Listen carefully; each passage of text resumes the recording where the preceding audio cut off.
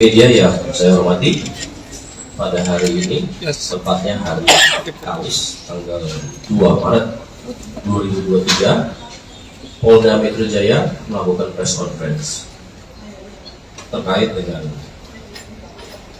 perkembangan update yang menjadi perhatian kita bersama.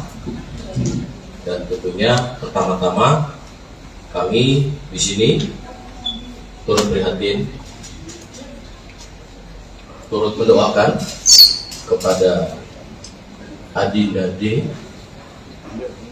agar segera diberikan kesembuhan, dipulihkan, serta keluarganya diberikan kekuatan dan ketabahan.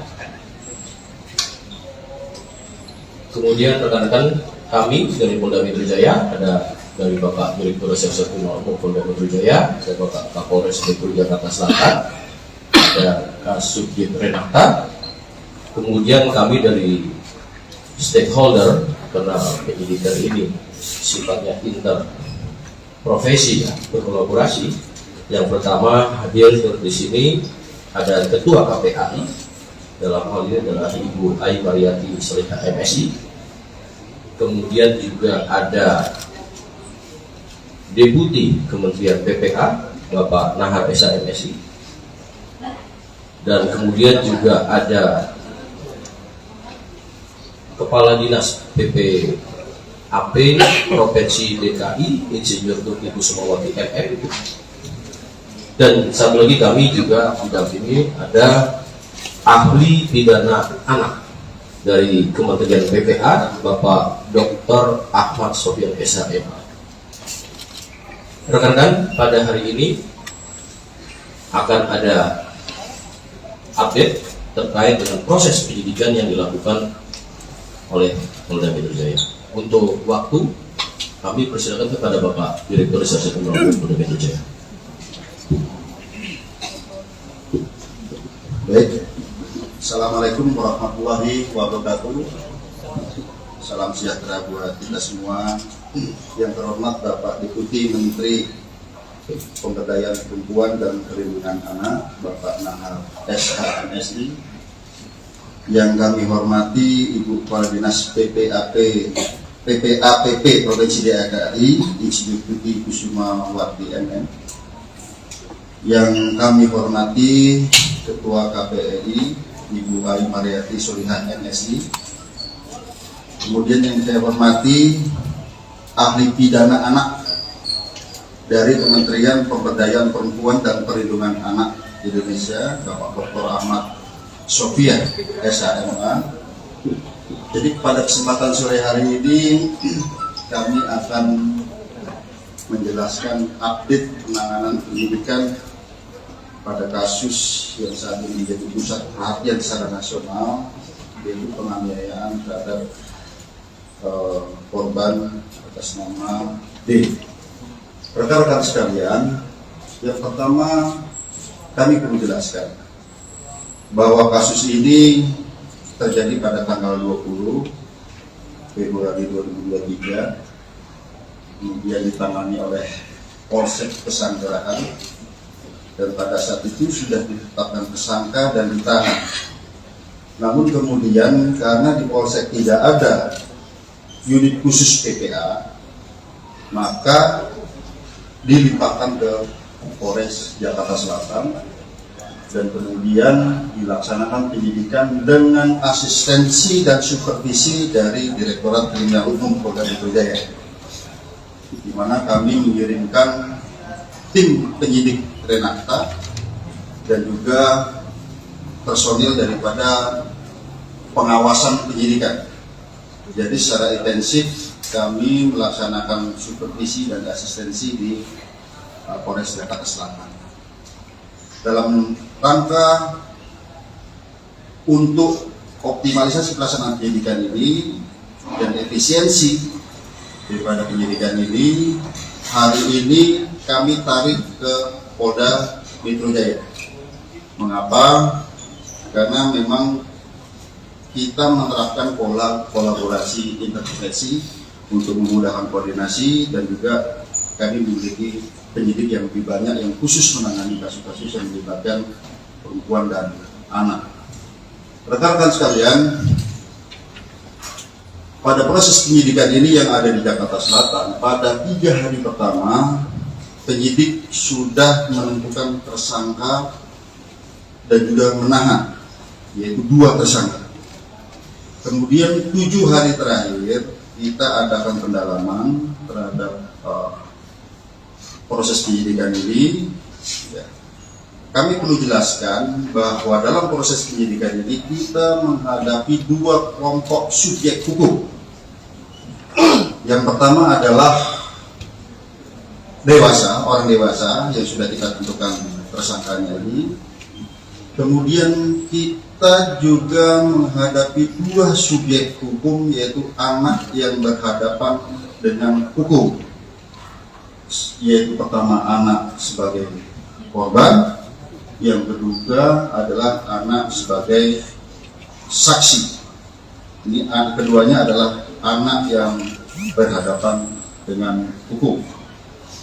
Oleh karenanya kami perlu kehati-hatian, kami perlu rigid dalam penanganan kasus ini, dan kami perlu mengundang mitra untuk menjamin bahwa pemenuhan daripada hak-hak anak ini bisa tetap terjaga. Oleh karenanya kami menggandeng dari KPAI dari awal, kami mengundang stakeholder dari awal, PTD, PTA, Provinsi DKI, kami melibatkan dari Kementerian Pemberdayaan Perempuan dan Perlindungan Anak sejak awal, kami juga melibatkan ahli pidana anak sejak awal dan juga ahli pidana, dan juga kami perlu sampaikan rekan-rekan sekalian bahwa dalam proses penyidikan kami tetap melaksanakan penyidikan dengan menggunakan pola scientific crime investigation.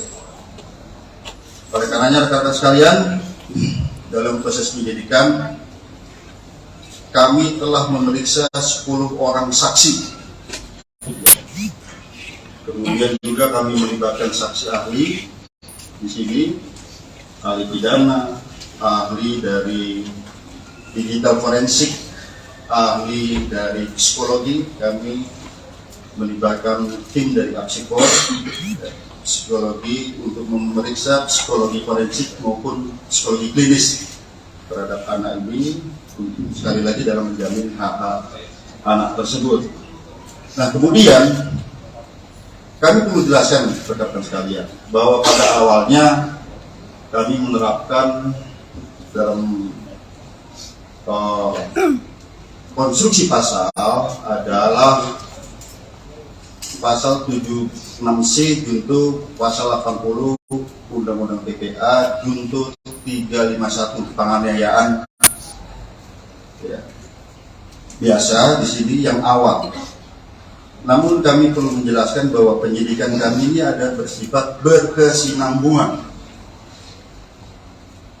Kami artikan menganalogikan seperti ini. Misalnya kita sekarang sakit panas, tapi panasnya karena apa? Kami perlu ada pemeriksaan lanjutan. Apakah ini tipes? Apakah ini demam berdarah? Seperti itu. Dan kami awalnya adalah penganiayaan biasa di sini dituduhkan dengan undang-undang PPA tadi. Setelah kami adakan pemeriksaan, kami dilibatkan digital forensik, kami menemukan fakta-fakta baru, bukti chat WA, video yang ada di HP. Kemudian perlu kami sampaikan, kami juga menemukan CCTV di seputaran TKP, sehingga kami bisa melihat peranan dari masing-masing orang yang ada di TKP tersebut. Dan kami berkomitmen di sini siapapun yang bersalah harus dihukum. Ya tentu saja apabila itu pun anak, secara formil ini diatur dalam Undang-Undang Peradilan Anak, secara material ini diatur dalam Undang-Undang Perlindungan Anak. Oleh karenanya rekan-rekan sekalian, pada kesempatan gelar pada siang hari ini, pagi sampai dengan siang hari ini, kami menambah konstruksi pasal baru terhadap tersangka-tersangka ini. Ya. Kemudian yang kedua, ada perubahan status dari AG yang awalnya adalah anak yang berhadapan dengan hukum berubah menjadi atau meningkat statusnya menjadi anak yang berkonflik dengan hukum, atau dengan kata lain berubah menjadi pelaku atau anak. Jadi terhadap anak di bawah umur itu tidak boleh dibilang tersangka. Jadi yang kami perlu jelaskan. Kemudian dari fakta hukum yang kami peroleh, baik itu dari chat WA, baik itu dari video, kemudian baik itu dari CCTV yang ada di TKP, kemudian keterangan saksi-saksi, kami mengonstruksikan konstruksi pasal yang baru. Nah, sebelum kami jelaskan, kami juga perlu menjelaskan di sini, ternyata pada awalnya para tersangka ini ataupun orang yang ada di TKP tidak memberikan keterangan yang sebenarnya. Setelah kami sesuaikan dengan CCTV, kami sesuaikan dengan alat bukti yang lain, kami sesuaikan dengan chat WA, tergambar semua peranannya di situ. Oleh karenanya, yang kami sampaikan tadi, ada peningkatan status dari anak yang berhadapan dengan hukum berubah menjadi anak yang berkonflik dengan hukum ataupun pelaku. Kemudian ada perubahan konstruksi pasal. Yang pertama, terhadap tersangka MDS. Konstruksi pasalnya adalah 355 KUHP ayat 1, subsidiar 354 ayat 1 KUHP, lebih subsidiar 353 ayat 2 KUHP, lebih subsidiar 351 ayat 2 KUHP, dan atau 76C junto 80 Undang-Undang Perlindungan Anak dengan ancaman maksimal 12 tahun penjara. Itu MDS. Ya. Kemudian terhadap tersangka SL, yaitu 355 ayat 1 junto 56 KUHP, subsidiar 354 ayat 1 junto 56 KUHP, lebih subsidiar 353 ayat 2 junto 56 KUHP, lebih subsidiar 351 ayat 2 junto 56 KUHP.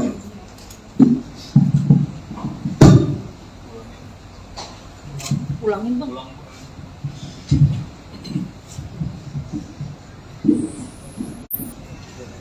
Ya, jadi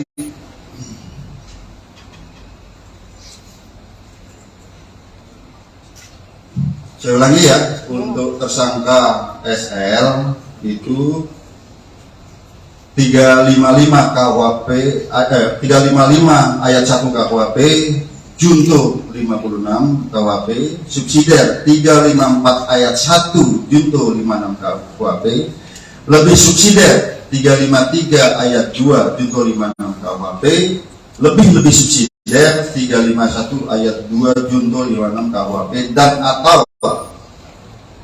76C junto 80 Undang-Undang Perlindungan Anak. Ya. Kemudian terhadap anak AG, kami harus sebut anak AG, ya, ini anak yang berkonflik dengan hukum.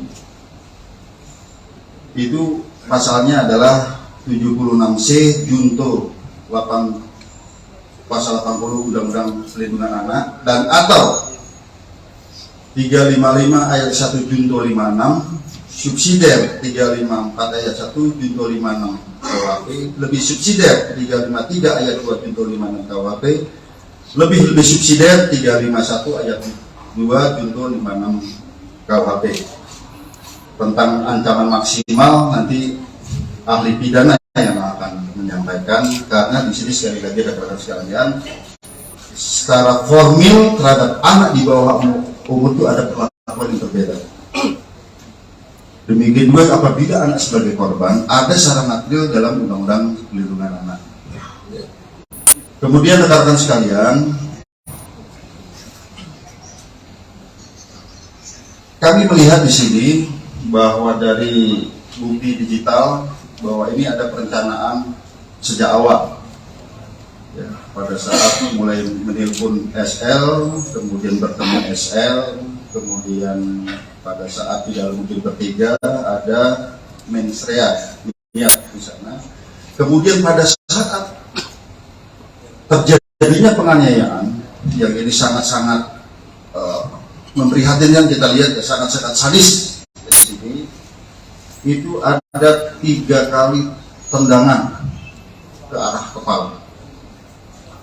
Kemudian ada 2 kali menginjak tengkuk dan juga ada 1 kali pukulan ke arah kepala. Ini yang ke arah yang sangat-sangat vital di kepala. Di sana di antaranya ada kata-kata free kick. Ya. Free kick baru ditendang ke arah kepala seperti tendangan penalti. Ya. Ataupun tendangan bebas. Kemudian juga ada kata-kata gua nggak takut kalau anak orang lain, anak orang mati.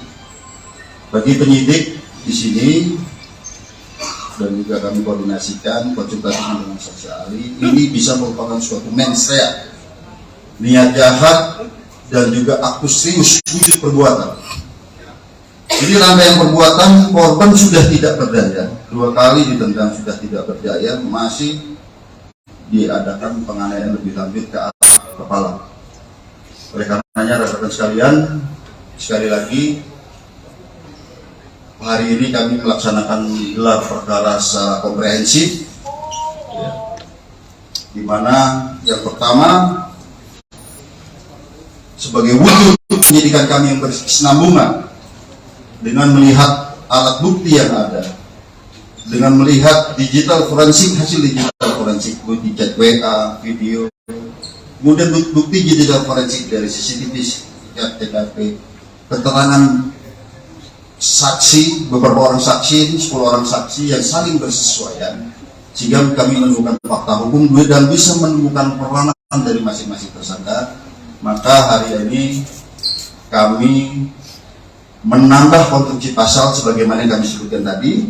Yang kedua, terjadi peningkatan status terhadap AG yang tadinya adalah anak yang berhadapan dengan hukum, berubah menjadi anak yang berkonflik dengan hukum ataupun anak. Jadi kalau di undang-undang pelihara tidak boleh disebut tersangka. Ya, kemudian untuk efisiensi penyidikan, karena saat ini kami mengirim tim wasidik dan penyidik Menak dari Polres Jakarta Selatan, kami limpahkan ke Polda Metro Jaya. Yang kedua, rekan-rekan sekalian, yang kami perlu tekankan, mengapa terhadap peningkatan status ini membutuhkan waktu yang lama? Kami harus mengikuti prosedur yang diatur dalam Undang-Undang Perlindungan Anak, Undang-Undang Peradilan Anak. Kami harus melibatkan pekerja sosial untuk melaksanakan penelitian. Kami harus melibatkan tim psikologi untuk melaksanakan pemeriksaan, ya, kemudian tes dan serangkaian kegiatan yang membutuhkan waktu tidak sebentar. Saya kira demikian penjelasan dari kami. Selanjutnya kami persilakan pada Pak Kabit Mas. Baik rekan-rekan, sebelum ke ahli pidana dan lainnya, mungkin dari Pak Deputi Kementerian PPA yang akan menyampaikan.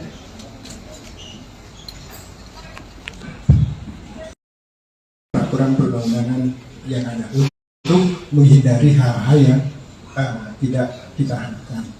Lalu kemudian yang kedua, tentu mengambil langkah tentang jika dibutuhkan ikut dalam proses penyelesaian administrasi perkara. Jadi kalau ada dokumen-dokumen, ada kebutuhan lain yang perlu dilengkapi, perlu ahli, perlu petugas-petugas tertentu, tentu kami ingin memastikan itu bisa dilaksanakan. Termasuk yang tugas yang selanjutnya itu terkait dengan rehabilitasi dan reintegrasi. Rehabilitasi tentu berkaitan dengan rehabilitasi fisik selama korban ada di rumah sakit, termasuk juga mengingatkan tentang hak-hak korban gitu ya. Lalu kemudian hak-hak anak yang berhadapan dengan hukum itu selama proses pemulihan, selama proses pengobatan itu juga perlu dilakukan, termasuk nanti pasca penyelesaian kasus ini. Lalu kemudian yang ketiga tentu ingin memastikan juga langkah yang keempat yaitu soal reintegrasi sosial. Kita tidak mengharapkan misalnya yang sudah diputuskan tadi oleh penyidik lalu kemudian berdampak kepada pengabdian hak. Misalnya dalam proses ini jangan sampai misalnya anak yang sudah dinaikkan statusnya lalu kemudian tidak punya hak untuk dipenuhi hak pendidikan yang lainnya dan segala macam. Ini yang kami terus kawal sejak awal dan sudah berkoordinasi dengan KPAI polisian sejak dari Jakarta Selatan. Jadi ini hari ini kita sudah mendengar dan kami terima kasih atas kerja keras dari pihak kepolisian dan tentu kami akan terus melakukan koordinasi dalam penanganan kasus. Terima kasih.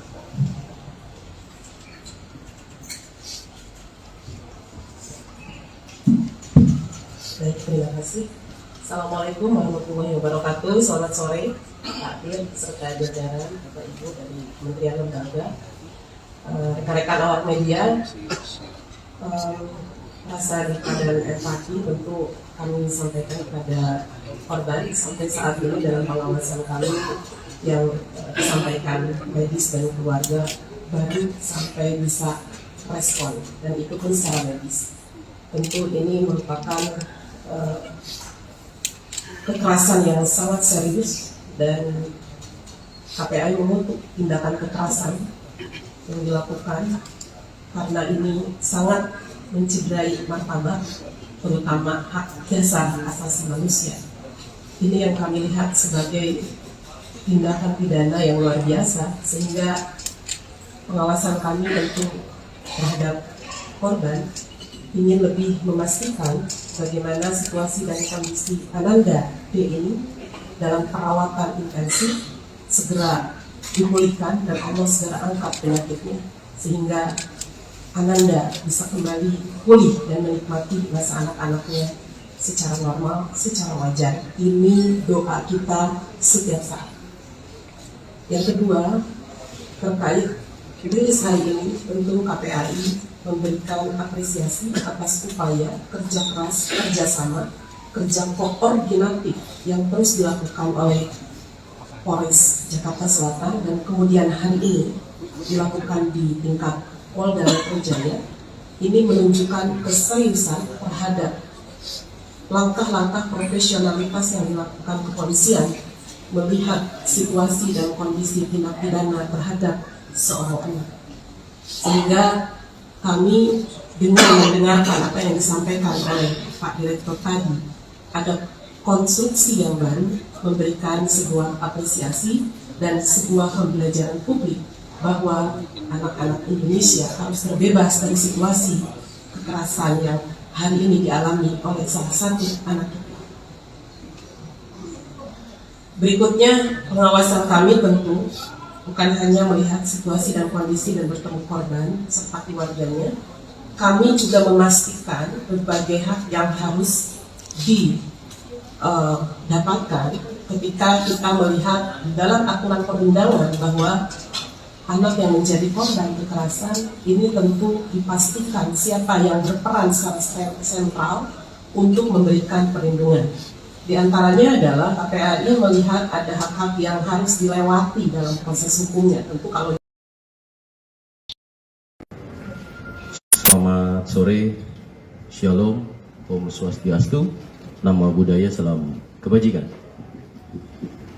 Rekan-rekan media yang saya hormati, pada hari ini, tepatnya hari Kamis, tanggal 2 Maret 2023, Polda Metro Jaya melakukan press conference terkait dengan perkembangan update yang menjadi perhatian kita bersama. Dan tentunya pertama-tama kami di sini turut prihatin, turut mendoakan kepada Adinda D agar segera diberikan kesembuhan, dipulihkan, serta keluarganya diberikan kekuatan dan ketabahan. Kemudian rekan-rekan kami dari Polda Metro Jaya, ada dari Bapak Direktur Reserse Kriminal Umum Polda Metro Jaya, ada Bapak Kapolres Metro Jakarta Selatan, ada Kasubdit Renakta, kemudian kami dari stakeholder, karena penyidikan ini sifatnya interprofesi ya, berkolaborasi. Yang pertama hadir turut di sini ada Ketua KPAI, dalam hal ini adalah Ibu Ai Mariati Soleha MSI. Kemudian juga ada Deputi Kementerian PPA Bapak Nahar SH MSI. Dan kemudian juga ada Kepala Dinas PPAP Provinsi DKI Insinyur Tuti Kusumawati MM, Ibu. Dan satu lagi kami juga didampingi ada ahli pidana anak dari Kementerian PPA Bapak Dr. Ahmad Sofyan SHMA. Rekan-rekan, pada hari ini akan ada update terkait dengan proses penyidikan yang dilakukan oleh Polda Metro Jaya. Untuk waktu, kami persilakan kepada Bapak Direktur Reserse Kriminal Umum Polda Metro Jaya. Baik, Assalamualaikum warahmatullahi wabarakatuh. Salam sejahtera buat kita semua. Yang terhormat Bapak Deputi Menteri Pemberdayaan Perempuan dan Perlindungan Anak, Bapak Nahar SH MSI. Yang kami hormati Ibu Kepala Dinas PPAPP Provinsi DKI Insinyur Tuti Kusumawati MM. Yang kami hormati Ketua KPAI Ibu Ai Mariati Solihah MSI. Kemudian yang saya hormati ahli pidana anak dari Kementerian Pemberdayaan Perempuan dan Perlindungan Anak Indonesia, Bapak Dr. Ahmad Sofyan SHMA.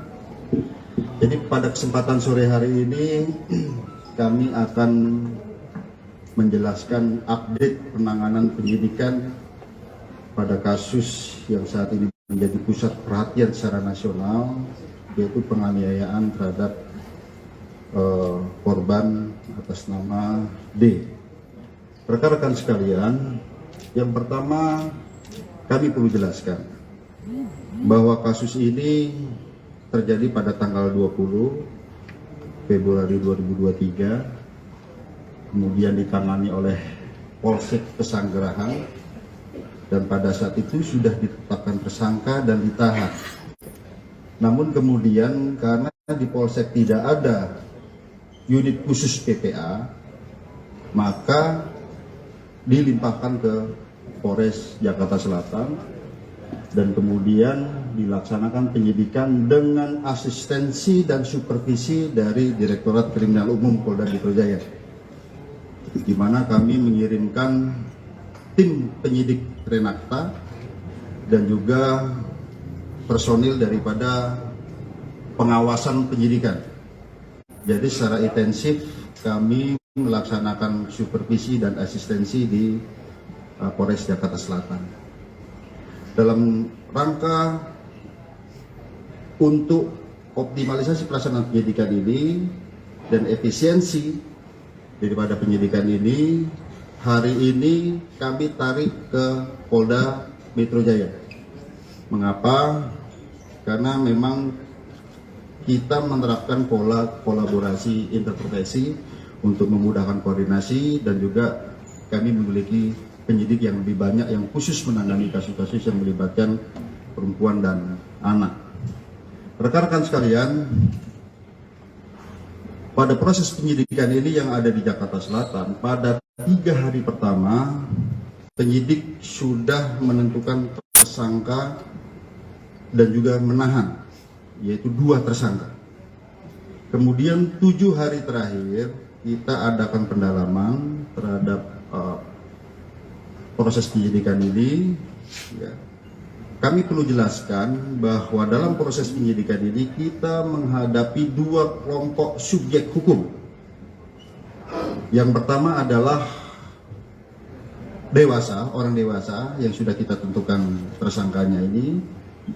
Kemudian kita juga menghadapi dua subjek hukum, yaitu anak yang berhadapan dengan hukum, yaitu pertama anak sebagai korban, yang kedua adalah anak sebagai saksi.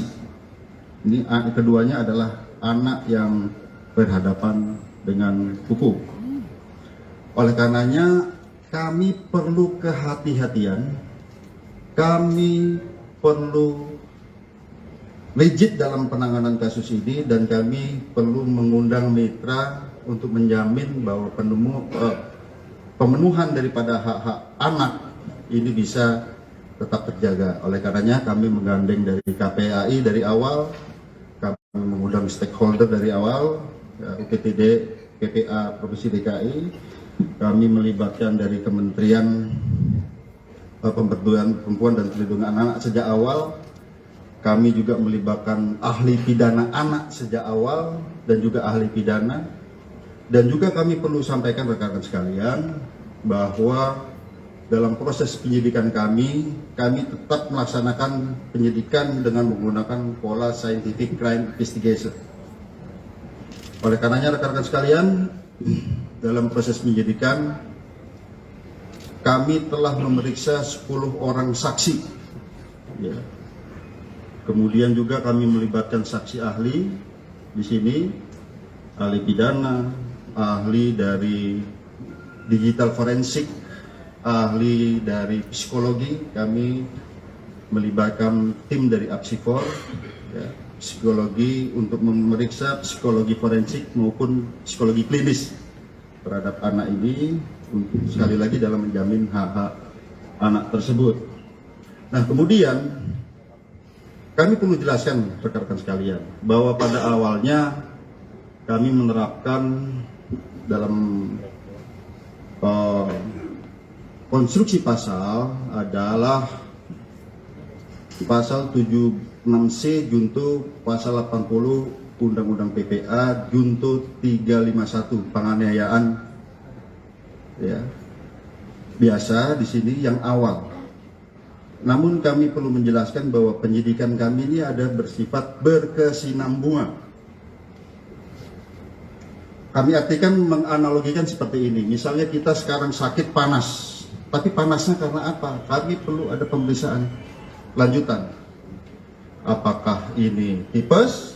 Apakah ini demam berdarah? Seperti itu dah. Kami awalnya adalah penganiayaan biasa di sini dicontohkan dengan undang PPA tadi. Setelah kami adakan pemeriksaan, kami libatkan digital forensik, kami menemukan fakta-fakta baru, bukti chat WA, video yang ada di HP. Kemudian perlu kami sampaikan, kami juga menemukan CCTV di seputaran TKP, sehingga kami bisa melihat peranan dari masing-masing orang yang ada di TKP tersebut. Dan kami berkomitmen di sini siapapun yang bersalah harus dihukum. Ya tentu saja apabila itu pun anak, secara formil ini diatur dalam Undang-Undang Peradilan Anak, secara material diatur dalam Undang-Undang Perlindungan Anak. Oleh karenanya rekan-rekan sekalian, pada kesempatan gelar pada siang hari ini, pagi sampai dengan siang hari ini, kami menambah konstruksi pasal baru terhadap tersangka-tersangka ini, ya. Kemudian yang kedua, ada perubahan status dari AG yang awalnya adalah anak yang berhadapan dengan hukum, berubah menjadi atau meningkat statusnya menjadi anak yang berkonflik dengan hukum, atau dengan kata lain berubah menjadi pelaku atau anak. Jadi terhadap anak di bawah umur ini tidak boleh dibilang tersangka. Jadi yang kami perlu jelaskan. Kemudian dari fakta hukum yang kami peroleh, baik itu dari chat WA, baik itu dari video, kemudian baik itu dari CCTV yang ada di TKP, kemudian keterangan saksi-saksi, ya, kami mengonstruksikan konstruksi pasal yang baru. Nah, sebelum kami jelaskan, kami juga perlu menjelaskan di sini, ternyata pada awalnya para tersangka ini ataupun orang yang ada di TKP tidak memberikan keterangan yang sebenarnya. Setelah kami sesuaikan dengan CCTV, kami sesuaikan dengan alat bukti yang lain, kami sesuaikan dengan chat WA, tergambar semua peranannya di situ. Oleh karenanya, yang kami sampaikan tadi, ada peningkatan status dari anak yang berhadapan dengan hukum berubah menjadi anak yang berkonflik dengan hukum ataupun pelaku. Kemudian ada perubahan konstruksi pasal. Yang pertama, terhadap tersangka MDS. Konstruksi pasalnya adalah 355 KUHP ayat 1, subsidiar 354 ayat 1 KUHP, lebih subsidiar 353 ayat 2 KUHP, lebih subsidiar 351 ayat 2 KUHP, dan atau 76C junto 80 Undang-Undang Perlindungan Anak dengan ancaman maksimal 12 tahun penjara. Itu MDS. Ya. Kemudian terhadap tersangka SL, yaitu 355 ayat 1 junto 56 KUHP, subsidiar 354 ayat 1 KUHP junto 56 KUHP, lebih subsidiar 353 ayat 2 junto 56 KUHP, lebih subsidiar 351 ayat 2 junto 56 KUHP.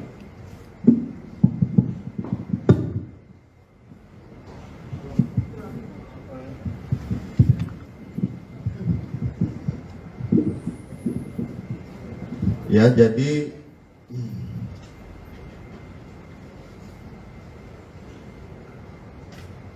saya ulangi ya, untuk tersangka SL itu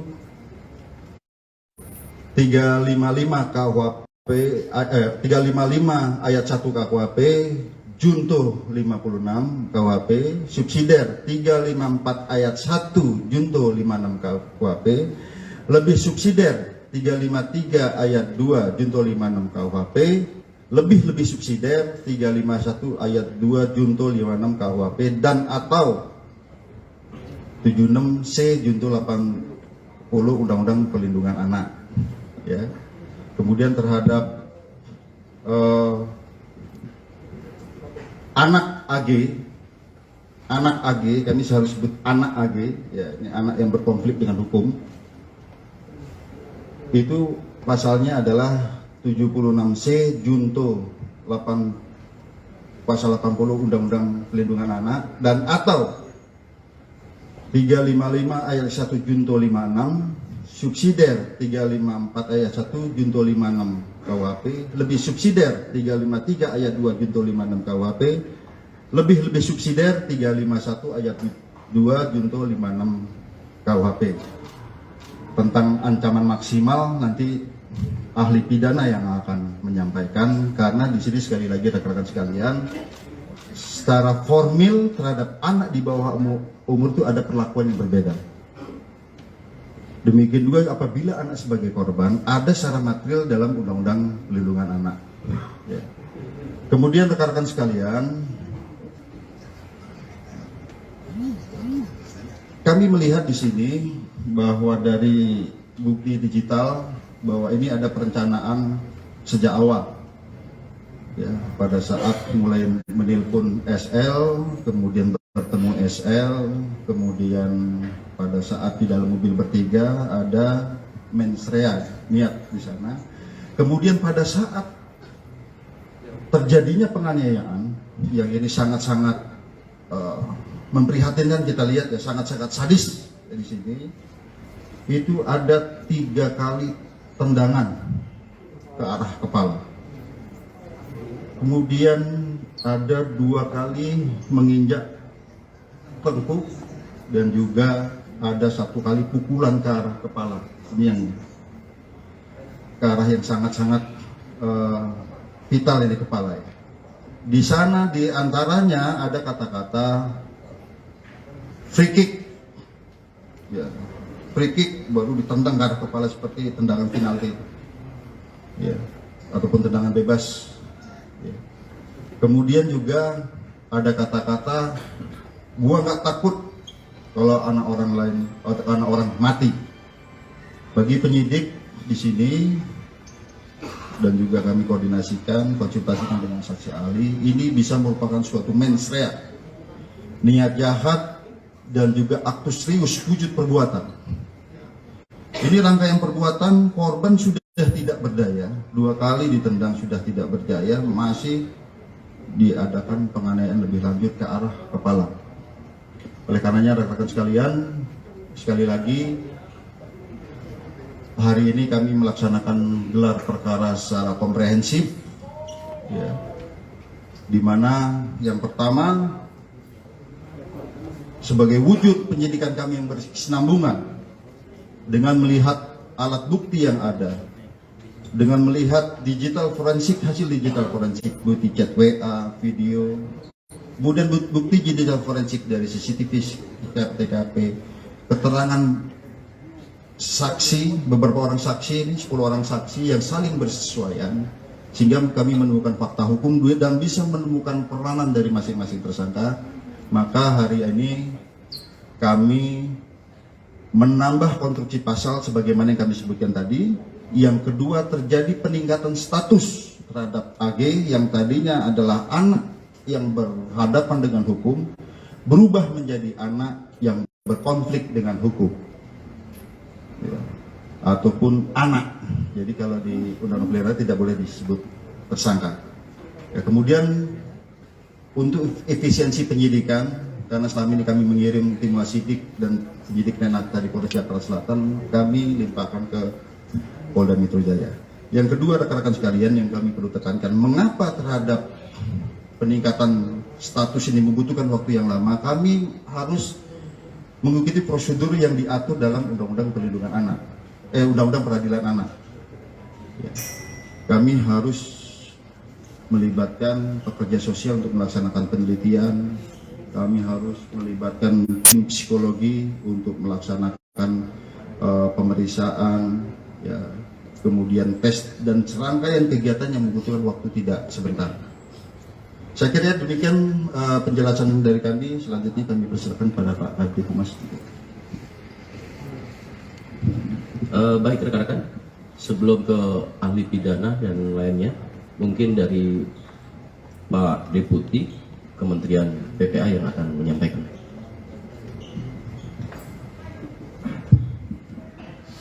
Izin Pak Dir dan semua peserta rilis ini. Kami dari Kementerian Pemberdayaan Perempuan dan Perlindungan Anak tentu menyampaikan prihatin terhadap kejadian ini, dan sejak awal Ibu Menteri Pemberdayaan Perempuan Perlindungan Anak memberikan perhatian dan atensi penuh terhadap kasus ini dan telah menugaskan kami. Terkait dengan ini tentu karena tadi sudah disampaikan berkaitan dengan anak yang berhadapan dengan hukum, maka sesuai dengan mandat pasal 94 Undang-Undang 11 tahun 2012 tentang sistem peradilan pidana anak, maka kami ingin memastikan 4 hal. Bahwa proses ini juga perlu dilakukan upaya-upaya pencegahan, upaya mencegah prosesnya tidak lengkap, salah satunya diantaranya. Lalu kemudian memastikan bahwa kebutuhan dalam proses ini sudah memenuhi regulasi atau peraturan perundang-undangan yang ada untuk menghindari hal-hal yang tidak kita harapkan. Lalu kemudian yang kedua, tentu mengambil langkah tentang jika dibutuhkan ikut dalam proses penyelesaian administrasi perkara. Jadi kalau ada dokumen-dokumen, ada kebutuhan lain yang perlu dilengkapi, perlu ahli, perlu petugas-petugas tertentu, tentu kami ingin memastikan itu bisa dilaksanakan dengan baik. Termasuk yang tugas yang selanjutnya itu terkait dengan rehabilitasi dan reintegrasi. Rehabilitasi tentu berkaitan dengan rehabilitasi fisik selama korban ada di rumah sakit, termasuk juga mengingatkan tentang hak-hak korban gitu ya, lalu kemudian hak-hak anak yang berhadapan dengan hukum itu selama proses pemulihan, selama proses pengobatan itu juga perlu dilakukan, termasuk nanti pasca penyelesaian kasus ini. Lalu kemudian yang ketiga tentu ingin memastikan juga langkah yang keempat, yaitu soal reintegrasi sosial. Kita tidak mengharapkan misalnya yang sudah diputuskan tadi oleh penyidik lalu kemudian berdampak kepada pengabaian hak-hak anak. Misalnya dalam proses ini jangan sampai misalnya anak yang sudah dinaikkan statusnya lalu kemudian tidak punya hak untuk dipenuhi hak pendidikannya, hak yang lainnya dan segala macam. Ini yang kami terus kawal sejak awal dan sudah berkoordinasi dengan KPAI kepolisian sejak dari Jakarta Selatan. Jadi ini hari ini kita sudah mendengar dan kami terima kasih atas kerja keras dari pihak kepolisian dan tentu kami akan terus melakukan koordinasi dalam penanganan kasus ini. Terima kasih.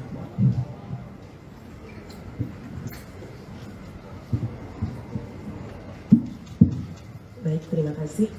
Assalamualaikum warahmatullahi wabarakatuh. Selamat sore Pak Dir beserta jajaran Bapak Ibu dari Kementerian Lembaga, rekan-rekan awak media. Rasa duka dan empati tentu kami sampaikan kepada korban. Sampai saat ini dalam pengawasan kami yang disampaikan medis dan keluarga baru sampai bisa respon, dan itu pun secara medis. Tentu ini merupakan kekerasan yang sangat serius dan KPAI mengutuk tindakan kekerasan yang dilakukan karena ini sangat mencederai martabat, terutama hak dasar hak asasi manusia. Ini yang kami lihat sebagai tindakan pidana yang luar biasa, sehingga pengawasan kami tentu terhadap korban ingin lebih memastikan bagaimana situasi dan kondisi Ananda D ini dalam perawatan intensif segera dipulihkan dan Allah segera angkat penyakitnya sehingga Ananda bisa kembali pulih dan menikmati masa anak-anaknya secara normal, secara wajar. Ini doa kita setiap saat. Yang kedua, terkait rilis hari ini, tentu KPAI memberikan apresiasi atas upaya kerja keras, kerjasama, kerja koordinatif yang terus dilakukan oleh Polres Jakarta Selatan dan kemudian hari ini dilakukan di tingkat Polda Metro Jaya. Ini menunjukkan keseriusan terhadap langkah-langkah profesionalitas yang dilakukan kepolisian melihat situasi dan kondisi tindak pidana terhadap seorang anak. Sehingga kami dengan mendengarkan apa yang disampaikan oleh Pak Direktur tadi, ada konstruksi yang baru memberikan sebuah apresiasi dan sebuah pembelajaran publik bahwa anak-anak Indonesia harus terbebas dari situasi kekerasan yang hari ini dialami oleh salah satu anak kita.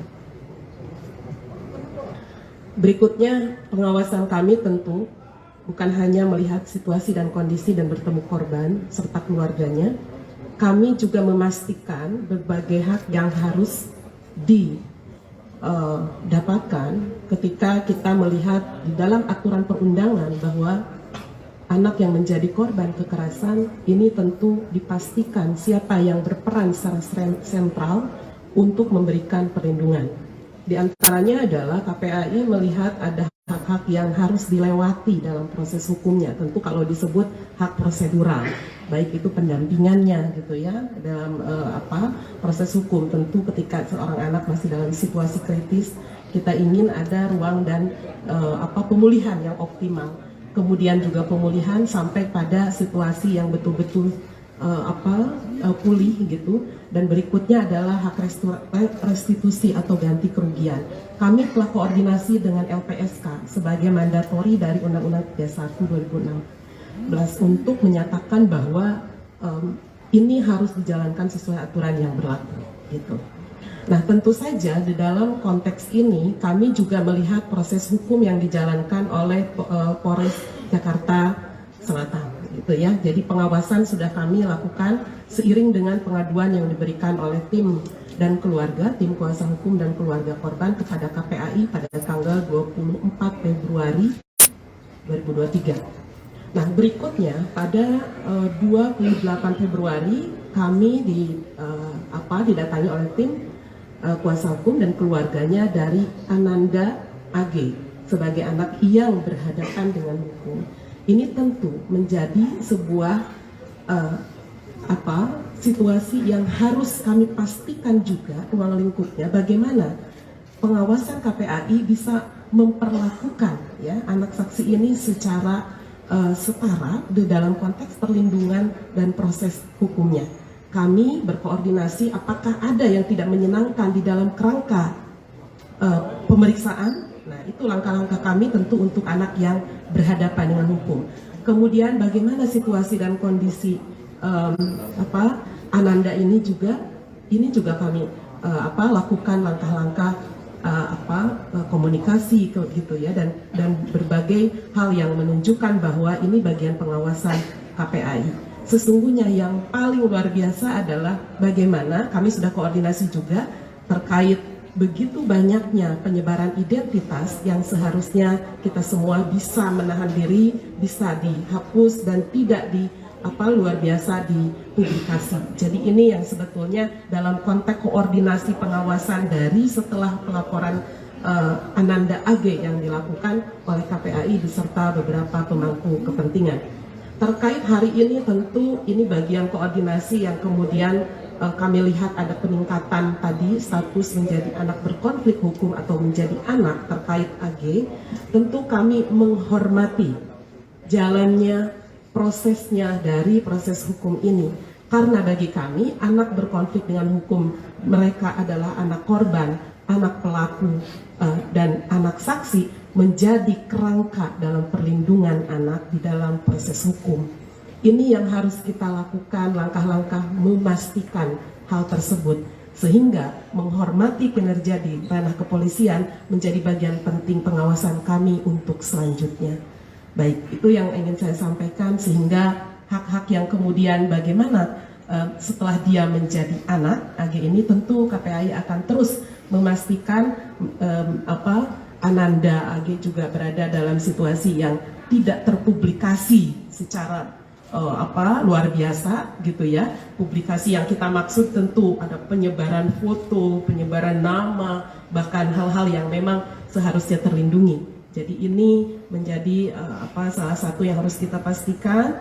Kemudian juga bagaimana proses selanjutnya, karena pasti akan ada skema-skema dalam menurut aturan perundangan, sistem peradilan pidana anak maupun undang-undang perlindungan anak ini akan di dalam pengawasan kepolisian dikembalikan kepada orang tua untuk terus menjalankan proses hukumnya atau dititip dalam LPKS, Lembaga Penyelenggaraan Kesejahteraan Sosial yang memang berwenang di dalam undang-undang untuk memberikan perlindungan di dalam kerangka pemeriksaan. Mohon maaf agak panjang Pak Dir. Ini hal-hal yang hari ini mari rekan-rekan sekalian akan kita lakukan langkah-langkah menghormati proses hukum yang ada dan kemudian KPAI akan terus mengawasi berjalannya hukum ini sesuai dengan aturan perundangan yang berlaku. Terima kasih. Assalamualaikum warahmatullahi wabarakatuh. Selamat sore. Rekan-rekan menyambung dari Ibu Ketua KPAI, Pak Direktur menambahkan. Baik rekan-rekan, mungkin tadi saya lupa menyampaikan pasal 355 KUHP itu adalah penganiayaan berat yang direncanakan dengan ancaman maksimal 12 tahun penjara. Ya, jadi itu ancaman maksimal, itu pasal yang kami sebutkan. Kalau pasal 354 itu dengan sengaja melakukan penganiayaan berat. Ancaman maksimal 8 tahun. Kemudian 353 itu penganiayaan yang direncanakan mengakibatkan luka berat. Ya. Kemudian 351 ayat 2 penganiayaan tanpa direncanakan ya, penganiayaan yang mengakibatkan luka berat. Jadi ini memang kondisi pasal kita urut dari mulai yang terberat sampai dengan, tapi dari penyidikan kami ini masih berkesinambungan, masih dalam proses pemeriksaan sebelum kami kirimkan ke pihak kejaksaan. Saya kira demikian. Mungkin pertanyaan dulu atau dari Pak Ali tidak? Ya. Terima kasih Pak Kombes atas kesempatannya, Pak Kombes Hengki Haryadi. Saya diminta oleh Kementerian Pemberdayaan Perempuan dan Perlindungan Anak untuk memberikan keterangan ahli terkait dengan dugaan tindak pidana yang dilakukan, pasal-pasal yang diduga dilakukan oleh tersangka. Nah, tadi sudah disebutkan oleh Pak Pandu di Reskrimum Polda Metro Jaya bahwa pasal yang paling berat diduga dilakukan oleh tersangka adalah 355. Jadi 355 itu, teman-teman, itu adalah pasal yang paling berat untuk delik penganiayaan. Penyidik telah menemukan alat bukti bahwa tersangka diduga melakukan penganiayaan berat yang direncanakan.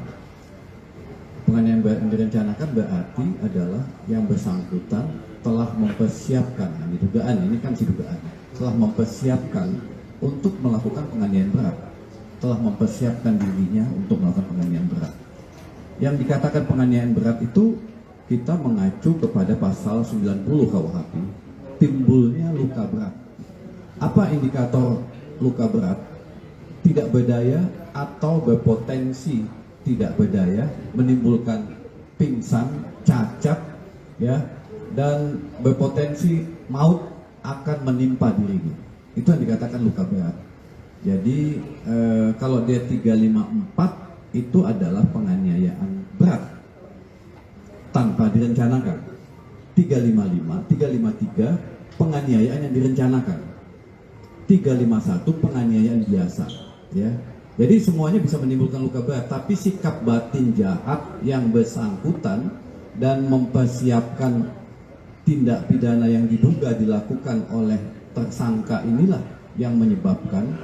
Tentu juga ada eviden lain atau alat bukti lain yang disiapkan, yang ditemukan oleh penyidik, sehingga penyidik punya kesimpulan 355 sebagai pasal yang layak dilimpahkan sebagai pasal yang pertama.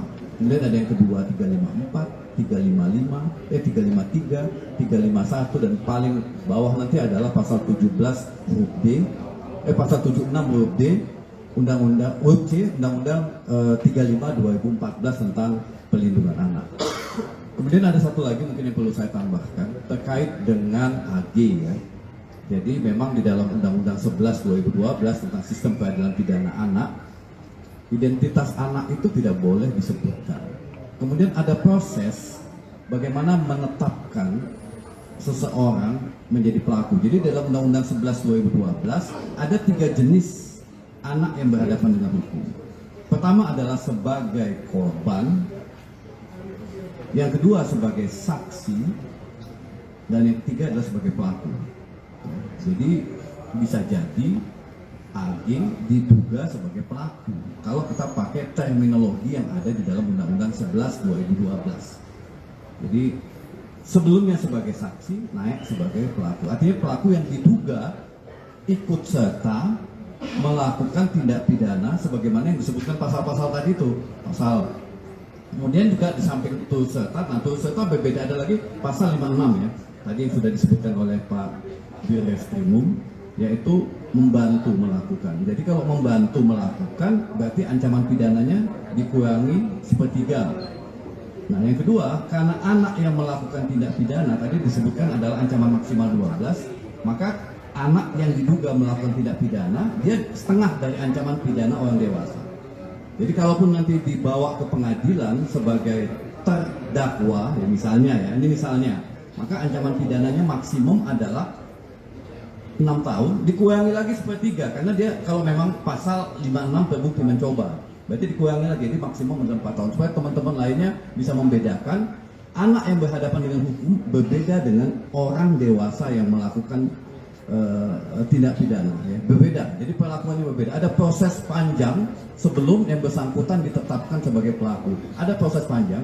Tadi juga disebutkan oleh Ketua KPAI berdasarkan undang-undang, dia ada hak-hak yang perlu dilindungi. Jadi mohon kepada media untuk melindunginya supaya tidak kebablasan dalam memberitakan, karena dia punya masa depan yang kemudian juga ketika melakukan dugaan tindak pidana itu sifatnya responsif, bukan sesuatu yang direncanakan sebagaimana orang dewasa. Jadi ada perbedaan karakter, jadi tidak boleh dipersamakan antara orang dewasa yang melakukan tindak pidana dengan anak yang melakukan tindak pidana. Saya pikir ini. Terima kasih.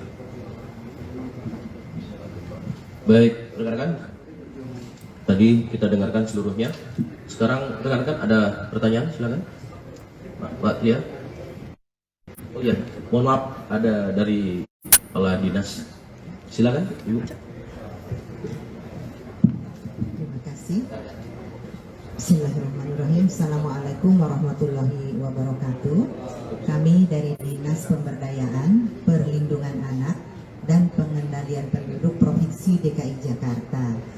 Secara mandatoris kami ini diberi amanah untuk pencegahan dan penanganan korban tindak kekerasan terhadap perempuan dan anak. Jadi konteksnya adalah korban dan telah memiliki SOP yang sudah terstandarisasi serta baku bersama dengan jajaran Polda Metro Jaya, di mana dalam kasus yang hari ini di press release-kan ini kami sudah menjalaninya bersama dengan Polres Metro Jakarta Selatan, dan hari ini tentu kami juga melakukannya dengan Polda Metro Jaya dan seterusnya. Hal-hal yang telah kami lakukan adalah memberikan pendampingan sebagaimana secara mandatoris diamanahkan kepada UPT P2 TP2A, salah satu UPT yang ada di bawah Dinas PPAPP Provinsi DKI Jakarta ini, dengan melakukan hal-hal yang pada hari Senin yang lalu kami sebenarnya ingin menemui korban, yang hari itu kami bertemunya dengan tim kuasa hukum korban. Ini upaya untuk pendampingan terhadap korban sudah kita upayakan dan sudah mendapatkan persetujuan dari keluarga melalui tim kuasa hukumnya. Apabila nantinya diperlukan pelayanan-pelayanan dari UPT P2 TP2A ini, mereka juga akan berkoordinasi secara proaktif dan kita akan memberikan layanan semaksimal mungkin tentunya. Bentuk-bentuk layanan kepada korban ini diantaranya adalah pendampingan psikologi nantinya apabila hal itu sudah dibutuhkan, dan juga pendampingan hukum apabila diperlukan. Dan mereka saat ini memiliki pendamping hukum sendiri. Dan tentu melalui kesempatan press release ini juga. Selamat sore, Shalom, Om Swastiastu.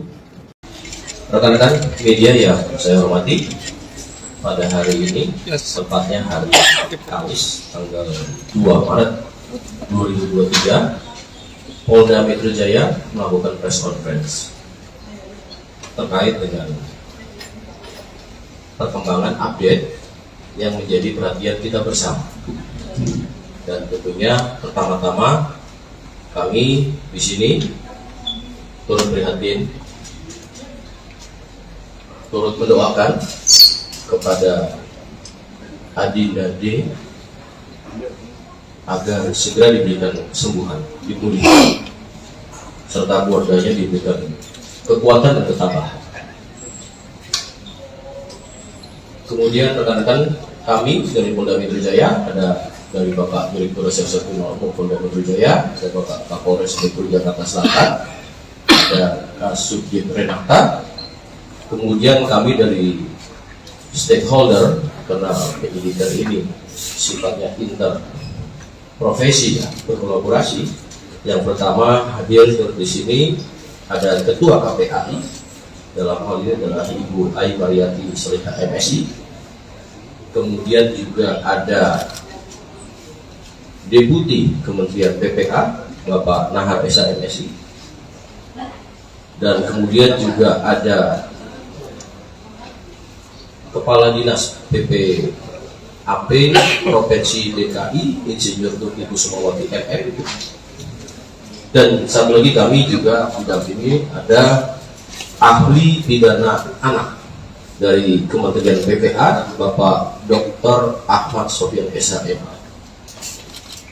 Rekan-rekan, pada hari ini akan ada update terkait dengan proses penyidikan yang dilakukan oleh Polda Metro Jaya. Untuk waktu, kami persilakan kepada Bapak Direktur Reserse Kriminal Polda Metro Jaya. Baik. Assalamualaikum warahmatullahi wabarakatuh. Salam sejahtera buat kita semua. Yang terhormat Bapak Deputi Menteri Pemberdayaan Perempuan dan Perlindungan Anak, Bapak Nahar SHMSI. Yang kami hormati Ibu Kepala Dinas PPAPP Provinsi DKI Insinyur Tuti Kusumawati MM. Yang kami hormati Ketua KPRI Ibu Ayu Mariati Solihah MSI. Kemudian yang saya hormati ahli pidana anak dari Kementerian Pemberdayaan Perempuan dan Perlindungan Anak Indonesia, Bapak Dr. Ahmad Sofyan SHMA. Jadi pada kesempatan sore hari ini kami akan menjelaskan update penanganan penyidikan pada kasus yang saat ini menjadi pusat perhatian secara nasional, yaitu penganiayaan terhadap korban atas nama D. Rekan-rekan sekalian, yang pertama kami perlu jelaskan bahwa kasus ini terjadi pada tanggal 20 Februari 2023, kemudian ditangani oleh Polsek Pesanggerahan, dan pada saat itu sudah ditetapkan tersangka dan ditahan. Namun kemudian karena di Polsek tidak ada unit khusus PPA, maka dilimpahkan ke Polres Jakarta Selatan dan kemudian dilaksanakan penyidikan dengan asistensi dan supervisi dari Direktorat Kriminal Umum Polda Metro Jaya, di mana kami mengirimkan tim penyidik Renata dan juga personil daripada pengawasan penyidikan. Jadi secara intensif kami melaksanakan supervisi dan asistensi di Polres Jakarta Selatan dalam rangka untuk optimalisasi pelaksanaan penyidikan ini dan efisiensi daripada penyidikan ini. Hari ini kami tarik ke Polda Metro Jaya. Mengapa? Karena memang kita menerapkan pola kolaborasi intervensi untuk memudahkan koordinasi, dan juga kami memiliki penyidik yang lebih banyak yang khusus menangani kasus-kasus yang melibatkan perempuan dan anak. Rekan-rekan sekalian, pada proses penyidikan ini yang ada di Jakarta Selatan, pada 3 hari pertama penyidik sudah menentukan tersangka dan juga menahan, yaitu 2 tersangka. Kemudian 7 hari terakhir kita adakan pendalaman terhadap proses penyidikan ini. Ya. Kami perlu jelaskan bahwa dalam proses penyidikan ini kita menghadapi 2 kelompok subjek hukum. Yang pertama adalah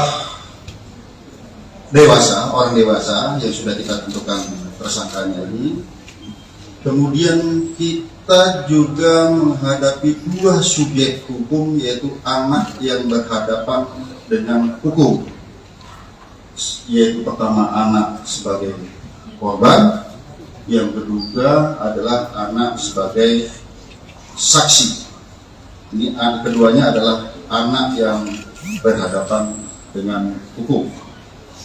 Oleh karenanya kami perlu kehati-hatian, kami perlu rigid dalam penanganan kasus ini, dan kami perlu mengundang mitra untuk menjamin bahwa pemenuhan daripada hak-hak anak ini bisa tetap terjaga. Oleh karenanya kami menggandeng dari KPAI dari awal, kami mengundang stakeholder dari awal, PPA Provinsi DKI, kami melibatkan dari Kementerian Pemberdayaan Perempuan dan Perlindungan Anak sejak awal.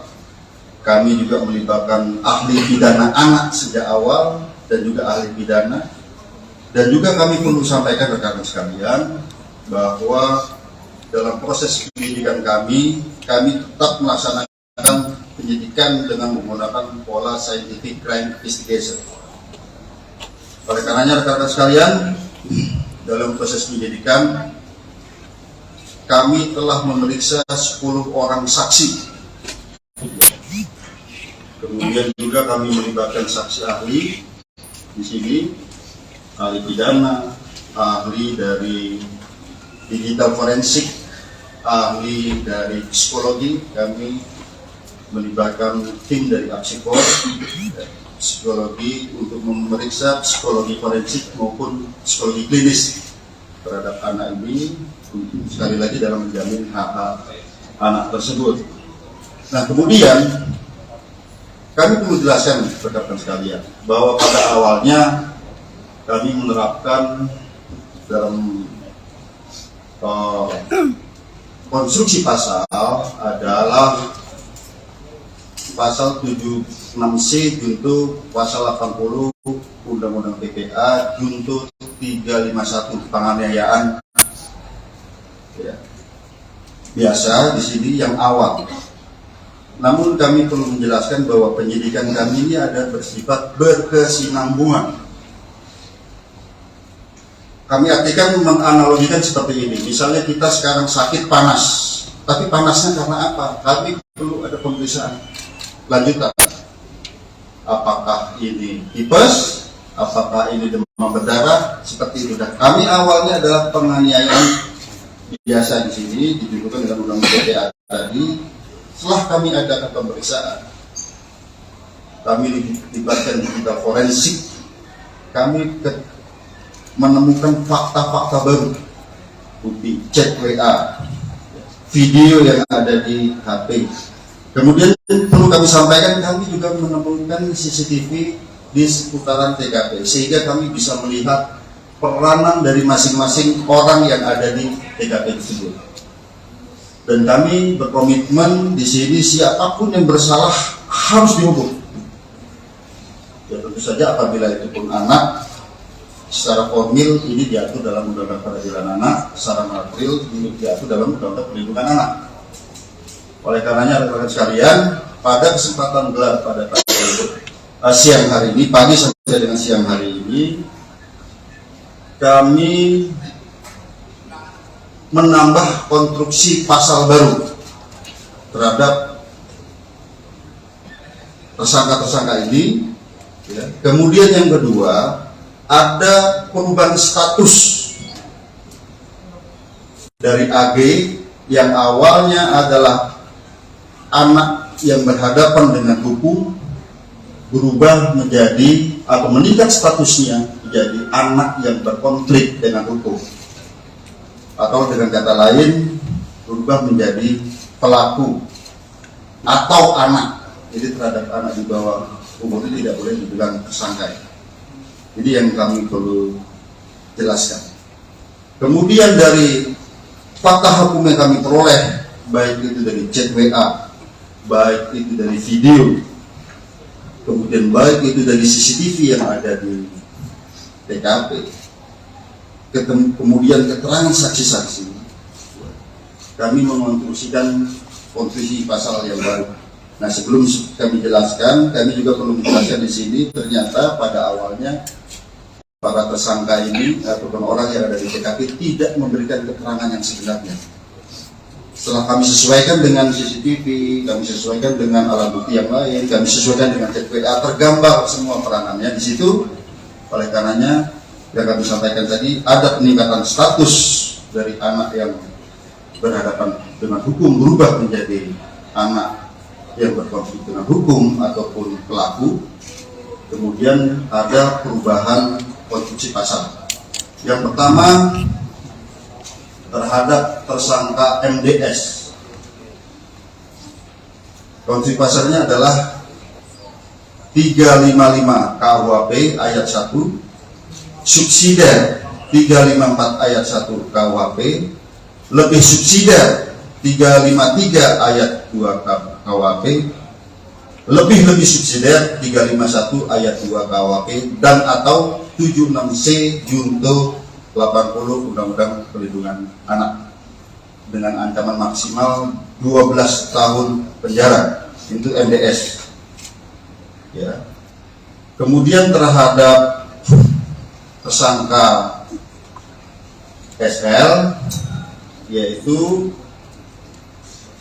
355 ayat 1 junto 56 KUHP, subsidiar 354 ayat 1 KUHP junto 56 KUHP, lebih subsidiar 353 ayat 2 junto 56 KUHP, lebih subsidiar 351 ayat 2 junto 56 KUHP.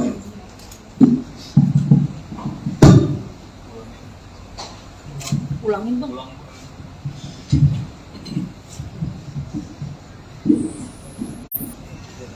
Ya, jadi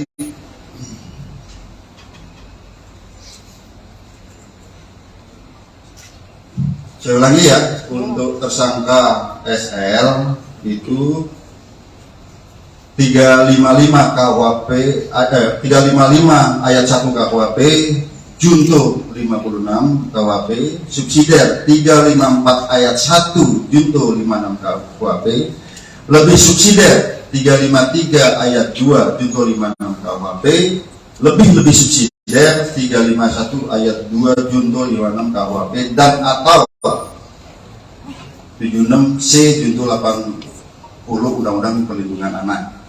Ya. Kemudian terhadap anak AG, kami harus sebut anak AG, ya, ini anak yang berkonflik dengan hukum.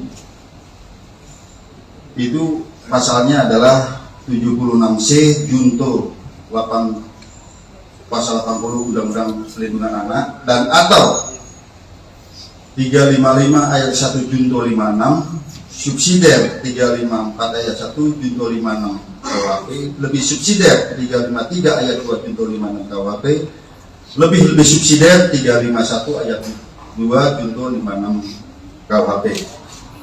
Tentang ancaman maksimal nanti ahli pidana yang akan menyampaikan, karena di sini sekali lagi rekan-rekan sekalian, secara formil terhadap anak di bawah umur itu ada perlakuan yang berbeda. Demikian juga apabila anak sebagai korban ada secara material dalam Undang-Undang Perlindungan Anak. Kemudian rekan-rekan sekalian,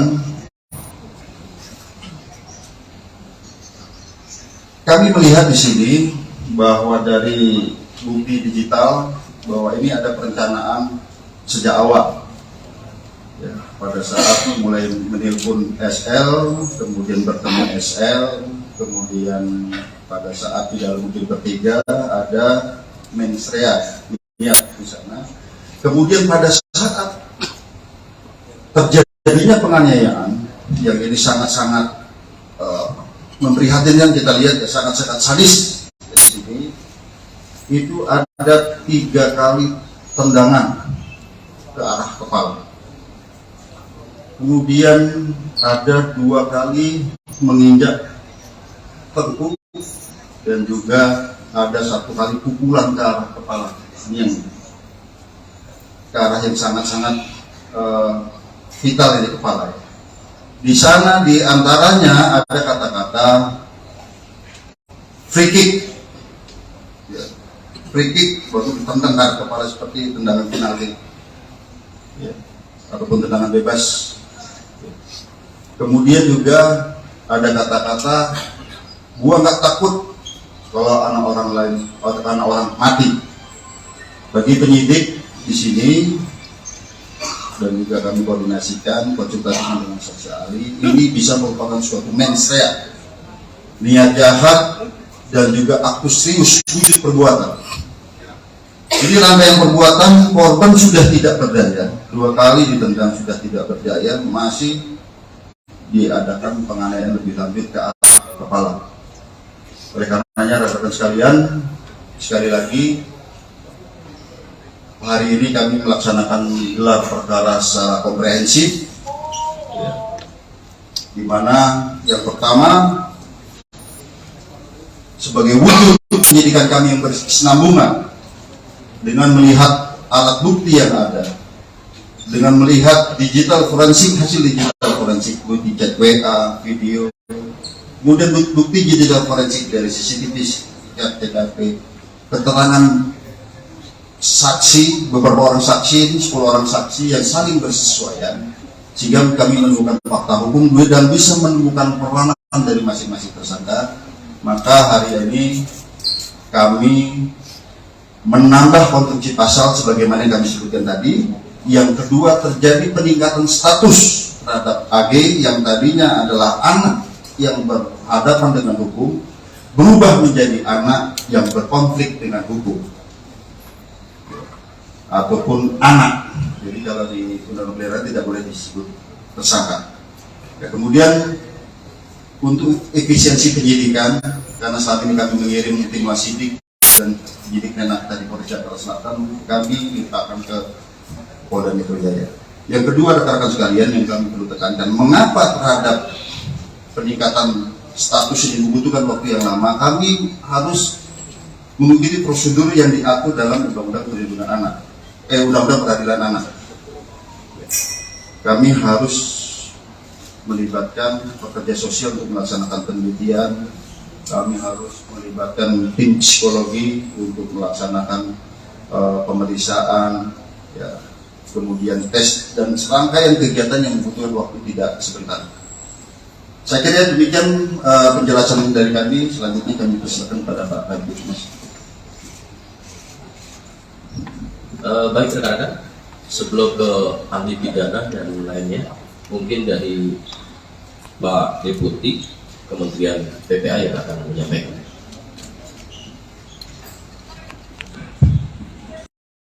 Peraturan perundang-undangan yang ada untuk menghindari hal-hal yang tidak kita harapkan.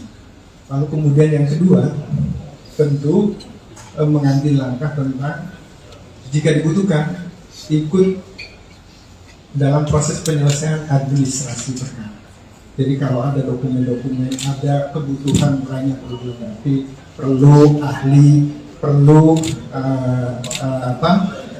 petugas-petugas tertentu, tentu kami ingin memastikan itu bisa dilaksanakan.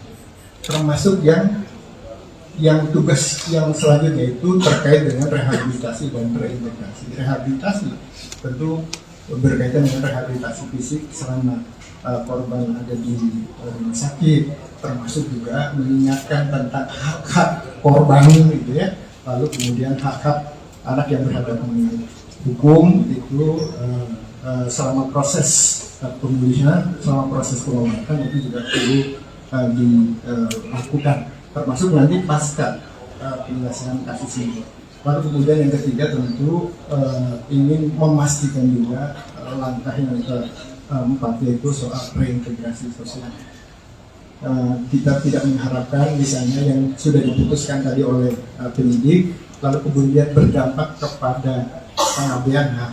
Misalnya dalam proses ini jangan sampai misalnya anak yang sudah dinaikkan statusnya lalu kemudian tidak punya hak untuk dipenuhi hak pendidikan, hak yang lainnya dan segala macam. Ini yang kami terus kawal sejak awal dan sudah berkoordinasi dengan KPAI polisian sejak dari Jakarta Selatan.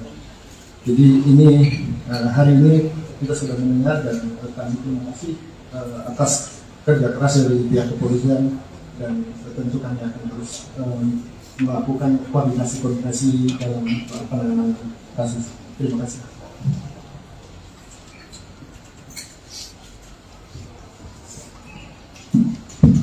Baik, terima kasih. Assalamualaikum warahmatullahi wabarakatuh. Selamat sore, Pak Dir, serta jajaran Bapak Ibu dari Kementerian Lembaga, rekan-rekan awak media. Rasa duka dan empati tentu kami sampaikan kepada korban sampai saat ini dalam pengawasan kami yang disampaikan medis dan keluarga baru sampai bisa respon dan itu pun secara medis. Tentu ini merupakan kekerasan yang sangat serius dan KPAI mengutuk tindakan kekerasan yang dilakukan karena ini sangat mencederai martabat, terutama hak dasar asasi manusia.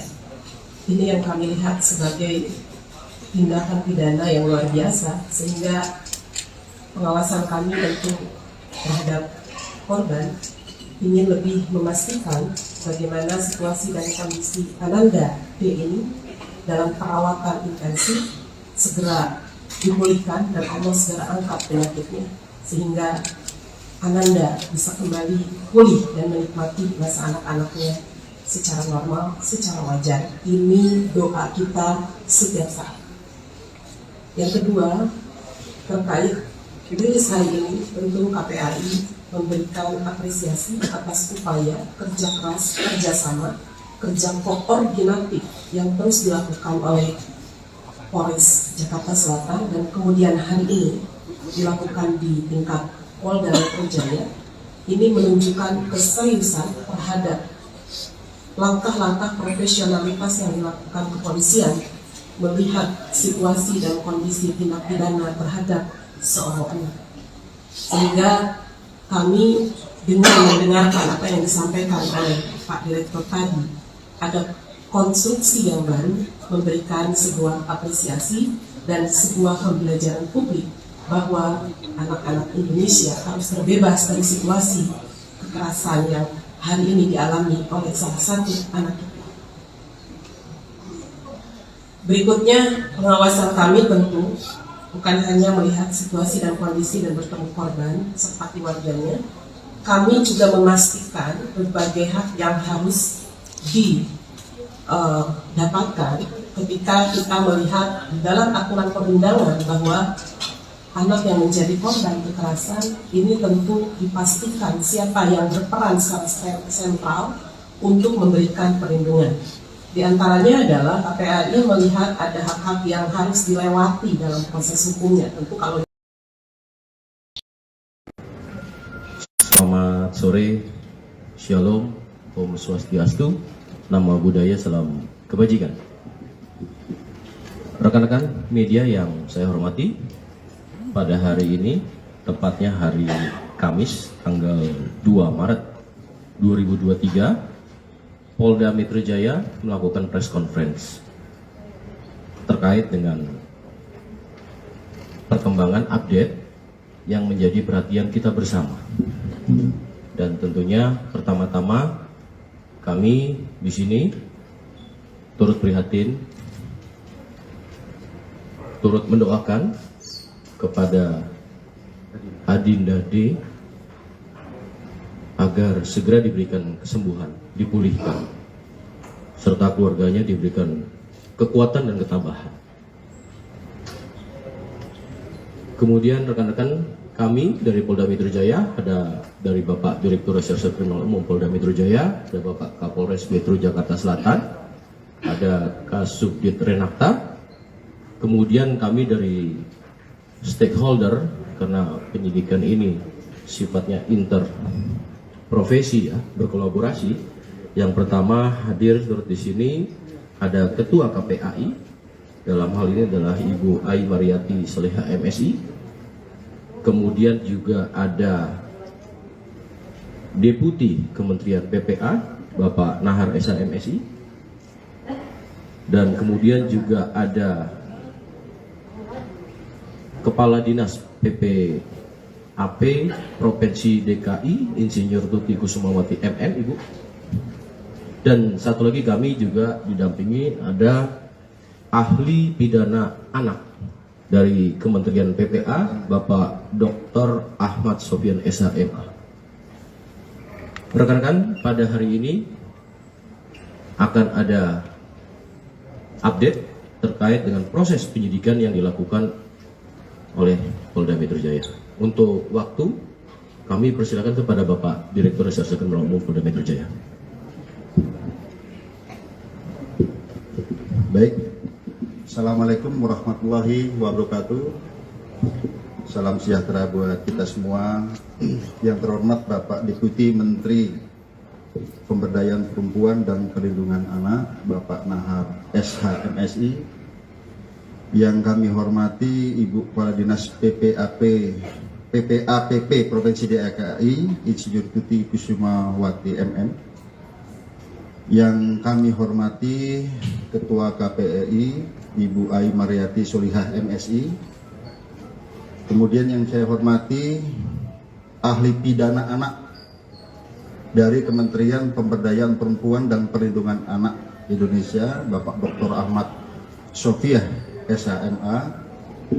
Jadi pada kesempatan sore hari ini kami akan menjelaskan update penanganan penyidikan pada kasus yang saat ini menjadi pusat perhatian secara nasional, yaitu penganiayaan terhadap korban atas nama D.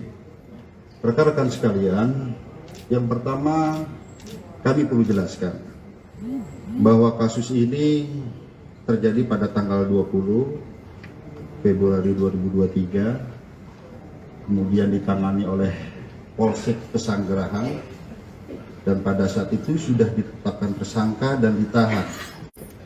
Namun kemudian karena di Polsek tidak ada unit khusus PPA, maka dilimpahkan ke Polres Jakarta Selatan dan kemudian dilaksanakan penyidikan dengan asistensi dan supervisi dari Direktorat Kriminal Umum Polda Metro Jaya, di mana kami mengirimkan tim penyidik Renakta dan juga personil daripada pengawasan penyidikan. Jadi secara intensif kami melaksanakan supervisi dan asistensi di Polres Jakarta Selatan. Dalam rangka untuk optimalisasi pelaksanaan penyidikan ini dan efisiensi daripada penyidikan ini, hari ini kami tarik ke Polda Metro Jaya. Mengapa? Karena memang kita menerapkan pola kolaborasi interprofesi untuk memudahkan koordinasi, dan juga kami memiliki penyidik yang lebih banyak yang khusus menangani kasus-kasus yang melibatkan perempuan dan anak. Rekan-rekan sekalian, pada proses penyidikan ini yang ada di Jakarta Selatan, pada 3 hari pertama penyidik sudah menentukan tersangka dan juga menahan, yaitu 2 tersangka. Kemudian 7 hari terakhir kita adakan pendalaman terhadap proses penyidikan ini. Ya. Kami perlu jelaskan bahwa dalam proses penyidikan ini kita menghadapi 2 kelompok subjek hukum. Yang pertama adalah dewasa, orang dewasa yang sudah kita tentukan tersangkanya ini. Kemudian kita juga menghadapi 2 subjek hukum, yaitu anak yang berhadapan dengan hukum, yaitu pertama anak sebagai korban, yang kedua adalah anak sebagai saksi. Ini keduanya adalah anak yang berhadapan dengan hukum. Oleh karenanya kami perlu kehati-hatian, kami perlu legit dalam penanganan kasus ini, dan kami perlu mengundang mitra untuk menjamin bahwa pemenuhan daripada hak-hak anak ini bisa tetap terjaga. Oleh karenanya kami menggandeng dari KPAI dari awal, kami mengundang stakeholder dari awal, UPTD, PPA Provinsi DKI, kami melibatkan dari Kementerian Pemberdayaan Perempuan dan Perlindungan Anak sejak awal. Kami juga melibatkan ahli pidana anak sejak awal dan juga ahli pidana. Dan juga kami perlu sampaikan rekan-rekan sekalian bahwa dalam proses penyidikan kami tetap melaksanakan penyidikan dengan menggunakan pola scientific crime investigation. Oleh karenanya rekan-rekan sekalian, dalam proses penyidikan kami telah memeriksa 10 orang saksi. Ya.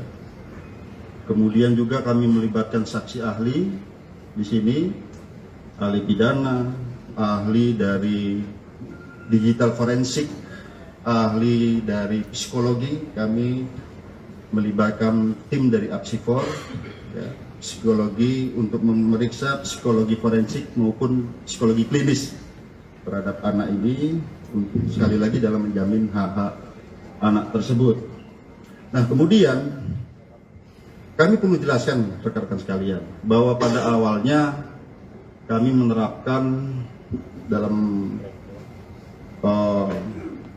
konstruksi pasal adalah pasal 76C junto pasal 80 Undang-Undang PPA junto 351 penganiayaan, ya, biasa di sini yang awal. Namun kami perlu menjelaskan bahwa penyidikan kami ini ada bersifat berkesinambungan. Kami artikan menganalogikan seperti ini. Misalnya kita sekarang sakit panas, tapi panasnya karena apa? Kami perlu ada pemeriksaan lanjutan. Apakah ini tipes? Apakah ini demam berdarah? Seperti itu. Dah kami awalnya adalah penganiayaan biasa di sini dijuntukan dengan undang PPA tadi.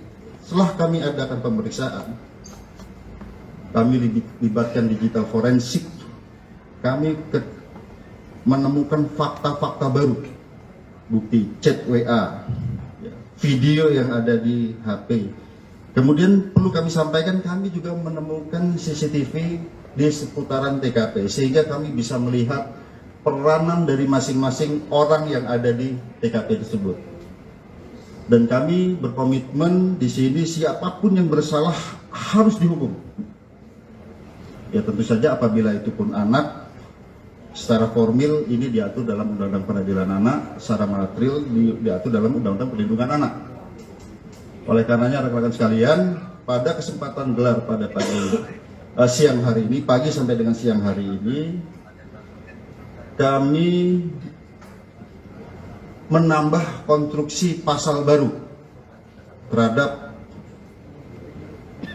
tersangka-tersangka ini, ya. Kemudian yang kedua, ada perubahan status dari AG yang awalnya adalah anak yang berhadapan dengan hukum, berubah menjadi atau meningkat statusnya menjadi anak yang berkonflik dengan hukum. Atau dengan kata lain, berubah menjadi pelaku atau anak. Jadi terhadap anak di bawah umur ini tidak boleh dibilang tersangka. Jadi yang kami perlu jelaskan. Kemudian dari fakta hukum yang kami peroleh, baik itu dari chat WA, baik itu dari video, kemudian baik itu dari CCTV yang ada di TKP, kemudian keterangan saksi-saksi, ya, kami mengonstruksikan konstruksi pasal yang baru.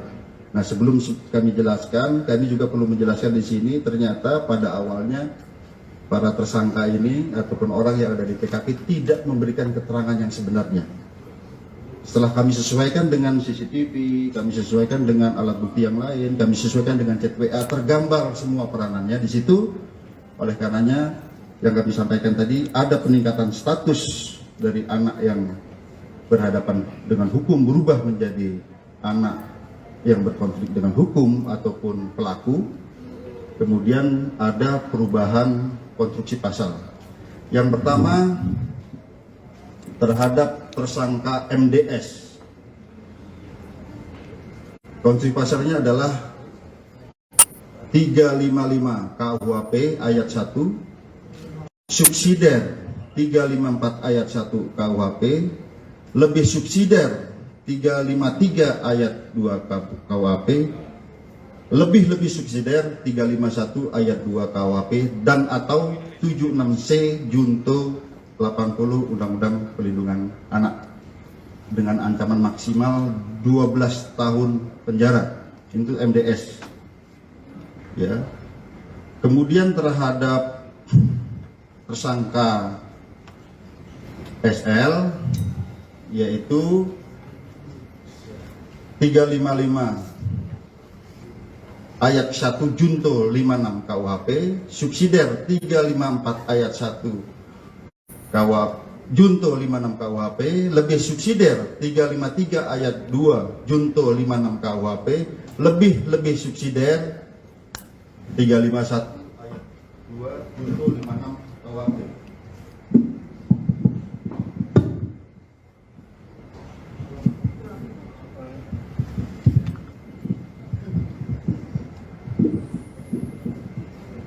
Ya, jadi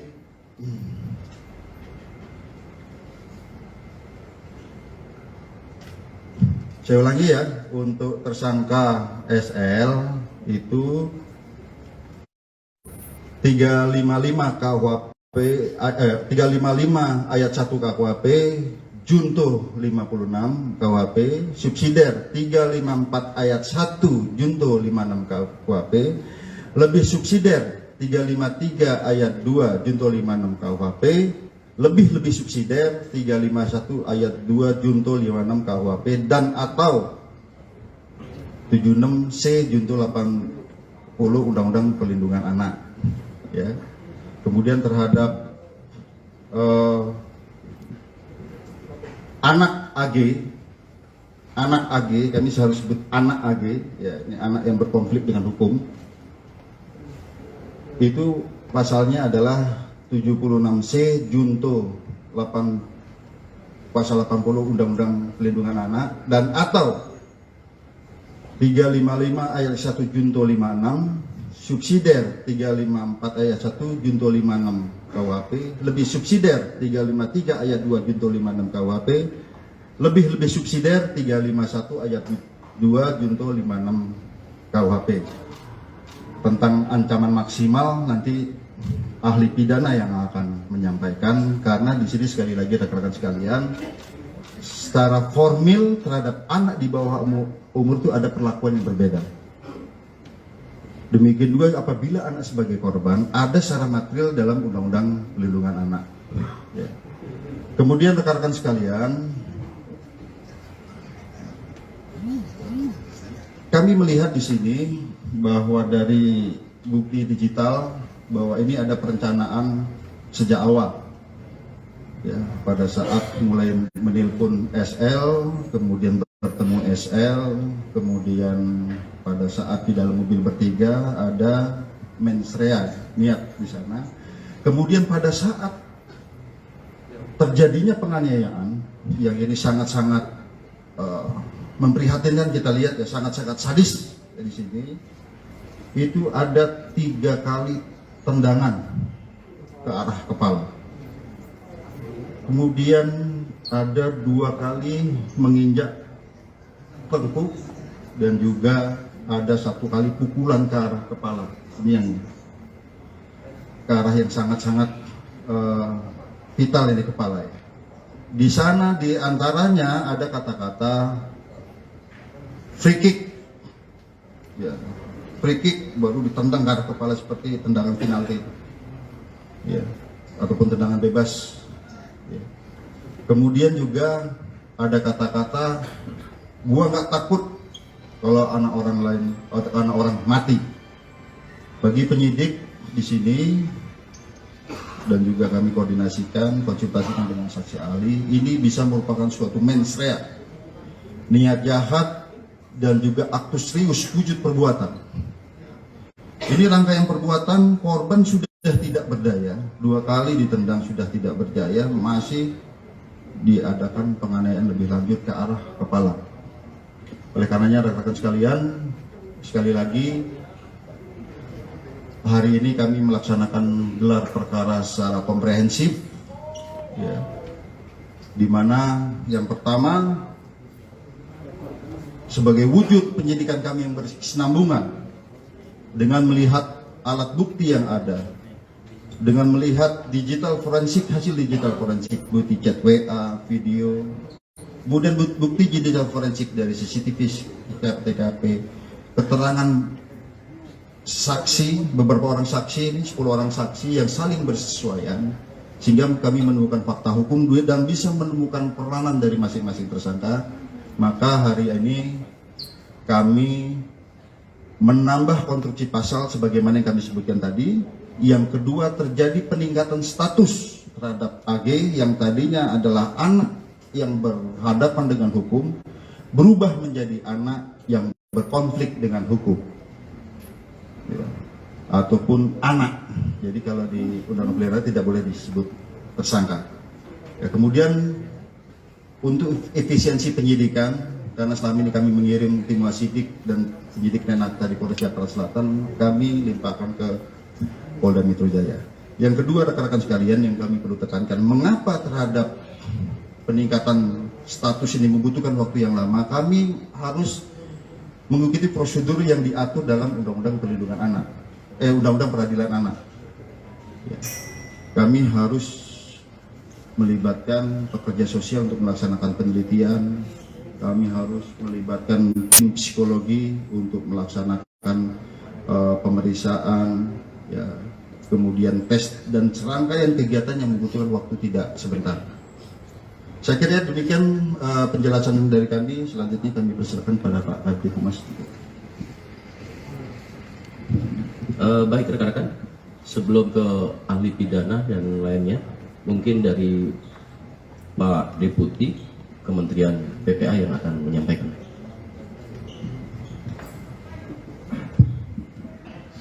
Izin Pak Dir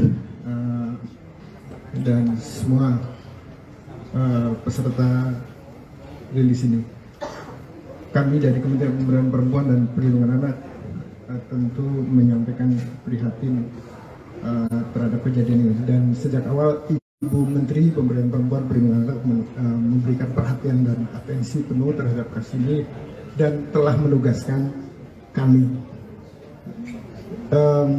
Terkait dengan ini, tentu karena tadi sudah disampaikan berkaitan dengan anak yang berhadapan dengan hukum, maka sesuai dengan mandat pasal 94 Undang-Undang 11 tahun 2012 tentang sistem peradilan pidana anak, maka kami ingin memastikan 4 hal. Bahwa proses ini juga perlu dilakukan upaya-upaya pencegahan, upaya mencegah prosesnya tidak lengkap, salah satunya diantaranya. Lalu kemudian memastikan bahwa kebutuhan dalam proses ini sudah memenuhi regulasi atau peraturan perundang-undangan yang ada untuk menghindari hal-hal yang tidak kita harapkan. Lalu kemudian yang kedua, tentu mengambil langkah tentang jika dibutuhkan ikut dalam proses penyelesaian administrasi perkara. Jadi kalau ada dokumen-dokumen, ada kebutuhan lain yang perlu dilengkapi, perlu ahli, perlu petugas-petugas tertentu, tentu kami ingin memastikan itu bisa dilaksanakan dengan baik. Termasuk yang tugas yang selanjutnya itu terkait dengan rehabilitasi dan reintegrasi. Rehabilitasi tentu berkaitan dengan rehabilitasi fisik selama korban ada di rumah sakit, termasuk juga mengingatkan tentang hak-hak korban gitu ya. Lalu kemudian hak-hak anak yang berhadapan dengan hukum itu selama proses pemulihan, selama proses pengobatan itu juga perlu dilakukan, termasuk nanti pasca penyelesaian kasus ini. Lalu kemudian yang ketiga tentu ingin memastikan juga langkah yang keempat, yaitu soal reintegrasi sosial. Kita tidak mengharapkan misalnya yang sudah diputuskan tadi oleh penyidik lalu kemudian berdampak kepada pengabaian hak anak. Misalnya dalam proses ini jangan sampai misalnya anak yang sudah dinaikkan statusnya lalu kemudian tidak punya hak untuk dipenuhi hak pendidikannya, hak yang lainnya dan segala macam. Ini yang kami terus kawal sejak awal dan sudah berkoordinasi dengan KPAI kepolisian sejak dari Jakarta Selatan. Jadi ini hari ini kita sudah mendengar dan kami terima kasih atas kerja keras dari pihak kepolisian dan tentu kami akan terus melakukan koordinasi dalam penanganan kasus ini. Terima kasih.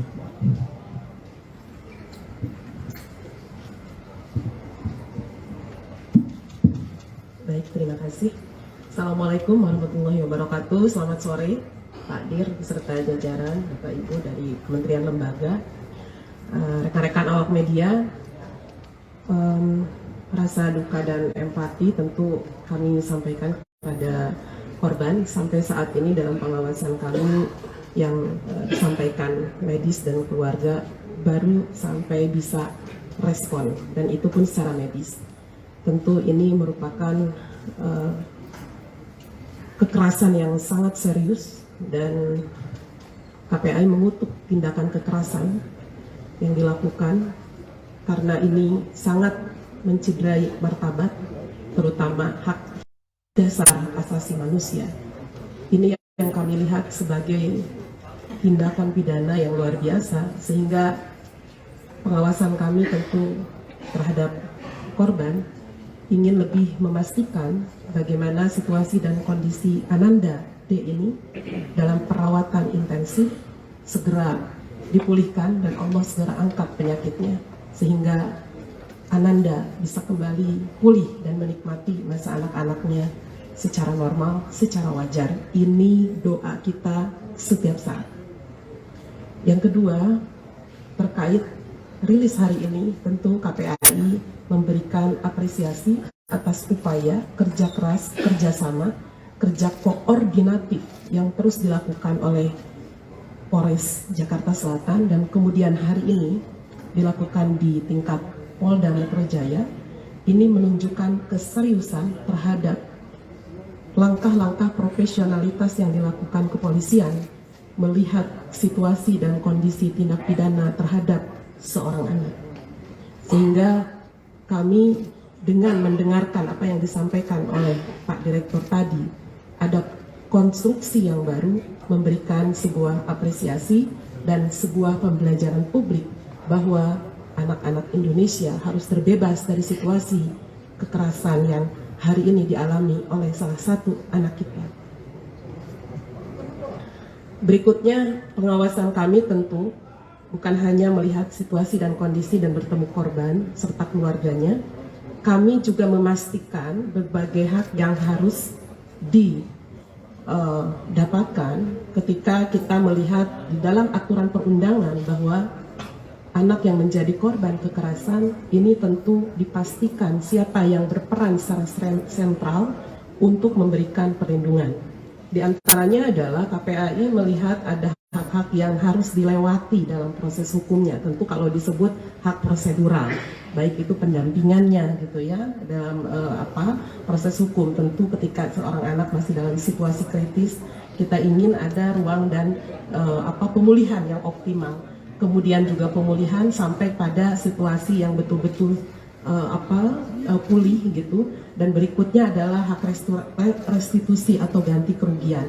Kami telah koordinasi dengan LPSK sebagai mandatori dari Undang-Undang 31 2016 untuk menyatakan bahwa ini harus dijalankan sesuai aturan yang berlaku gitu. Nah, tentu saja di dalam konteks ini kami juga melihat proses hukum yang dijalankan oleh Polres Jakarta Selatan gitu ya. Jadi pengawasan sudah kami lakukan seiring dengan pengaduan yang diberikan oleh tim dan keluarga, tim kuasa hukum dan keluarga korban kepada KPAI pada tanggal 24 Februari 2023. Nah, berikutnya pada 28 Februari kami didatangi oleh tim kuasa hukum dan keluarganya dari Ananda AG sebagai anak yang berhadapan dengan hukum. Ini tentu menjadi sebuah situasi yang harus kami pastikan juga ruang lingkupnya bagaimana pengawasan KPAI bisa memperlakukan ya anak saksi ini secara setara di dalam konteks perlindungan dan proses hukumnya. Kami berkoordinasi apakah ada yang tidak menyenangkan di dalam kerangka pemeriksaan. Nah, itu langkah-langkah kami tentu untuk anak yang berhadapan dengan hukum. Kemudian bagaimana situasi dan kondisi Ananda ini juga kami lakukan langkah-langkah komunikasi gitu ya dan berbagai hal yang menunjukkan bahwa ini bagian pengawasan KPAI. Sesungguhnya yang paling luar biasa adalah bagaimana kami sudah koordinasi juga terkait begitu banyaknya penyebaran identitas yang seharusnya kita semua bisa menahan diri, bisa dihapus dan tidak luar biasa dipublikasi. Jadi ini yang sebetulnya dalam konteks koordinasi pengawasan dari setelah pelaporan Ananda AG yang dilakukan oleh KPAI beserta beberapa pemangku kepentingan. Terkait hari ini tentu ini bagian koordinasi yang kemudian kami lihat ada peningkatan tadi status menjadi anak berkonflik hukum atau menjadi anak terkait AG. Tentu kami menghormati jalannya prosesnya dari proses hukum ini. Karena bagi kami anak berkonflik dengan hukum mereka adalah anak korban, anak pelaku, dan anak saksi menjadi kerangka dalam perlindungan anak di dalam proses hukum. Ini yang harus kita lakukan, langkah-langkah memastikan hal tersebut, sehingga menghormati kinerja di ranah kepolisian menjadi bagian penting pengawasan kami untuk selanjutnya. Baik, itu yang ingin saya sampaikan, sehingga hak-hak yang kemudian bagaimana setelah dia menjadi anak AG ini tentu KPAI akan terus memastikan Ananda AG juga berada dalam situasi yang tidak terpublikasi secara luar biasa gitu ya. Publikasi yang kita maksud tentu ada penyebaran foto, penyebaran nama, bahkan hal-hal yang memang seharusnya terlindungi.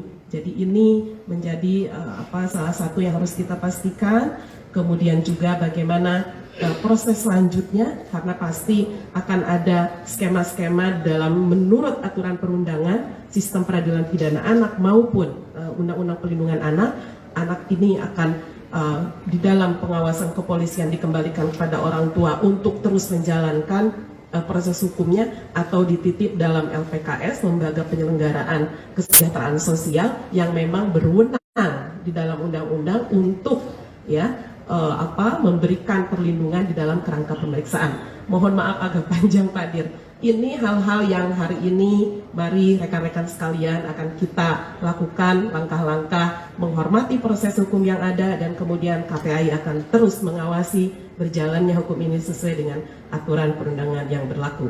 Terima kasih. Assalamualaikum warahmatullahi wabarakatuh. Selamat sore. Rekan-rekan menyambung dari Ibu Ketua KPAI, Pak Direktur, menambahkan. Baik rekan-rekan, mungkin tadi saya lupa menyampaikan pasal 355 KUHP itu adalah penganiayaan berat yang direncanakan dengan ancaman maksimal 12 tahun penjara. Ya, jadi itu ancaman maksimal, itu pasal yang kami sebutkan. Kalau pasal 354 itu dengan sengaja melakukan penganiayaan berat.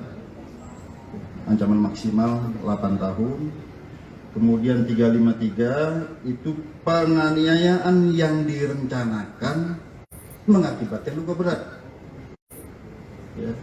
Kemudian 351 ayat 2 penganiayaan tanpa direncanakan, ya, penganiayaan yang mengakibatkan luka berat. Jadi ini memang kondisi pasal kita urut dari mulai yang terberat sampai dengan, tapi dari penyidikan kami ini masih berkesinambungan, ya. Masih dalam proses pemeriksaan sebelum kami kirimkan ke pihak kejaksaan. Saya kira demikian. Mungkin pertanyaan dulu atau dari Pak Ali tidak? Ya. Terima kasih Pak Kombes atas kesempatannya, Pak Kombes Hengki Haryadi.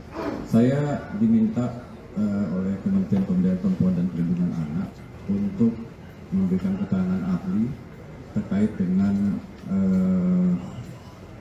dugaan tindak pidana yang dilakukan, pasal-pasal yang diduga dilakukan oleh tersangka. Ya. Nah, tadi sudah disebutkan oleh Pak Direktur Polda Metro Jaya bahwa pasal yang paling berat diduga dilakukan oleh tersangka adalah 355. Jadi 355 itu, teman-teman, itu adalah pasal yang paling berat untuk delik penganiayaan. Penyidik telah menemukan alat bukti bahwa tersangka diduga melakukan penganiayaan berat yang direncanakan. Penganiayaan berat yang direncanakan berarti adalah yang bersangkutan telah mempersiapkan, ini dugaan, ini kan si dugaan, telah mempersiapkan untuk melakukan penganiayaan berat, telah mempersiapkan dirinya untuk melakukan penganiayaan berat. Yang dikatakan penganiayaan berat itu kita mengacu kepada pasal 90 KUHP, timbulnya luka berat. Apa indikator luka berat? Tidak berdaya atau berpotensi tidak berdaya, menimbulkan pingsan, cacat, ya, dan berpotensi maut akan menimpa dirinya. Itu yang dikatakan luka berat. Jadi kalau dia 354 itu adalah penganiayaan berat tanpa direncanakan. 355, 353 penganiayaan yang direncanakan. 351 penganiayaan biasa, ya. Jadi semuanya bisa menimbulkan luka berat, tapi sikap batin jahat yang bersangkutan dan mempersiapkan tindak pidana yang diduga dilakukan oleh tersangka inilah yang menyebabkan. Tentu juga ada eviden lain atau alat bukti lain yang disiapkan, yang ditemukan oleh penyidik sehingga penyidik punya kesimpulan 355 sebagai pasal yang layak dilimpahkan sebagai pasal yang pertama. Kemudian ada yang kedua 354, 355, 353, 351 dan paling bawah nanti adalah pasal 17 huruf D, pasal 76 huruf D, Undang-Undang huruf C, Undang-Undang 35 2014 tentang perlindungan anak. Kemudian ada satu lagi mungkin yang perlu saya tambahkan terkait dengan AG, ya. Jadi memang di dalam Undang-Undang 11 2012 tentang sistem peradilan pidana anak, identitas anak itu tidak boleh disebutkan. Kemudian ada proses bagaimana menetapkan seseorang menjadi pelaku. Jadi dalam Undang-Undang 11 2012 ada 3 jenis anak yang berhadapan dengan hukum. Pertama adalah sebagai korban, yang kedua sebagai saksi, dan yang ketiga adalah sebagai pelaku. Jadi bisa jadi AG diduga sebagai pelaku kalau kita pakai terminologi yang ada di dalam Undang-Undang 11 2012. Jadi sebelumnya sebagai saksi, naik sebagai pelaku. Artinya pelaku yang diduga ikut serta melakukan tindak pidana sebagaimana yang disebutkan pasal-pasal tadi itu. Pasal. Kemudian juga di samping turut serta, nah turut serta berbeda, ada lagi pasal 56 ya. Tadi yang sudah disebutkan oleh Pak Dirreskrimum, yaitu membantu melakukan. Jadi kalau membantu melakukan berarti ancaman pidananya dikurangi sepertiga. Nah yang kedua, karena anak yang melakukan tindak pidana tadi disebutkan adalah ancaman maksimal 12, maka anak yang diduga melakukan tindak pidana dia setengah dari ancaman pidana orang dewasa. Jadi kalaupun nanti dibawa ke pengadilan sebagai terdakwa, ya misalnya ya, ini misalnya, maka ancaman pidananya maksimum adalah 6 tahun, dikurangi lagi sepertiga, karena dia kalau memang pasal 56 terbukti mencoba, berarti dikurangi lagi, jadi maksimum 4 tahun, supaya teman-teman lainnya bisa membedakan anak yang berhadapan dengan hukum berbeda dengan orang dewasa yang melakukan tindak pidana, ya. Berbeda, jadi perlakuannya berbeda. Ada proses panjang sebelum yang bersangkutan ditetapkan sebagai pelaku. Ada proses panjang, tadi juga disebutkan oleh Ketua KPAI berdasarkan undang-undang, dia ada hak-hak yang perlu dilindungi. Jadi mohon kepada media untuk melindunginya supaya tidak kebablasan dalam memberitakan, karena dia punya masa depan yang kemudian juga ketika melakukan dugaan tindak pidana itu sifatnya responsif, bukan sesuatu yang direncanakan sebagaimana orang dewasa. Jadi ada perbedaan karakter, jadi tidak boleh dipersamakan antara orang dewasa yang melakukan tindak pidana dengan anak yang melakukan tindak pidana. Saya pikir terima kasih. Baik, rekan-rekan. Tadi kita dengarkan seluruhnya. Sekarang rekan-rekan ada pertanyaan, silakan.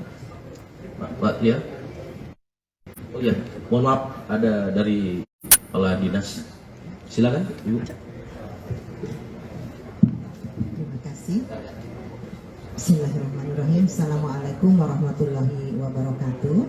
Kami dari Dinas Pemberdayaan, Perlindungan Anak, dan Pengendalian Penduduk Provinsi DKI Jakarta. Secara mandatoris kami ini diberi amanah untuk pencegahan dan penanganan korban tindak kekerasan terhadap perempuan dan anak konteksnya adalah korban dan telah memiliki SOP yang sudah terstandarisasi serta baku bersama dengan jajaran Polda Metro Jaya, di mana dalam kasus yang hari ini dipresriliskan ini kami sudah menjalaninya bersama dengan Polres Metro Jakarta Selatan, dan hari ini tentu kami juga melakukannya dengan Polda Metro Jaya dan seterusnya. Hal-hal yang telah kami lakukan adalah memberikan pendampingan sebagaimana secara mandatoris diamanahkan kepada UPT P2 TP2A, salah satu UPT yang ada di bawah Dinas PPAPP Provinsi DKI Jakarta ini, dengan melakukan hal-hal yang pada hari Senin yang lalu kami sebenarnya ingin menemui korban, yang hari itu kami bertemunya dengan tim kuasa hukum korban. Ini upaya untuk pendampingan terhadap korban sudah kita upayakan dan sudah mendapatkan persetujuan dari keluarga melalui tim kuasa hukumnya. Apabila nantinya diperlukan pelayanan-pelayanan dari UPT P2 TP2A ini, mereka juga akan berkoordinasi secara proaktif dan kita akan memberikan layanan semaksimal mungkin tentunya. Bentuk-bentuk layanan kepada korban ini diantaranya adalah pendampingan psikologi nantinya apabila hal itu sudah dibutuhkan, dan juga pendampingan hukum apabila diperlukan. Dan mereka saat ini memiliki pendamping hukum sendiri. Dan tentu melalui kesempatan press release ini juga. Selamat sore, Shalom, Om Swastiastu. Rekan-rekan media yang saya hormati, pada hari ini, tepatnya hari Kamis, tanggal 2 Maret 2023, Polda Metro Jaya melakukan press conference terkait dengan perkembangan update yang menjadi perhatian kita bersama. Dan tentunya pertama-tama kami di sini turut prihatin, turut mendoakan kepada Adinda D agar segera diberikan kesembuhan, dipulihkan, serta keluarganya diberikan kekuatan dan ketabahan. Kemudian rekan-rekan kami dari Polda Metro Jaya, ada dari Bapak Direktur Reserse Kriminal Umum Polda Metro Jaya, ada Bapak Kapolres Metro Jakarta Selatan, ada Kasubdit Renata.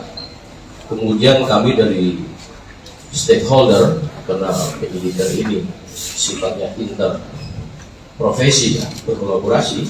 Yang pertama hadir di sini ada Ketua KPAI, dalam hal ini adalah Ibu Ai Mariati Solihah MSI.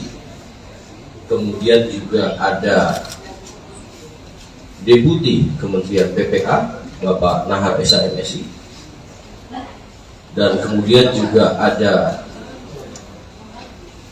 Kepala Dinas PPAP Provinsi DKI Insinyur Tuti Kusumawati MM. Dan satu lagi kami juga didampingi ada ahli pidana anak dari Kementerian PPA Bapak Dr. Ahmad Sofian SHM. Rekan-rekan, pada hari ini akan ada update terkait dengan proses penyidikan yang dilakukan oleh Polda Metro Jaya. Untuk waktu, kami persilakan kepada Bapak Direktur Reserse Kriminal Umum Polda Metro Jaya. Baik, Assalamualaikum warahmatullahi wabarakatuh. Salam sejahtera buat kita semua. Yang terhormat Bapak Deputi Menteri Pemberdayaan Perempuan dan Perlindungan Anak, Bapak Nahar SHMSI. Yang kami hormati Ibu Kepala Dinas PPAPP Provinsi DKI Insinyur Tuti Kusumawati MM. Yang kami hormati Ketua KPAI Ibu Ai Mariati Solihah MSI. Kemudian yang saya hormati ahli pidana anak dari Kementerian Pemberdayaan Perempuan dan Perlindungan Anak Indonesia, Bapak Dr. Ahmad Sofian SHMA. Jadi pada kesempatan sore hari ini kami akan menjelaskan update penanganan penyidikan pada kasus yang saat ini menjadi pusat perhatian secara nasional, yaitu penganiayaan terhadap korban atas nama D. Rekan-rekan sekalian, yang pertama kami perlu jelaskan bahwa kasus ini terjadi pada tanggal 20 Februari 2023, kemudian ditangani oleh Polsek Pesanggerahan, dan pada saat itu sudah ditetapkan tersangka dan ditahan. Namun kemudian karena di Polsek tidak ada unit khusus PPA, maka dilimpahkan ke Polres Jakarta Selatan dan kemudian dilaksanakan penyidikan dengan asistensi dan supervisi dari Direktorat Kriminal Umum Polda Metro Jaya, di mana kami mengirimkan tim penyidik Renata dan juga personil daripada pengawasan penyidikan. Jadi secara intensif kami melaksanakan supervisi dan asistensi di Polres Jakarta Selatan dalam rangka untuk optimalisasi pelaksanaan penyidikan ini dan efisiensi daripada penyidikan ini. Hari ini kami tarik ke Polda Metro Jaya. Mengapa? Karena memang kita menerapkan pola kolaborasi intervensi untuk memudahkan koordinasi, dan juga kami memiliki penyidik yang lebih banyak yang khusus menangani kasus-kasus yang melibatkan perempuan dan anak. Rekan-rekan sekalian, pada proses penyidikan ini yang ada di Jakarta Selatan, pada 3 hari pertama penyidik sudah menentukan tersangka dan juga menahan, yaitu 2 tersangka. Kemudian 7 hari terakhir kita adakan pendalaman terhadap proses penyidikan ini. Kami perlu jelaskan bahwa dalam proses penyidikan ini kita menghadapi 2 kelompok subjek hukum. Yang pertama adalah orang dewasa yang sudah kita tentukan tersangkanya ini. Kemudian kita juga menghadapi 2 subjek hukum, yaitu anak yang berhadapan dengan hukum, yaitu pertama anak sebagai korban, yang kedua adalah anak sebagai saksi. Ini keduanya adalah anak yang berhadapan dengan hukum. Oleh karenanya kami perlu kehati-hatian, kami perlu rigid dalam penanganan kasus ini, dan kami perlu mengundang mitra untuk menjamin bahwa pemenuhan daripada hak-hak anak ini bisa tetap terjaga. Oleh karenanya kami menggandeng dari KPAI dari awal, kami mengundang stakeholder dari awal, PPD, PPA, Provinsi DKI, kami melibatkan dari Kementerian Pemberdayaan Perempuan dan Perlindungan Anak sejak awal. Kami juga melibatkan ahli pidana anak sejak awal dan juga ahli pidana. Dan juga kami perlu sampaikan rekan-rekan sekalian bahwa dalam proses penyidikan kami tetap melaksanakan penyidikan dengan menggunakan pola scientific crime investigation. Oleh karenanya rekan-rekan sekalian, dalam proses penyidikan kami telah memeriksa 10 orang saksi. Kemudian juga kami melibatkan saksi ahli di sini, ahli pidana, ahli dari digital forensik, ahli dari psikologi. Kami melibatkan tim dari Apsikor, psikologi untuk memeriksa psikologi forensik maupun psikologi klinis terhadap anak ini, sekali lagi dalam menjamin hak-hak anak tersebut.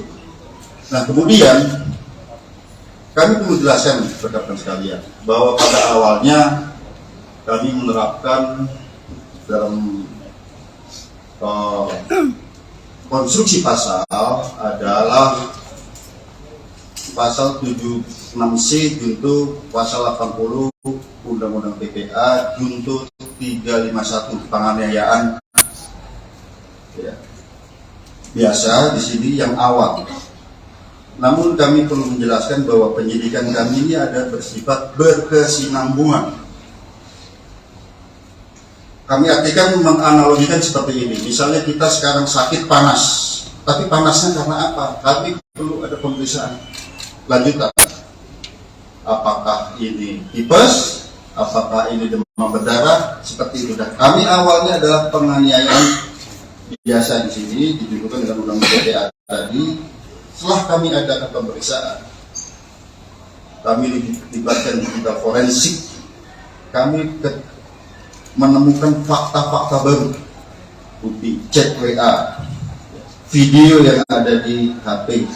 Kemudian perlu kami sampaikan, kami juga menemukan CCTV di seputaran TKP, sehingga kami bisa melihat peranan dari masing-masing orang yang ada di TKP tersebut. Dan kami berkomitmen di sini siapapun yang bersalah harus dihukum. Ya tentu saja apabila itu pun anak, secara formil ini diatur dalam Undang-Undang Peradilan Anak, secara material ini diatur dalam Undang-Undang Perlindungan Anak. Oleh karenanya rekan-rekan sekalian, pada kesempatan gelar pada siang hari ini, pagi sampai dengan siang hari ini, kami menambah konstruksi pasal baru terhadap tersangka-tersangka ini. Ya. Kemudian yang kedua, ada perubahan status dari AG yang awalnya adalah anak yang berhadapan dengan hukum, berubah menjadi atau meningkat statusnya menjadi anak yang berkonflik dengan hukum. Atau dengan kata lain berubah menjadi pelaku atau anak. Jadi terhadap anak di bawah umur itu tidak boleh dibilang tersangka. Jadi yang kami perlu jelaskan. Kemudian dari fakta hukum yang kami peroleh, baik itu dari chat WA, baik itu dari video, kemudian baik itu dari CCTV yang ada di TKP, kemudian keterangan saksi-saksi, kami mengonstruksikan konstruksi pasal yang baru. Nah, sebelum kami jelaskan, kami juga perlu menjelaskan di sini, ternyata pada awalnya para tersangka ini ataupun orang yang ada di TKP tidak memberikan keterangan yang sebenarnya. Setelah kami sesuaikan dengan CCTV, kami sesuaikan dengan alat bukti yang lain, kami sesuaikan dengan chat WA, tergambar semua peranannya di situ. Oleh karenanya, yang kami sampaikan tadi, ada peningkatan status dari anak yang berhadapan dengan hukum berubah menjadi anak yang berkonflik dengan hukum ataupun pelaku. Kemudian ada perubahan konstruksi pasal. Yang pertama, terhadap tersangka MDS. Konstruksi pasalnya adalah 355 KUHP ayat 1, subsidiar 354 ayat 1 KUHP, lebih subsidiar 353 ayat 2 KUHP, lebih subsidiar 351 ayat 2 KUHP, dan atau 76C junto 80 Undang-Undang Perlindungan Anak dengan ancaman maksimal 12 tahun penjara. Itu MDS. Ya. Kemudian terhadap tersangka SL, yaitu 355 ayat 1 junto 56 KUHP, subsidiar 354 ayat 1 junto 56 KUHP, lebih subsidiar 353 ayat 2 junto 56 KUHP, lebih subsidiar 351 ayat 2 junto 56 KUHP.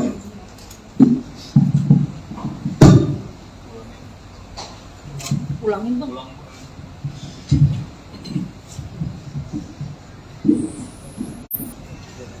Ya, jadi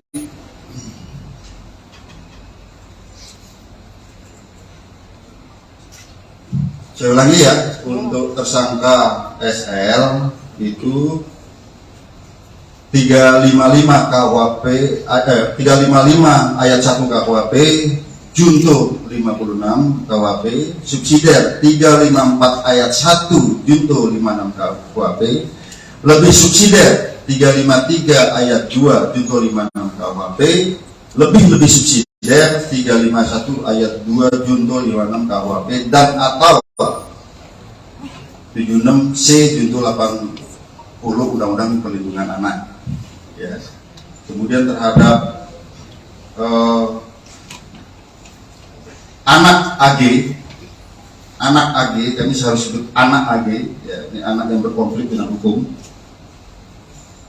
Itu pasalnya adalah 76C junto 8 pasal 80 Undang-Undang Perlindungan Anak, dan atau 355 ayat 1 junto 56, subsidiar 354 ayat 1 junto 56 KUHP, lebih subsidiar 353 ayat 2 junto 56 KUHP, lebih subsidiar 351 ayat 2 junto 56 KUHP.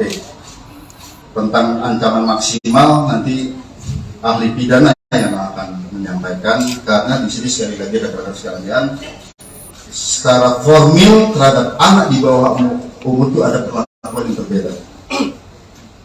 Demikian juga apabila anak sebagai korban, ada secara material dalam Undang-Undang Perlindungan Anak.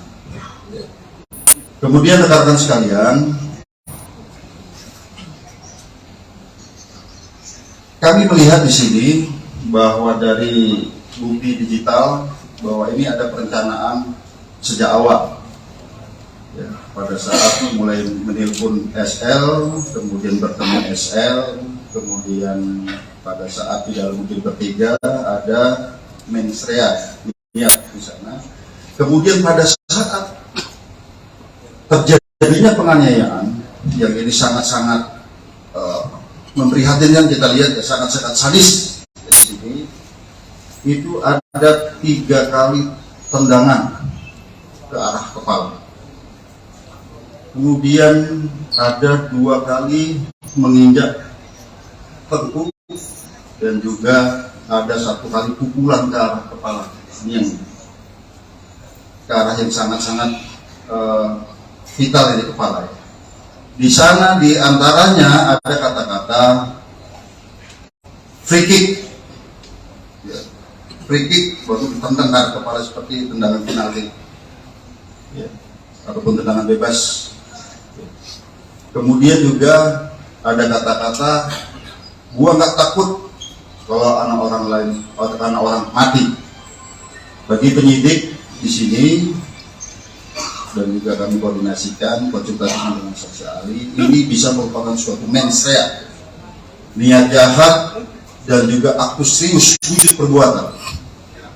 Jadi rangkaian perbuatan, korban sudah tidak berdaya, 2 kali ditendang sudah tidak berdaya, masih diadakan penganiayaan lebih lanjut ke arah kepala. Oleh karenanya rekan-rekan sekalian, sekali lagi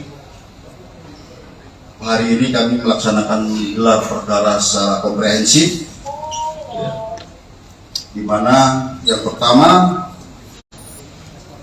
sebagai wujud penyidikan kami yang berkesinambungan dengan melihat alat bukti yang ada, dengan melihat digital forensik, hasil digital forensik, bukti chat WA, video, kemudian bukti digital forensik dari CCTV, TKP, keterangan saksi, beberapa orang saksi, 10 orang saksi yang saling bersesuaian, sehingga kami menemukan fakta hukum dan bisa menemukan peranan dari masing-masing tersangka. Maka hari ini kami menambah konstruksi pasal sebagaimana yang kami sebutkan tadi. Yang kedua, terjadi peningkatan status terhadap AG yang tadinya adalah anak yang berhadapan dengan hukum, berubah menjadi anak yang berkonflik dengan hukum ataupun anak. Jadi kalau di Undang-Undang Pelindungan tidak boleh disebut tersangka. Ya, kemudian untuk efisiensi penyidikan, karena saat ini kami mengirim tim wasidik dan penyidik Menak dari Polres Jakarta Selatan, kami limpahkan ke Polda Metro Jaya. Yang kedua, rekan-rekan sekalian, yang kami perlu tekankan, mengapa terhadap peningkatan status ini membutuhkan waktu yang lama? Kami harus mengikuti prosedur yang diatur dalam Undang-Undang Perlindungan Anak, Undang-Undang Peradilan Anak. Kami harus melibatkan pekerja sosial untuk melaksanakan penelitian, kami harus melibatkan tim psikologi untuk melaksanakan pemeriksaan, ya, kemudian tes dan serangkaian kegiatan yang membutuhkan waktu tidak sebentar. Saya kira demikian penjelasan dari kami. Selanjutnya kami persilakan pada Pak Kabid. Baik rekan-rekan, sebelum ke ahli pidana dan lainnya, mungkin dari Pak Deputi Kementerian PPA yang akan menyampaikan.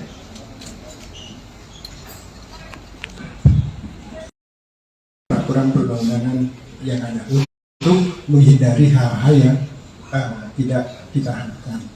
Lalu kemudian yang kedua, tentu mengambil langkah tentang jika dibutuhkan ikut dalam proses penyelesaian administrasi perkara. Jadi kalau ada dokumen-dokumen, ada kebutuhan lain yang perlu dilengkapi, perlu ahli, perlu petugas-petugas tertentu, tentu kami ingin memastikan itu bisa dilaksanakan. Termasuk yang tugas yang selanjutnya itu terkait dengan rehabilitasi dan reintegrasi. Rehabilitasi tentu berkaitan dengan rehabilitasi fisik selama korban ada di rumah sakit, termasuk juga mengingatkan tentang hak-hak korban gitu ya, lalu kemudian hak-hak anak yang berhadapan dengan hukum itu selama proses pemulihan, selama proses pengobatan itu juga perlu dilakukan, termasuk nanti pasca penyelesaian kasus ini. Lalu kemudian yang ketiga tentu ingin memastikan juga langkah yang keempat yaitu soal reintegrasi sosial. Kita tidak mengharapkan misalnya yang sudah diputuskan tadi oleh penyidik lalu kemudian berdampak kepada pengabaian hak. Misalnya dalam proses ini jangan sampai misalnya anak yang sudah dinaikkan statusnya lalu kemudian tidak punya hak untuk dipenuhi hak pendidikannya, hak yang lainnya dan segala macam. Ini yang kami terus kawal sejak awal dan sudah berkoordinasi dengan KPAI polisian sejak dari Jakarta Selatan. Jadi ini hari ini kita sudah mendengar dan kami terima kasih atas kerja keras dari pihak kepolisian dan tentu kami akan terus melakukan koordinasi dalam penanganan kasus. Terima kasih.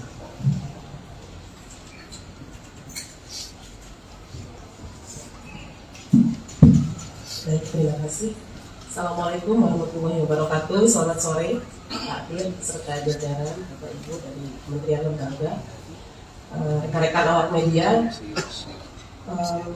Rasa duka dan empati tentu kami sampaikan kepada korban sampai saat ini dalam pengawasan kami yang disampaikan medis dan keluarga baru sampai bisa respon dan itu pun secara medis. Tentu ini merupakan kekerasan yang sangat serius dan KPAI mengutuk tindakan kekerasan yang dilakukan karena ini sangat mencederai martabat terutama hak dasar asasi manusia. Ini yang kami lihat sebagai tindakan pidana yang luar biasa sehingga pengawasan kami tentu terhadap korban ingin lebih memastikan bagaimana situasi dan kondisi Ananda D ini dalam perawatan intensif segera dipulihkan dan Allah segera angkat penyakitnya sehingga Ananda bisa kembali pulih dan menikmati masa anak-anaknya secara normal, secara wajar. Ini doa kita setiap saat. Yang kedua, terkait rilis hari ini, tentu KPAI memberikan apresiasi atas upaya kerja keras, kerjasama, kerja koordinatif yang terus dilakukan oleh Polres Jakarta Selatan dan kemudian hari ini dilakukan di tingkat Polda Metro Jaya. Ini menunjukkan keseriusan terhadap langkah-langkah profesionalitas yang dilakukan kepolisian melihat situasi dan kondisi tindak pidana terhadap seorang anak. Sehingga kami dengan mendengarkan apa yang disampaikan oleh Pak Direktur tadi, ada konstruksi yang baru memberikan sebuah apresiasi dan sebuah pembelajaran publik bahwa anak-anak Indonesia harus terbebas dari situasi kekerasan yang hari ini dialami oleh salah satu anak kita. Berikutnya, pengawasan kami tentu bukan hanya melihat situasi dan kondisi dan bertemu korban serta keluarganya, kami juga memastikan berbagai hak yang harus didapatkan ketika kita melihat dalam aturan perundangan bahwa anak yang menjadi korban kekerasan ini tentu dipastikan siapa yang berperan secara sentral untuk memberikan perlindungan. Di antaranya adalah KPAI melihat ada hak-hak yang harus dilewati dalam proses hukumnya. Tentu kalau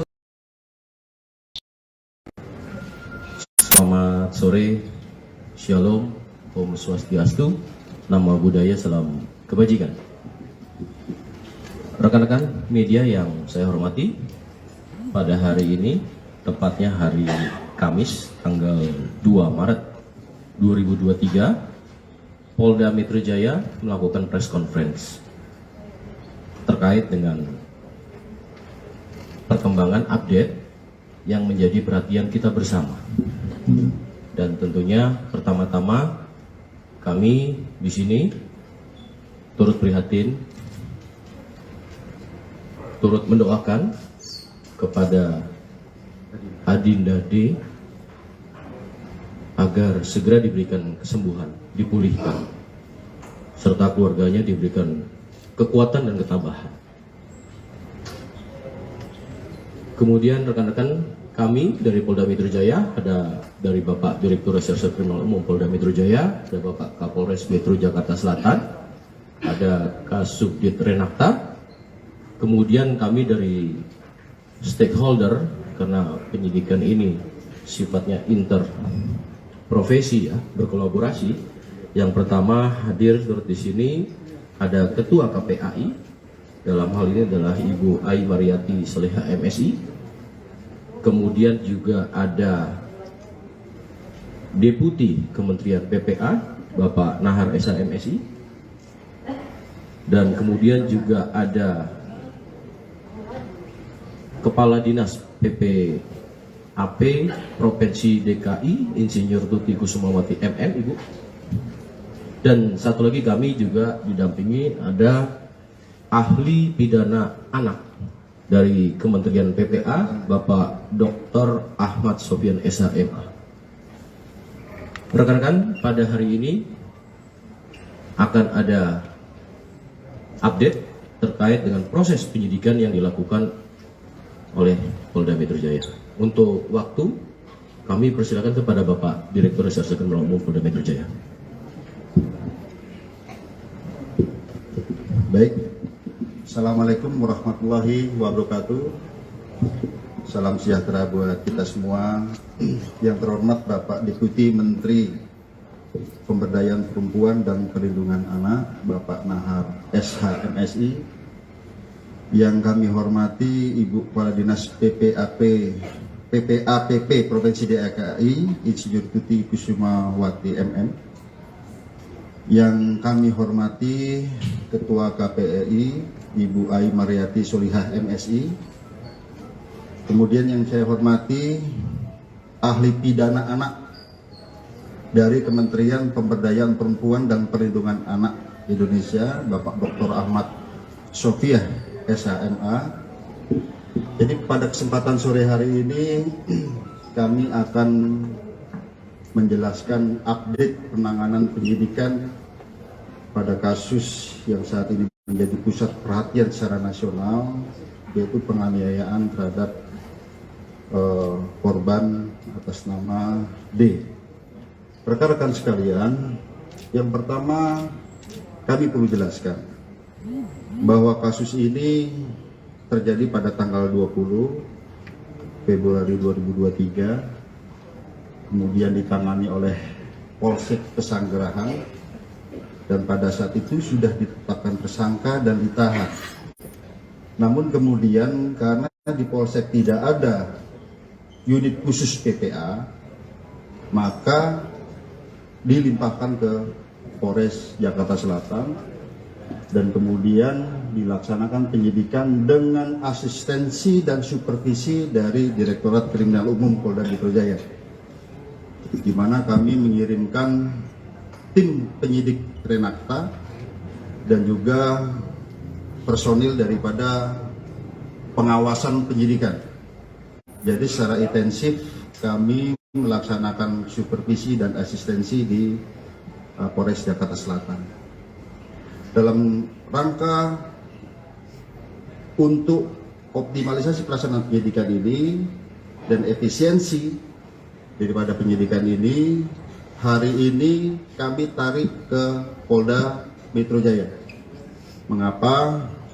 Karena memang kita menerapkan pola kolaborasi interprofesi untuk memudahkan koordinasi, dan juga kami memiliki penyidik yang lebih banyak yang khusus menangani kasus-kasus yang melibatkan perempuan dan anak. Rekan-rekan sekalian, pada proses penyidikan ini yang ada di Jakarta Selatan, pada 3 hari pertama penyidik sudah menentukan tersangka dan juga menahan, yaitu 2 tersangka. Kemudian 7 hari terakhir kita adakan pendalaman terhadap proses penyidikan ini. Ya. Kami perlu jelaskan bahwa dalam proses penyidikan ini kita menghadapi 2 kelompok subjek hukum. Yang pertama adalah dewasa, orang dewasa yang sudah kita tentukan tersangkanya ini. Kemudian kita juga menghadapi 2 subjek hukum, yaitu anak yang berhadapan dengan hukum.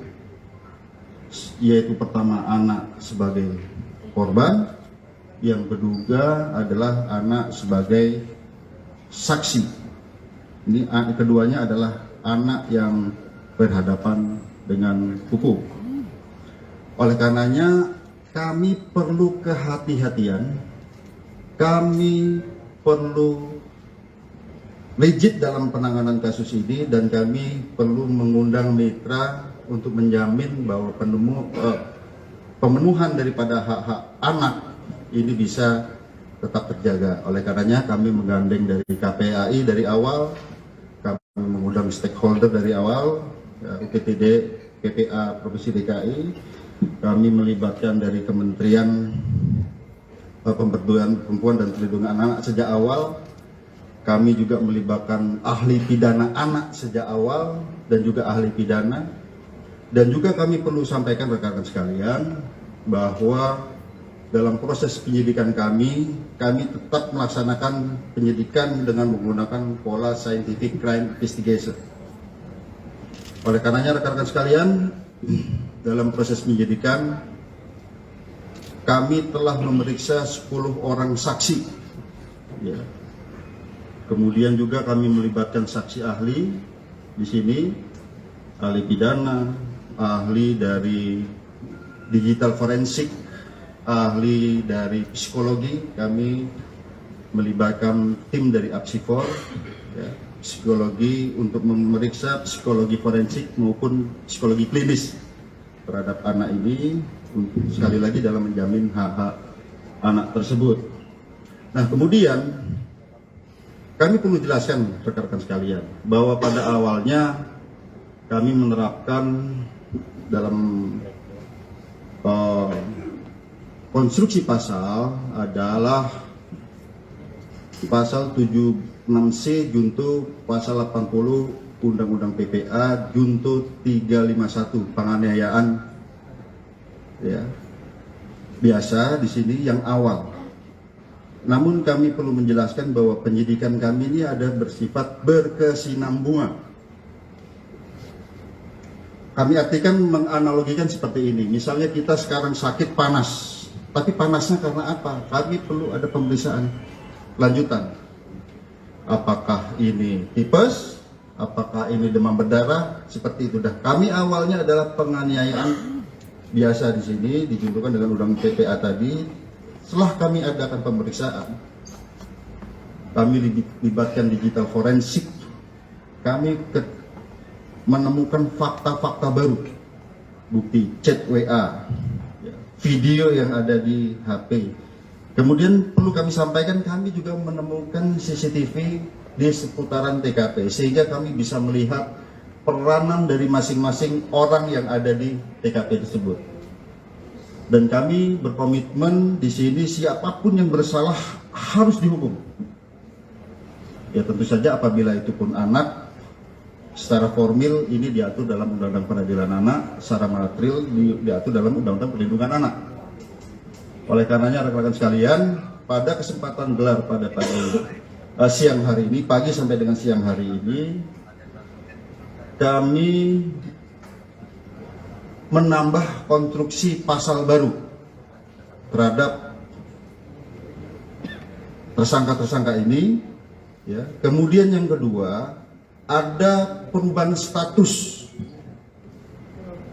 dari AG yang awalnya adalah anak yang berhadapan dengan hukum, berubah menjadi atau meningkat statusnya menjadi anak yang berkonflik dengan hukum, atau dengan kata lain berubah menjadi pelaku atau anak. Jadi terhadap anak di bawah umur ini tidak boleh dibilang tersangka. Jadi yang kami perlu jelaskan. Kemudian dari fakta hukum yang kami peroleh, baik itu dari chat WA, baik itu dari video, kemudian baik itu dari CCTV yang ada di TKP, kemudian keterangan saksi-saksi, ya, kami mengonstruksikan konstruksi pasal yang baru. Nah, sebelum kami jelaskan, kami juga perlu menjelaskan di sini, ternyata pada awalnya para tersangka ini ataupun orang yang ada di TKP tidak memberikan keterangan yang sebenarnya. Setelah kami sesuaikan dengan CCTV, kami sesuaikan dengan alat bukti yang lain, kami sesuaikan dengan chat WA, tergambar semua peranannya di situ. Oleh karenanya, yang kami sampaikan tadi, ada peningkatan status dari anak yang berhadapan dengan hukum berubah menjadi anak yang berkonflik dengan hukum ataupun pelaku. Kemudian ada perubahan konstruksi pasal. Yang pertama, terhadap tersangka MDS. Konstruksi pasalnya adalah 355 KUHP ayat 1, subsidiar 354 ayat 1 KUHP, lebih subsidiar 353 ayat 2 KUHP, lebih subsidiar 351 ayat 2 KUHP, dan atau 76C junto 80 Undang-Undang Perlindungan Anak dengan ancaman maksimal 12 tahun penjara. Itu MDS. Ya. Kemudian terhadap tersangka SL yaitu 355 ayat 1 junto 56 KUHP, subsidiar 354 ayat 1 KUHP junto 56 KUHP, lebih subsidiar 353 ayat 2 junto 56 KUHP, lebih subsidiar 351 ayat 2 junto 56 KUHP.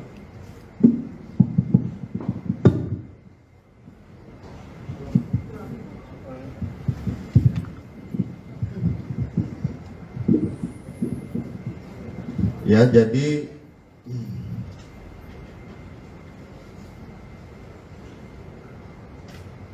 saya ulangi ya, untuk tersangka SL itu 355 KUHP 355 ayat 1 KUHP junto 56 KUHP, subsidiar 354 ayat 1 junto 56 KUHP, lebih subsidiar 353 ayat 2 junto 56 KUHP, lebih subsidiar 351 ayat 2 junto 56 KUHP, dan atau 76C junto 80 Undang-Undang Perlindungan Anak. Ya. Kemudian terhadap anak AG, kami harus sebut anak AG, ya, ini anak yang berkonflik dengan hukum. Itu pasalnya adalah 76C junto pasal 80 Undang-Undang Perlindungan Anak dan atau 355 ayat 1 junto 56 subsidiar 354 ayat 1 junto 56 KUHP lebih subsidiar 353 ayat 2 junto 56 KUHP lebih subsidiar 351 ayat 2 junto 56 KUHP. Tentang ancaman maksimal nanti ahli pidana yang akan menyampaikan, karena di sini sekali lagi rekan-rekan sekalian, secara formil terhadap anak di bawah umur itu ada perlakuan yang berbeda. Demikian juga apabila anak sebagai korban ada secara material dalam Undang-Undang Perlindungan Anak. Ya. Kemudian rekan-rekan sekalian, kami melihat di sini bahwa dari bukti digital bahwa ini ada perencanaan sejak awal. Ya, pada saat mulai menelpon SL, kemudian bertemu SL, kemudian pada saat di dalam mobil bertiga ada mens rea, niat di sana. Kemudian pada saat terjadinya penganiayaan yang ini sangat-sangat memprihatinkan, kita lihat ya, sangat-sangat sadis di sini. Itu ada 3 kali tendangan ke arah kepala. Kemudian ada 2 kali menginjak tengkuk dan juga ada 1 kali pukulan ke arah kepala. Ini yang ke arah yang sangat-sangat vital ini kepala ya. Di sana di antaranya ada kata-kata free kick. Ya, free kick baru ditendang ke arah kepala seperti tendangan penalti. Ya, ataupun tendangan bebas. Ya. Kemudian juga ada kata-kata gua nggak takut kalau anak orang lain, anak orang mati. Bagi penyidik di sini dan juga kami konsultasikan dengan saksi ahli, ini bisa merupakan suatu mens rea, niat jahat dan juga aktus serius wujud perbuatan. Ini rangkaian perbuatan, korban sudah tidak berdaya, 2 kali ditendang sudah tidak berdaya, masih diadakan penganiayaan lebih lanjut ke arah kepala. Oleh karenanya rekan-rekan sekalian, sekali lagi hari ini kami melaksanakan gelar perkara secara komprehensif, ya, di mana yang pertama sebagai wujud penyidikan kami yang berkesinambungan dengan melihat alat bukti yang ada, dengan melihat digital forensik, hasil digital forensik, bukti chat WA, video, kemudian bukti digital forensik dari CCTV, TKP, keterangan saksi, beberapa orang saksi ini, 10 orang saksi yang saling bersesuaian, sehingga kami menemukan fakta hukum dan bisa menemukan peranan dari masing-masing tersangka. Maka hari ini kami menambah konstruksi pasal sebagaimana yang kami sebutkan tadi. Yang kedua, terjadi peningkatan status terhadap AG yang tadinya adalah anak yang berhadapan dengan hukum, berubah menjadi anak yang berkonflik dengan hukum, ya, ataupun anak. Jadi kalau di Undang-Undang Pelindungan tidak boleh disebut tersangka. Ya, kemudian untuk efisiensi penyidikan, karena selama ini kami mengirim tim wasidik dan penyidik Nenakta di Polres Jakarta Selatan, kami limpahkan ke Polda Metro Jaya. Yang kedua, rekan-rekan sekalian, yang kami perlu tekankan, mengapa terhadap peningkatan status ini membutuhkan waktu yang lama? Kami harus mengikuti prosedur yang diatur dalam Undang-Undang Perlindungan Anak, Undang-Undang Peradilan Anak. Ya. Kami harus melibatkan pekerja sosial untuk melaksanakan penelitian, kami harus melibatkan tim psikologi untuk melaksanakan pemeriksaan, ya, kemudian tes dan serangkaian kegiatan yang membutuhkan waktu tidak sebentar. Saya kira demikian penjelasan dari kami. Selanjutnya kami persilakan pada Pak Kabid Humas. Baik rekan-rekan, sebelum ke ahli pidana dan lainnya, mungkin dari Pak Deputi Kementerian PPA yang akan menyampaikan.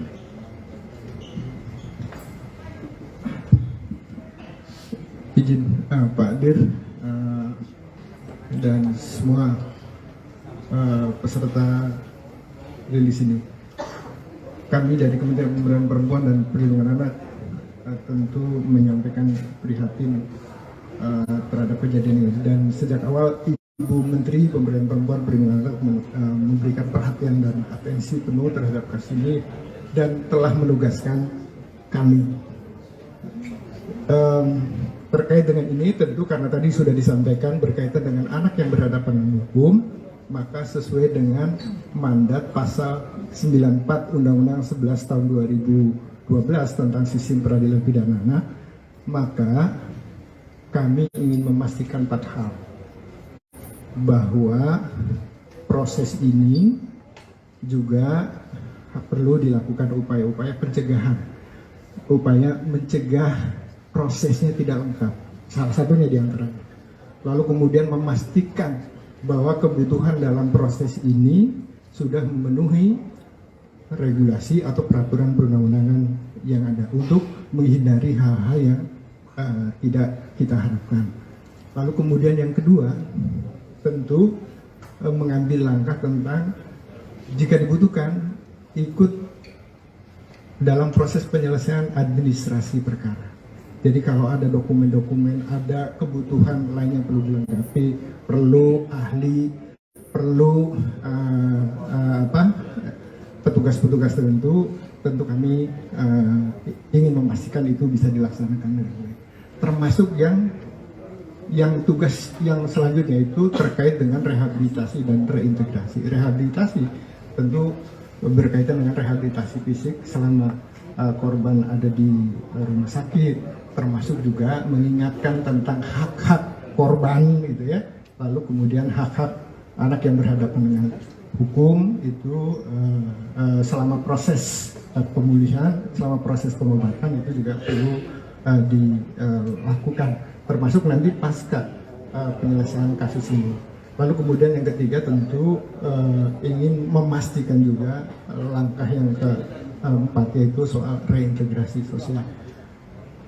Kita tidak mengharapkan misalnya yang sudah diputuskan tadi oleh penyidik lalu kemudian berdampak kepada pengabaian hak-hak anak. Misalnya dalam proses ini jangan sampai misalnya anak yang sudah dinaikkan statusnya lalu kemudian tidak punya hak untuk dipenuhi hak pendidikannya, hak yang lainnya dan segala macam. Ini yang kami terus kawal sejak awal dan sudah berkoordinasi dengan KPAI kepolisian sejak dari Jakarta Selatan.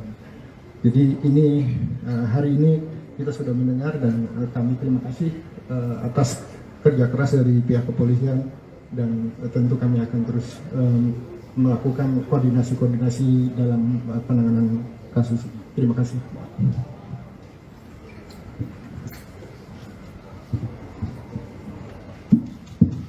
Baik, terima kasih. Assalamualaikum warahmatullahi wabarakatuh. Selamat sore Pak Dir beserta jajaran Bapak Ibu dari Kementerian Lembaga, rekan-rekan awak media. Rasa duka dan empati tentu kami sampaikan kepada korban. Sampai saat ini dalam pengawasan kami yang disampaikan medis dan keluarga baru sampai bisa respon, dan itu pun secara medis. Tentu ini merupakan kekerasan yang sangat serius dan KPAI mengutuk tindakan kekerasan yang dilakukan karena ini sangat mencederai martabat, terutama hak dasar asasi manusia. Ini yang kami lihat sebagai tindakan pidana yang luar biasa, sehingga pengawasan kami tentu terhadap korban ingin lebih memastikan bagaimana situasi dan kondisi Ananda D ini dalam perawatan intensif segera dipulihkan dan Allah segera angkat penyakitnya sehingga Ananda bisa kembali pulih dan menikmati masa anak-anaknya secara normal, secara wajar. Ini doa kita setiap saat. Yang kedua, terkait rilis hari ini, tentu KPAI memberikan apresiasi atas upaya kerja keras, kerjasama, kerja koordinatif yang terus dilakukan oleh Polres Jakarta Selatan dan kemudian hari ini dilakukan di tingkat Polda Metro Jaya ini menunjukkan keseriusan terhadap langkah-langkah profesionalitas yang dilakukan kepolisian melihat situasi dan kondisi tindak pidana terhadap seorang anak. Sehingga kami dengan mendengarkan apa yang disampaikan oleh Pak Direktur tadi, ada konstruksi yang baru memberikan sebuah apresiasi dan sebuah pembelajaran publik bahwa anak-anak Indonesia harus terbebas dari situasi kekerasan yang hari ini dialami oleh salah satu anak kita. Berikutnya, pengawasan kami tentu bukan hanya melihat situasi dan kondisi dan bertemu korban serta keluarganya, kami juga memastikan berbagai hak yang harus didapatkan ketika kita melihat di dalam aturan perundangan bahwa anak yang menjadi korban kekerasan ini tentu dipastikan siapa yang berperan secara sentral untuk memberikan perlindungan. Di antaranya adalah KPAI melihat ada hak-hak yang harus dilewati dalam proses hukumnya. Tentu kalau disebut hak prosedural, baik itu pendampingannya gitu ya dalam proses hukum. Tentu ketika seorang anak masih dalam situasi kritis, kita ingin ada ruang dan pemulihan yang optimal. Kemudian juga pemulihan sampai pada situasi yang betul-betul pulih gitu. Dan berikutnya adalah hak restitusi atau ganti kerugian. Kami telah koordinasi dengan LPSK sebagai mandatori dari Undang-Undang 31 2016 untuk menyatakan bahwa ini harus dijalankan sesuai aturan yang berlaku gitu. Nah, tentu saja di dalam konteks ini kami juga melihat proses hukum yang dijalankan oleh Polres Jakarta Selatan gitu ya. Jadi pengawasan sudah kami lakukan seiring dengan pengaduan yang diberikan oleh tim dan keluarga, tim kuasa hukum dan keluarga korban kepada KPAI pada tanggal 24 Februari 2023. Nah, berikutnya pada 28 Februari kami didatangi oleh tim kuasa hukum dan keluarganya dari Ananda AG sebagai anak yang berhadapan dengan hukum. Ini tentu menjadi sebuah situasi yang harus kami pastikan juga ruang lingkupnya bagaimana pengawasan KPAI bisa memperlakukan ya anak saksi ini secara setara di dalam konteks perlindungan dan proses hukumnya. Kami berkoordinasi apakah ada yang tidak menyenangkan di dalam kerangka pemeriksaan. Nah, itu langkah-langkah kami tentu untuk anak yang berhadapan dengan hukum. Kemudian bagaimana situasi dan kondisi Ananda ini juga kami lakukan langkah-langkah komunikasi gitu ya dan berbagai hal yang menunjukkan bahwa ini bagian pengawasan KPAI. Sesungguhnya yang paling luar biasa adalah bagaimana kami sudah koordinasi juga terkait begitu banyaknya penyebaran identitas yang seharusnya kita semua bisa menahan diri, bisa dihapus dan tidak luar biasa dipublikasi. Jadi ini yang sebetulnya dalam konteks koordinasi pengawasan dari setelah pelaporan Ananda AG yang dilakukan oleh KPAI beserta beberapa pemangku kepentingan. Terkait hari ini tentu ini bagian koordinasi yang kemudian kami lihat ada peningkatan tadi status menjadi anak berkonflik hukum atau menjadi anak terkait AG. Tentu kami menghormati jalannya prosesnya dari proses hukum ini. Karena bagi kami anak berkonflik dengan hukum mereka adalah anak korban, anak pelaku dan anak saksi menjadi kerangka dalam perlindungan anak di dalam proses hukum.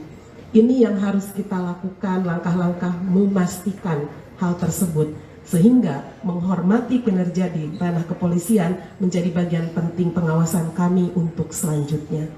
Baik, itu yang ingin saya sampaikan sehingga hak-hak yang kemudian bagaimana setelah dia menjadi anak AG ini tentu KPAI akan terus memastikan Ananda AG juga berada dalam situasi yang tidak terpublikasi secara luar biasa gitu ya. Publikasi yang kita maksud tentu ada penyebaran foto, penyebaran nama, bahkan hal-hal yang memang seharusnya terlindungi. Jadi ini menjadi salah satu yang harus kita pastikan. Kemudian juga bagaimana proses selanjutnya, karena pasti akan ada skema-skema dalam menurut aturan perundangan, sistem peradilan pidana anak maupun undang-undang perlindungan anak ini akan di dalam pengawasan kepolisian dikembalikan kepada orang tua untuk terus menjalankan proses hukumnya atau dititip dalam LPKS, Lembaga Penyelenggaraan Kesejahteraan Sosial, yang memang berwenang di dalam undang-undang untuk memberikan perlindungan di dalam kerangka pemeriksaan. Mohon maaf agak panjang Pak Dir. Ini hal-hal yang hari ini mari rekan-rekan sekalian akan kita lakukan langkah-langkah menghormati proses hukum yang ada, dan kemudian KPAI akan terus mengawasi berjalannya hukum ini sesuai dengan aturan perundangan yang berlaku. Terima kasih. Assalamualaikum warahmatullahi wabarakatuh. Selamat sore. Rekan-rekan, menyambung dari Ibu Ketua KPAI, Pak Direktur, menambahkan. Baik rekan-rekan, mungkin tadi saya lupa menyampaikan pasal 355 KUHP itu adalah penganiayaan berat yang direncanakan dengan ancaman maksimal 12 tahun penjara. Ya, jadi itu ancaman maksimal, itu pasal yang kami sebutkan. Kalau pasal 354 itu dengan sengaja melakukan penganiayaan berat, ancaman maksimal 8 tahun. Kemudian 353 itu penganiayaan yang direncanakan mengakibatkan luka berat. Ya. Kemudian 351 ayat 2, penganiayaan tanpa direncanakan, ya, penganiayaan yang mengakibatkan luka berat. Jadi ini memang konsep pasal kita urut dari mulai yang terberat sampai dengan, tapi dari penyidikan kami ini masih berkesinambungan, ya.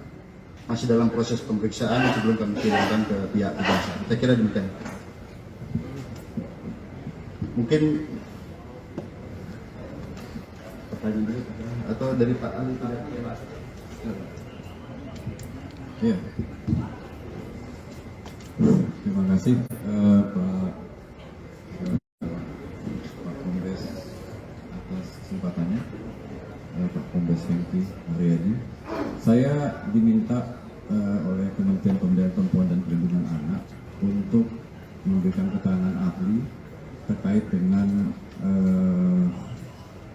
dugaan tindak pidana yang dilakukan, pasal-pasal yang diduga dilakukan oleh tersangka. Ya. Nah, tadi sudah disebutkan oleh Pak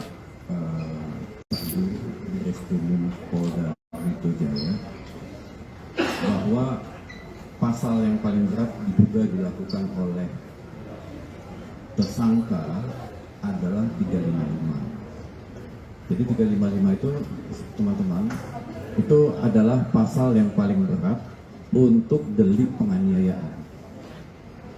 Penyidik telah menemukan alat bukti bahwa tersangka diduga melakukan penganiayaan berat yang direncanakan.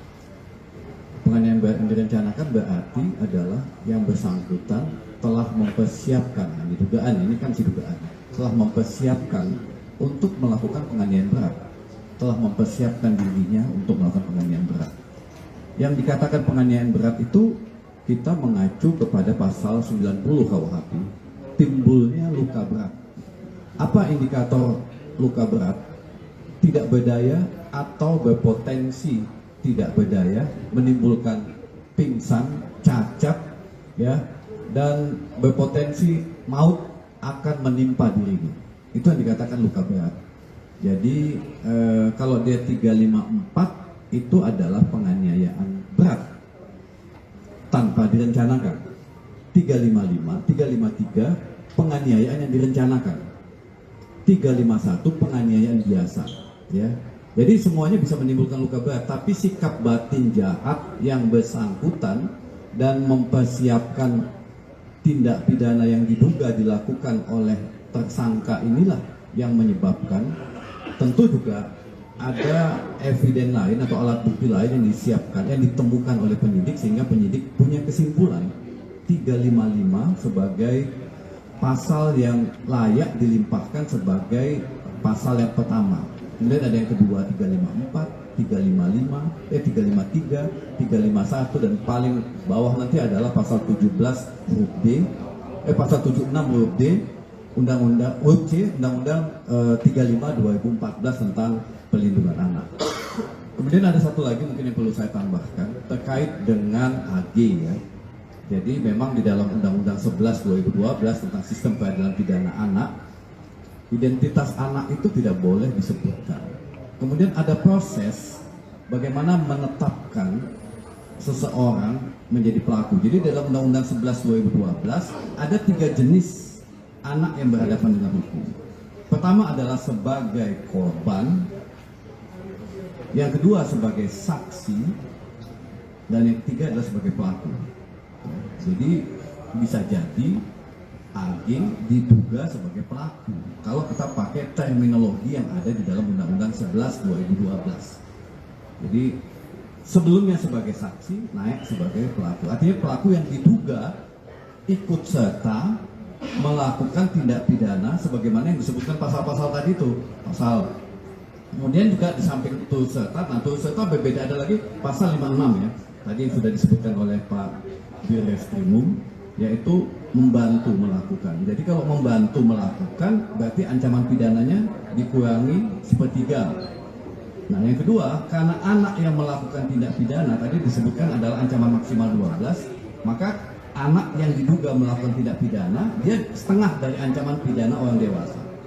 Jadi kalaupun nanti dibawa ke pengadilan sebagai terdakwa, ya misalnya ya, ini misalnya, maka ancaman pidananya maksimum adalah 6 tahun, dikurangi lagi 1/3 karena dia kalau memang pasal 56 terbukti mencoba, berarti dikurangi lagi, jadi maksimum adalah 4 tahun supaya teman-teman lainnya bisa membedakan anak yang berhadapan dengan hukum berbeda dengan orang dewasa yang melakukan tindak pidana ya, berbeda. Jadi perlakuannya berbeda. Ada proses panjang sebelum yang bersangkutan ditetapkan sebagai pelaku. Ada proses panjang. Tadi juga disebutkan oleh Ketua KPAI berdasarkan undang-undang, dia ada hak-hak yang perlu dilindungi. Jadi mohon kepada media untuk melindunginya supaya tidak kebablasan dalam memberitakan karena dia punya masa depan yang kemudian juga ketika melakukan dugaan tindak pidana itu sifatnya responsif. Bukan sesuatu yang direncanakan sebagaimana orang dewasa. Jadi ada perbedaan karakter, jadi tidak boleh dipersamakan antara orang dewasa yang melakukan tindak pidana dengan anak yang melakukan tindak pidana. Saya pikir ini. Terima kasih. Baik, rekan-rekan. Tadi kita dengarkan seluruhnya. Sekarang rekan-rekan ada pertanyaan, silakan. Pak Lia. Oh iya, mohon maaf, ada dari Kepala Dinas. Silakan, Ibu. Bismillahirrahmanirrahim. Assalamualaikum warahmatullahi wabarakatuh. Kami dari Dinas Pemberdayaan, Perlindungan Anak, dan Pengendalian Penduduk Provinsi DKI Jakarta.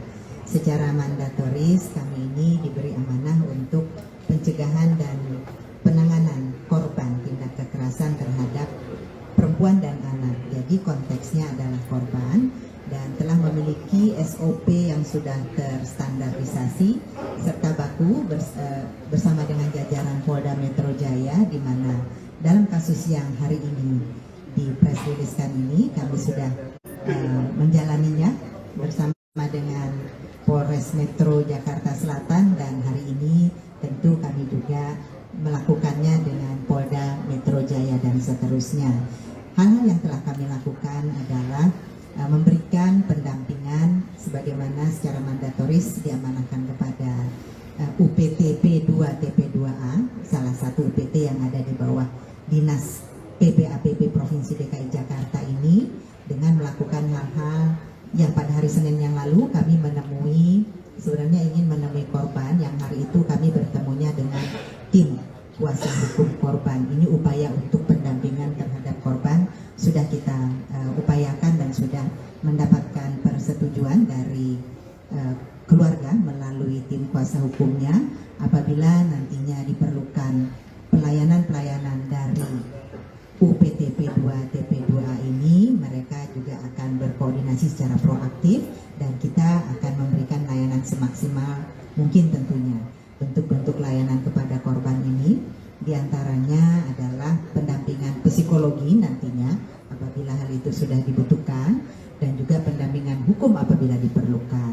Dan mereka saat ini memiliki pendamping hukum sendiri Dan tentu melalui kesempatan press release ini juga Selamat sore, Shalom, Om Swastiastu.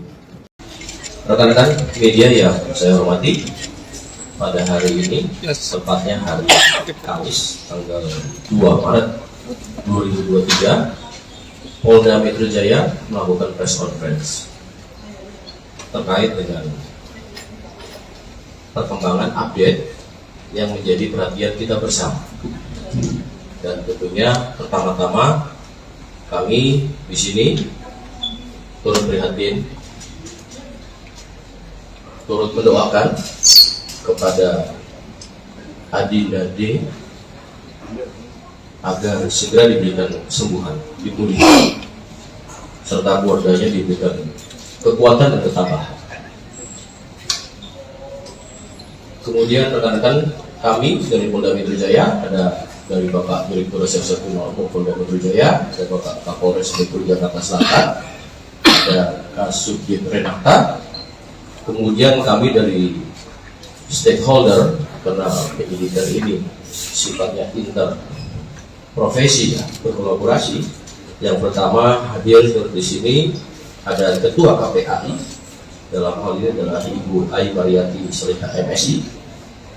Kemudian juga ada Deputi Kementerian PPA Bapak Nahar Esa MSI, dan kemudian juga ada Kepala Dinas PPAP Provinsi DKI Insinyur Tuti Kusumawati MM, dan satu lagi kami juga mendampingi ada ahli pidana anak dari Kementerian PPA Bapak Dr. Ahmad Sofyan SHM. Rekan-rekan, pada hari ini akan ada update terkait dengan proses penyidikan yang dilakukan oleh Polda Metro Jaya. Untuk waktu, kami persilakan kepada Bapak Direktur Reserse Kriminal Polda Metro Jaya. Baik, Assalamualaikum warahmatullahi wabarakatuh. Salam sejahtera buat kita semua. Yang terhormat Bapak Deputi Menteri Pemberdayaan Perempuan dan Perlindungan Anak, Bapak Nahar SHMSI. Yang kami hormati Ibu Kepala Dinas PPAPP Provinsi DKI Insinyur Tuti Kusumawati MM. Yang kami hormati Ketua KPRI Ibu Ai Mariati Soliha MSI. Kemudian yang saya hormati ahli pidana anak dari Kementerian Pemberdayaan Perempuan dan Perlindungan Anak Indonesia, Bapak Dr. Ahmad Sofyan SHMA. Jadi pada kesempatan sore hari ini kami akan menjelaskan update penanganan penyidikan pada kasus yang saat ini menjadi pusat perhatian secara nasional, yaitu penganiayaan terhadap korban atas nama D. Rekan-rekan sekalian, yang pertama kami perlu jelaskan bahwa kasus ini terjadi pada tanggal 20 Februari 2023, kemudian ditangani oleh Polsek Pesanggerahan, dan pada saat itu sudah ditetapkan tersangka dan ditahan. Namun kemudian karena di Polsek tidak ada unit khusus PPA, maka dilimpahkan ke Polres Jakarta Selatan dan kemudian dilaksanakan penyidikan dengan asistensi dan supervisi dari Direktorat Kriminal Umum Polda Metro Jaya, di mana kami mengirimkan tim penyidik Renata dan juga personil daripada pengawasan penyidikan.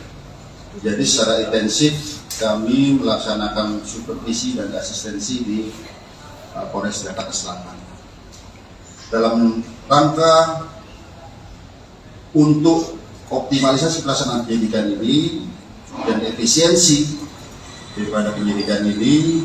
Hari ini kami tarik ke Polda Metro Jaya. Mengapa? Karena memang kita menerapkan pola kolaborasi intervensi untuk memudahkan koordinasi, dan juga kami memiliki penyidik yang lebih banyak yang khusus menangani kasus-kasus yang melibatkan perempuan dan anak. Rekan-rekan sekalian, pada proses penyidikan ini yang ada di Jakarta Selatan, pada 3 hari pertama, penyidik sudah menentukan tersangka dan juga menahan, yaitu 2 tersangka. Kemudian 7 hari terakhir, kita adakan pendalaman terhadap proses penyidikan ini. Ya. Kami perlu jelaskan bahwa dalam proses penyidikan ini kita menghadapi 2 kelompok subjek hukum. Yang pertama adalah orang dewasa yang sudah kita tentukan tersangkanya ini. Kemudian kita juga menghadapi 2 subjek hukum, yaitu anak yang berhadapan dengan hukum. Yaitu pertama anak sebagai korban, yang kedua adalah anak sebagai saksi. Ini keduanya adalah anak yang berhadapan dengan hukum.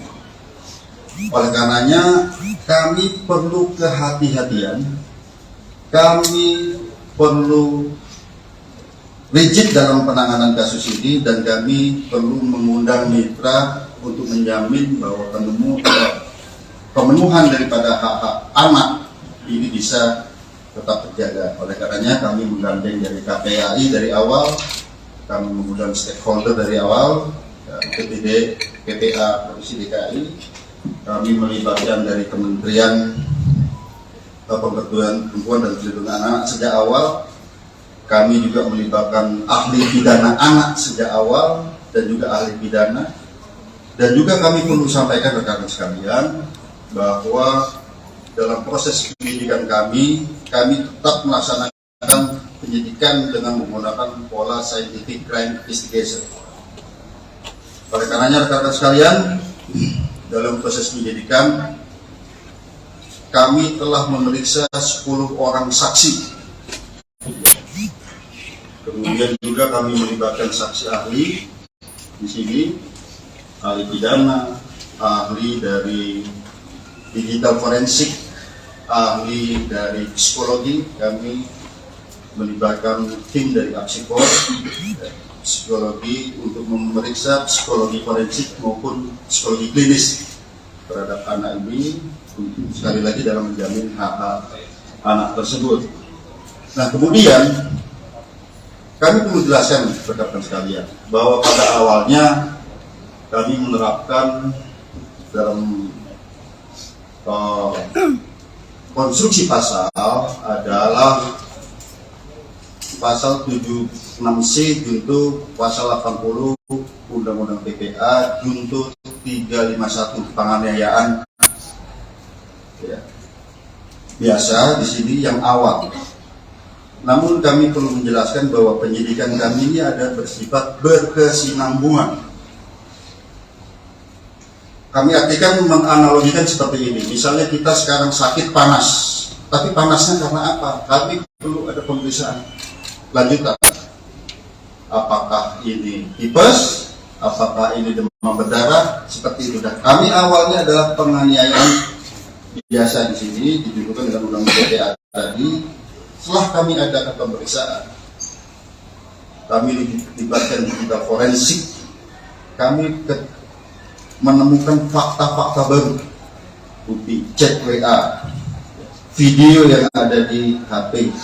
Kemudian perlu kami sampaikan, kami juga menemukan CCTV di seputaran TKP, sehingga kami bisa melihat peranan dari masing-masing orang yang ada di TKP tersebut. Dan kami berkomitmen di sini siapapun yang bersalah harus dihukum.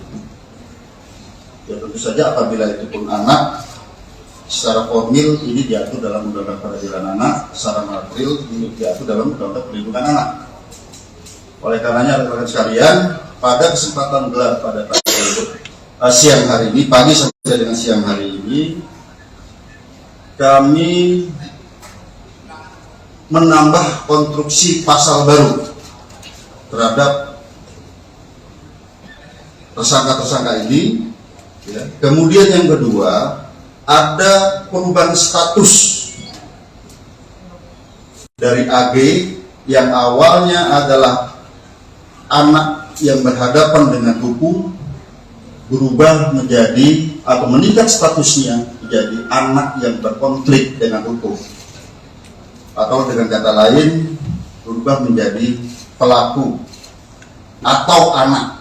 Jadi terhadap anak di bawah umur itu tidak boleh dibilang tersangka. Jadi yang kami perlu jelaskan.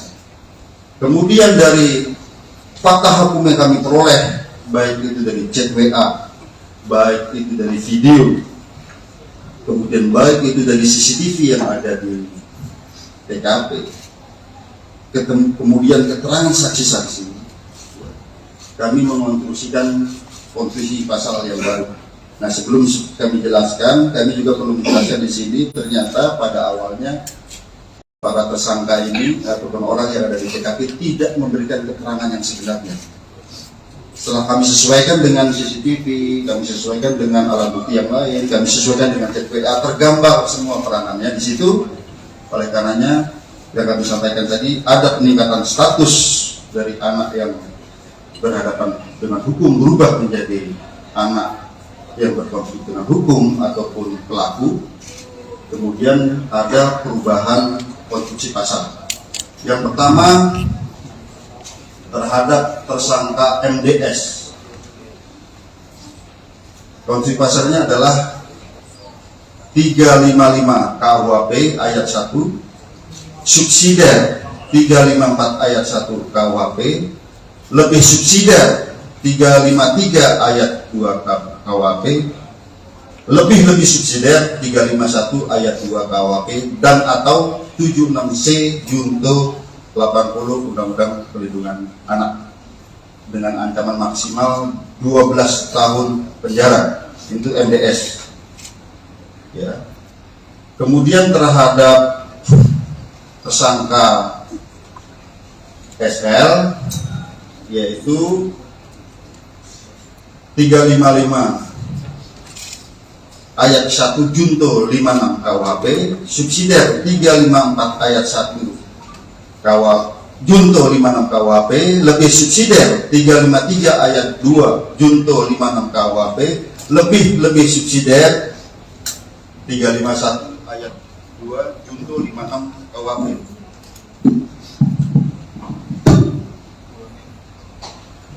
Ulangin bang.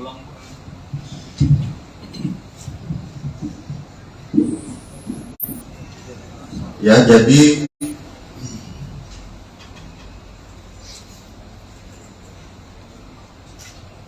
saya ulangi ya, untuk tersangka SL itu 355 KUHP 355 ayat 1 KUHP junto 56 KUHP, subsidiar 354 ayat 1 junto 56 KUHP, lebih subsidiar 353 ayat 2 junto 56 KUHP, lebih subsidiar 351 ayat 2 junto 56 KUHP, dan atau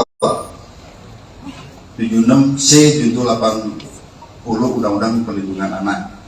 Ya. Kemudian terhadap anak AG, kami harus sebut anak AG, ya, ini anak yang berkonflik dengan hukum. Itu pasalnya adalah 76C junto 8 pasal 80 Undang-Undang Perlindungan Anak, dan atau 355 ayat 1 junto 56, subsidiar 354 ayat 1 junto 56 KUHP, lebih subsidiar 353 ayat 2 junto 56 KUHP, lebih subsidiar 351 ayat 2 junto 56 KUHP. Tentang ancaman maksimal nanti ahli pidana yang akan menyampaikan, karena di sini sekali lagi rekan-rekan sekalian, secara formil terhadap anak di bawah umur itu ada perlakuan yang berbeda. Demikian juga apabila anak sebagai korban, ada secara material dalam Undang-Undang Perlindungan Anak. Kemudian rekan-rekan sekalian, kami melihat di sini bahwa dari bukti digital bahwa ini ada perencanaan sejak awal. Ya, pada saat mulai menelpon SL, kemudian bertemu SL, kemudian pada saat di dalam mobil bertiga ada mensrea di sana. Kemudian pada saat terjadinya penganiayaan yang ini sangat-sangat memprihatinkan, kita lihat ya, sangat-sangat sadis di sini, itu ada 3 kali tendangan ke arah kepala. Kemudian ada 2 kali menginjak tengkuk dan juga ada 1 kali pukulan ke arah kepala. Ini yang ke arah yang sangat-sangat vital di kepala. Di sana di antaranya ada kata-kata free kick. Ya, free kick baru ditendang ke kepala seperti tendangan penalti. Ya, ataupun tendangan bebas. Kemudian juga ada kata-kata, gua nggak takut kalau anak orang lain, anak orang mati. Bagi penyidik di sini dan juga kami koordinasikan konsultasi dengan saksi ahli, ini bisa merupakan suatu mensrea, niat jahat dan juga aktus serius wujud perbuatan. Jadi rangkaian perbuatan, korban sudah tidak berdaya, 2 kali ditendang sudah tidak berdaya, masih diadakan penganiayaan lebih lanjut ke arah kepala. Oleh karenanya rekan-rekan sekalian, sekali lagi hari ini kami melaksanakan gelar perkara secara komprehensif, ya, di mana yang pertama sebagai wujud penyidikan kami yang berkesinambungan dengan melihat alat bukti yang ada, dengan melihat digital forensik, hasil digital forensik, bukti chat WA, video, kemudian bukti digital forensik dari CCTV, TKP, keterangan saksi, beberapa orang saksi, 10 orang saksi yang saling bersesuaian, sehingga kami menemukan fakta hukum dan bisa menemukan peranan dari masing-masing tersangka. Maka hari ini kami menambah konstruksi pasal sebagaimana yang kami sebutkan tadi. Yang kedua, terjadi peningkatan status terhadap AG yang tadinya adalah anak yang berhadapan dengan hukum, berubah menjadi anak yang berkonflik dengan hukum ataupun anak. Jadi kalau di undang-undang tidak boleh disebut tersangka. Ya, kemudian untuk efisiensi penyidikan, karena saat ini kami mengirim tim wasidik dan penyidik Menak dari Polres Jakarta Selatan, kami limpahkan ke Polda Metro Jaya.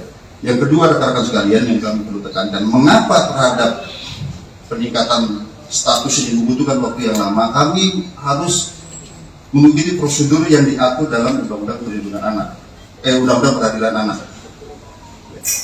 Kami harus melibatkan pekerja sosial untuk melaksanakan penelitian.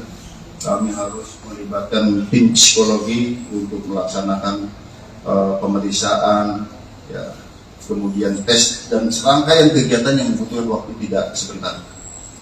Saya kira demikian penjelasan dari kami. Selanjutnya kami persilakan pada Pak Kabit, Mas. Baik rekan-rekan, sebelum ke ahli pidana dan lainnya, mungkin dari Pak Deputi Kementerian PPA yang akan menyampaikan.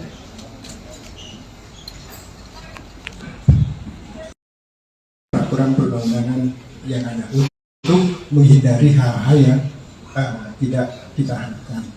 Lalu kemudian yang kedua, tentu mengambil langkah tentang jika dibutuhkan ikut dalam proses penyelesaian administrasi perkara. Jadi kalau ada dokumen-dokumen, ada kebutuhan lain yang perlu dilengkapi, perlu ahli, perlu petugas-petugas tertentu, tentu kami ingin memastikan itu bisa dilaksanakan. Termasuk yang tugas yang selanjutnya itu terkait dengan rehabilitasi dan reintegrasi. Rehabilitasi tentu berkaitan dengan rehabilitasi fisik selama korban ada di rumah sakit, termasuk juga mengingatkan tentang hak-hak korban gitu ya, lalu kemudian hak-hak anak yang berhadapan dengan hukum itu selama proses pemulihan, selama proses pengobatan itu juga perlu dilakukan, termasuk nanti pasca penyelesaian kasus ini. Lalu kemudian yang ketiga tentu ingin memastikan juga langkah yang keempat, yaitu soal reintegrasi sosial. Kita tidak mengharapkan misalnya yang sudah diputuskan tadi oleh penyidik lalu kemudian berdampak kepada pengabaian hak. Misalnya dalam proses ini jangan sampai misalnya anak yang sudah dinaikkan statusnya lalu kemudian tidak punya hak untuk dipenuhi hak pendidikannya, hak yang lainnya dan segala macam. Ini yang kami terus kawal sejak awal dan sudah berkoordinasi dengan KPAI polisian sejak dari Jakarta Selatan. Jadi ini hari ini kita sudah mendengar dan kami terima kasih atas kerja keras dari pihak kepolisian, dan tentu kami akan terus melakukan koordinasi dalam penanganan kasus. Terima kasih.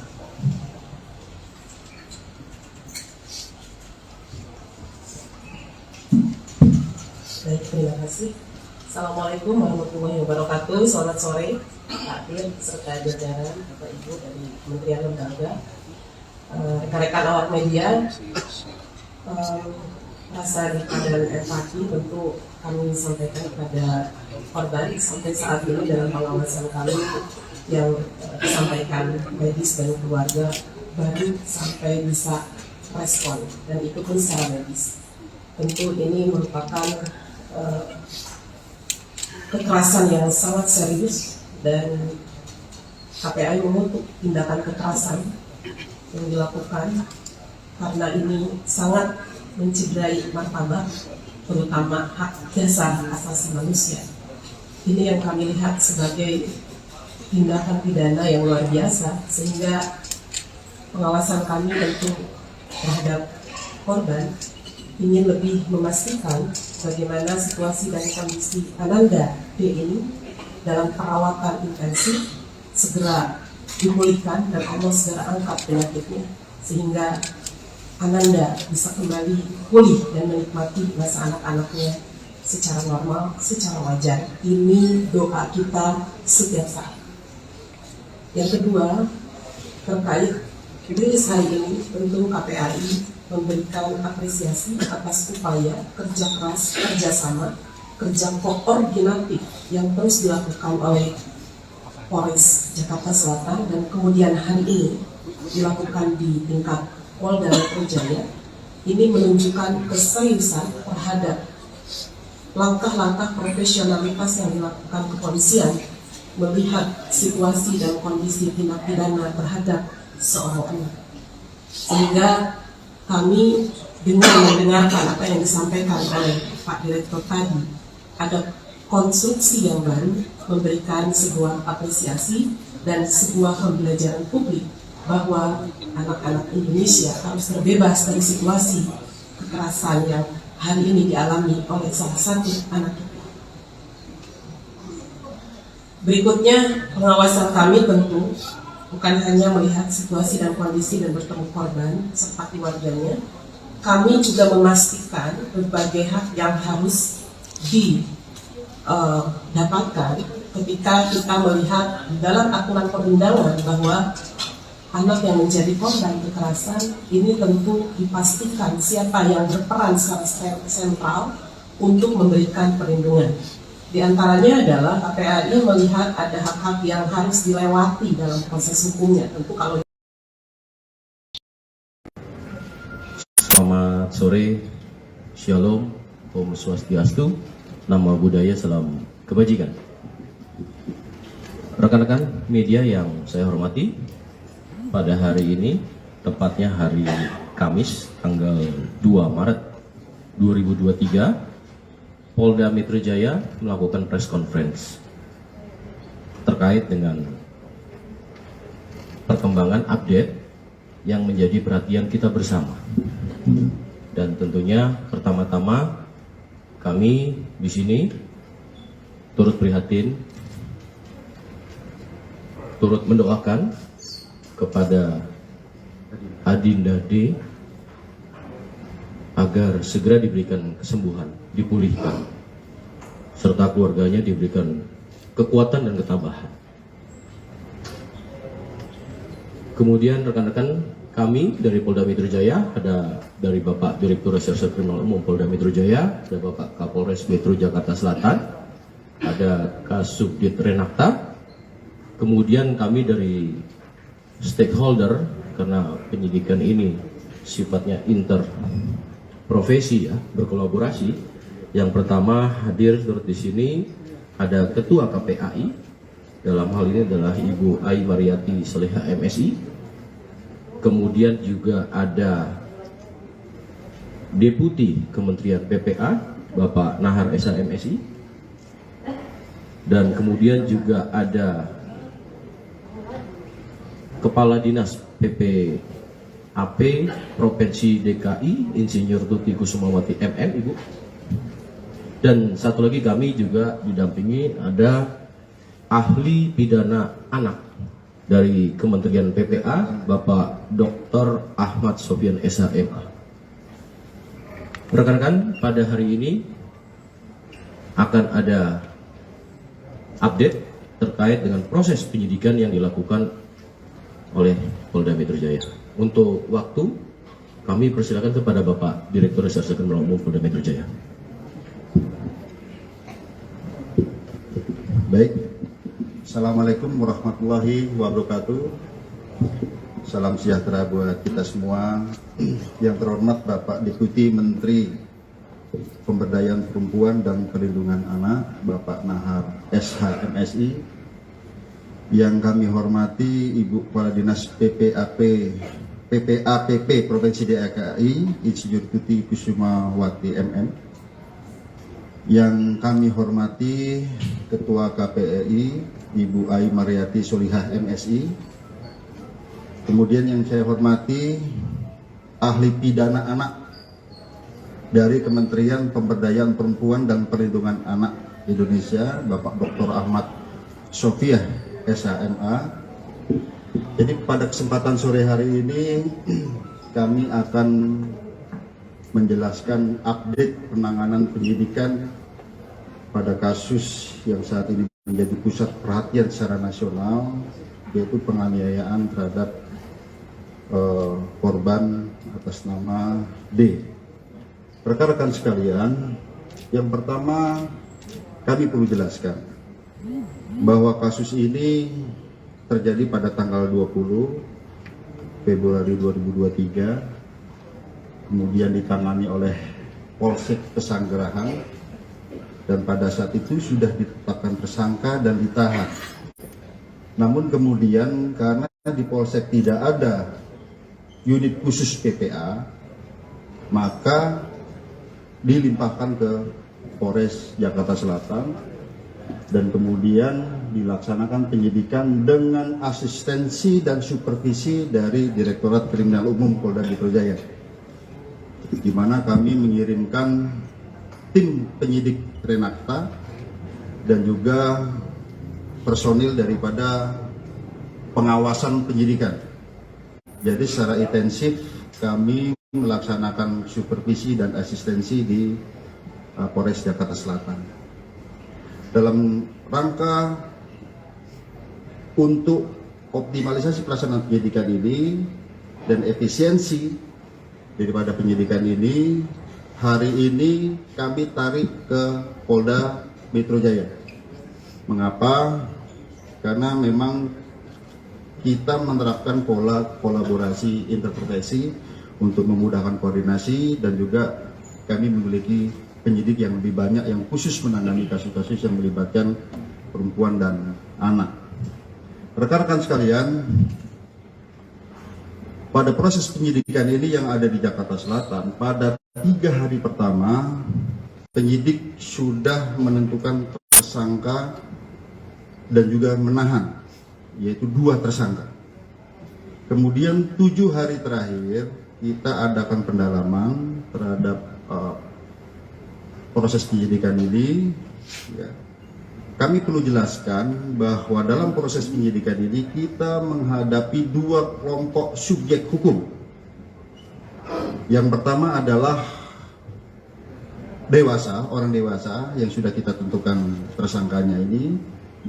Kemudian kita juga menghadapi dua subjek hukum, yaitu anak yang berhadapan dengan hukum, yaitu pertama anak sebagai korban, yang kedua adalah anak sebagai saksi. Ini keduanya adalah anak yang berhadapan dengan hukum. Oleh karenanya kami perlu kehati-hatian, kami perlu rigid dalam penanganan kasus ini, dan kami perlu mengundang mitra untuk menjamin bahwa pemenuhan daripada hak-hak anak ini bisa tetap terjaga. Oleh karenanya kami menggandeng dari KPAI dari awal, kami mengundang stakeholder dari awal, UPTD, PPA Provinsi DKI, kami melibatkan dari Kementerian Pemberdayaan Perempuan dan Perlindungan Anak sejak awal. Kami juga melibatkan ahli pidana anak sejak awal dan juga ahli pidana. Dan juga kami perlu sampaikan rekan-rekan sekalian bahwa dalam proses penyidikan kami tetap melaksanakan penyidikan dengan menggunakan pola scientific crime investigation. Oleh karenanya rekan-rekan sekalian, dalam proses penyidikan kami telah memeriksa 10 orang saksi. Ya. Kemudian juga kami melibatkan saksi ahli di sini, ahli pidana, ahli dari digital forensik, ahli dari psikologi. Kami melibatkan tim dari Apsifor, ya, psikologi untuk memeriksa psikologi forensik maupun psikologi klinis terhadap anak ini, sekali lagi dalam menjamin hak-hak anak tersebut. Nah, kemudian kami perlu jelaskan rekan-rekan sekalian bahwa pada awalnya kami menerapkan dalam konstruksi pasal adalah pasal 76C junto pasal 80 Undang-Undang PPA junto 351 penganiayaan, ya, biasa di sini yang awal. Namun kami perlu menjelaskan bahwa penyidikan kami ini ada bersifat berkesinambungan. Kami artikan menganalogikan seperti ini. Misalnya kita sekarang sakit panas, tapi panasnya karena apa? Kami perlu ada pemeriksaan lanjutan. Apakah ini tipes? Apakah ini demam berdarah? Seperti itu dah. Kami awalnya adalah penganiayaan biasa di sini ditentukan dengan undang PPA tadi. Setelah kami adakan pemeriksaan, kami libatkan digital forensik, kami menemukan fakta-fakta baru, bukti chat WA, video yang ada di HP. Kemudian perlu kami sampaikan, kami juga menemukan CCTV di seputaran TKP, sehingga kami bisa melihat peranan dari masing-masing orang yang ada di TKP tersebut. Dan kami berkomitmen di sini siapapun yang bersalah harus dihukum. Ya tentu saja apabila itu pun anak, secara formil ini diatur dalam Undang-Undang Peradilan Anak, secara material diatur dalam Undang-Undang Perlindungan Anak. Oleh karenanya rekan-rekan sekalian, pada kesempatan gelar pada siang hari ini, pagi sampai dengan siang hari ini, kami menambah konstruksi pasal baru terhadap tersangka-tersangka ini, ya. Kemudian yang kedua, ada perubahan status dari AG yang awalnya adalah anak yang berhadapan dengan hukum, berubah menjadi atau meningkat statusnya menjadi anak yang berkonflik dengan hukum. Atau dengan kata lain, berubah menjadi pelaku atau anak. Jadi terhadap anak di bawah umur ini tidak boleh dibilang tersangka. Jadi yang kami perlu jelaskan.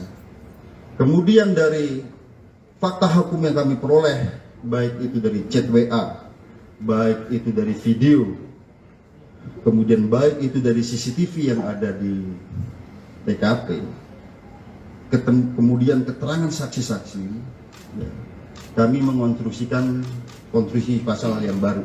Nah, sebelum kami jelaskan, kami juga perlu menjelaskan di sini, ternyata pada awalnya para tersangka ini ataupun orang yang ada di TKP tidak memberikan keterangan yang sebenarnya. Setelah kami sesuaikan dengan CCTV, kami sesuaikan dengan alat bukti yang lain, kami sesuaikan dengan chat WA, tergambar semua peranannya di situ. Oleh karenanya, yang kami sampaikan tadi, ada peningkatan status dari anak yang berhadapan dengan hukum berubah menjadi anak yang berkonflik dengan hukum ataupun pelaku. Kemudian ada perubahan konstruksi pasal. Yang pertama, terhadap tersangka MDS. Konstruksi pasalnya adalah 355 KUHP ayat 1, subsidiar 354 ayat 1 KUHP, lebih subsidiar 353 ayat 2 KUHP, lebih subsidiar 351 ayat 2 KUHP, dan atau 76C junto 80 Undang-Undang Perlindungan Anak dengan ancaman maksimal 12 tahun penjara. Itu MDS. Ya. Kemudian terhadap tersangka SL, yaitu 355 ayat 1 junto 56 KUHP, subsidiar 354 ayat 1 KUHP junto 56 KUHP, lebih subsidiar 353 ayat 2 junto 56 KUHP, lebih subsidiar 351 ayat 2 junto 56 KUHP.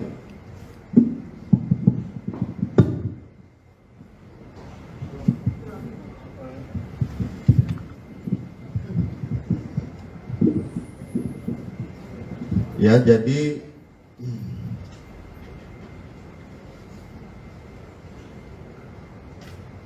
saya ulangi ya, untuk tersangka SL itu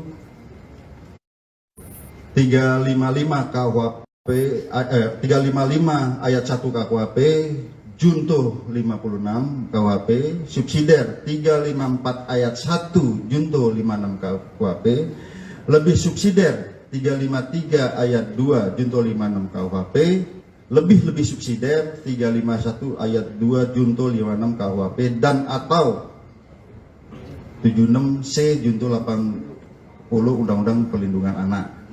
Ya. Kemudian terhadap anak AG, kami harus sebut anak AG, ya, ini anak yang berkonflik dengan hukum.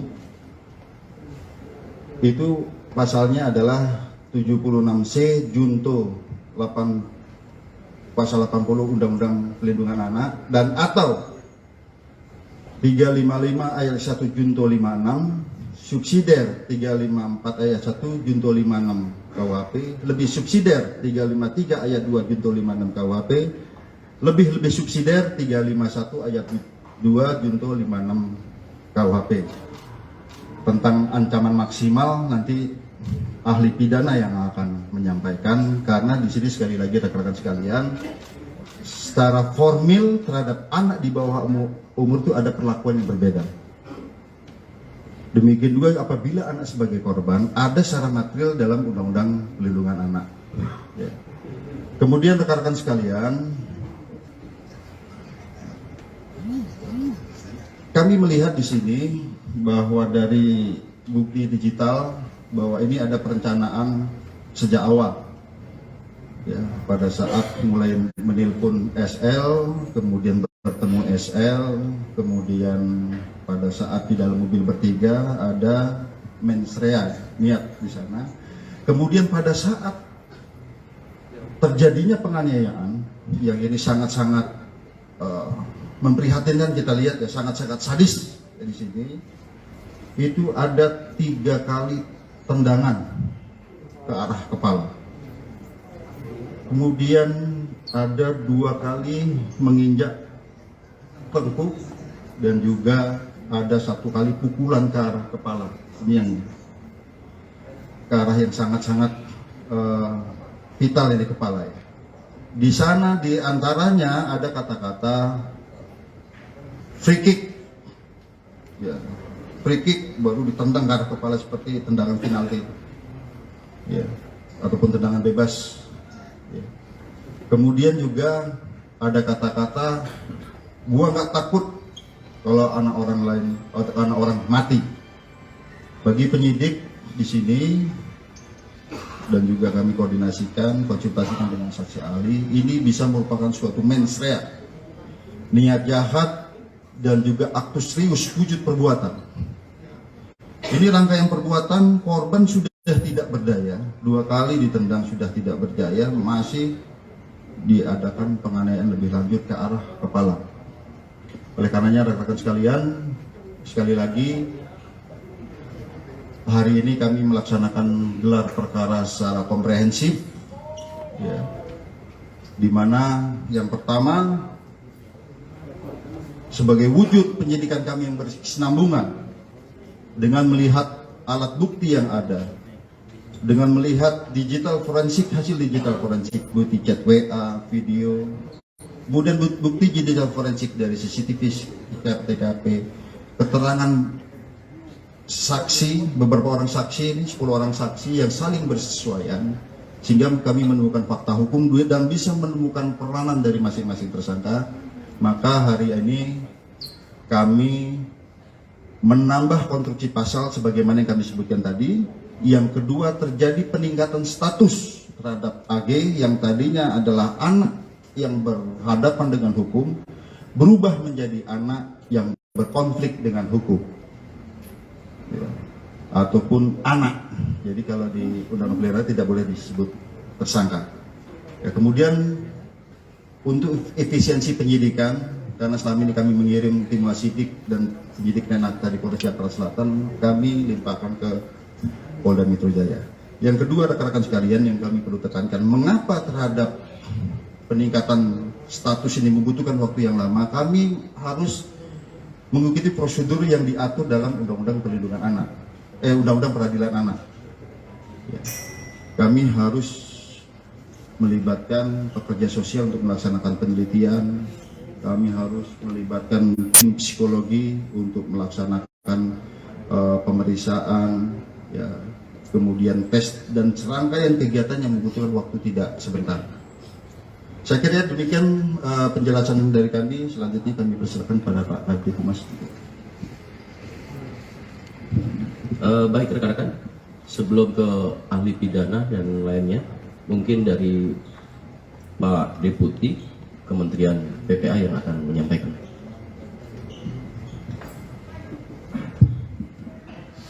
Izin Pak Dir dan semua peserta rilis ini. Kami dari Kementerian Pemberdayaan Perempuan dan Perlindungan Anak tentu menyampaikan prihatin terhadap kejadian ini, dan sejak awal Ibu Menteri Pemberdayaan Perempuan Perlindungan Anak memberikan perhatian dan atensi penuh terhadap kasus ini dan telah menugaskan kami. Terkait dengan ini tentu karena tadi sudah disampaikan berkaitan dengan anak yang berhadapan dengan hukum, maka sesuai dengan mandat pasal 94 Undang-Undang 11 tahun 2012 tentang sistem peradilan pidana anak, maka kami ingin memastikan 4 hal. Bahwa proses ini juga perlu dilakukan upaya-upaya pencegahan, upaya mencegah prosesnya tidak lengkap, salah satunya diantaranya. Lalu kemudian memastikan bahwa kebutuhan dalam proses ini sudah memenuhi regulasi atau peraturan perundang-undangan yang ada untuk menghindari hal-hal yang tidak kita harapkan. Lalu kemudian yang kedua, tentu mengambil langkah tentang jika dibutuhkan ikut dalam proses penyelesaian administrasi perkara. Jadi kalau ada dokumen-dokumen, ada kebutuhan lain yang perlu dilengkapi, perlu ahli, perlu petugas-petugas tertentu, tentu kami ingin memastikan itu bisa dilaksanakan dengan baik. Termasuk yang yang tugas yang selanjutnya itu terkait dengan rehabilitasi dan reintegrasi. Rehabilitasi tentu berkaitan dengan rehabilitasi fisik selama korban ada di rumah sakit, termasuk juga mengingatkan tentang hak-hak korban gitu ya. Lalu kemudian hak-hak anak yang berhadapan dengan hukum itu selama proses pemulihan, selama proses pengobatan itu juga perlu dilakukan, termasuk nanti pasca penyelesaian kasus ini. Lalu kemudian yang ketiga tentu ingin memastikan juga langkah yang keempat yaitu soal reintegrasi sosial. Kita tidak mengharapkan misalnya yang sudah diputuskan tadi oleh penyidik lalu kemudian berdampak kepada pengabaian hak-hak anak. Misalnya dalam proses ini jangan sampai misalnya anak yang sudah dinaikkan statusnya lalu kemudian tidak punya hak untuk dipenuhi hak pendidikannya, hak yang lainnya dan segala macam. Ini yang kami terus kawal sejak awal dan sudah berkoordinasi dengan KPAI kepolisian sejak dari Jakarta Selatan. Jadi ini hari ini kita sudah mendengar dan kami terima kasih atas kerja keras dari pihak kepolisian dan tentu kami akan terus melakukan koordinasi dalam penanganan kasus ini. Terima kasih.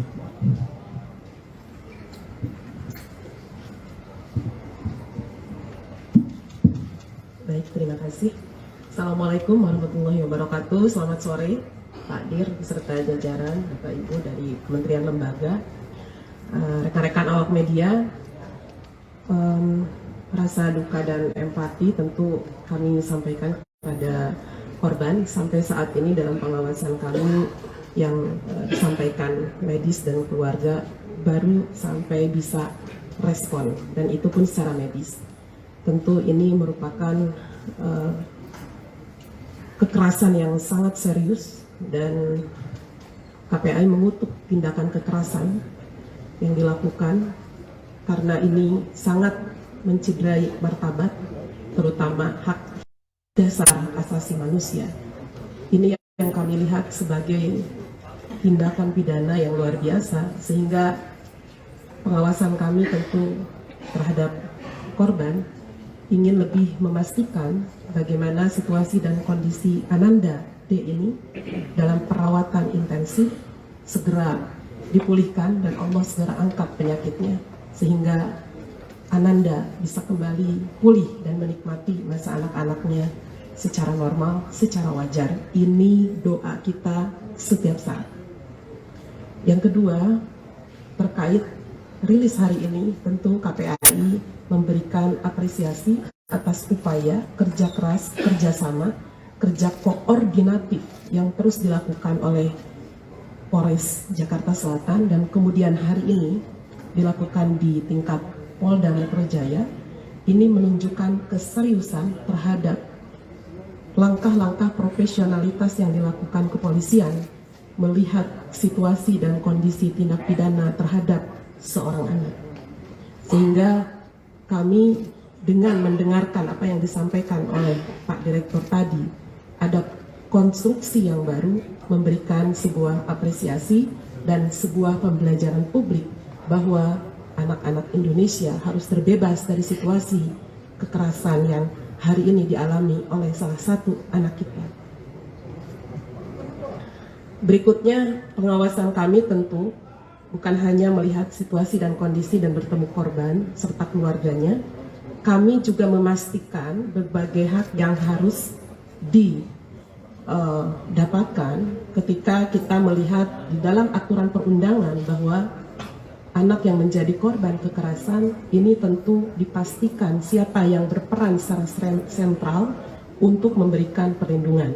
Di antaranya adalah KPAI melihat ada hak-hak yang harus dilewati dalam proses hukumnya. Tentu kalau disebut hak prosedural, baik itu pendampingannya gitu ya dalam proses hukum. Tentu ketika seorang anak masih dalam situasi kritis, kita ingin ada ruang dan pemulihan yang optimal.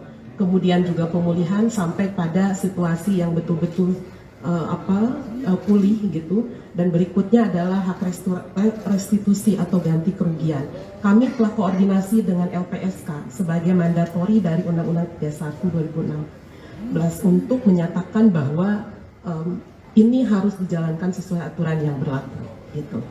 Nah, tentu saja di dalam konteks ini kami juga melihat proses hukum yang dijalankan oleh Polres Jakarta Selatan, gitu ya. Jadi pengawasan sudah kami lakukan seiring dengan pengaduan yang diberikan oleh tim dan keluarga, tim kuasa hukum dan keluarga korban kepada KPAI pada tanggal 24 Februari 2023. Nah, berikutnya pada 28 Februari kami didatangi oleh tim kuasa hukum dan keluarganya dari Ananda AG sebagai anak yang berhadapan dengan hukum. Ini tentu menjadi sebuah situasi yang harus kami pastikan juga ruang lingkupnya bagaimana pengawasan KPAI bisa memperlakukan ya anak saksi ini secara setara di dalam konteks perlindungan dan proses hukumnya. Kami berkoordinasi apakah ada yang tidak menyenangkan di dalam kerangka pemeriksaan. Nah, itu langkah-langkah kami tentu untuk anak yang berhadapan dengan hukum. Kemudian bagaimana situasi dan kondisi Ananda ini juga kami lakukan langkah-langkah komunikasi gitu ya, dan berbagai hal yang menunjukkan bahwa ini bagian pengawasan KPAI. Sesungguhnya yang paling luar biasa adalah bagaimana kami sudah koordinasi juga terkait begitu banyaknya penyebaran identitas yang seharusnya kita semua bisa menahan diri, bisa dihapus dan tidak luar biasa dipublikasi. Jadi ini yang sebetulnya dalam konteks koordinasi pengawasan dari setelah pelaporan Ananda AG yang dilakukan oleh KPAI beserta beberapa pemangku kepentingan. Terkait hari ini tentu ini bagian koordinasi yang kemudian kami lihat ada peningkatan tadi status menjadi anak berkonflik hukum atau menjadi anak terkait AG. Tentu kami menghormati jalannya prosesnya dari proses hukum ini. Karena bagi kami anak berkonflik dengan hukum mereka adalah anak korban, anak pelaku, dan anak saksi menjadi kerangka dalam perlindungan anak di dalam proses hukum. Ini yang harus kita lakukan, langkah-langkah memastikan hal tersebut, sehingga menghormati kinerja di ranah kepolisian menjadi bagian penting pengawasan kami untuk selanjutnya.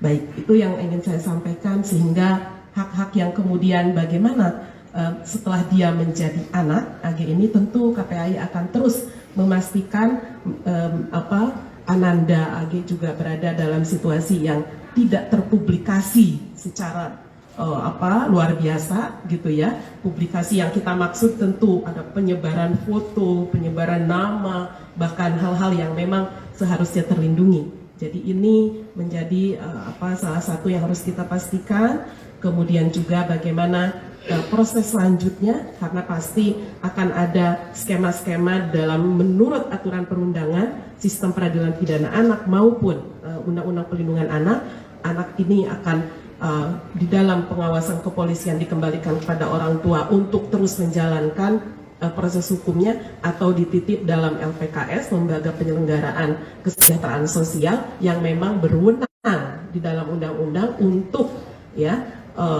memberikan perlindungan di dalam kerangka pemeriksaan. Mohon maaf agak panjang Pak Dir. Ini hal-hal yang hari ini mari rekan-rekan sekalian akan kita lakukan langkah-langkah menghormati proses hukum yang ada, dan kemudian KPAI akan terus mengawasi berjalannya hukum ini sesuai dengan aturan perundangan yang berlaku. Terima kasih. Assalamualaikum warahmatullahi wabarakatuh. Selamat sore. Rekan-rekan menyambung dari Ibu Ketua KPAI, Pak Direktur menambahkan. Baik rekan-rekan, mungkin tadi saya lupa menyampaikan pasal 355 KUHP itu adalah penganiayaan berat yang direncanakan dengan ancaman maksimal 12 tahun penjara. Ya. Jadi itu ancaman maksimal, itu pasal yang kami sebutkan. Kalau pasal 354 itu dengan sengaja melakukan penganiayaan berat. Ancaman maksimal 8 tahun kemudian 353 itu penganiayaan yang direncanakan mengakibatkan luka berat. Ya. Kemudian 351 ayat 2 penganiayaan tanpa direncanakan, ya, penganiayaan yang mengakibatkan luka berat. Jadi ini memang kondisi pasal kita urut dari mulai yang terberat sampai dengan, tapi dari penyidikan kami ini masih berkesinambungan, ya. Masih dalam proses pemeriksaan sebelum kami kirimkan ke pihak kejaksaan. Saya kira demikian. Mungkin pertanyaan dulu atau dari Pak Ali. Ya.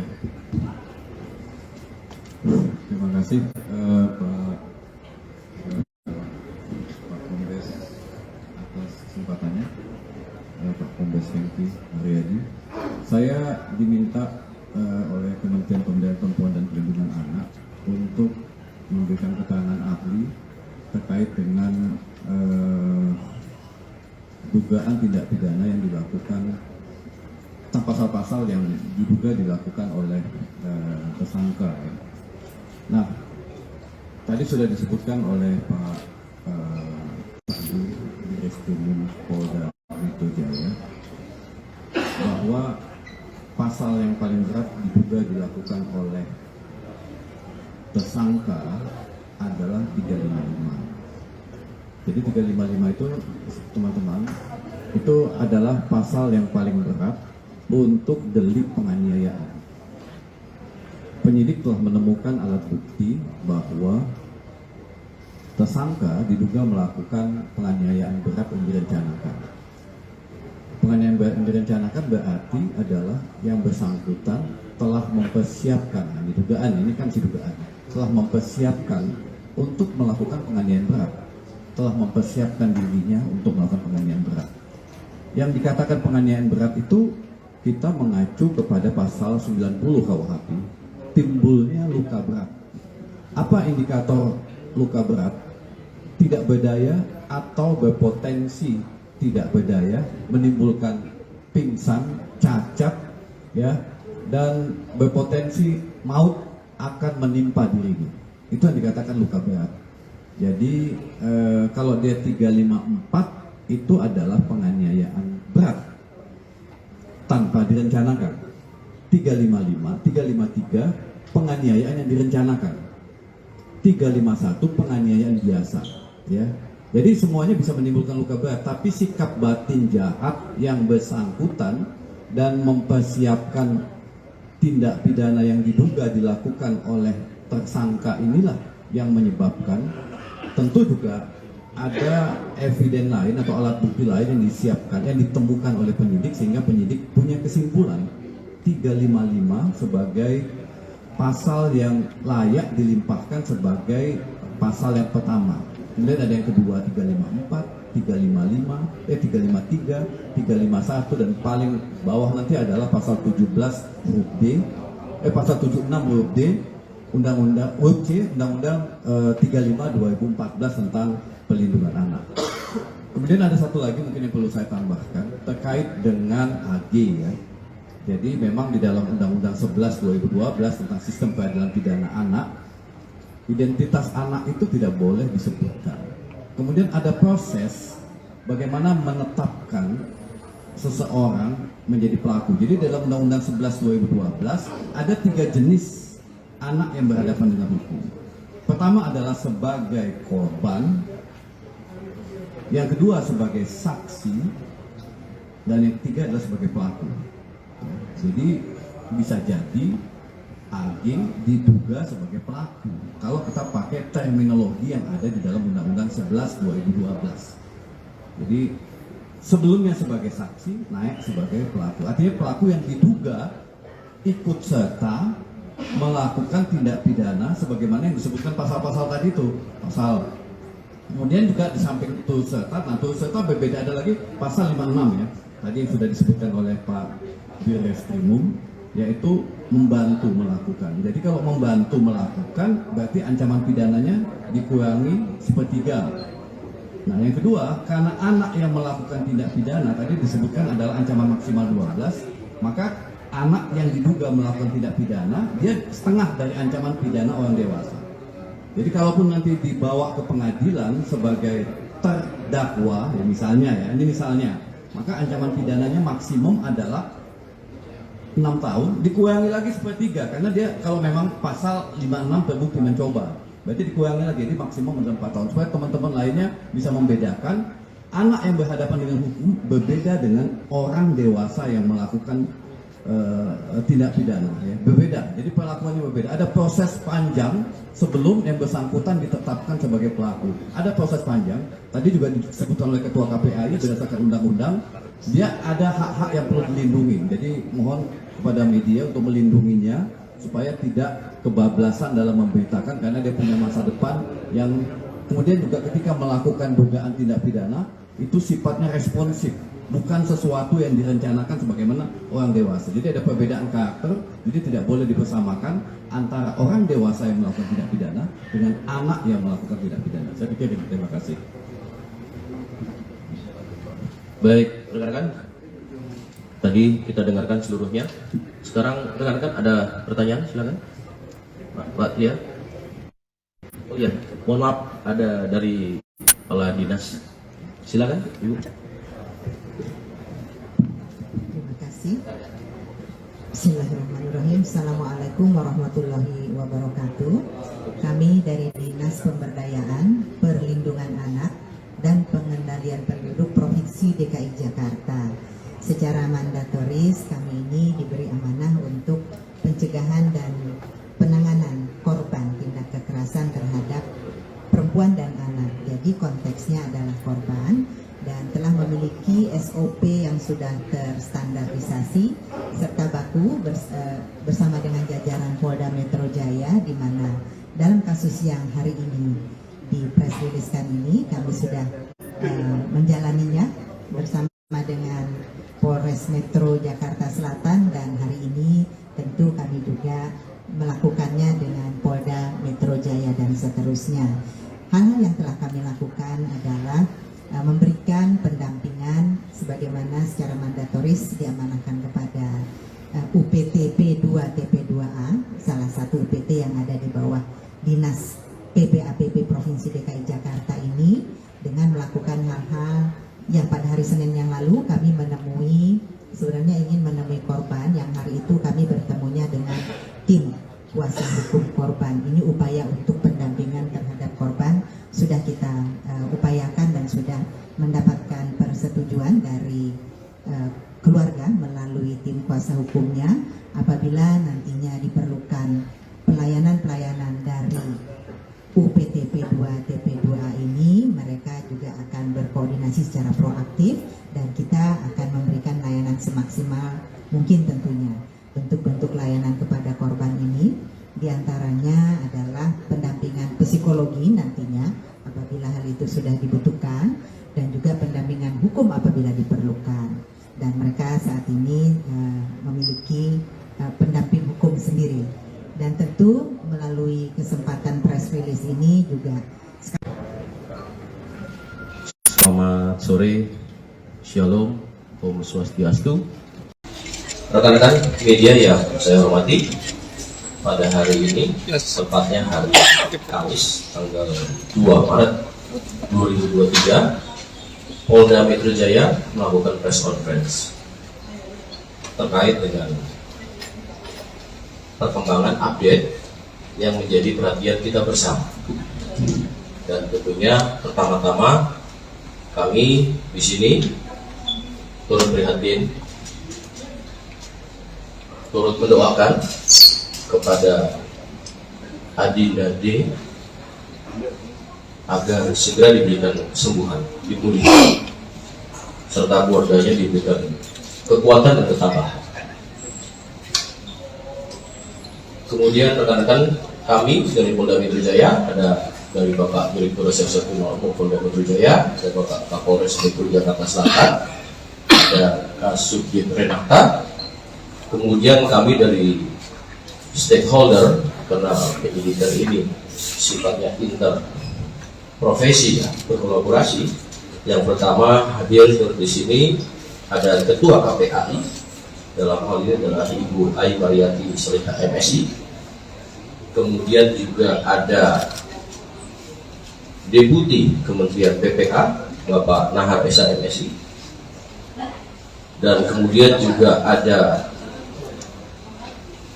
Kepala Dinas PPAP Provinsi DKI Insinyur Tuti Kusumawati MM, dan satu lagi kami juga mendampingi ada ahli pidana anak dari Kementerian PPA Bapak Dr. Ahmad Sofyan SHM. Rekan-rekan, pada hari ini akan ada update terkait dengan proses penyidikan yang dilakukan oleh Polda Metro Jaya. Untuk waktu, kami persilakan kepada Bapak Direktur Reserse Kriminal Polda Metro Jaya. Baik, Assalamualaikum warahmatullahi wabarakatuh. Salam sejahtera buat kita semua. Yang terhormat Bapak Deputi Menteri Pemberdayaan Perempuan dan Perlindungan Anak, Bapak Nahar SH MSI. Yang kami hormati Ibu Kepala Dinas PPAP Provinsi DKI Insinyur Tuti Kusumawati MM. Yang kami hormati Ketua KPRI Ibu Ai Mariati Solihah MSI. Kemudian yang saya hormati ahli pidana anak dari Kementerian Pemberdayaan Perempuan dan Perlindungan Anak Indonesia, Bapak Dr. Ahmad Sofyan SHMA. Jadi pada kesempatan sore hari ini kami akan menjelaskan update penanganan penyidikan pada kasus yang saat ini menjadi pusat perhatian secara nasional, yaitu penganiayaan terhadap korban atas nama D. Rekan-rekan sekalian, yang pertama kami perlu jelaskan bahwa kasus ini terjadi pada tanggal 20 Februari 2023, kemudian ditangani oleh Polsek Pesanggerahan, dan pada saat itu sudah ditetapkan tersangka dan ditahan.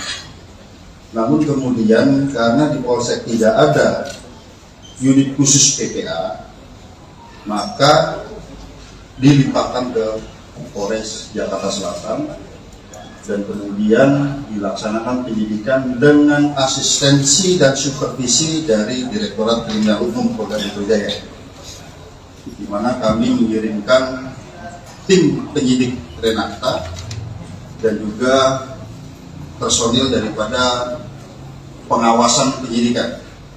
Jadi secara intensif kami melaksanakan supervisi dan asistensi di Polres Jakarta Selatan dalam rangka untuk optimalisasi pelaksanaan penyidikan ini dan efisiensi daripada penyidikan ini. Hari ini kami tarik ke Polda Metro Jaya. Mengapa? Karena memang kita menerapkan pola kolaborasi intervensi untuk memudahkan koordinasi, dan juga kami memiliki penyidik yang lebih banyak yang khusus menangani kasus-kasus yang melibatkan perempuan dan anak. Rekan-rekan sekalian, pada proses penyidikan ini yang ada di Jakarta Selatan, pada 3 hari pertama penyidik sudah menentukan tersangka dan juga menahan, yaitu 2 tersangka. Kemudian 7 hari terakhir kita adakan pendalaman terhadap proses penyidikan ini. Ya.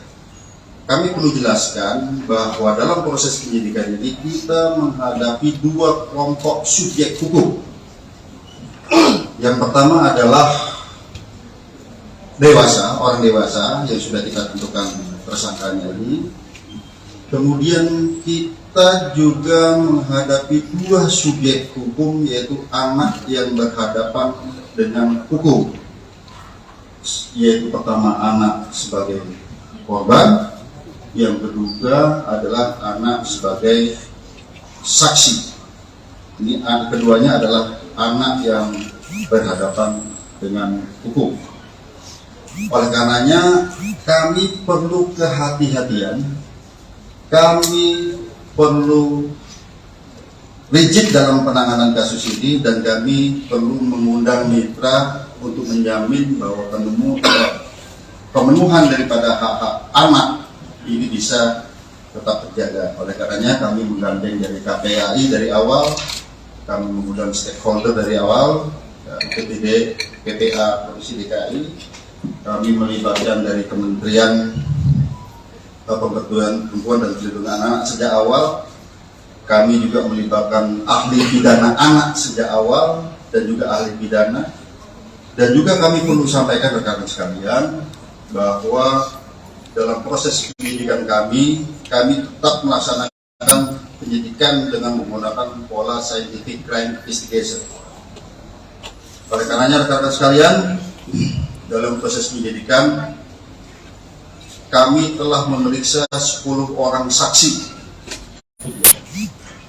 Kemudian juga kami melibatkan saksi ahli di sini, ahli pidana, ahli dari digital forensik, ahli dari psikologi. Kami melibatkan tim dari Apsikor, psikologi untuk memeriksa psikologi forensik maupun psikologi klinis terhadap anak ini, sekali lagi dalam menjamin hak-hak anak tersebut. Nah, kemudian kami perlu jelaskan rekan-rekan sekalian bahwa pada awalnya kami menerapkan dalam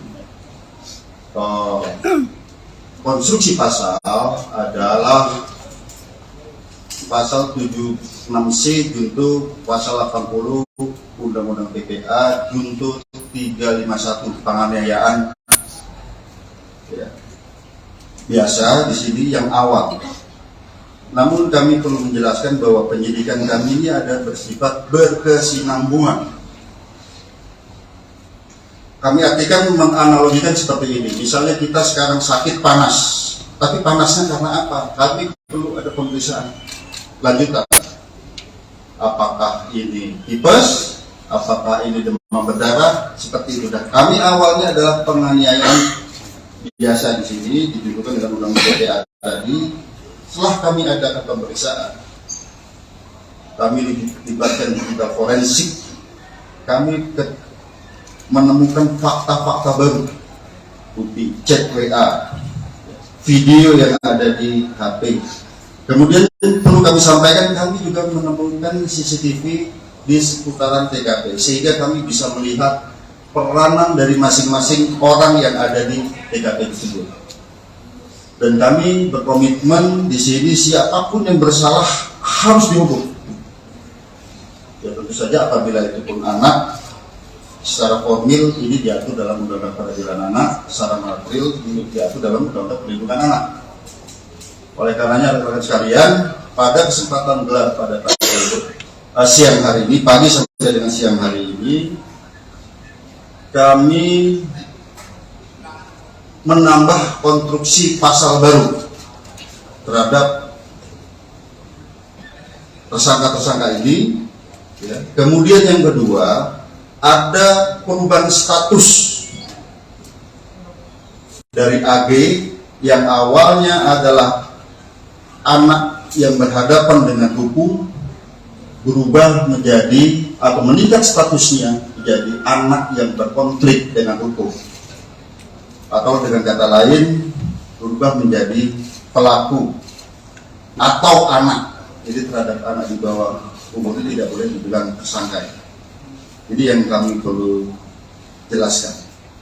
Kemudian dari fakta hukum yang kami peroleh, baik itu dari chat WA, baik itu dari video, kemudian baik itu dari CCTV yang ada di TKP, kemudian keterangan saksi-saksi, kami mengonstruksikan konstruksi pasal yang baru.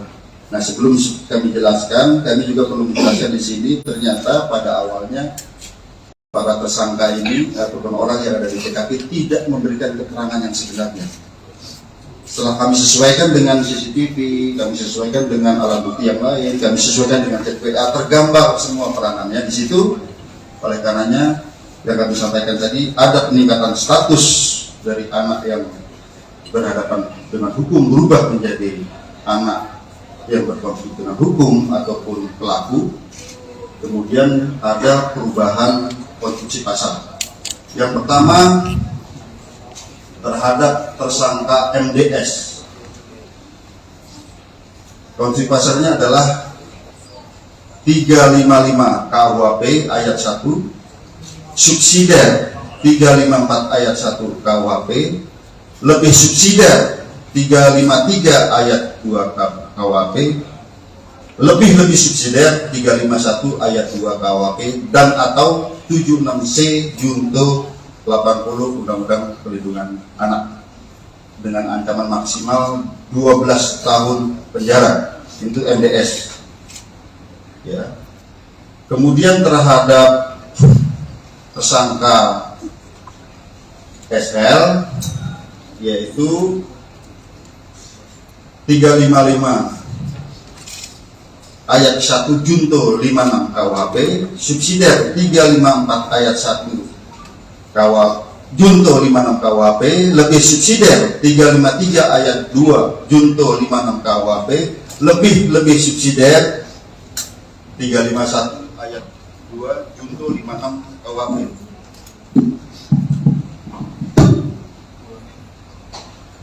Ulangin bang.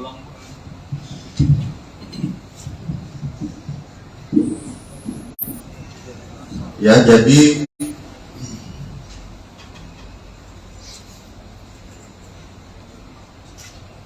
saya ulangi ya, untuk tersangka SL itu 355 KUHP 355 ayat 1 KUHP junto 56 KUHP, subsidiar 354 ayat 1 junto 56 KUHP, lebih subsidiar 353 ayat 2 junto 56 KUHP, lebih subsidiar 351 ayat 2 junto 56 KUHP, dan atau 76C junto 80 Undang-Undang Perlindungan Anak.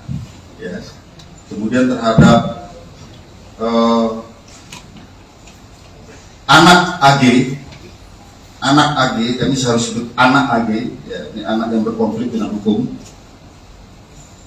Itu pasalnya adalah 76C junto 8 pasal 80 Undang-Undang Perlindungan Anak, dan atau 355 ayat 1 junto 56, subsidiar 354 ayat 1 junto 56 KUHP, lebih subsidiar 353 ayat 2 junto 56 KUHP, lebih subsidiar 351 ayat 2 junto 56 KUHP. Tentang ancaman maksimal nanti ahli pidana yang akan menyampaikan, karena di sini sekali lagi rekan-rekan sekalian, secara formil terhadap anak di bawah umur itu ada perlakuan yang berbeda. Demikian juga apabila anak sebagai korban ada secara material dalam Undang-Undang Perlindungan Anak. Kemudian rekan-rekan sekalian, kami melihat di sini bahwa dari bukti digital bahwa ini ada perencanaan sejak awal. Ya, pada saat mulai menelpon SL, kemudian bertemu SL, kemudian pada saat di dalam mobil bertiga ada mensrea ya di sana. Kemudian pada saat terjadinya penganiayaan yang ini sangat-sangat memprihatinkan, kita lihat ya, sangat-sangat sadis di sini. Itu ada 3 kali tendangan ke arah kepala. Kemudian ada 2 kali menginjak tengkuk, dan juga ada 1 kali pukulan ke arah kepala.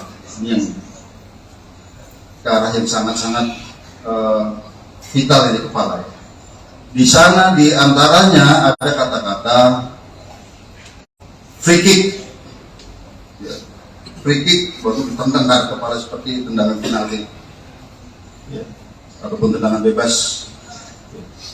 Kemudian juga ada kata-kata gua nggak takut kalau anak orang lain, anak orang mati. Bagi penyidik di sini dan juga kami koordinasikan konsultasi dengan saksi ahli, ini bisa merupakan suatu mens rea, niat jahat dan juga aktus serius wujud perbuatan. Jadi rangkaian perbuatan korban sudah tidak berdaya, 2 kali ditendang sudah tidak berdaya, masih diadakan penganiayaan lebih lanjut ke arah kepala. Oleh karenanya rekan-rekan sekalian, sekali lagi hari ini kami melaksanakan gelar perkara secara komprehensif, di mana yang pertama sebagai wujud penyidikan kami yang berkesinambungan dengan melihat alat bukti yang ada, dengan melihat digital forensik, hasil digital forensik, bukti chat WA, video, kemudian bukti digital forensik dari CCTV, TKP, keterangan saksi, beberapa orang saksi, 10 orang saksi yang saling bersesuaian, sehingga kami menemukan fakta hukum dan bisa menemukan peranan dari masing-masing tersangka. Maka hari ini kami menambah konstruksi pasal sebagaimana yang kami sebutkan tadi. Yang kedua, terjadi peningkatan status terhadap AG yang tadinya adalah anak yang berhadapan dengan hukum, berubah menjadi anak yang berkonflik dengan hukum ataupun anak. Jadi kalau di Undang-Undang tidak boleh disebut tersangka. Ya, kemudian untuk efisiensi penyidikan, karena saat ini kami mengirim tim wasidik dan penyidik Menak dari Polres Jakarta Selatan, kami limpahkan ke Polda Metro Jaya. Yang kedua, rekan-rekan sekalian, yang kami perlu tekankan, mengapa terhadap peningkatan status ini membutuhkan waktu yang lama? Kami harus mengikuti prosedur yang diatur dalam Undang-Undang Perlindungan Anak, Undang-Undang Peradilan Anak. Kami harus melibatkan pekerja sosial untuk melaksanakan penelitian. Kami harus melibatkan tim psikologi untuk melaksanakan pemeriksaan, ya, kemudian tes dan serangkaian kegiatan yang membutuhkan waktu tidak sebentar. Saya kira demikian penjelasan dari kami. Selanjutnya kami persilakan pada Pak Kabid Mas. Baik rekan-rekan, sebelum ke ahli pidana dan lainnya, mungkin dari Pak Deputi Kementerian PPA yang akan menyampaikan.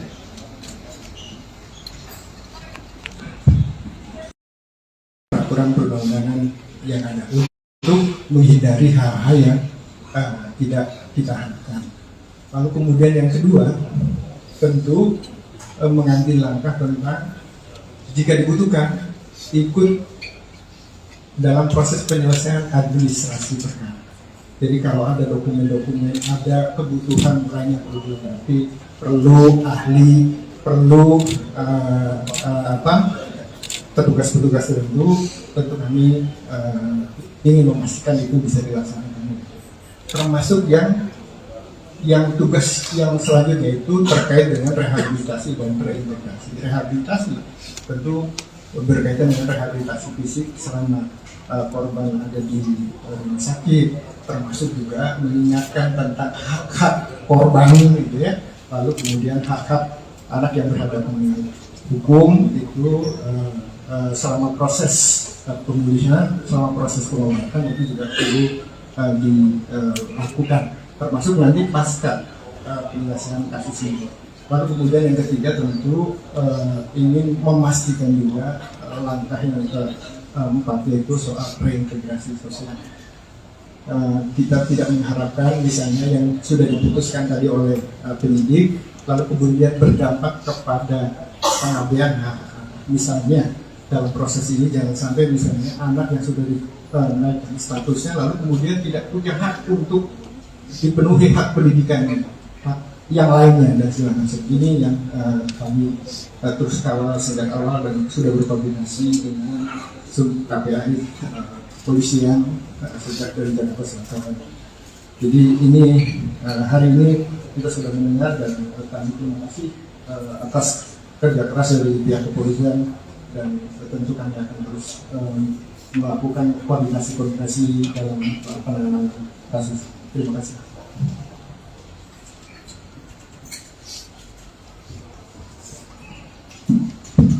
Baik, terima kasih. Assalamualaikum warahmatullahi wabarakatuh. Selamat sore, Pak Dir, serta jajaran Bapak Ibu dari Kementerian Lembaga, rekan-rekan awak media. rasa duka dan empati tentu kami sampaikan kepada korban. Sampai saat ini dalam pengawasan kami yang disampaikan medis dan keluarga baru sampai bisa respon, dan itu pun secara medis. Tentu ini merupakan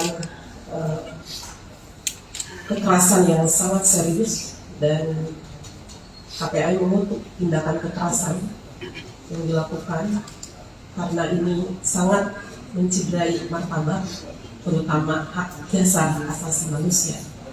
Ini yang kami lihat sebagai tindakan pidana yang luar biasa, sehingga pengawasan kami tentu terhadap korban ingin lebih memastikan bagaimana situasi dan kondisi Ananda D ini dalam perawatan intensif segera dipulihkan dan Allah segera angkat penyakitnya, sehingga Ananda bisa kembali pulih dan menikmati masa anak-anaknya secara normal, secara wajar. Ini doa kita setiap saat.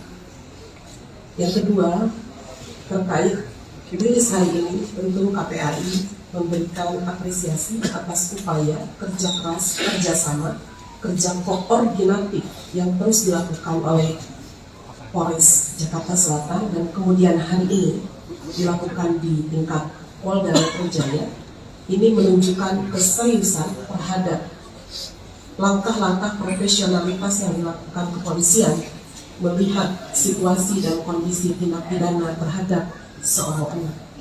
Sehingga kami dengan mendengarkan apa yang disampaikan oleh Pak Direktur tadi, ada konstruksi yang baru memberikan sebuah apresiasi dan sebuah pembelajaran publik bahwa anak-anak Indonesia harus terbebas dari situasi kekerasan yang hari ini dialami oleh salah satu anak kita. Berikutnya, pengawasan kami tentu bukan hanya melihat situasi dan kondisi dan bertemu korban serta keluarganya, kami juga memastikan berbagai hak yang harus didapatkan ketika kita melihat di dalam aturan perundangan bahwa anak yang menjadi korban kekerasan ini tentu dipastikan siapa yang berperan secara sentral untuk memberikan perlindungan. Di antaranya adalah KPAI melihat ada hak-hak yang harus dilewati dalam proses hukumnya. Tentu kalau Selamat sore, Shalom, Om Swastiastu, Nama Budaya, Salam Kebajikan. Rekan-rekan media yang saya hormati, pada hari ini, tepatnya hari Kamis, tanggal 2 Maret 2023, Polda Metro Jaya melakukan press conference terkait dengan perkembangan update yang menjadi perhatian kita bersama. Dan tentunya pertama-tama kami di sini turut prihatin, turut mendoakan kepada Adinda D agar segera diberikan kesembuhan, dipulihkan, serta keluarganya diberikan kekuatan dan ketabahan. Kemudian rekan-rekan kami dari Polda Metro Jaya, ada dari Bapak Direktur Reserse Kriminal Umum Polda Metro Jaya, ada Bapak Kapolres Metro Jakarta Selatan, ada Kasubdit Renakta, kemudian kami dari stakeholder, karena penyidikan ini sifatnya interprofesi ya, berkolaborasi. Yang pertama hadir turut di sini ada Ketua KPAI, dalam hal ini adalah Ibu Ai Mariati Soleha MSI. Kemudian juga ada Deputi Kementerian PPA Bapak Nahar Esa MSI, dan kemudian juga ada Kepala Dinas PPAP Provinsi DKI Insinyur Tuti Kusumawati MN, Ibu. Dan satu lagi kami juga didampingi ada ahli pidana anak dari Kementerian PPA Bapak Dr. Ahmad Sofyan SHMA. Rekan-rekan, pada hari ini akan ada update terkait dengan proses penyidikan yang dilakukan oleh Polda Metro Jaya. Untuk waktu Kami persilakan kepada Bapak Direktur Reserse Kriminal Umum Polda Metro Jaya. Baik, Assalamualaikum warahmatullahi wabarakatuh. Salam sejahtera buat kita semua. Yang terhormat Bapak Deputi Menteri Pemberdayaan Perempuan dan Perlindungan Anak, Bapak Nahar SH MSI. Yang kami hormati Ibu Kepala Dinas PPAPP Provinsi DKI, Insinyur Tuti Kusumawati MM. Yang kami hormati Ketua KPRI Ibu Ai Mariati Solihah MSI. Kemudian yang saya hormati ahli pidana anak dari Kementerian Pemberdayaan Perempuan dan Perlindungan Anak Indonesia, Bapak Dr. Ahmad Sofiah SHMA. Jadi pada kesempatan sore hari ini kami akan menjelaskan update penanganan penyidikan pada kasus yang saat ini menjadi pusat perhatian secara nasional, yaitu penganiayaan terhadap korban atas nama D. Rekan-rekan sekalian, yang pertama kami perlu jelaskan bahwa kasus ini terjadi pada tanggal 20 Februari 2023, kemudian ditangani oleh Polsek Pesanggerahan, dan pada saat itu sudah ditetapkan tersangka dan ditahan. Namun kemudian karena di Polsek tidak ada unit khusus PPA, maka dilimpahkan ke Polres Jakarta Selatan dan kemudian dilaksanakan penyidikan dengan asistensi dan supervisi dari Direktorat Kriminal Umum Polda Metro Jaya, di mana kami mengirimkan tim penyidik Renakta dan juga personil daripada pengawasan penyidikan. Jadi secara intensif kami melaksanakan supervisi dan asistensi di Polres Jakarta Selatan. Dalam rangka untuk optimalisasi pelaksanaan penyidikan ini dan efisiensi daripada penyidikan ini, hari ini kami tarik ke Polda Metro Jaya. Mengapa? Karena memang kita menerapkan pola kolaborasi interprofesi untuk memudahkan koordinasi, dan juga kami memiliki penyidik yang lebih banyak yang khusus menangani kasus-kasus yang melibatkan perempuan dan anak. Rekan-rekan sekalian, pada proses penyidikan ini yang ada di Jakarta Selatan, pada 3 hari pertama penyidik sudah menentukan tersangka dan juga menahan, yaitu 2 tersangka. Kemudian 7 hari terakhir kita adakan pendalaman terhadap proses penyidikan ini. Ya.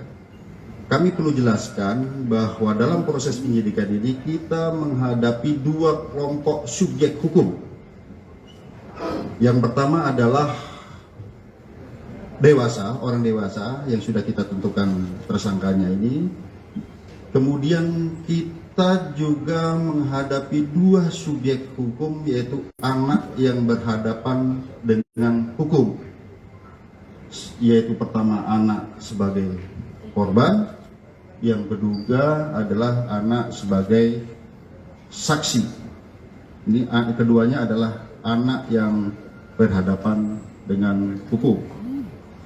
Oleh karenanya kami perlu kehati-hatian, kami perlu legit dalam penanganan kasus ini, dan kami perlu mengundang mitra untuk menjamin bahwa pemenuhan daripada hak-hak anak ini bisa tetap terjaga. Oleh karenanya kami menggandeng dari KPAI dari awal, kami mengundang stakeholder dari awal, UPTD, PPA Provinsi DKI, kami melibatkan dari Kementerian Pemberdayaan Perempuan dan Perlindungan Anak sejak awal. Kami juga melibatkan ahli pidana anak sejak awal dan juga ahli pidana. Dan juga kami perlu sampaikan rekan-rekan sekalian bahwa dalam proses penyidikan kami tetap melaksanakan penyidikan dengan menggunakan pola scientific crime investigation. Oleh karenanya rekan-rekan sekalian, dalam proses penyidikan kami telah memeriksa 10 orang saksi. Ya. Kemudian juga kami melibatkan saksi ahli di sini, ahli pidana, ahli dari digital forensik, ahli dari psikologi. Kami melibatkan tim dari Apsifor, ya, psikologi untuk memeriksa psikologi forensik maupun psikologi klinis terhadap anak ini, untuk sekali lagi dalam menjamin hak-hak anak tersebut. Nah, kemudian kami perlu jelaskan rekan-rekan sekalian bahwa pada awalnya kami menerapkan dalam konstruksi pasal adalah pasal 76C junto pasal 80 Undang-Undang PPA junto 351 penganiayaan, ya, biasa di sini yang awal. Namun kami perlu menjelaskan bahwa penyidikan kami ini ada bersifat berkesinambungan. Kami artikan menganalogikan seperti ini. Misalnya kita sekarang sakit panas, tapi panasnya karena apa? Kami perlu ada pemeriksaan lanjutan. Apakah ini tipes? Apakah ini demam berdarah? Seperti itu dah. Kami awalnya adalah penganiayaan biasa di sini dijuntukan dengan undang PPA tadi. Setelah kami adakan pemeriksaan, kami libatkan digital forensik, kami menemukan fakta-fakta baru, bukti chat WA, video yang ada di HP. Kemudian perlu kami sampaikan, kami juga menemukan CCTV di seputaran TKP, sehingga kami bisa melihat peranan dari masing-masing orang yang ada di TKP tersebut. Dan kami berkomitmen di sini siapapun yang bersalah harus dihukum. Ya tentu saja apabila itu pun anak, secara formil ini diatur dalam Undang-Undang Peradilan Anak, secara material diatur dalam Undang-Undang Perlindungan Anak. Oleh karenanya rekan-rekan sekalian, pada kesempatan gelar pada siang hari ini, pagi sampai dengan siang hari ini, kami menambah konstruksi pasal baru terhadap tersangka-tersangka ini, ya. Kemudian yang kedua, ada perubahan status dari AG yang awalnya adalah anak yang berhadapan dengan hukum, berubah menjadi atau meningkat statusnya menjadi anak yang berkonflik dengan hukum. Atau dengan kata lain, berubah menjadi pelaku atau anak. Jadi terhadap anak di bawah umur ini tidak boleh dibilang tersangka. Jadi yang kami perlu jelaskan. Kemudian dari fakta hukum yang kami peroleh, baik itu dari chat WA, baik itu dari video, kemudian baik itu dari CCTV yang ada di TKP, kemudian keterangan saksi-saksi, ya, kami mengonstruksikan konstruksi pasal yang baru. Nah, sebelum kami jelaskan, kami juga perlu menjelaskan di sini, ternyata pada awalnya para tersangka ini ataupun orang yang ada di TKP tidak memberikan keterangan yang sebenarnya. Setelah kami sesuaikan dengan CCTV, kami sesuaikan dengan alat bukti yang lain, kami sesuaikan dengan chat WA, tergambar semua peranannya di situ. Oleh karenanya, yang kami sampaikan tadi, ada peningkatan status dari anak yang berhadapan dengan hukum berubah menjadi anak yang berkonflik dengan hukum ataupun pelaku. Kemudian ada perubahan konstruksi pasal. Yang pertama, terhadap tersangka MDS. Konstruksi pasalnya adalah 355 KUHP ayat 1, subsidiar 354 ayat 1 KUHP, lebih subsidiar 353 ayat 2 KUHP, lebih subsidiar 351 ayat 2 KUHP, dan atau 76C junto 80 Undang-Undang Perlindungan Anak dengan ancaman maksimal 12 tahun penjara. Itu MDS. Ya. Kemudian terhadap tersangka SL, yaitu 355 ayat 1 junto 56 KUHP, subsidiar 354 ayat 1 KUHP junto 56 KUHP, lebih subsidiar 353 ayat 2 junto 56 KUHP, lebih subsidiar 351 ayat 2 junto 56 KUHP.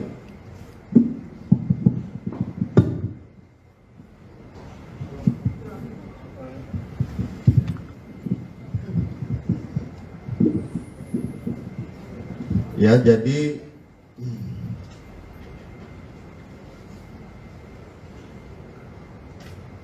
saya ulangi ya, untuk tersangka SL itu 355 KUHP 355 ayat 1 KUHP junto 56 KUHP, subsidiar 354 ayat 1 junto 56 KUHP, lebih subsidiar 353 ayat 2 junto 56 KUHP, lebih subsidiar 351 ayat 2 junto 56 KUHP, dan atau 76C junto 80 Undang-Undang Perlindungan Anak. Ya. Kemudian terhadap anak AG, kami harus sebut anak AG, ya, ini anak yang berkonflik dengan hukum. Itu pasalnya adalah 76C junto 8 pasal 80 Undang-Undang Perlindungan Anak, dan atau 355 ayat 1 junto 56, subsidiar 354 ayat 1 junto 56 KUHP, lebih subsidiar 353 ayat 2 junto 56 KUHP, lebih subsidiar 351 ayat 2 junto 56 KUHP. Tentang ancaman maksimal nanti ahli pidana yang akan menyampaikan, karena di sini sekali lagi rekan-rekan sekalian, secara formil terhadap anak di bawah umur itu ada perlakuan yang berbeda. Demikian juga apabila anak sebagai korban ada secara material dalam Undang-Undang Perlindungan Anak. Ya. Kemudian rekan-rekan sekalian, kami melihat di sini bahwa dari bukti digital bahwa ini ada perencanaan sejak awal. Ya, pada saat mulai menelpon SL, kemudian bertemu SL, kemudian pada saat di dalam mobil bertiga ada mens rea, niat di sana. Kemudian pada saat terjadinya penganiayaan yang ini sangat-sangat memprihatinkan, kita lihat ya, sangat-sangat sadis di sini. Itu ada 3 kali tendangan ke arah kepala.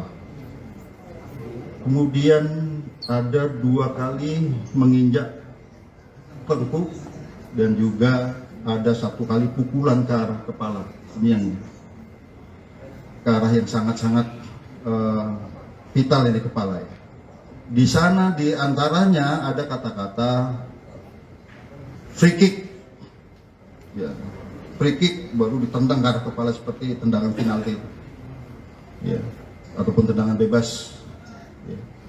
Kemudian juga ada kata-kata, gua nggak takut kalau anak orang lain atau anak orang mati. Bagi penyidik di sini dan juga kami koordinasikan, konsultasikan dengan saksi ahli, ini bisa merupakan suatu mens rea, niat jahat dan juga aktus serius wujud perbuatan. Ini rangkaian perbuatan, korban sudah tidak berdaya, 2 kali ditendang sudah tidak berdaya, masih diadakan penganiayaan lebih lanjut ke arah kepala. Oleh karenanya rekan-rekan sekalian, sekali lagi hari ini kami melaksanakan gelar perkara secara komprehensif, ya, di mana yang pertama sebagai wujud penyidikan kami yang berkesinambungan, dengan melihat alat bukti yang ada, dengan melihat digital forensik, hasil digital forensik, bukti chat WA, video, kemudian bukti digital forensik dari CCTV, TKP, keterangan saksi, beberapa orang saksi ini, 10 orang saksi yang saling bersesuaian, sehingga kami menemukan fakta hukum dan bisa menemukan peranan dari masing-masing tersangka. Maka hari ini kami menambah konstruksi pasal sebagaimana yang kami sebutkan tadi. Yang kedua, terjadi peningkatan status terhadap AG yang tadinya adalah anak yang berhadapan dengan hukum, berubah menjadi anak yang berkonflik dengan hukum, ya, ataupun anak. Jadi kalau di Undang-Undang Pelihara tidak boleh disebut tersangka. Ya, kemudian untuk efisiensi penyidikan, karena selama ini kami mengirim tim wasidik dan penyidik Menak dari Polres Jakarta Selatan, kami limpahkan ke Polda Metro Jaya. Yang kedua, rekan-rekan sekalian, yang kami perlu tekankan, mengapa terhadap peningkatan status ini membutuhkan waktu yang lama? Kami harus mengikuti prosedur yang diatur dalam Undang-Undang Perlindungan Anak, Undang-Undang Peradilan Anak. Ya. Kami harus melibatkan pekerja sosial untuk melaksanakan penelitian. Kami harus melibatkan tim psikologi untuk melaksanakan pemeriksaan, ya, kemudian tes dan serangkaian kegiatan yang membutuhkan waktu tidak sebentar. Saya kira demikian penjelasan dari kami. Selanjutnya kami persilakan pada Pak Kabid Humas. Baik rekan-rekan, sebelum ke ahli pidana dan lainnya, mungkin dari Pak Deputi Kementerian PPA yang akan menyampaikan.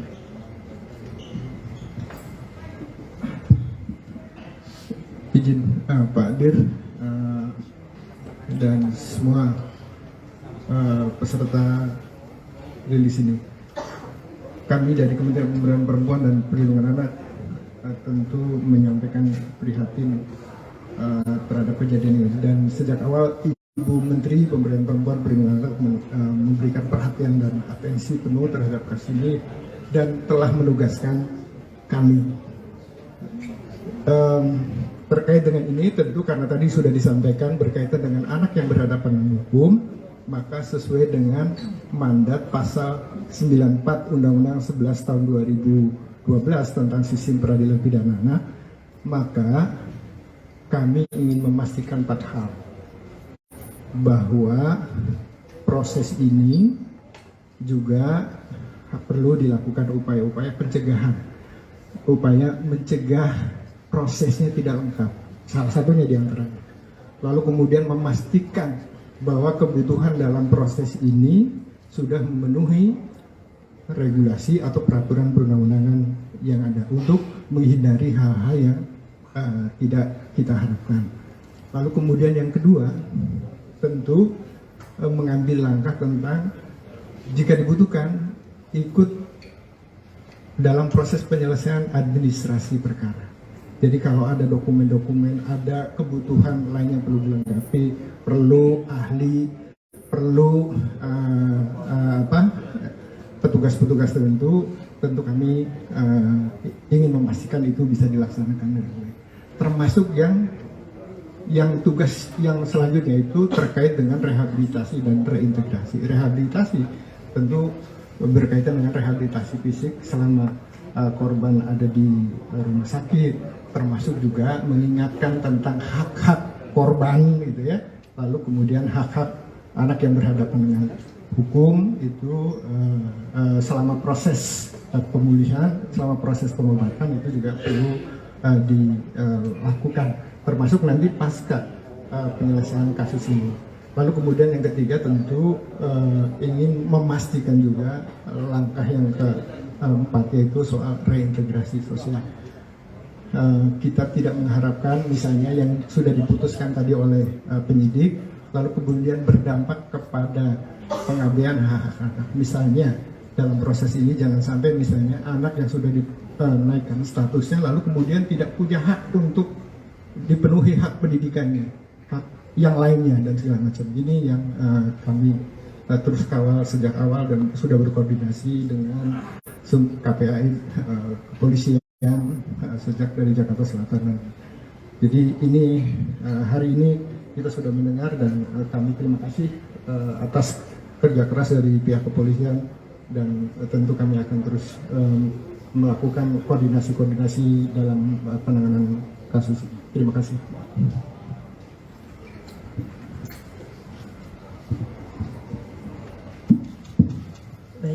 kasih.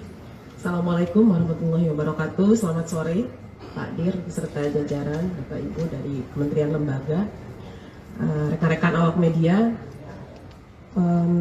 Rasa duka dan empati tentu kami sampaikan kepada korban. Sampai saat ini dalam pengawasan kami yang disampaikan medis dan keluarga baru sampai bisa respon, dan itu pun secara medis.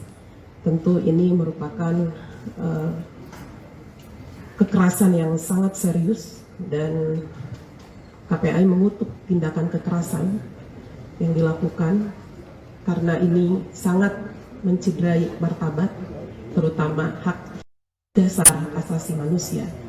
Ini yang kami lihat sebagai tindakan pidana yang luar biasa, sehingga pengawasan kami tentu terhadap korban ingin lebih memastikan bagaimana situasi dan kondisi Ananda D ini dalam perawatan intensif segera dipulihkan dan Allah segera angkat penyakitnya sehingga Ananda bisa kembali pulih dan menikmati masa anak-anaknya secara normal, secara wajar. Ini doa kita setiap saat.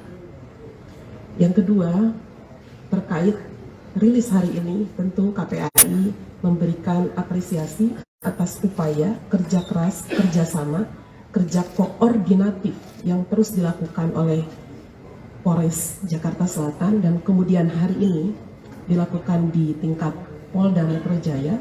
Ini menunjukkan keseriusan terhadap langkah-langkah profesionalitas yang dilakukan kepolisian melihat situasi dan kondisi tindak pidana terhadap seorang anak. Sehingga kami dengan mendengarkan apa yang disampaikan oleh Pak Direktur tadi, ada konstruksi yang baru memberikan sebuah apresiasi dan sebuah pembelajaran publik bahwa anak-anak Indonesia harus terbebas dari situasi kekerasan yang hari ini dialami oleh salah satu anak kita.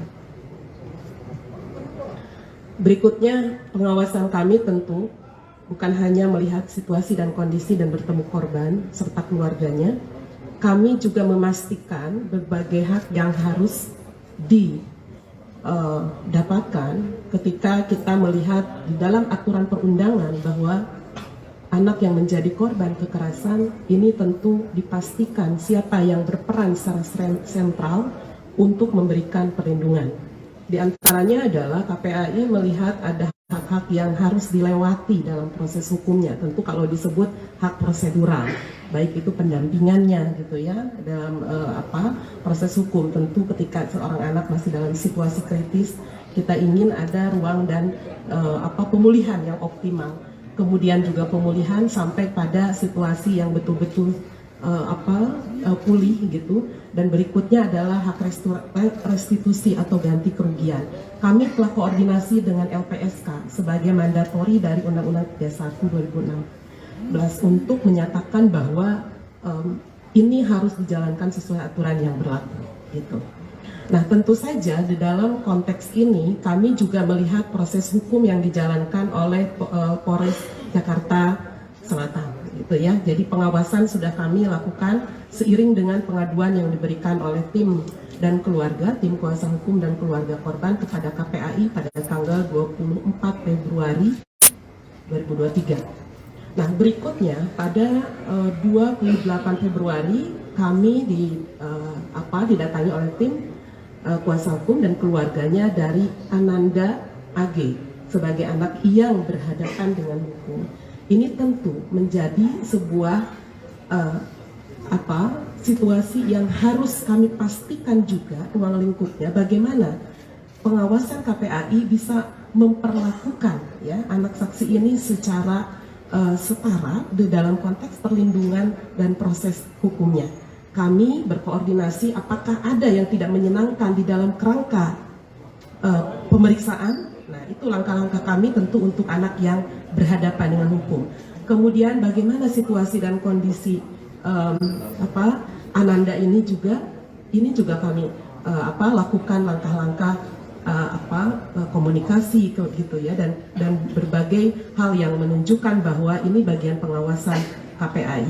Sesungguhnya yang paling luar biasa adalah bagaimana kami sudah koordinasi juga terkait begitu banyaknya penyebaran identitas yang seharusnya kita semua bisa menahan diri, bisa dihapus dan tidak luar biasa dipublikasi. Jadi ini yang sebetulnya dalam konteks koordinasi pengawasan dari setelah pelaporan Ananda AG yang dilakukan oleh KPAI beserta beberapa pemangku kepentingan.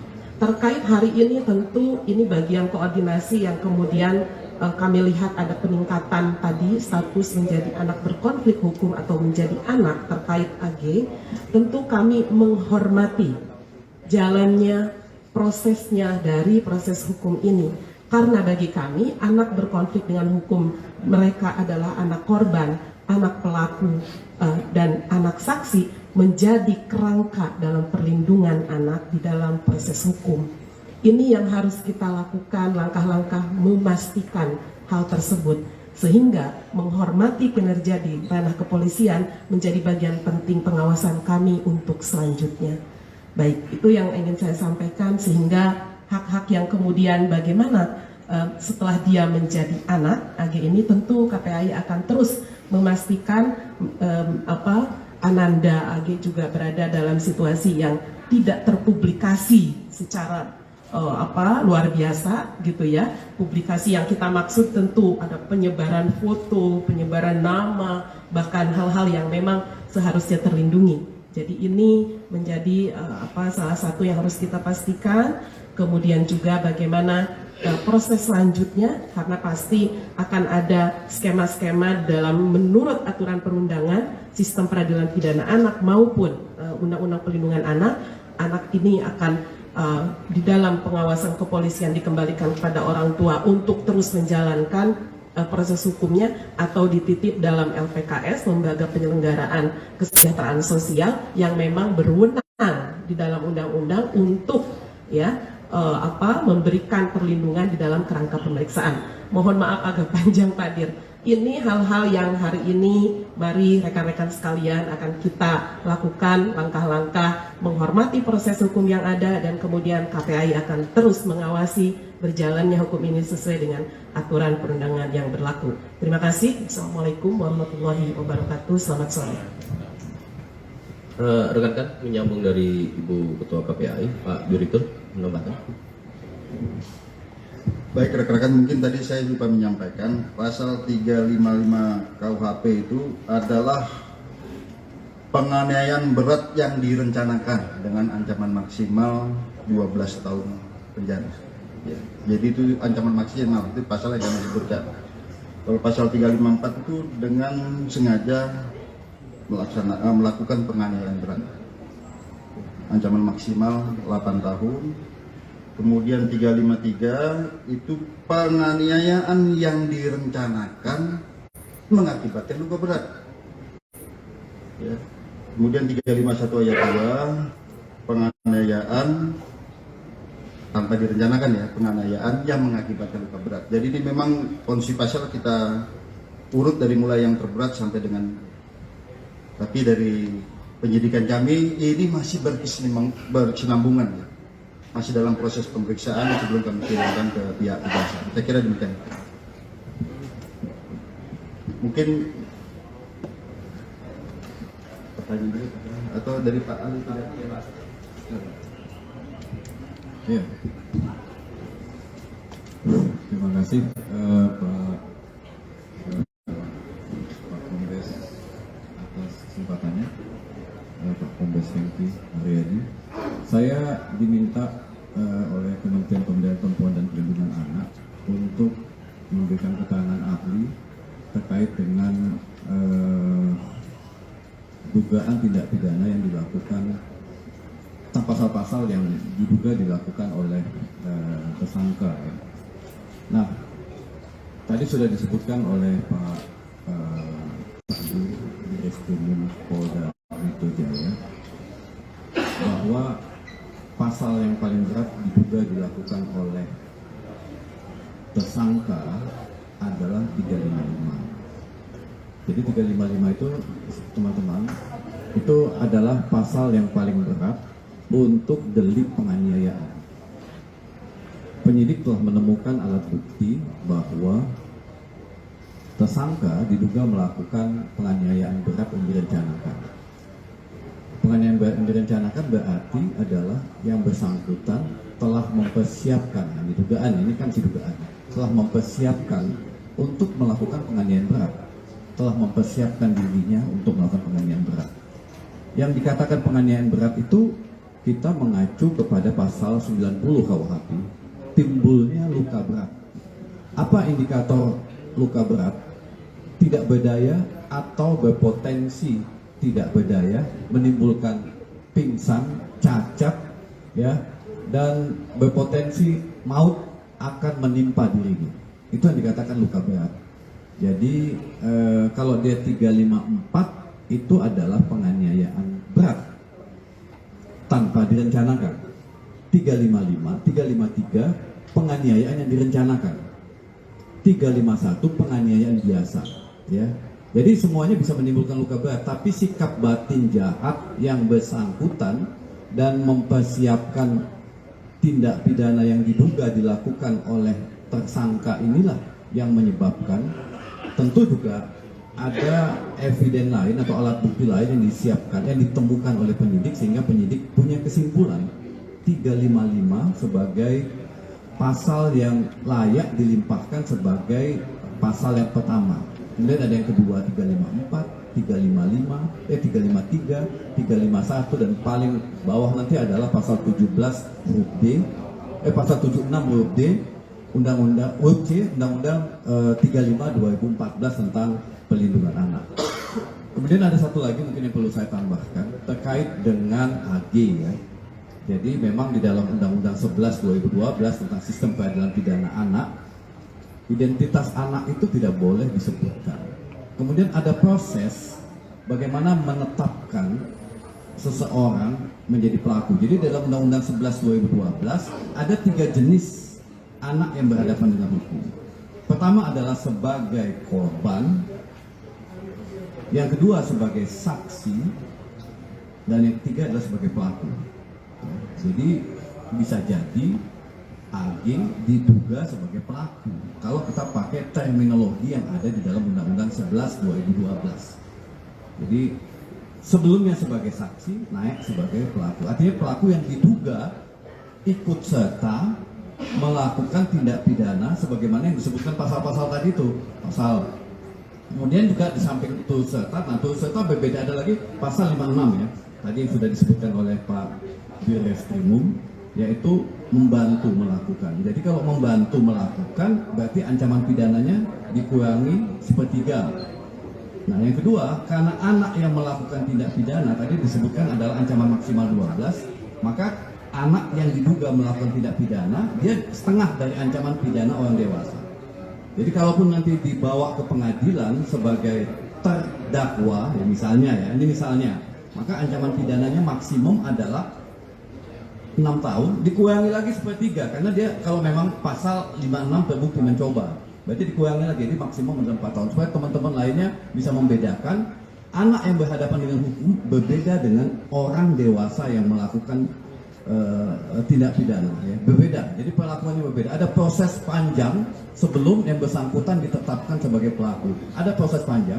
Tadi juga disebutkan oleh Ketua KPAI berdasarkan undang-undang, dia ada hak-hak yang perlu dilindungi. Jadi mohon kepada media untuk melindunginya supaya tidak kebablasan dalam memberitakan karena dia punya masa depan yang kemudian juga ketika melakukan dugaan tindak pidana itu sifatnya responsif. Bukan sesuatu yang direncanakan sebagaimana orang dewasa. Jadi ada perbedaan karakter, jadi tidak boleh dipersamakan antara orang dewasa yang melakukan tindak pidana dengan anak yang melakukan tindak pidana. Saya pikir itu. Terima kasih.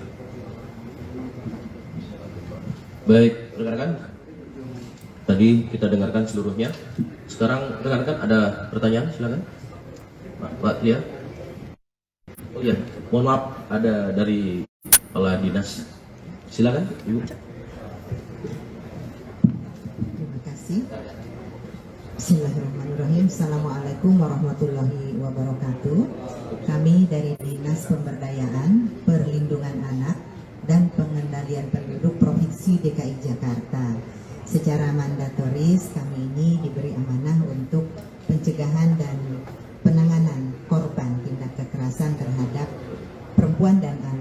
lagi konteksnya adalah korban dan telah memiliki SOP yang sudah terstandarisasi serta baku bersama dengan jajaran Polda Metro Jaya, di mana dalam kasus yang hari ini di press release-kan ini kami sudah menjalaninya bersama dengan Polres Metro Jakarta Selatan, dan hari ini tentu kami juga melakukannya dengan Polda Metro Jaya dan seterusnya. Hal yang telah kami lakukan adalah memberikan pendampingan sebagaimana secara mandatoris diamanahkan kepada UPT P2 TP2A, salah satu UPT yang ada di bawah Dinas PPAPP Provinsi DKI Jakarta ini, dengan melakukan hal-hal yang pada hari Senin yang lalu kami sebenarnya ingin menemui korban, yang hari itu kami bertemunya dengan tim kuasa hukum korban. Ini upaya untuk pendampingan terhadap korban sudah kita upayakan dan sudah mendapatkan persetujuan dari keluarga melalui tim kuasa hukumnya. Apabila nantinya diperlukan pelayanan-pelayanan dari UPT P2 TP2A ini, mereka juga akan berkoordinasi secara proaktif dan kita akan memberikan layanan semaksimal mungkin tentunya. Bentuk-bentuk layanan kepada korban ini diantaranya adalah pendampingan psikologi nantinya apabila hal itu sudah dibutuhkan, dan juga pendampingan hukum apabila diperlukan. Dan mereka saat ini memiliki pendamping hukum sendiri. Dan tentu melalui kesempatan press release ini juga. Selamat sore, Shalom, Om Swastiastu. Rekan-rekan media yang saya hormati, pada hari ini, tepatnya hari Kamis, tanggal 2 Maret 2023, Polda Metro Jaya melakukan press conference terkait dengan perkembangan update yang menjadi perhatian kita bersama. Dan tentunya pertama-tama kami di sini turut prihatin, turut mendoakan kepada Adinda D agar segera diberikan kesembuhan, dipulihkan, serta keluarganya diberikan kekuatan dan ketabahan. Kemudian rekan-rekan kami dari Polda Metro Jaya, ada dari Bapak Direktur Reserse Kriminal Umum Polda Metro Jaya, ada Bapak Kapolres Metro Jakarta Selatan, ada Kasubdit Renata. Kemudian kami dari stakeholder, karena penyidikan ini sifatnya interprofesi, ya, berkolaborasi. Yang pertama hadir di sini ada Ketua KPAI, dalam hal ini adalah Ibu Ai Mariati Solihah MSI. Kemudian juga ada Deputi Kementerian PPA Bapak Nahar Esa MSI, dan kemudian juga ada Kepala Dinas PPAP Provinsi DKI Insinyur Tuti Kusumawati MM, dan satu lagi kami juga didampingi ada ahli pidana anak dari Kementerian PPA Bapak Dr. Ahmad Sofyan SHM. Rekan-rekan, pada hari ini akan ada update terkait dengan proses penyidikan yang dilakukan oleh Polda Metro Jaya. Untuk waktu, kami persilakan kepada Bapak Direktur Reserse Kriminal Umum Polda Metro Jaya. Baik, Assalamualaikum warahmatullahi wabarakatuh. Salam sejahtera buat kita semua. Yang terhormat Bapak Deputi Menteri Pemberdayaan Perempuan dan Perlindungan Anak, Bapak Nahar SHMSI. Yang kami hormati Ibu Kepala Dinas PPAPP Provinsi DKI Insinyur Tuti Kusumawati MM. Yang kami hormati Ketua KPRI Ibu Ai Mariati Solihah MSI. Kemudian yang saya hormati ahli pidana anak dari Kementerian Pemberdayaan Perempuan dan Perlindungan Anak Indonesia, Bapak Dr. Ahmad Sofyan SHMA. Jadi pada kesempatan sore hari ini kami akan menjelaskan update penanganan penyidikan pada kasus yang saat ini menjadi pusat perhatian secara nasional, yaitu penganiayaan terhadap korban atas nama D. Rekan-rekan sekalian, yang pertama kami perlu jelaskan bahwa kasus ini terjadi pada tanggal 20 Februari 2023, kemudian ditangani oleh Polsek Pesanggerahan, dan pada saat itu sudah ditetapkan tersangka dan ditahan. Namun kemudian karena di Polsek tidak ada unit khusus PPA, maka dilimpahkan ke Polres Jakarta Selatan dan kemudian dilaksanakan penyidikan dengan asistensi dan supervisi dari Direktorat Kriminal Umum Polda Metro Jaya, di mana kami mengirimkan tim penyidik Renata dan juga personil daripada pengawasan penyidikan. Jadi secara intensif kami melaksanakan supervisi dan asistensi di Polres Jakarta Selatan dalam rangka untuk optimalisasi pelaksanaan penyidikan ini dan efisiensi daripada penyidikan ini. Hari ini kami tarik ke Polda Metro Jaya. Mengapa? Karena memang kita menerapkan pola kolaborasi intervensi untuk memudahkan koordinasi, dan juga kami memiliki penyidik yang lebih banyak yang khusus menangani kasus-kasus yang melibatkan perempuan dan anak. Rekan-rekan sekalian,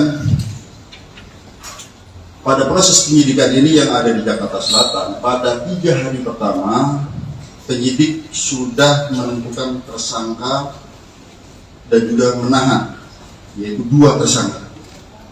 Kemudian 7 hari terakhir kita adakan pendalaman terhadap proses penyidikan ini.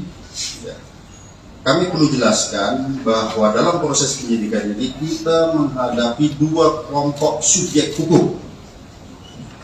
Yang pertama adalah orang dewasa yang sudah kita tentukan tersangkanya ini. Kemudian kita juga menghadapi 2 subjek hukum, yaitu anak yang berhadapan dengan hukum, yaitu pertama anak sebagai korban, yang kedua adalah anak sebagai saksi. Ini keduanya adalah anak yang berhadapan dengan hukum.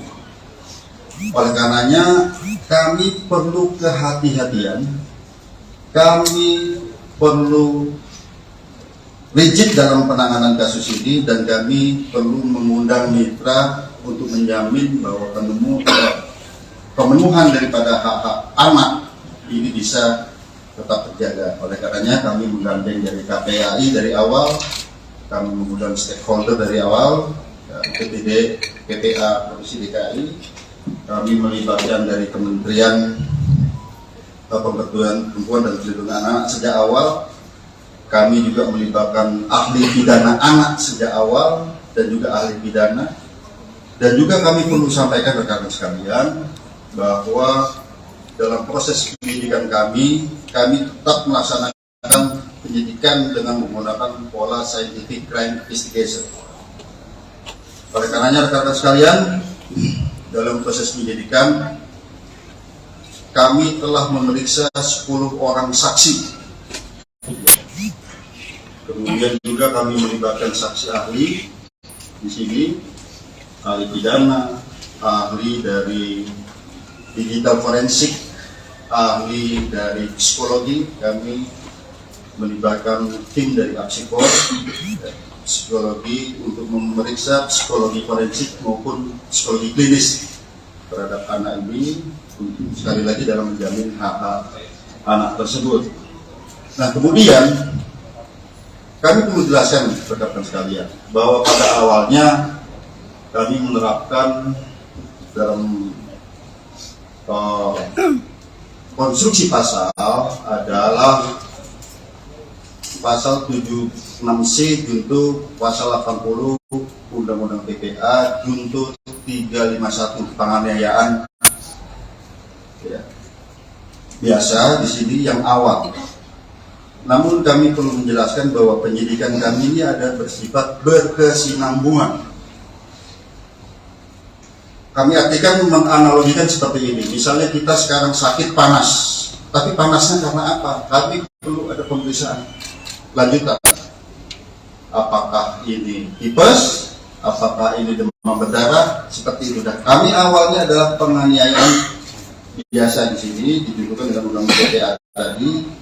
Setelah kami adakan pemeriksaan, kami dilibatkan kita forensik, kami menemukan fakta-fakta baru, bukti chat WA, video yang ada di HP. Kemudian perlu kami sampaikan, kami juga menemukan CCTV di seputaran TKP, sehingga kami bisa melihat peranan dari masing-masing orang yang ada di TKP tersebut. Dan kami berkomitmen di sini siapapun yang bersalah harus dihukum. Ya tentu saja apabila itu pun anak, secara formil ini diatur dalam Undang-Undang Peradilan Anak, secara material ini diatur dalam Undang-Undang Perlindungan Anak. Oleh karenanya rekan-rekan sekalian, pada kesempatan gelar pada siang hari ini, pagi sampai dengan siang hari ini, kami menambah konstruksi pasal baru terhadap tersangka-tersangka ini. Ya. Kemudian yang kedua, ada perubahan status dari AG yang awalnya adalah anak yang berhadapan dengan hukum, berubah menjadi atau meningkat statusnya menjadi anak yang berkonflik dengan hukum, atau dengan kata lain berubah menjadi pelaku atau anak. Jadi terhadap anak di bawah umur itu tidak boleh dibilang tersangka. Jadi yang kami perlu jelaskan. Kemudian dari fakta hukum yang kami peroleh, baik itu dari chat WA, baik itu dari video, kemudian baik itu dari CCTV yang ada di TKP, kemudian keterangan saksi-saksi, kami mengonstruksikan konstruksi pasal yang baru. Nah, sebelum kami jelaskan, kami juga perlu menjelaskan di sini, ternyata pada awalnya para tersangka ini ataupun orang yang ada di TKP tidak memberikan keterangan yang sebenarnya. Setelah kami sesuaikan dengan CCTV, kami sesuaikan dengan alat bukti yang lain, kami sesuaikan dengan chat WA, tergambar semua peranannya di situ. Oleh karenanya, yang kami sampaikan tadi, ada peningkatan status dari anak yang berhadapan dengan hukum berubah menjadi anak yang berkonflik dengan hukum ataupun pelaku. Kemudian ada perubahan konstruksi pasal. Yang pertama, terhadap tersangka MDS. Konstruksi pasalnya adalah 355 KUHP ayat 1, subsidiar 354 ayat 1 KUHP, lebih subsidiar 353 ayat 2 KUHP, lebih subsidiar 351 ayat 2 KUHP, dan atau 76C junto 80 Undang-Undang Perlindungan Anak dengan ancaman maksimal 12 tahun penjara. Itu MDS. Ya. Kemudian terhadap tersangka SL, yaitu 355 ayat 1 junto 56 KUHP, subsidiar 354 ayat 1 junto 56 KUHP, lebih subsidiar 353 ayat 2 junto 56 KUHP, lebih subsidiar 351 ayat 2 junto 56 KUHP.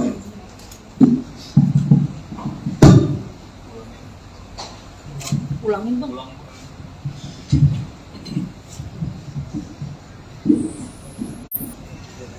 Ya, jadi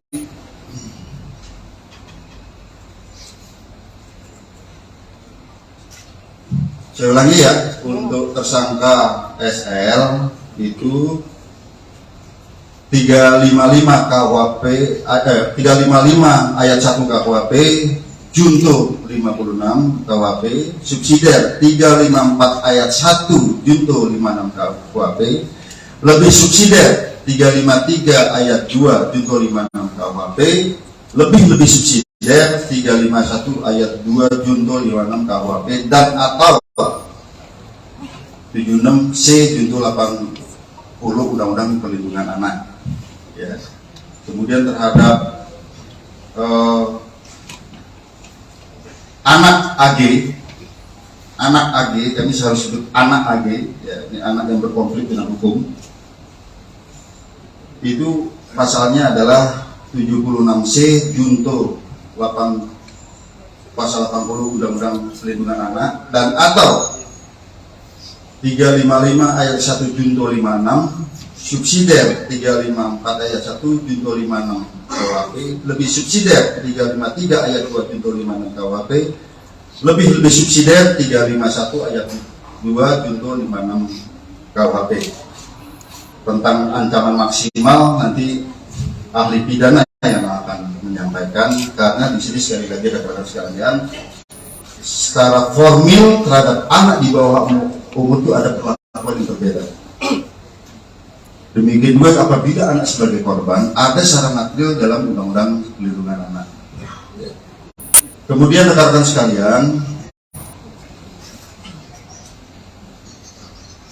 kami melihat di sini bahwa dari bukti digital bahwa ini ada perencanaan sejak awal. Ya, pada saat mulai menelpon SL, kemudian bertemu SL, kemudian pada saat di dalam mobil bertiga ada mensrea di sana. Kemudian pada saat terjadinya penganiayaan yang ini sangat-sangat memprihatinkan, kita lihat ya, sangat-sangat sadis di sini, itu ada 3 kali tendangan ke arah kepala. Kemudian ada 2 kali menginjak tengkuk, dan juga ada 1 kali pukulan ke arah kepala, ini yang ke arah yang sangat-sangat vital di kepala. Di sana di antaranya ada kata-kata free kick, ya, free kick baru ditendang ke arah kepala seperti tendangan penalti, ya, ataupun tendangan bebas. Kemudian juga ada kata-kata gua nggak takut kalau anak orang lain, anak orang mati. Bagi penyidik di sini dan juga kami koordinasikan konsultasi dengan saksi ahli, ini bisa merupakan suatu mens rea, niat jahat dan juga aktus serius wujud perbuatan. Jadi rangkaian perbuatan, korban sudah tidak berdaya, 2 kali ditendang sudah tidak berdaya, masih diadakan penganiayaan lebih lanjut ke arah kepala. Oleh karenanya rekan-rekan sekalian, sekali lagi hari ini kami melaksanakan gelar perkara secara komprehensif, ya, di mana yang pertama sebagai wujud penyidikan kami yang berkesinambungan dengan melihat alat bukti yang ada, dengan melihat digital forensik, hasil digital forensik, bukti chat WA, video, kemudian bukti digital forensik dari CCTV, TKP, keterangan saksi, beberapa orang saksi, 10 orang saksi yang saling bersesuaian, sehingga kami menemukan fakta hukum dan bisa menemukan peranan dari masing-masing tersangka. Maka hari ini kami menambah konstruksi pasal sebagaimana yang kami sebutkan tadi. Yang kedua, terjadi peningkatan status terhadap AG yang tadinya adalah anak yang berhadapan dengan hukum, berubah menjadi anak yang berkonflik dengan hukum ataupun anak. Jadi kalau di Undang-Undang Pelindungan tidak boleh disebut tersangka. Ya, kemudian untuk efisiensi penyidikan, karena saat ini kami mengirim tim wasidik dan penyidik Menak dari Polres Jakarta Selatan, kami limpahkan ke Polda Metro Jaya. Yang kedua, rekan-rekan sekalian, yang kami perlu tekankan, mengapa terhadap peningkatan status ini membutuhkan waktu yang lama, kami harus mengikuti prosedur yang diatur dalam Undang-Undang Perlindungan Anak, Undang-Undang Peradilan Anak. Kami harus melibatkan pekerja sosial untuk melaksanakan penelitian, kami harus melibatkan tim psikologi untuk melaksanakan pemeriksaan, ya, kemudian tes dan serangkaian kegiatan yang membutuhkan waktu tidak sebentar. Saya kira demikian penjelasan dari kami. Selanjutnya kami persilakan pada Pak Kabid Mas. Baik rekan-rekan, sebelum ke ahli pidana dan lainnya, mungkin dari Pak Deputi Kementerian PPA yang akan menyampaikan.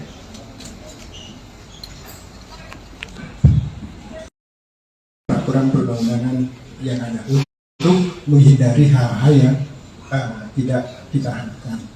Lalu kemudian yang kedua, tentu mengambil langkah tentang jika dibutuhkan ikut dalam proses penyelesaian administrasi perkara. Jadi kalau ada dokumen-dokumen, ada kebutuhan lain yang perlu dilengkapi, perlu ahli, perlu petugas-petugas tertentu, tentu kami ingin memastikan itu bisa dilaksanakan. Termasuk yang tugas yang selanjutnya itu terkait dengan rehabilitasi dan reintegrasi. Rehabilitasi tentu berkaitan dengan rehabilitasi fisik selama korban ada di rumah sakit, termasuk juga mengingatkan tentang hak-hak korban gitu ya, lalu kemudian hak-hak anak yang berhadapan dengan hukum itu selama proses pemulihan, selama proses pengobatan itu juga perlu dilakukan, termasuk nanti pasca penyelesaian kasus ini. Lalu kemudian yang ketiga tentu ingin memastikan juga langkah yang keempat yaitu soal reintegrasi sosial. Kita tidak mengharapkan misalnya yang sudah diputuskan tadi oleh penyidik lalu kemudian berdampak kepada pengabaian hak. Misalnya dalam proses ini jangan sampai misalnya anak yang sudah dinaikkan statusnya lalu kemudian tidak punya hak untuk dipenuhi hak pendidikan, hak yang lainnya dan segala macam. Ini yang kami terus kawal sejak awal dan sudah berkoordinasi dengan KPAI polisian sejak dari Jakarta Selatan. Jadi ini hari ini kita sudah mendengar dan kami terima kasih atas kerja keras dari pihak kepolisian dan tentu kami akan terus melakukan koordinasi dalam penanganan kasus. Terima kasih.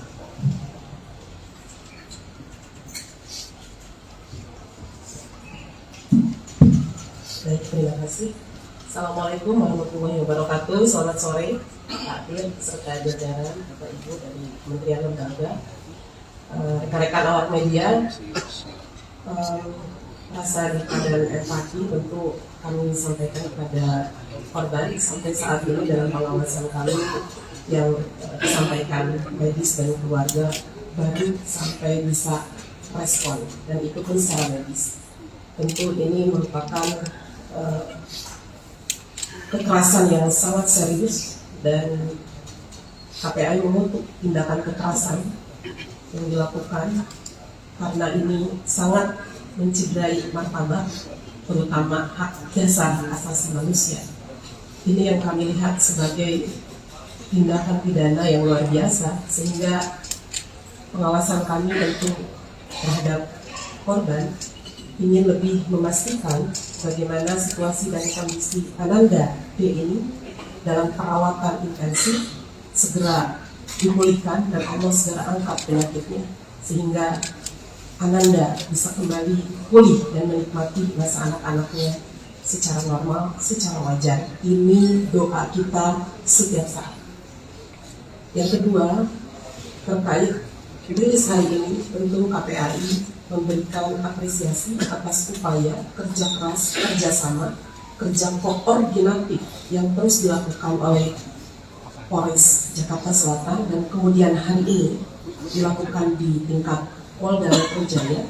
Ini menunjukkan keseriusan terhadap langkah-langkah profesionalitas yang dilakukan kepolisian melihat situasi dan kondisi tindak pidana terhadap seorang anak. Sehingga kami dengan mendengarkan apa yang disampaikan oleh Pak Direktur tadi, ada konstruksi yang baru memberikan sebuah apresiasi dan sebuah pembelajaran publik bahwa anak-anak Indonesia harus terbebas dari situasi kekerasan yang hari ini dialami oleh salah satu anak kita. Berikutnya, pengawasan kami tentu bukan hanya melihat situasi dan kondisi dan bertemu korban serta keluarganya, kami juga memastikan berbagai hak yang harus didapatkan ketika kita melihat dalam aturan perundangan bahwa anak yang menjadi korban kekerasan ini tentu dipastikan siapa yang berperan secara sentral untuk memberikan perlindungan. Di antaranya adalah KPAI melihat ada hak-hak yang harus dilewati dalam proses hukumnya. Tentu kalau Selamat sore, Shalom, Om Swastiastu, Nama Budaya, Salam Kebajikan. Rekan-rekan media yang saya hormati, pada hari ini, tepatnya hari Kamis, tanggal 2 Maret 2023, Polda Metro Jaya melakukan press conference terkait dengan perkembangan update yang menjadi perhatian kita bersama. Dan tentunya pertama-tama kami di sini turut prihatin, turut mendoakan kepada Adinda D agar segera diberikan kesembuhan, dipulihkan, serta keluarganya diberikan kekuatan dan ketabahan. Kemudian rekan-rekan kami dari Polda Metro Jaya, ada dari Bapak Direktur Reserse Kriminal Umum Polda Metro Jaya, ada Bapak Kapolres Metro Jakarta Selatan, ada Kasubdit Renakta, kemudian kami dari stakeholder, karena penyidikan ini sifatnya interprofesi ya, berkolaborasi. Yang pertama hadir turut di sini ada Ketua KPAI, dalam hal ini adalah Ibu Ai Mariati Soleha MSI. Kemudian juga ada Deputi Kementerian PPA Bapak Nahar Esa MSI, dan kemudian juga ada Kepala Dinas PPAP Provinsi DKI Insinyur Tuti Kusumawati MM, Ibu. Dan satu lagi kami juga didampingi ada ahli pidana anak dari Kementerian PPA Bapak Dr. Ahmad Sofyan SHM. Rekan-rekan, pada hari ini akan ada update terkait dengan proses penyidikan yang dilakukan oleh Polda Metro Jaya. Untuk waktu, kami persilakan kepada Bapak Direktur Reserse Kriminal Umum Polda Metro Jaya. Baik, Assalamualaikum warahmatullahi wabarakatuh. Salam sejahtera buat kita semua. Yang terhormat Bapak Deputi Menteri Pemberdayaan Perempuan dan Perlindungan Anak, Bapak Nahar SH MSI.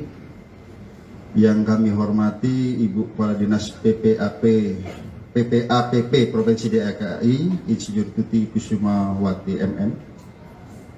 Yang kami hormati Ketua KPAI Ibu Ai Mariati Solihah MSI. Kemudian yang saya hormati ahli pidana anak dari Kementerian Pemberdayaan Perempuan dan Perlindungan Anak Indonesia, Bapak Dr. Ahmad Sofyan SHMA. Jadi pada kesempatan sore hari ini kami akan menjelaskan update penanganan penyidikan pada kasus yang saat ini menjadi pusat perhatian secara nasional, yaitu penganiayaan terhadap korban atas nama D. Rekan-rekan sekalian, yang pertama kami perlu jelaskan bahwa kasus ini terjadi pada tanggal 20 Februari 2023, kemudian ditangani oleh Polsek Pesanggerahan, dan pada saat itu sudah ditetapkan tersangka dan ditahan. Namun kemudian karena di Polsek tidak ada unit khusus PPA, maka dilimpahkan ke Polres Jakarta Selatan dan kemudian dilaksanakan penyidikan dengan asistensi dan supervisi dari Direktorat Kriminal Umum Polda Metro Jaya, di mana kami mengirimkan tim penyidik Renakta dan juga personil daripada pengawasan penyidikan. Jadi secara intensif kami melaksanakan supervisi dan asistensi di Polres Jakarta Selatan. Dalam rangka untuk optimalisasi pelaksanaan penyidikan ini dan efisiensi daripada penyidikan ini, hari ini kami tarik ke Polda Metro Jaya. Mengapa? Karena memang kita menerapkan pola kolaborasi interprofesi untuk memudahkan koordinasi, dan juga kami memiliki penyidik yang lebih banyak yang khusus menangani kasus-kasus yang melibatkan perempuan dan anak. Rekan-rekan sekalian, pada proses penyidikan ini yang ada di Jakarta Selatan, pada 3 hari pertama penyidik sudah menentukan tersangka dan juga menahan, yaitu 2 tersangka. Kemudian 7 hari terakhir kita adakan pendalaman terhadap proses penyidikan ini. Ya. Kami perlu jelaskan bahwa dalam proses penyidikan ini kita menghadapi 2 kelompok subjek hukum. Yang pertama adalah dewasa, orang dewasa yang sudah kita tentukan tersangkanya ini. Kemudian kita juga menghadapi 2 subjek hukum, yaitu anak yang berhadapan dengan hukum. Yaitu pertama anak sebagai korban, yang kedua adalah anak sebagai saksi. Ini keduanya adalah anak yang berhadapan dengan hukum. Oleh karenanya kami perlu kehati-hatian, kami perlu rigid dalam penanganan kasus ini, dan kami perlu mengundang mitra untuk menjamin bahwa pemenuhan daripada hak-hak anak ini bisa tetap terjaga. Oleh karenanya kami menggandeng dari KPAI dari awal, kami mengundang stakeholder dari awal, UPTD, PPA Provinsi DKI, kami melibatkan dari Kementerian Pemberdayaan Perempuan dan Perlindungan Anak sejak awal. Kami juga melibatkan ahli pidana anak sejak awal dan juga ahli pidana. Dan juga kami perlu sampaikan rekan-rekan sekalian bahwa dalam proses penyidikan kami tetap melaksanakan penyidikan dengan menggunakan pola scientific crime investigation. Oleh karenanya rekan-rekan sekalian, dalam proses penyidikan kami telah memeriksa 10 orang saksi. Ya. Kemudian juga kami melibatkan saksi ahli di sini, ahli pidana, ahli dari digital forensik, ahli dari psikologi. Kami melibatkan tim dari Apsifor, ya, psikologi untuk memeriksa psikologi forensik maupun psikologi klinis terhadap anak ini, sekali lagi dalam menjamin hak-hak anak tersebut. Nah, kemudian kami perlu jelaskan rekan-rekan sekalian bahwa pada awalnya kami menerapkan dalam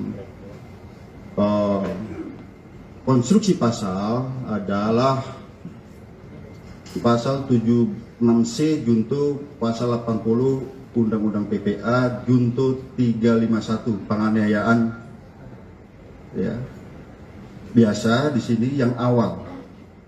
Namun kami perlu menjelaskan bahwa penyidikan kami ini ada bersifat berkesinambungan. Kami artikan menganalogikan seperti ini. Misalnya kita sekarang sakit panas, tapi panasnya karena apa? Kami perlu ada pemeriksaan lanjutan. Apakah ini tipes? Apakah ini demam berdarah? Seperti itu. Dah kami awalnya adalah penganiayaan biasa di sini dijuntukan dengan undang PPA tadi. Setelah kami adakan pemeriksaan, kami libatkan digital forensik, kami menemukan fakta-fakta baru, bukti chat WA, video yang ada di HP. Kemudian perlu kami sampaikan, kami juga menemukan CCTV di seputaran TKP, sehingga kami bisa melihat peranan dari masing-masing orang yang ada di TKP tersebut. Dan kami berkomitmen di sini siapapun yang bersalah harus dihukum. Ya tentu saja apabila itu pun anak, secara formil ini diatur dalam Undang-Undang Peradilan Anak, secara material diatur dalam Undang-Undang Perlindungan Anak. Oleh karenanya rekan-rekan sekalian, pada kesempatan gelar pada siang hari ini, pagi sampai dengan siang hari ini, kami menambah konstruksi pasal baru terhadap tersangka-tersangka ini.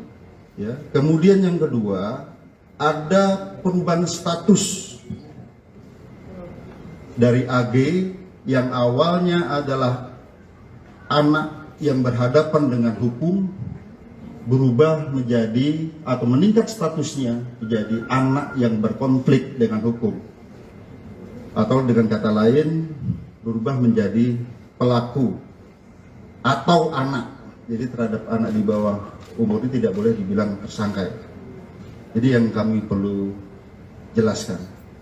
Kemudian dari fakta hukum yang kami peroleh, baik itu dari chat WA, baik itu dari video, kemudian baik itu dari CCTV yang ada di TKP, kemudian keterangan saksi-saksi, ya, kami mengonstruksikan konstruksi pasal yang baru. Nah, sebelum kami jelaskan, kami juga perlu menjelaskan di sini, ternyata pada awalnya para tersangka ini ataupun orang yang ada di TKP tidak memberikan keterangan yang sebenarnya. Setelah kami sesuaikan dengan CCTV, kami sesuaikan dengan alat bukti yang lain, kami sesuaikan dengan chat WA, tergambar semua peranannya di situ. Oleh karenanya, yang kami sampaikan tadi, ada peningkatan status dari anak yang berhadapan dengan hukum berubah menjadi anak yang berkonflik dengan hukum ataupun pelaku. Kemudian ada perubahan konstruksi pasal. Yang pertama, terhadap tersangka MDS. Konstruksi pasalnya adalah 355 KUHP ayat 1, subsidiar 354 ayat 1 KUHP, lebih subsidiar 353 ayat 2 KUHP, lebih subsidiar 351 ayat 2 KUHP, dan atau 76C junto 80 Undang-Undang Perlindungan Anak dengan ancaman maksimal 12 tahun penjara. Itu MDS. Ya. Kemudian terhadap tersangka SL yaitu 355 ayat 1 junto 56 KUHP, subsidiar 354 ayat 1 KUHP junto 56 KUHP, lebih subsidiar 353 ayat 2 junto 56 KUHP, lebih subsidiar 351 ayat 2 junto 56 KUHP.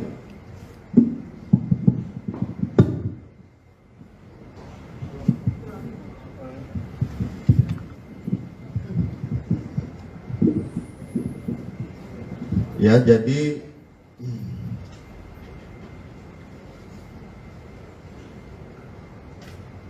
saya ulangi ya, untuk tersangka SL itu 355 KUHP 355 ayat 1 KUHP junto 56 KUHP, subsidiar 354 ayat 1 junto 56 KUHP, lebih subsidiar 353 ayat 2 junto 56 KUHP, lebih subsidiar 351 ayat 2 junto 56 KUHP, dan atau 76C junto 80 Undang-Undang Perlindungan Anak. Ya. Kemudian terhadap anak AG, kami harus sebut anak AG, ya, ini anak yang berkonflik dengan hukum. Itu pasalnya adalah 76C junto pasal 80 Undang-Undang Perlindungan Anak dan atau 355 ayat 1 junto 56 subsidiar 354 ayat 1 junto 56 KUHP lebih subsidiar 353 ayat 2 junto 56 KUHP lebih subsidiar 351 ayat 2 junto 56 KUHP. Tentang ancaman maksimal nanti ahli pidana yang akan menyampaikan, karena di sini sekali lagi rekan-rekan sekalian, secara formil terhadap anak di bawah umur itu ada perlakuan yang berbeda.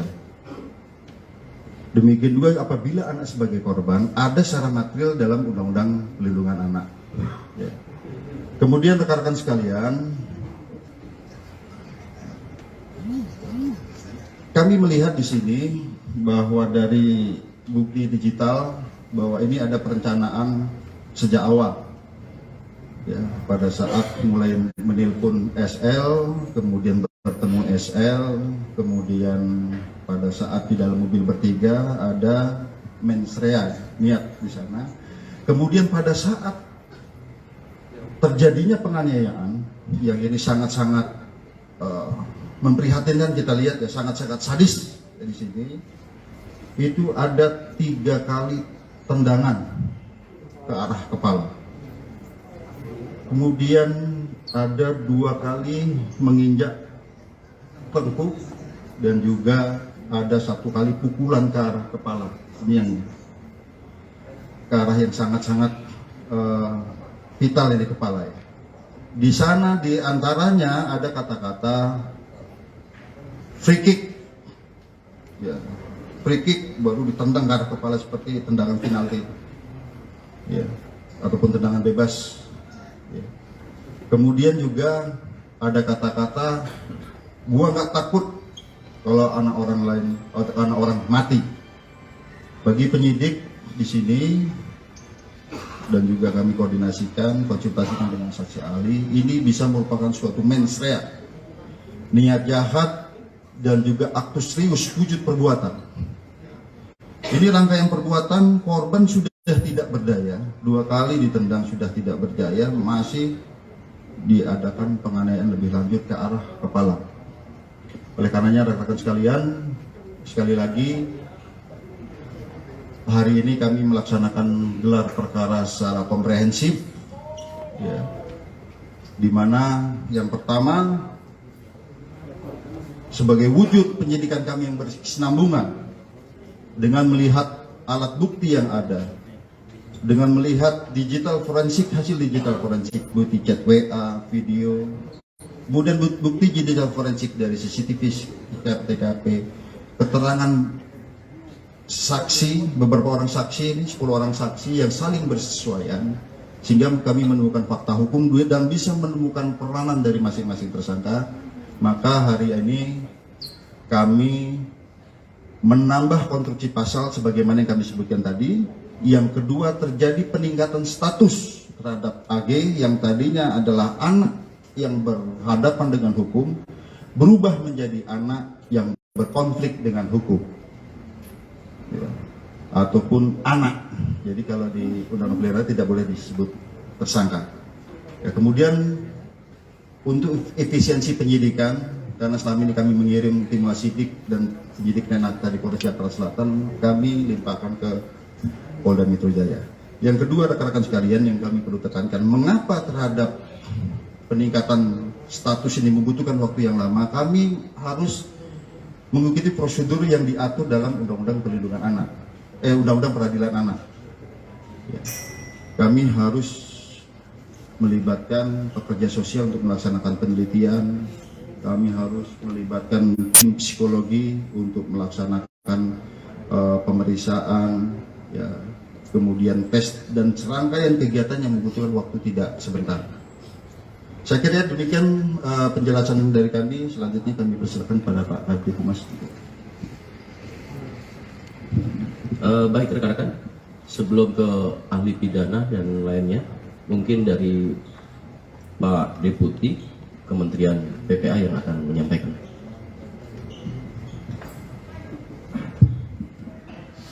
Izin Pak Dir dan semua peserta rilis ini.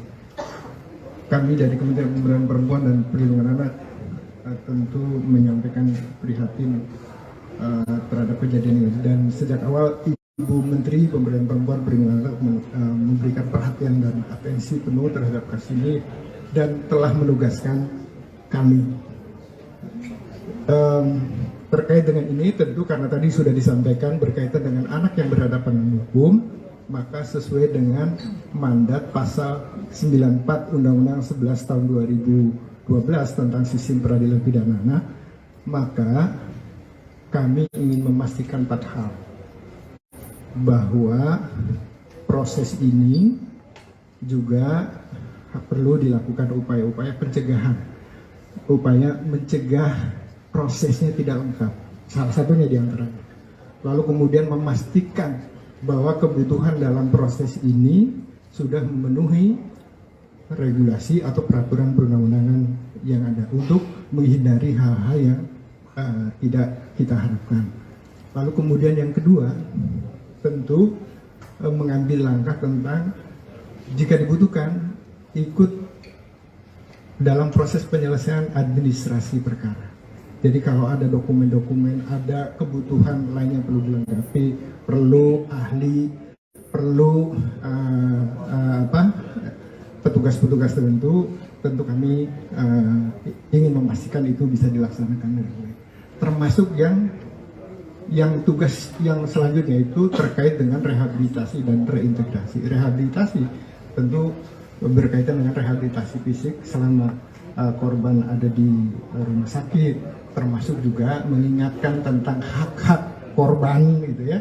Lalu kemudian hak-hak anak yang berhadapan dengan hukum itu selama proses pemulihan, selama proses pengobatan itu juga perlu dilakukan, termasuk nanti pasca penyelesaian kasus ini. Lalu kemudian yang ketiga tentu ingin memastikan juga langkah yang keempat yaitu soal reintegrasi sosial.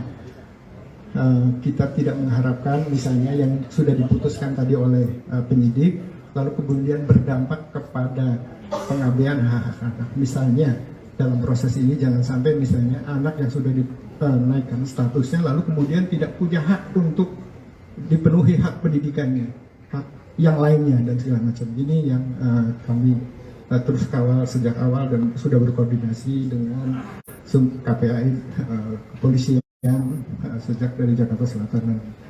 Jadi ini hari ini kita sudah mendengar dan kami terima kasih atas kerja keras dari pihak kepolisian dan tentu kami akan terus melakukan koordinasi dalam penanganan kasus. Terima kasih.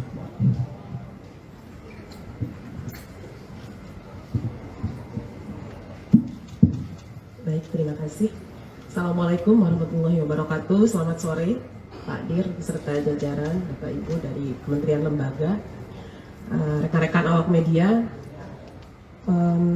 Rasa duka dan empati tentu kami sampaikan kepada korban. Sampai saat ini dalam pengawasan kami yang disampaikan medis dan keluarga baru sampai bisa respon, dan itu pun secara medis. Tentu ini merupakan kekerasan yang sangat serius dan KPAI mengutuk tindakan kekerasan yang dilakukan karena ini sangat mencederai martabat, terutama hak dasar asasi manusia. Ini yang kami lihat sebagai tindakan pidana yang luar biasa, sehingga pengawasan kami tentu terhadap korban ingin lebih memastikan bagaimana situasi dan kondisi Ananda D ini dalam perawatan intensif segera dipulihkan dan Allah segera angkat penyakitnya sehingga Ananda bisa kembali pulih dan menikmati masa anak-anaknya secara normal, secara wajar. Ini doa kita setiap saat. Yang kedua, terkait rilis hari ini, tentu KPAI memberikan apresiasi atas upaya kerja keras, kerjasama, kerja koordinatif yang terus dilakukan oleh Polres Jakarta Selatan dan kemudian hari ini dilakukan di tingkat Polda Metro Jaya ini menunjukkan keseriusan terhadap langkah-langkah profesionalitas yang dilakukan kepolisian melihat situasi dan kondisi tindak pidana terhadap seorang anak. Sehingga kami dengan mendengarkan apa yang disampaikan oleh Pak Direktur tadi, ada konstruksi yang baru memberikan sebuah apresiasi dan sebuah pembelajaran publik bahwa anak-anak Indonesia harus terbebas dari situasi kekerasan yang hari ini dialami oleh salah satu anak kita. Berikutnya, pengawasan kami tentu bukan hanya melihat situasi dan kondisi dan bertemu korban serta keluarganya, kami juga memastikan berbagai hak yang harus didapatkan ketika kita melihat di dalam aturan perundangan bahwa anak yang menjadi korban kekerasan ini tentu dipastikan siapa yang berperan secara sentral untuk memberikan perlindungan. Di antaranya adalah KPAI melihat ada hak-hak yang harus dilewati dalam proses hukumnya. Tentu kalau disebut hak prosedural, baik itu pendampingannya gitu ya dalam proses hukum. Tentu ketika seorang anak masih dalam situasi kritis, kita ingin ada ruang dan pemulihan yang optimal. Kemudian juga pemulihan sampai pada situasi yang betul-betul pulih gitu. Dan berikutnya adalah hak restitusi atau ganti kerugian. Kami telah koordinasi dengan LPSK sebagai mandatori dari Undang-Undang 31 2016 untuk menyatakan bahwa ini harus dijalankan sesuai aturan yang berlaku gitu.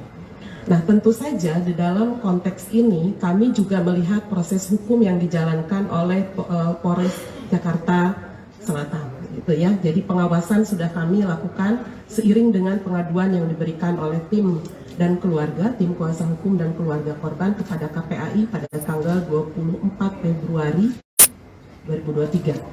Nah, berikutnya pada 28 Februari kami didatangi oleh tim kuasa hukum dan keluarganya dari Ananda AG sebagai anak yang berhadapan dengan hukum.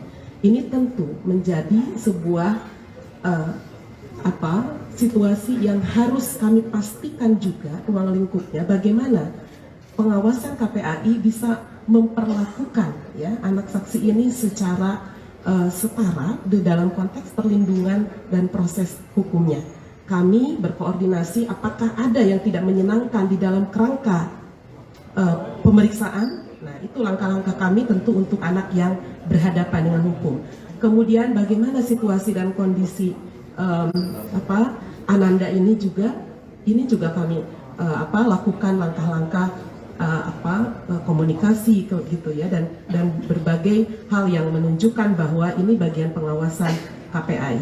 Sesungguhnya yang paling luar biasa adalah bagaimana kami sudah koordinasi juga terkait begitu banyaknya penyebaran identitas yang seharusnya kita semua bisa menahan diri, bisa dihapus dan tidak luar biasa dipublikasi. Jadi ini yang sebetulnya dalam konteks koordinasi pengawasan dari setelah pelaporan Ananda AG yang dilakukan oleh KPAI beserta beberapa pemangku kepentingan. Terkait hari ini tentu ini bagian koordinasi yang kemudian kami lihat ada peningkatan tadi status menjadi anak berkonflik hukum atau menjadi anak terkait AG. Tentu kami menghormati jalannya prosesnya dari proses hukum ini. Karena bagi kami anak berkonflik dengan hukum mereka adalah anak korban, anak pelaku dan anak saksi menjadi kerangka dalam perlindungan anak di dalam proses hukum. Ini yang harus kita lakukan langkah-langkah memastikan hal tersebut sehingga menghormati kinerja di ranah kepolisian menjadi bagian penting pengawasan kami untuk selanjutnya. Baik, itu yang ingin saya sampaikan sehingga hak-hak yang kemudian bagaimana setelah dia menjadi anak AG ini tentu KPAI akan terus memastikan Ananda AG juga berada dalam situasi yang tidak terpublikasi secara luar biasa gitu ya. Publikasi yang kita maksud tentu ada penyebaran foto, penyebaran nama, bahkan hal-hal yang memang seharusnya terlindungi. Jadi ini menjadi salah satu yang harus kita pastikan.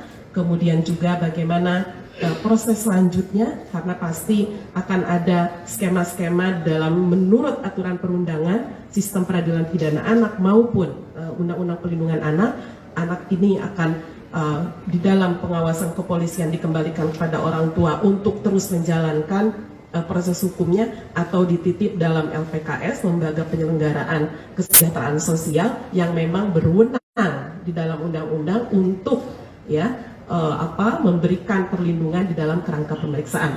Mohon maaf agak panjang Pak Dir. Ini hal-hal yang hari ini mari rekan-rekan sekalian akan kita lakukan langkah-langkah menghormati proses hukum yang ada, dan kemudian KPAI akan terus mengawasi berjalannya hukum ini sesuai dengan aturan perundangan yang berlaku. Terima kasih. Assalamualaikum warahmatullahi wabarakatuh. Selamat sore.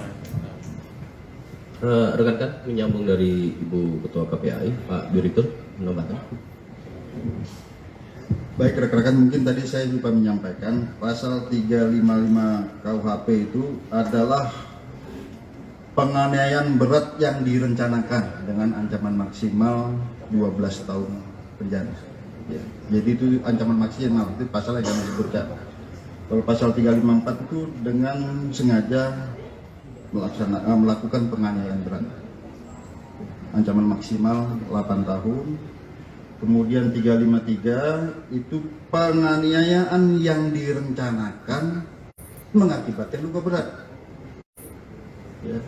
Kemudian 351 ayat 2 penganiayaan tanpa direncanakan, ya, penganiayaan yang mengakibatkan luka berat. Jadi ini memang konsep pasal kita urut dari mulai yang terberat sampai dengan, tapi dari penyidikan kami ini masih berkesinambungan, ya. Masih dalam proses pemeriksaan sebelum kami kirimkan ke pihak kejaksaan. Saya kira demikian. Mungkin pertanyaan dulu atau dari Pak Ali tidak? Ya. Terima kasih Pak Kombes atas kesempatannya, Pak Kombes Hengki Haryadi. Saya diminta oleh Kementerian Pemberdayaan Perempuan dan Perlindungan Anak untuk memberikan keterangan ahli terkait dengan dugaan tindak pidana yang dilakukan, pasal-pasal yang diduga dilakukan oleh tersangka. Nah, tadi sudah disebutkan oleh Pak Direktur Polda Metro Jaya bahwa pasal yang paling berat diduga dilakukan oleh tersangka adalah 355. Jadi 355 itu, teman-teman, itu adalah pasal yang paling berat untuk delik penganiayaan. Penyidik telah menemukan alat bukti bahwa tersangka diduga melakukan penganiayaan berat yang direncanakan. Penganiayaan berat yang direncanakan berarti adalah yang bersangkutan telah mempersiapkan, ini dugaan, ini kan si dugaan, telah mempersiapkan untuk melakukan penganiayaan berat, telah mempersiapkan dirinya untuk melakukan penganiayaan berat. Yang dikatakan penganiayaan berat itu kita mengacu kepada pasal 90 KUHP, timbulnya luka berat. Apa indikator luka berat? Tidak berdaya atau berpotensi tidak berdaya, menimbulkan pingsan, cacat, ya, dan berpotensi maut akan menimpa dirinya. Itu yang dikatakan luka berat. Jadi kalau dia 354 itu adalah penganiayaan berat tanpa direncanakan. 355, 353 penganiayaan yang direncanakan. 351 penganiayaan biasa, ya. Jadi semuanya bisa menimbulkan luka berat, tapi sikap batin jahat yang bersangkutan dan mempersiapkan tindak pidana yang diduga dilakukan oleh tersangka inilah yang menyebabkan. Tentu juga ada eviden lain atau alat bukti lain yang disiapkan, yang ditemukan oleh penyidik, sehingga penyidik punya kesimpulan 355 sebagai pasal yang layak dilimpahkan sebagai pasal yang pertama. Kemudian ada yang kedua 354, 355, 353, 351, dan paling bawah nanti adalah pasal 17 huruf D, pasal 76 huruf D, Undang-Undang Undang-Undang 35/2014 tentang pelindungan anak. Kemudian ada satu lagi mungkin yang perlu saya tambahkan terkait dengan AG ya. Jadi memang di dalam Undang-Undang 11/2012 tentang sistem peradilan pidana anak, identitas anak itu tidak boleh disebutkan.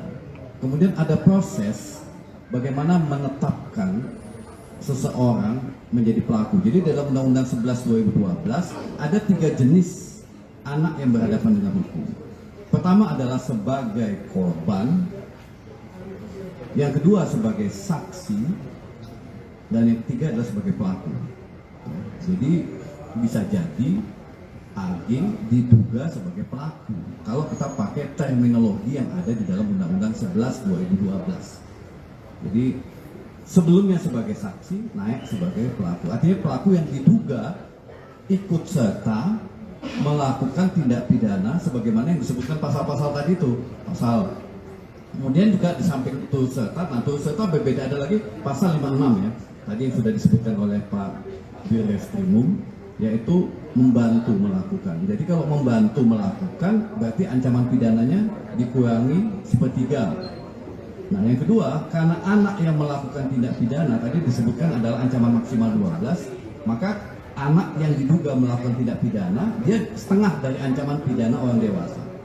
Jadi kalaupun nanti dibawa ke pengadilan sebagai terdakwa, ya misalnya ya, ini misalnya, maka ancaman pidananya maksimum adalah 6 tahun, dikurangi lagi 1/3, karena dia kalau memang pasal 56 terbukti mencoba, berarti dikurangi lagi, jadi maksimum adalah 4 tahun, supaya teman-teman lainnya bisa membedakan anak yang berhadapan dengan hukum berbeda dengan orang dewasa yang melakukan tindak pidana ya, berbeda. Jadi perlakuannya berbeda. Ada proses panjang sebelum yang bersangkutan ditetapkan sebagai pelaku. Ada proses panjang.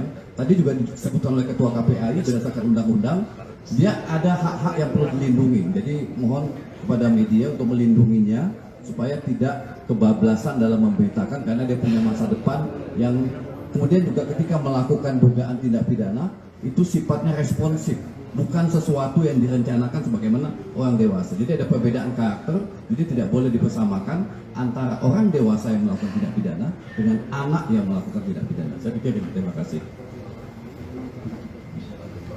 Baik, rekan-rekan. Tadi kita dengarkan seluruhnya. Sekarang rekan-rekan ada pertanyaan, silakan. Pak Lia. Oh iya, mohon maaf, ada dari kepala dinas. Silakan, Ibu. Terima kasih. Bismillahirrahmanirrahim. Assalamualaikum warahmatullahi wabarakatuh. Kami dari Dinas Pemberdayaan, Perlindungan Anak, dan Pengendalian Penduduk Provinsi DKI Jakarta.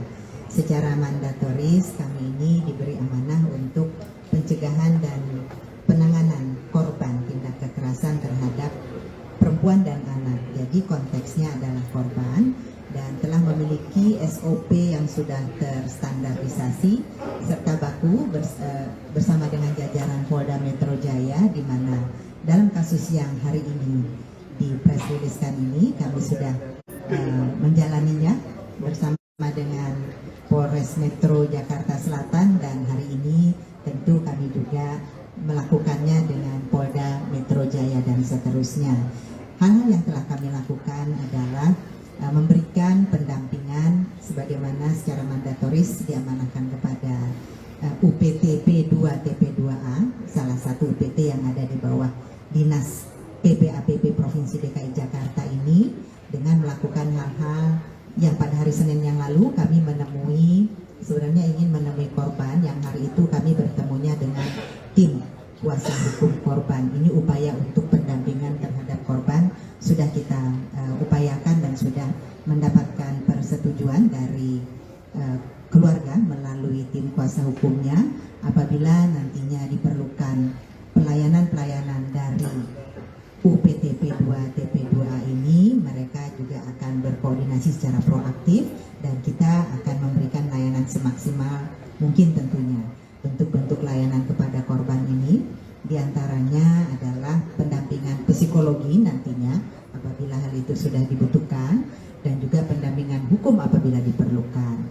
Dan mereka saat ini memiliki pendamping hukum sendiri Dan tentu melalui kesempatan press release ini juga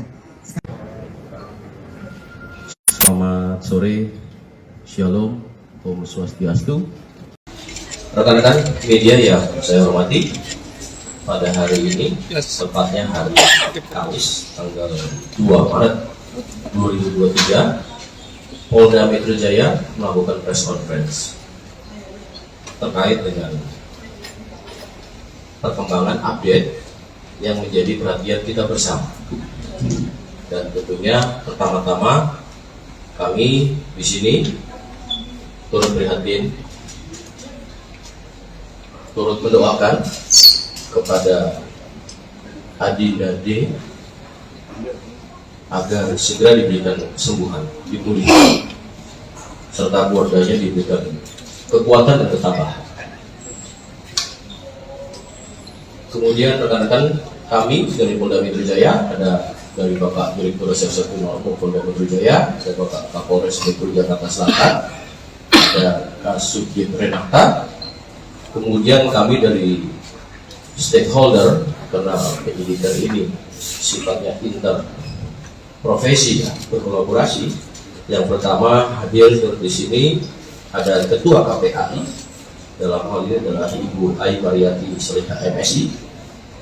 Kemudian juga ada Deputi Kementerian PPA Bapak Nahar Esa MSI, dan kemudian juga ada Kepala Dinas PPAP Provinsi DKI Insinyur Tuti Kusumawati MM. Dan satu lagi kami juga mendampingi ada ahli pidana anak dari Kementerian PPA Bapak Dr. Ahmad Sofyan SHM. Rekan-rekan, pada hari ini akan ada update terkait dengan proses penyidikan yang dilakukan oleh Polda Metro Jaya. Untuk waktu, kami persilakan kepada Bapak Direktur Reserse Kriminal Umum Polda Metro Jaya. Baik, Assalamualaikum warahmatullahi wabarakatuh. Salam sejahtera buat kita semua. Yang terhormat Bapak Deputi Menteri Pemberdayaan Perempuan dan Perlindungan Anak, Bapak Nahar SHMSI. Yang kami hormati Ibu Kepala Dinas PPAPP Provinsi DKI Insinyur Tuti Kusumawati MM. Yang kami hormati Ketua KPAI Ibu Ai Mariati Solihah MSI. Kemudian yang saya hormati ahli pidana anak dari Kementerian Pemberdayaan Perempuan dan Perlindungan Anak Indonesia, Bapak Dr. Ahmad Sofyan SHMA. Jadi pada kesempatan sore hari ini kami akan menjelaskan update penanganan penyidikan pada kasus yang saat ini menjadi pusat perhatian secara nasional, yaitu penganiayaan terhadap korban atas nama D. Rekan-rekan sekalian, yang pertama kami perlu jelaskan bahwa kasus ini terjadi pada tanggal 20 Februari 2023, kemudian ditangani oleh Polsek Pesanggerahan. Dan pada saat itu sudah ditetapkan tersangka dan ditahan.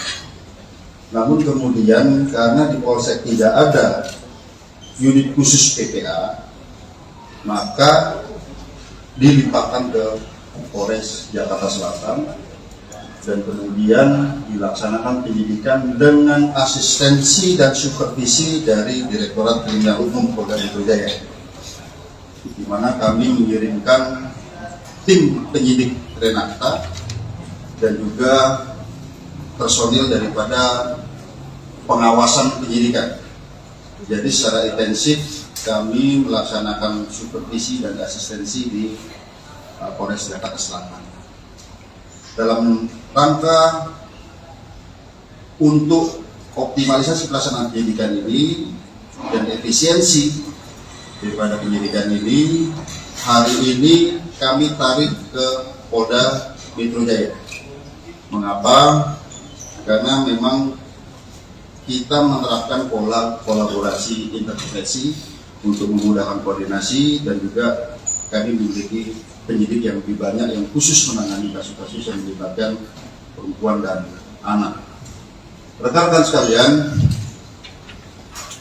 pada proses penyidikan ini yang ada di Jakarta Selatan, pada 3 hari pertama, penyidik sudah menentukan tersangka dan juga menahan, yaitu 2 tersangka. Kemudian 7 hari terakhir, kita adakan pendalaman terhadap proses penyidikan ini. Ya. Kami perlu jelaskan bahwa dalam proses penyidikan ini kita menghadapi 2 kelompok subjek hukum. Yang pertama adalah orang dewasa yang sudah kita tentukan tersangkanya ini. Kemudian kita juga menghadapi 2 subjek hukum, yaitu anak yang berhadapan dengan hukum. Yaitu pertama anak sebagai korban, yang kedua adalah anak sebagai saksi. Ini keduanya adalah anak yang berhadapan dengan hukum. Oleh karenanya kami perlu kehati-hatian, kami perlu rigid dalam penanganan kasus ini, dan kami perlu mengundang mitra untuk menjamin bahwa pemenuhan daripada hak-hak anak ini bisa tetap terjaga. Oleh karenanya kami menggandeng dari KPAI dari awal, kami mengundang stakeholder dari awal, PPD, PPA Provinsi DKI, kami melibatkan dari Kementerian Pemberdayaan Perempuan dan Perlindungan Anak sejak awal. Kami juga melibatkan ahli pidana anak sejak awal dan juga ahli pidana. Dan juga kami perlu sampaikan rekan-rekan sekalian bahwa dalam proses penyidikan kami tetap melaksanakan penyidikan dengan menggunakan pola scientific crime investigation. Oleh karenanya rekan-rekan sekalian, dalam proses penyidikan kami telah memeriksa 10 orang saksi. Kemudian juga kami melibatkan saksi ahli di sini, ahli pidana, ahli dari digital forensik, ahli dari psikologi. Kami melibatkan tim dari Apsikor, psikologi untuk memeriksa psikologi forensik maupun psikologi klinis terhadap anak ini, untuk sekali lagi dalam menjamin hak-hak anak tersebut. Nah, kemudian kami perlu jelaskan rekan-rekan sekalian bahwa pada awalnya kami menerapkan dalam konstruksi pasal adalah pasal 76C junto pasal 80 Undang-Undang PPA junto 351 penganiayaan. Ya. Biasa di sini yang awal. Namun kami perlu menjelaskan bahwa penyidikan kami ini ada bersifat berkesinambungan.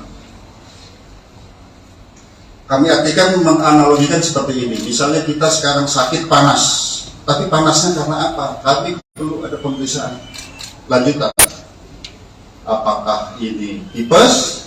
Apakah ini demam berdarah? Seperti itu. Dan kami awalnya adalah penganiayaan biasa di sini ditunjukkan dengan undang-undang PPA tadi. Setelah kami adakan pemeriksaan, kami dilibatkan digital forensik, kami menemukan fakta-fakta baru, bukti chat WA, video yang ada di HP. Kemudian perlu kami sampaikan, kami juga menemukan CCTV di seputaran TKP, sehingga kami bisa melihat peranan dari masing-masing orang yang ada di TKP tersebut. Dan kami berkomitmen di sini siapapun yang bersalah harus dihukum. Ya tentu saja apabila itu pun anak, secara formil ini diatur dalam Undang-Undang Peradilan Anak, secara material ini diatur dalam Undang-Undang Perlindungan Anak. Oleh karenanya rekan-rekan sekalian, pada kesempatan gelar pada siang hari ini, pagi sampai dengan siang hari ini, kami menambah konstruksi pasal baru terhadap tersangka-tersangka ini. Ya. Kemudian yang kedua, ada perubahan status dari AG yang awalnya adalah anak yang berhadapan dengan hukum, berubah menjadi atau meningkat statusnya menjadi anak yang berkonflik dengan hukum, atau dengan kata lain berubah menjadi pelaku atau anak. Jadi terhadap anak di bawah umur itu tidak boleh dibilang tersangka. Jadi yang kami perlu jelaskan. Kemudian dari fakta hukum yang kami peroleh, baik itu dari chat WA, baik itu dari video, kemudian baik itu dari CCTV yang ada di TKP, kemudian keterangan saksi-saksi, kami mengonstruksikan konstruksi pasal yang baru. Nah, sebelum kami jelaskan, kami juga perlu menjelaskan di sini, ternyata pada awalnya para tersangka ini ataupun orang yang ada di TKP tidak memberikan keterangan yang sebenarnya. Setelah kami sesuaikan dengan CCTV, kami sesuaikan dengan alat bukti yang lain, kami sesuaikan dengan chat WA, tergambar semua peranannya di situ. Oleh karenanya, yang kami sampaikan tadi, ada peningkatan status dari anak yang berhadapan dengan hukum berubah menjadi anak yang berkonflik dengan hukum ataupun pelaku. Kemudian ada perubahan konstruksi pasal. Yang pertama, terhadap tersangka MDS, konstruksi pasalnya adalah 355 KUHP ayat 1, subsidiar 354 ayat 1 KUHP, lebih subsidiar 353 ayat 2 KUHP, lebih subsidiar 351 ayat 2 KUHP, dan atau 76C junto 80 Undang-Undang Perlindungan Anak dengan ancaman maksimal 12 tahun penjara. Itu MDS. Ya. Kemudian terhadap tersangka SL, yaitu 355 ayat 1 junto 56 KUHP, subsidiar 354 ayat 1 junto 56 KUHP, lebih subsidiar 353 ayat 2 junto 56 KUHP, lebih subsidiar 351 ayat 2 junto 56 KUHP.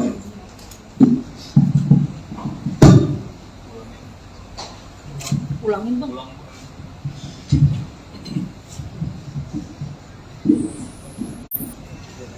Ya, jadi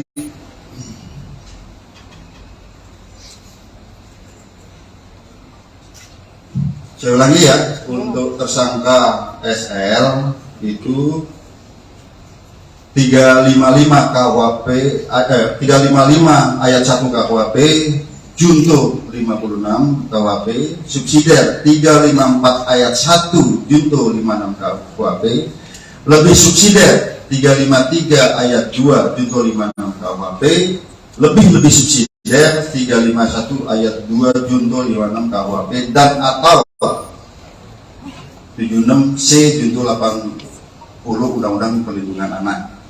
Ya. Kemudian terhadap anak AG, kami harus sebut anak AG, ya, ini anak yang berkonflik dengan hukum. Itu pasalnya adalah 76C junto 8 pasal 80 Undang-Undang Perlindungan Anak, dan atau 355 ayat 1 junto 56, subsidiar 354 ayat 1 junto 56 KUHP, lebih subsidiar 353 ayat 2 junto 56 KUHP, lebih subsidiar 351 ayat 2 junto 56 KUHP. Tentang ancaman maksimal nanti ahli pidana yang akan menyampaikan, karena di sini sekali lagi rekan-rekan sekalian, secara formil terhadap anak di bawah umur itu ada perlakuan yang berbeda. Demikian juga apabila anak sebagai korban, ada secara material dalam Undang-Undang Perlindungan Anak. Kemudian rekan-rekan sekalian, kami melihat di sini bahwa dari bukti digital bahwa ini ada perencanaan sejak awal. Ya, pada saat mulai menelpon SL, kemudian bertemu SL, kemudian pada saat di dalam mobil bertiga ada mensrea di sana. Kemudian pada saat terjadinya penganiayaan yang ini sangat-sangat memprihatinkan, kita lihat ya, sangat-sangat sadis di sini, itu ada 3 kali tendangan ke arah kepala. Kemudian ada 2 kali menginjak tengkuk dan juga ada 1 kali pukulan ke arah kepala. Ini yang ke arah yang sangat-sangat vital di kepala. Di sana di antaranya ada kata-kata free kick. Ya, free kick baru ditendang ke arah kepala seperti tendangan penalti. Ya, ataupun tendangan bebas. Kemudian juga ada kata-kata, gua nggak takut kalau anak orang lain, anak orang mati. Bagi penyidik di sini dan juga kami koordinasikan konsultasi dengan saksi ahli, ini bisa merupakan suatu mens rea, niat jahat dan juga aktus serius wujud perbuatan. Jadi rangkaian perbuatan, korban sudah tidak berdaya, 2 kali ditendang sudah tidak berdaya, masih diadakan penganiayaan lebih lanjut ke arah kepala. Oleh karenanya rekan-rekan sekalian, sekali lagi hari ini kami melaksanakan gelar perkara secara komprehensif, ya, di mana yang pertama sebagai wujud penyidikan kami yang berkesinambungan dengan melihat alat bukti yang ada, dengan melihat digital forensik, hasil digital forensik, bukti chat WA, video, kemudian bukti digital forensik dari CCTV, TKP, keterangan saksi, beberapa orang saksi, 10 orang saksi yang saling bersesuaian, sehingga kami menemukan fakta hukum dan bisa menemukan peranan dari masing-masing tersangka. Maka hari ini kami menambah konstruksi pasal sebagaimana yang kami sebutkan tadi. Yang kedua, terjadi peningkatan status terhadap AG yang tadinya adalah anak yang berhadapan dengan hukum, berubah menjadi anak yang berkonflik dengan hukum ataupun anak. Jadi kalau di undang-undang pelihara tidak boleh disebut tersangka. Ya, kemudian untuk efisiensi penyidikan, karena saat ini kami mengirim tim wasidik dan penyidiknya tadi Polres Jakarta Selatan, kami limpahkan ke Polda Metro Jaya. Yang kedua, rekan-rekan sekalian, yang kami perlu tekankan, mengapa terhadap peningkatan status ini membutuhkan waktu yang lama? Kami harus mengikuti prosedur yang diatur dalam Undang-Undang Perlindungan Anak, Undang-Undang Peradilan Anak. Kami harus melibatkan pekerja sosial untuk melaksanakan penelitian. Kami harus melibatkan tim psikologi untuk melaksanakan pemeriksaan, ya, kemudian tes dan serangkaian kegiatan yang membutuhkan waktu tidak sebentar. Saya kira demikian penjelasan dari kami. Selanjutnya kami persilakan pada Pak Kabit. Baik rekan-rekan, sebelum ke ahli pidana dan lainnya, mungkin dari Pak Deputi Kementerian PPA yang akan menyampaikan.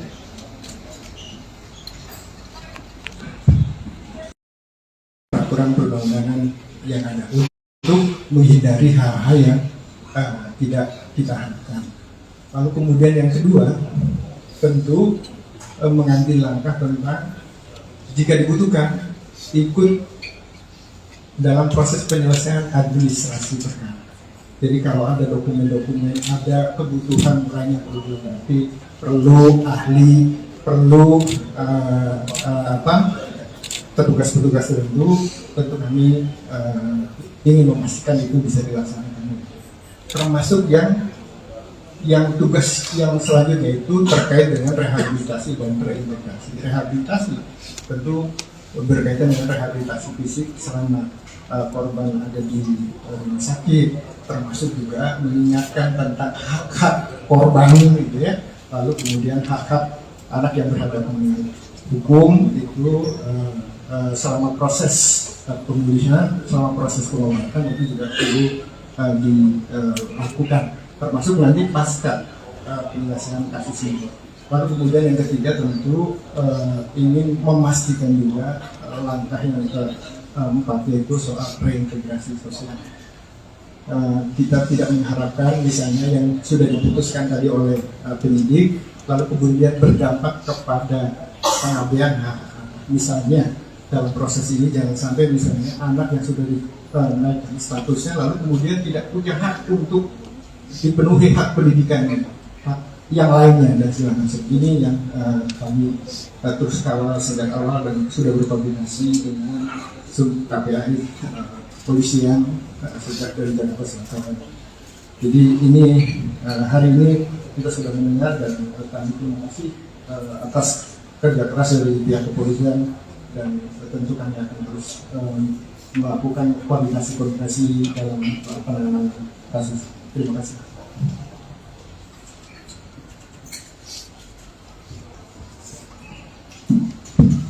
Baik, terima kasih. Assalamualaikum warahmatullahi wabarakatuh. Selamat sore, Pak Dir, serta jajaran Bapak Ibu dari Kementerian Lembaga, rekan-rekan awak media.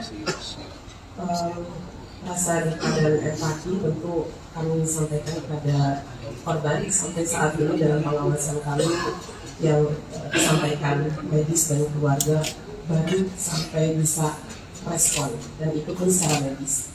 Tentu ini merupakan kekerasan yang sangat serius dan KPAI mengutuk tindakan kekerasan yang dilakukan karena ini sangat mencederai martabat, terutama hak dasar asasi manusia.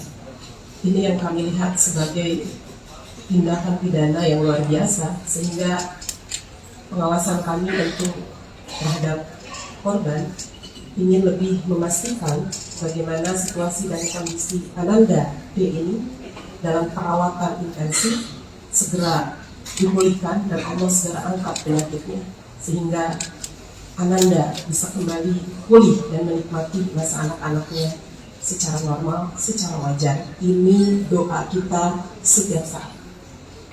Yang kedua, terkait rilis hari ini, tentu KPAI memberikan apresiasi atas upaya kerja keras, kerjasama, kerja koordinatif yang terus dilakukan oleh Polres Jakarta Selatan dan kemudian hari ini dilakukan di tingkat Polda Metro Jaya. Ini menunjukkan keseriusan terhadap langkah-langkah profesionalitas yang dilakukan kepolisian melihat situasi dan kondisi tindak pidana terhadap seorang anak. Sehingga kami dengan mendengarkan apa yang disampaikan oleh Pak Direktur tadi, ada konstruksi yang baru memberikan sebuah apresiasi dan sebuah pembelajaran publik bahwa anak-anak Indonesia harus terbebas dari situasi kekerasan yang hari ini dialami oleh salah satu anak kita.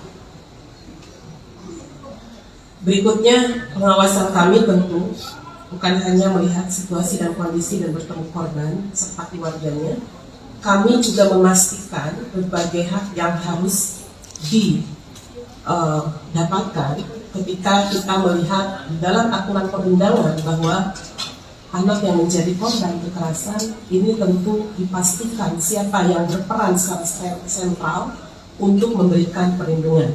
Di antaranya adalah KPAI melihat ada hak-hak yang harus dilewati dalam proses hukumnya. Tentu kalau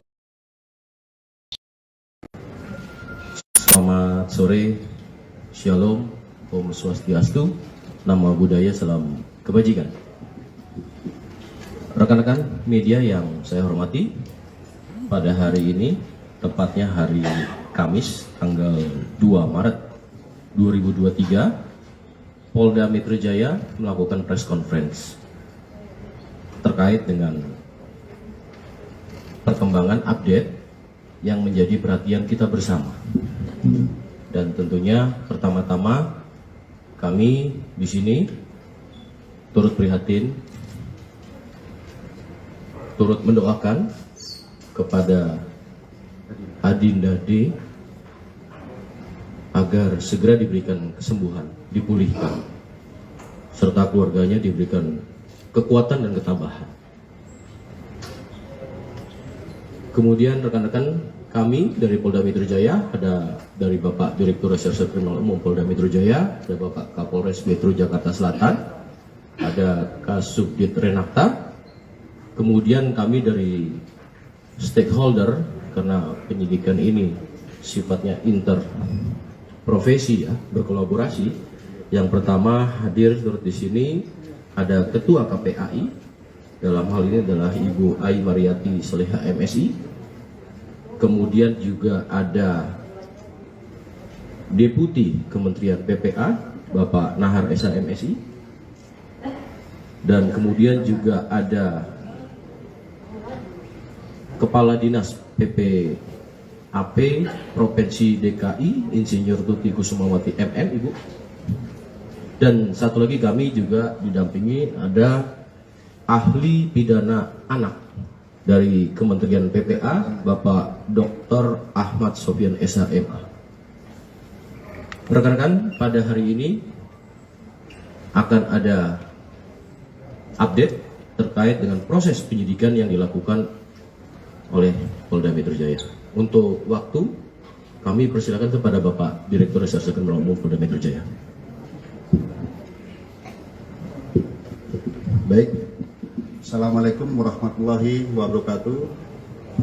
Salam sejahtera buat kita semua. Yang terhormat Bapak Deputi Menteri Pemberdayaan Perempuan dan Perlindungan Anak, Bapak Nahar SH MSI. Yang kami hormati Ibu Kepala Dinas PPAPP Provinsi DKI, Insinyur Tuti Kusumawati MM. Yang kami hormati Ketua KPAI Ibu Ai Mariati Solihah MSI. Kemudian yang saya hormati ahli pidana anak dari Kementerian Pemberdayaan Perempuan dan Perlindungan Anak Indonesia, Bapak Dr. Ahmad Sofian SHMA. Jadi pada kesempatan sore hari ini kami akan menjelaskan update penanganan penyidikan pada kasus yang saat ini menjadi pusat perhatian secara nasional, yaitu penganiayaan terhadap korban atas nama D.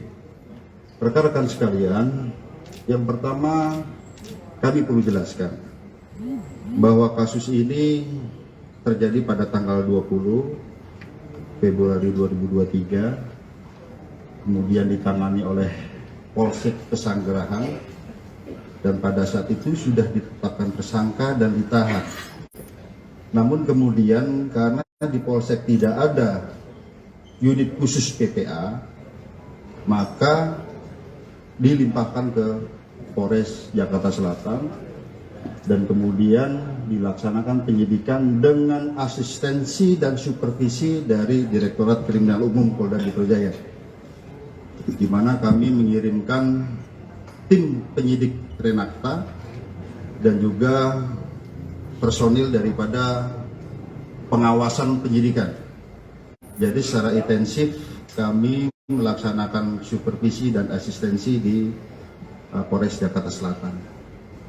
Dalam rangka untuk optimalisasi pelaksanaan penyidikan ini dan efisiensi daripada penyidikan ini, hari ini kami tarik ke Polda Metro Jaya. Mengapa? Karena memang kita menerapkan pola kolaborasi interprofesi untuk memudahkan koordinasi, dan juga kami memiliki penyidik yang lebih banyak yang khusus menangani kasus-kasus yang melibatkan perempuan dan anak. Rekan-rekan sekalian, pada proses penyidikan ini yang ada di Jakarta Selatan, pada 3 hari pertama, penyidik sudah menentukan tersangka dan juga menahan, yaitu 2 tersangka. Kemudian 7 hari terakhir, kita adakan pendalaman terhadap proses penyidikan ini. Ya. Kami perlu jelaskan bahwa dalam proses penyidikan ini kita menghadapi 2 kelompok subjek hukum. Yang pertama adalah dewasa, orang dewasa yang sudah kita tentukan tersangkanya ini. Kemudian kita juga menghadapi dua subjek hukum, yaitu anak yang berhadapan dengan hukum, yaitu pertama anak sebagai korban, yang kedua adalah anak sebagai saksi. Ini keduanya adalah anak yang berhadapan dengan hukum. Oleh karenanya kami perlu kehati-hatian, kami perlu rigid dalam penanganan kasus ini, dan kami perlu mengundang mitra untuk menjamin bahwa pemenuhan daripada hak-hak anak ini bisa tetap terjaga. Oleh karenanya kami menggandeng dari KPAI dari awal, kami mengundang stakeholder dari awal, UPTD, PPA Provinsi DKI, kami melibatkan dari Kementerian Pemberdayaan Perempuan dan Perlindungan Anak sejak awal. Kami juga melibatkan ahli pidana anak sejak awal dan juga ahli pidana. Dan juga kami perlu sampaikan rekan-rekan sekalian bahwa dalam proses penyidikan kami tetap melaksanakan penyidikan dengan menggunakan pola scientific crime investigation. Oleh karenanya rekan-rekan sekalian, dalam proses penyidikan kami telah memeriksa 10 orang saksi. Ya. Kemudian juga kami melibatkan saksi ahli di sini, ahli pidana, ahli dari digital forensik, ahli dari psikologi. Kami melibatkan tim dari Apsifor, ya, psikologi untuk memeriksa psikologi forensik maupun psikologi klinis terhadap anak ini, untuk sekali lagi dalam menjamin hak-hak anak tersebut. Nah, kemudian kami perlu jelaskan rekan-rekan sekalian bahwa pada awalnya kami menerapkan dalam konstruksi pasal adalah pasal 76C junto pasal 80 Undang-Undang PPA junto 351 penganiayaan, ya, biasa di sini yang awal. Namun kami perlu menjelaskan bahwa penyidikan kami ini ada bersifat berkesinambungan. Kami artikan menganalogikan seperti ini. Misalnya kita sekarang sakit panas, tapi panasnya karena apa? Kami perlu ada pemeriksaan lanjutan. Apakah ini tipes? Apakah ini demam berdarah? Seperti itu dah. Kami awalnya adalah penganiayaan biasa di sini dijuntukan dengan undang PPA tadi. Setelah kami adakan pemeriksaan, kami libatkan digital forensik, kami menemukan fakta-fakta baru, bukti chat WA, video yang ada di HP. Kemudian perlu kami sampaikan, kami juga menemukan CCTV di seputaran TKP, sehingga kami bisa melihat peranan dari masing-masing orang yang ada di TKP tersebut. Dan kami berkomitmen di sini siapapun yang bersalah harus dihukum. Ya tentu saja apabila itu pun anak, secara formil ini diatur dalam Undang-Undang Peradilan Anak, secara material diatur dalam Undang-Undang Perlindungan Anak. Oleh karenanya rekan-rekan sekalian, pada kesempatan gelar pada siang hari ini, pagi sampai dengan siang hari ini, kami menambah konstruksi pasal baru terhadap tersangka-tersangka ini, ya. Kemudian yang kedua, ada perubahan status dari AG yang awalnya adalah anak yang berhadapan dengan hukum, berubah menjadi atau meningkat statusnya menjadi anak yang berkonflik dengan hukum. Atau dengan kata lain, berubah menjadi pelaku atau anak. Jadi terhadap anak di bawah umur ini tidak boleh dibilang tersangka. Jadi yang kami perlu jelaskan. Kemudian dari fakta hukum yang kami peroleh, baik itu dari chat WA, baik itu dari video, kemudian baik itu dari CCTV yang ada di TKP, kemudian keterangan saksi-saksi, ya, kami mengonstruksikan konstruksi pasal yang baru. Nah, sebelum kami jelaskan, kami juga perlu menjelaskan di sini, ternyata pada awalnya para tersangka ini ataupun orang yang ada di TKP tidak memberikan keterangan yang sebenarnya. Setelah kami sesuaikan dengan CCTV, kami sesuaikan dengan alat bukti yang lain, kami sesuaikan dengan chat WA, tergambar semua peranannya di situ. Oleh karenanya, yang kami sampaikan tadi, ada peningkatan status dari anak yang berhadapan dengan hukum berubah menjadi anak yang berkonflik dengan hukum ataupun pelaku. Kemudian ada perubahan konstruksi pasal. Yang pertama, terhadap tersangka MDS.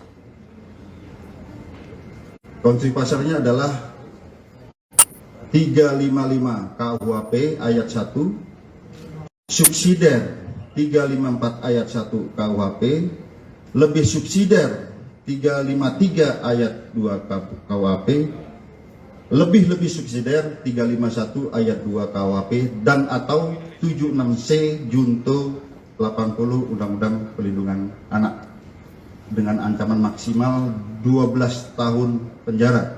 Itu MDS. Ya. Kemudian terhadap tersangka SL, yaitu 355 ayat 1 junto 56 KUHP, subsidiar 354 ayat 1 KUHP junto 56 KUHP, lebih subsidiar 353 ayat 2 junto 56 KUHP, lebih subsidiar 351 ayat 2 junto 56 KUHP.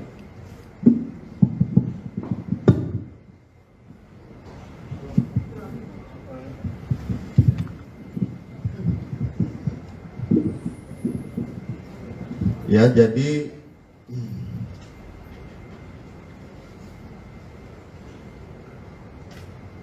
saya ulangi ya, untuk tersangka SL itu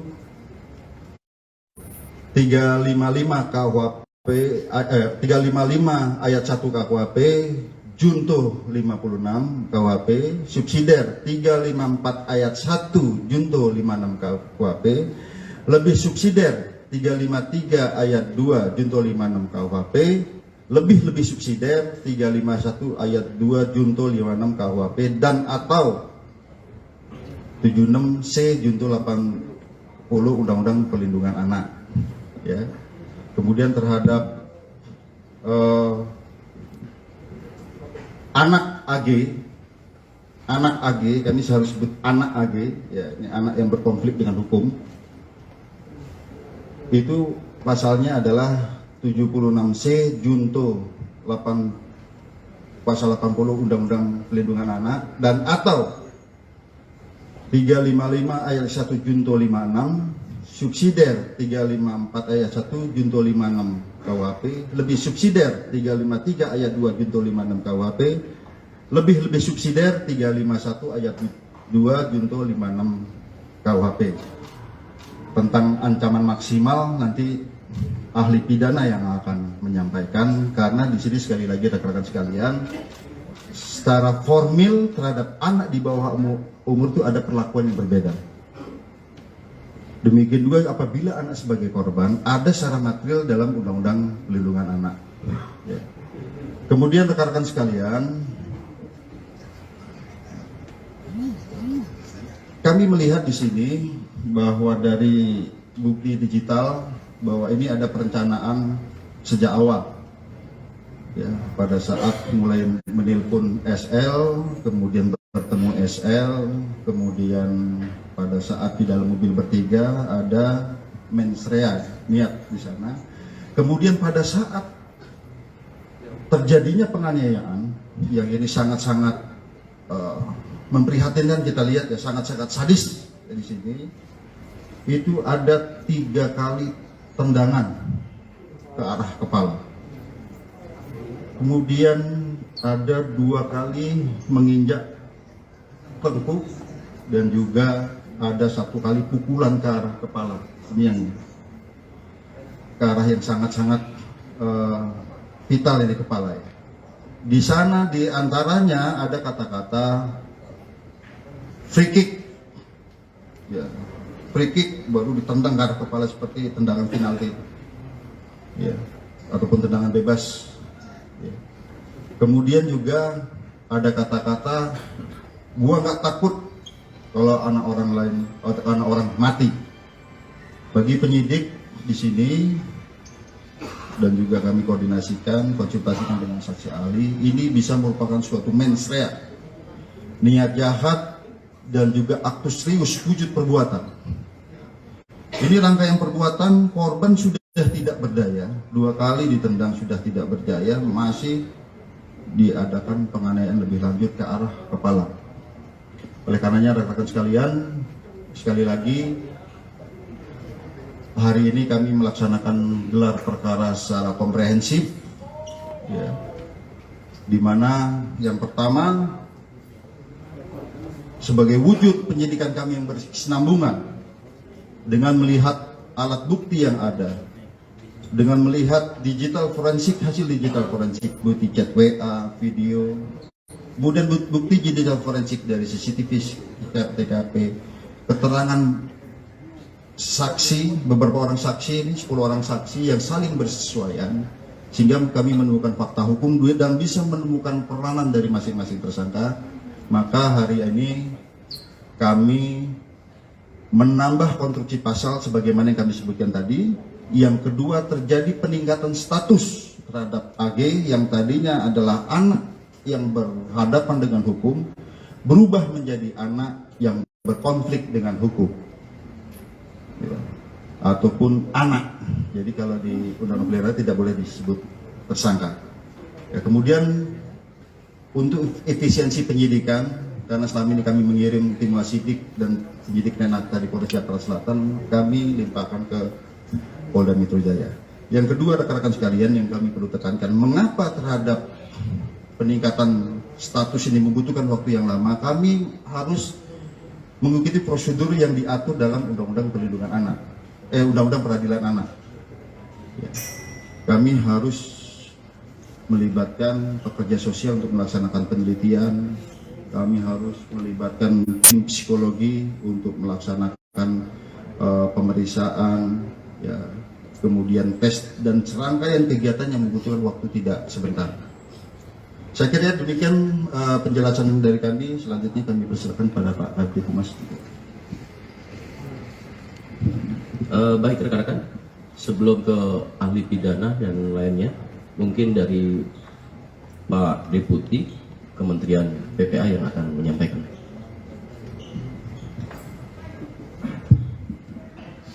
Izin Pak Dir dan semua peserta rilis ini. Kami dari Kementerian Pemberdayaan Perempuan dan Perlindungan Anak tentu menyampaikan prihatin terhadap kejadian ini, dan sejak awal Ibu Menteri Pemberdayaan Perempuan Perlindungan Anak memberikan perhatian dan atensi penuh terhadap kasus ini dan telah menugaskan kami. Terkait dengan ini, tentu karena tadi sudah disampaikan berkaitan dengan anak yang berhadapan dengan hukum, maka sesuai dengan mandat pasal 94 Undang-Undang 11 tahun 2012 tentang sistem peradilan pidana anak, maka kami ingin memastikan 4 hal. Bahwa proses ini juga perlu dilakukan upaya-upaya pencegahan, upaya mencegah prosesnya tidak lengkap, salah satunya diantaranya. Lalu kemudian memastikan bahwa kebutuhan dalam proses ini sudah memenuhi regulasi atau peraturan perundang-undangan yang ada untuk menghindari hal-hal yang tidak kita harapkan.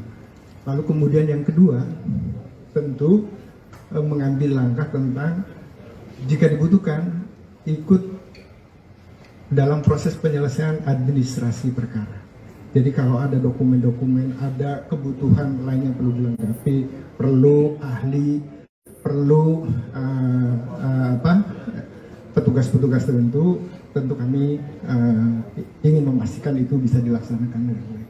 Termasuk yang yang tugas yang selanjutnya itu terkait dengan rehabilitasi dan reintegrasi. Rehabilitasi tentu berkaitan dengan rehabilitasi fisik selama korban ada di rumah sakit, termasuk juga mengingatkan tentang hak-hak korban gitu ya. Lalu kemudian hak-hak anak yang berhadapan dengan hukum itu selama proses pemulihan, selama proses pengobatan itu juga perlu dilakukan, termasuk nanti pasca penyelesaian kasus ini.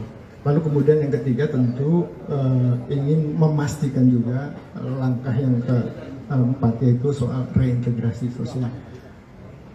Kita tidak mengharapkan misalnya yang sudah diputuskan tadi oleh penyidik lalu kemudian berdampak kepada pengabaian hak-hak anak. Misalnya dalam proses ini jangan sampai misalnya anak yang sudah dinaikkan statusnya lalu kemudian tidak punya hak untuk dipenuhi hak pendidikannya, hak yang lainnya dan segala macam. Ini yang kami terus kawal sejak awal dan sudah berkoordinasi dengan KPAI kepolisian sejak dari Jakarta Selatan. Jadi ini hari ini kita sudah mendengar dan kami terima kasih atas kerja keras dari pihak kepolisian dan tentu kami akan terus melakukan koordinasi dalam penanganan kasus ini. Terima kasih.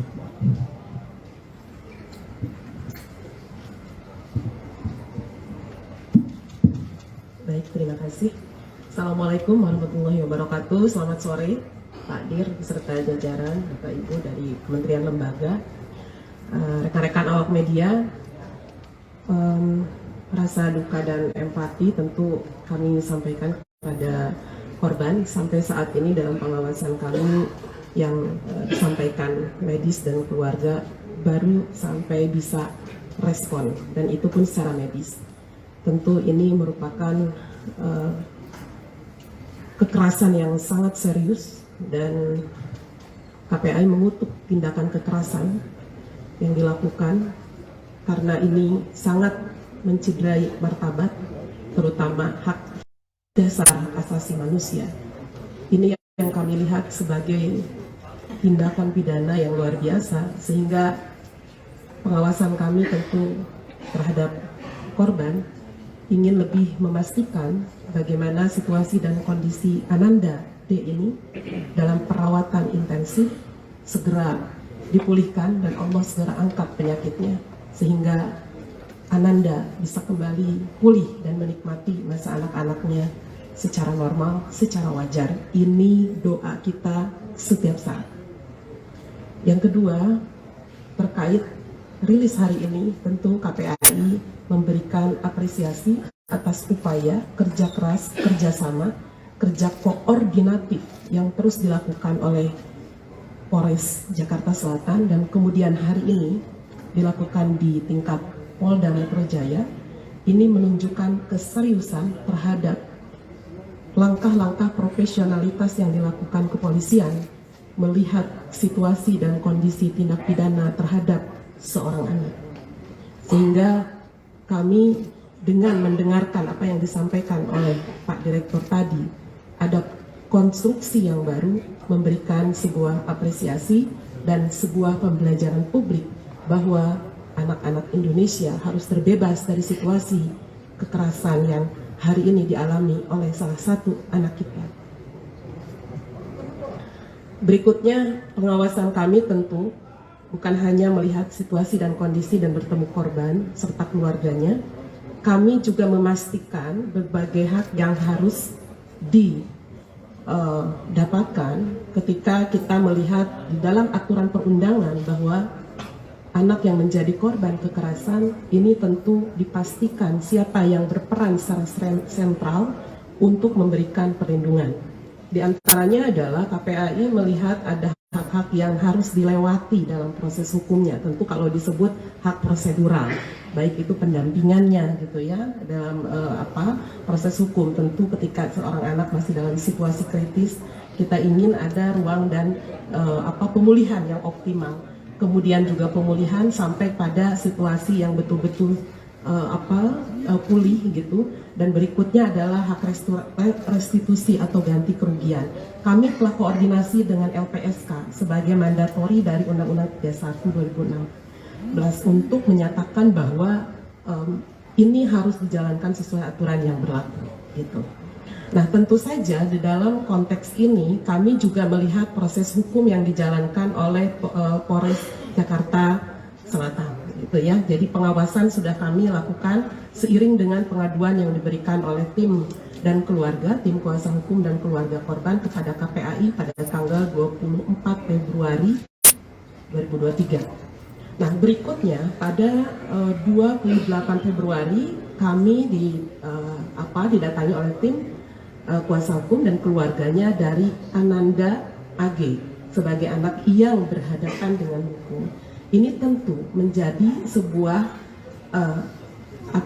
situasi yang harus kami pastikan juga ruang lingkupnya bagaimana pengawasan KPAI bisa memperlakukan ya anak saksi ini secara setara di dalam konteks perlindungan dan proses hukumnya. Kami berkoordinasi apakah ada yang tidak menyenangkan di dalam kerangka pemeriksaan. Nah, itu langkah-langkah kami tentu untuk anak yang berhadapan dengan hukum.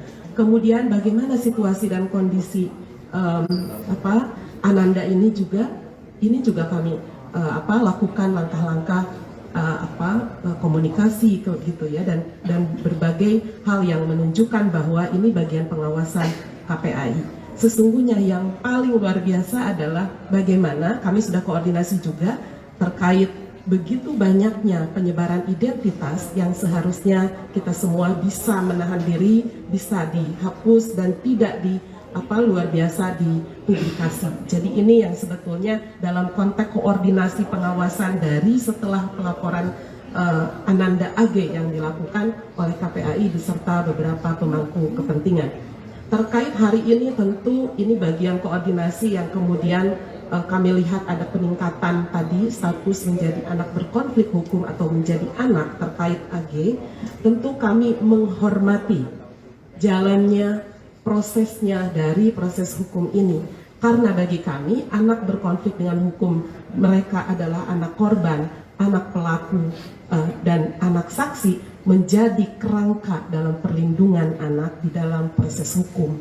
Ini yang harus kita lakukan, langkah-langkah memastikan hal tersebut, sehingga menghormati kinerja di ranah kepolisian menjadi bagian penting pengawasan kami untuk selanjutnya.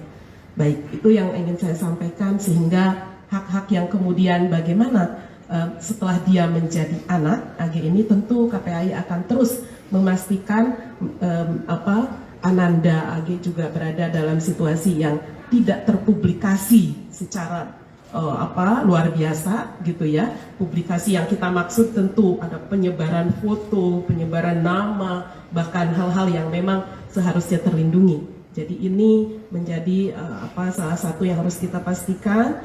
Kemudian juga bagaimana proses selanjutnya, karena pasti akan ada skema-skema dalam menurut aturan perundangan, sistem peradilan pidana anak maupun undang-undang perlindungan anak ini akan di dalam pengawasan kepolisian dikembalikan kepada orang tua untuk terus menjalankan proses hukumnya atau dititip dalam LPKS, lembaga penyelenggaraan kesejahteraan sosial yang memang berwenang di dalam undang-undang untuk memberikan perlindungan di dalam kerangka pemeriksaan. Mohon maaf agak panjang Pak Dir.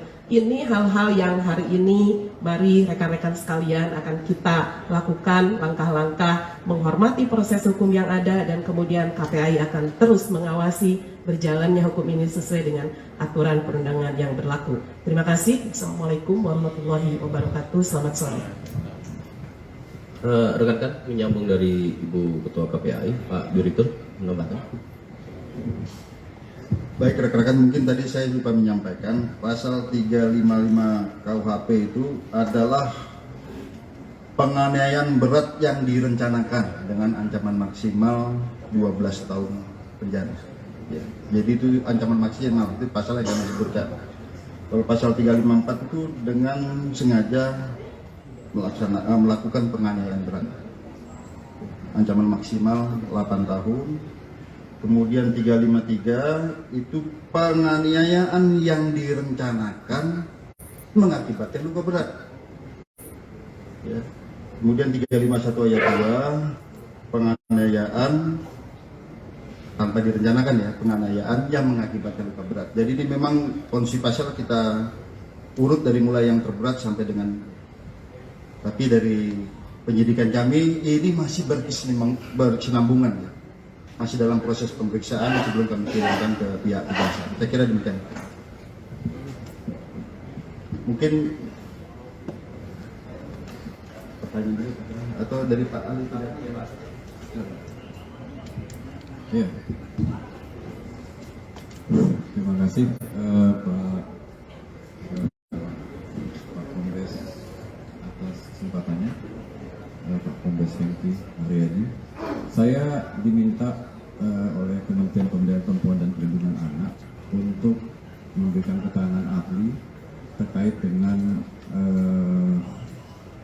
dugaan tindak pidana yang dilakukan, pasal-pasal yang diduga dilakukan oleh tersangka. Nah, tadi sudah disebutkan oleh Pak Direskrim Polda Metro Jaya bahwa pasal yang paling berat diduga dilakukan oleh tersangka adalah 355. Jadi 355 itu, teman-teman, itu adalah pasal yang paling berat untuk delik penganiayaan.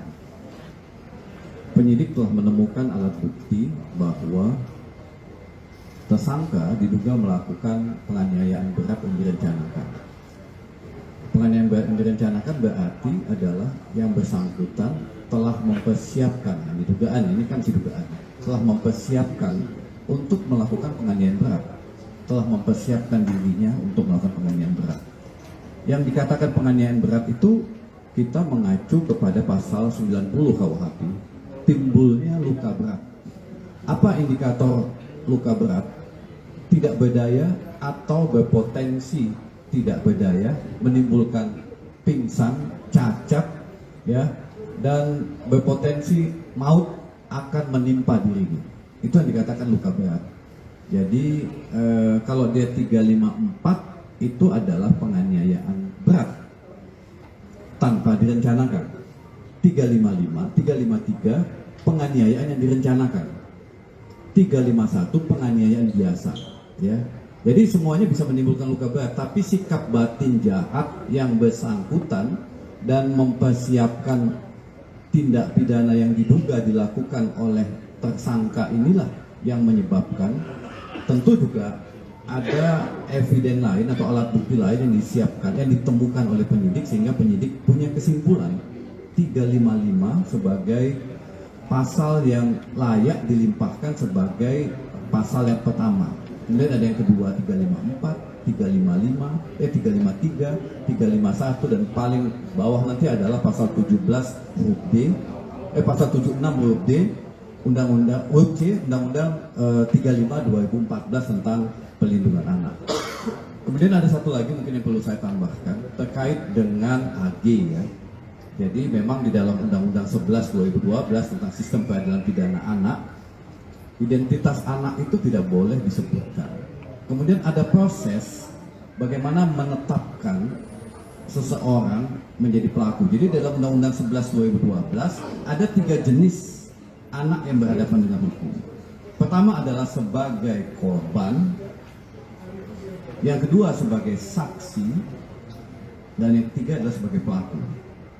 Jadi bisa jadi AG diduga sebagai pelaku kalau kita pakai terminologi yang ada di dalam Undang-Undang 11 2012. Jadi sebelumnya sebagai saksi, naik sebagai pelaku. Artinya pelaku yang diduga ikut serta melakukan tindak pidana sebagaimana yang disebutkan pasal-pasal tadi itu. Pasal. Kemudian juga di samping turut serta, nah turut serta berbeda, ada lagi pasal 56, ya. Tadi yang sudah disebutkan oleh Pak Direskrim, yaitu membantu melakukan. Jadi kalau membantu melakukan berarti ancaman pidananya dikurangi sepertiga. Nah, yang kedua, karena anak yang melakukan tindak pidana tadi disebutkan adalah ancaman maksimal 12, maka anak yang diduga melakukan tindak pidana, dia setengah dari ancaman pidana orang dewasa. Jadi kalaupun nanti dibawa ke pengadilan sebagai terdakwa, ya misalnya ya, ini misalnya, maka ancaman pidananya maksimum adalah 6 tahun, dikurangi lagi sepertiga, karena dia kalau memang pasal 56 terbukti mencoba, berarti dikurangi lagi, jadi maksimum adalah 4 tahun, supaya teman-teman lainnya bisa membedakan anak yang berhadapan dengan hukum berbeda dengan orang dewasa yang melakukan tindak pidana, ya, berbeda. Jadi perlakuannya berbeda. Ada proses panjang sebelum yang bersangkutan ditetapkan sebagai pelaku. Ada proses panjang. Tadi juga disebutkan oleh Ketua KPAI berdasarkan undang-undang, dia ada hak-hak yang perlu dilindungi. Jadi mohon kepada media untuk melindunginya supaya tidak kebablasan dalam memberitakan, karena dia punya masa depan yang kemudian juga ketika melakukan dugaan tindak pidana itu sifatnya responsif, bukan sesuatu yang direncanakan sebagaimana orang dewasa. Jadi ada perbedaan karakter, jadi tidak boleh dipersamakan antara orang dewasa yang melakukan tindak pidana dengan anak yang melakukan tindak pidana. Saya pikir ini. Terima kasih. Baik, rekan-rekan. Tadi kita dengarkan seluruhnya. Sekarang rekan-rekan ada pertanyaan, silakan. Pak Lia. Oh iya, mohon maaf, ada dari Kepala Dinas. Silakan, Ibu. Terima kasih. Bismillahirrahmanirrahim. Assalamualaikum warahmatullahi wabarakatuh. Kami dari Dinas Pemberdayaan, Perlindungan Anak, dan Pengendalian Penduduk Provinsi DKI Jakarta. Secara mandatoris kami ini diberi amanah untuk pencegahan dan penanganan korban tindak kekerasan terhadap perempuan dan anak. Jadi konteksnya adalah korban dan telah memiliki SOP yang sudah terstandarisasi serta baku bersama dengan jajaran Polda Metro Jaya, di mana dalam kasus yang hari ini di press release-kan ini kami sudah menjalaninya bersama dengan Polres Metro Jakarta Selatan, dan hari ini tentu kami juga melakukannya dengan Polda Metro Jaya dan seterusnya. Hal-hal yang telah kami lakukan adalah memberikan pendampingan sebagaimana secara mandatoris diamanahkan kepada UPT P2 TP2A, salah satu UPT yang ada di bawah Dinas PPAPP Provinsi DKI Jakarta ini, dengan melakukan hal-hal yang pada hari Senin yang lalu kami ingin menemui korban, yang hari itu kami bertemunya dengan tim kuasa hukum korban. Ini upaya untuk pendampingan terhadap korban sudah kita upayakan dan sudah mendapatkan persetujuan dari keluarga melalui tim kuasa hukumnya. Apabila nantinya diperlukan pelayanan-pelayanan dari UPT P2 TP2A ini, mereka juga akan berkoordinasi secara proaktif dan kita akan memberikan layanan semaksimal mungkin tentunya.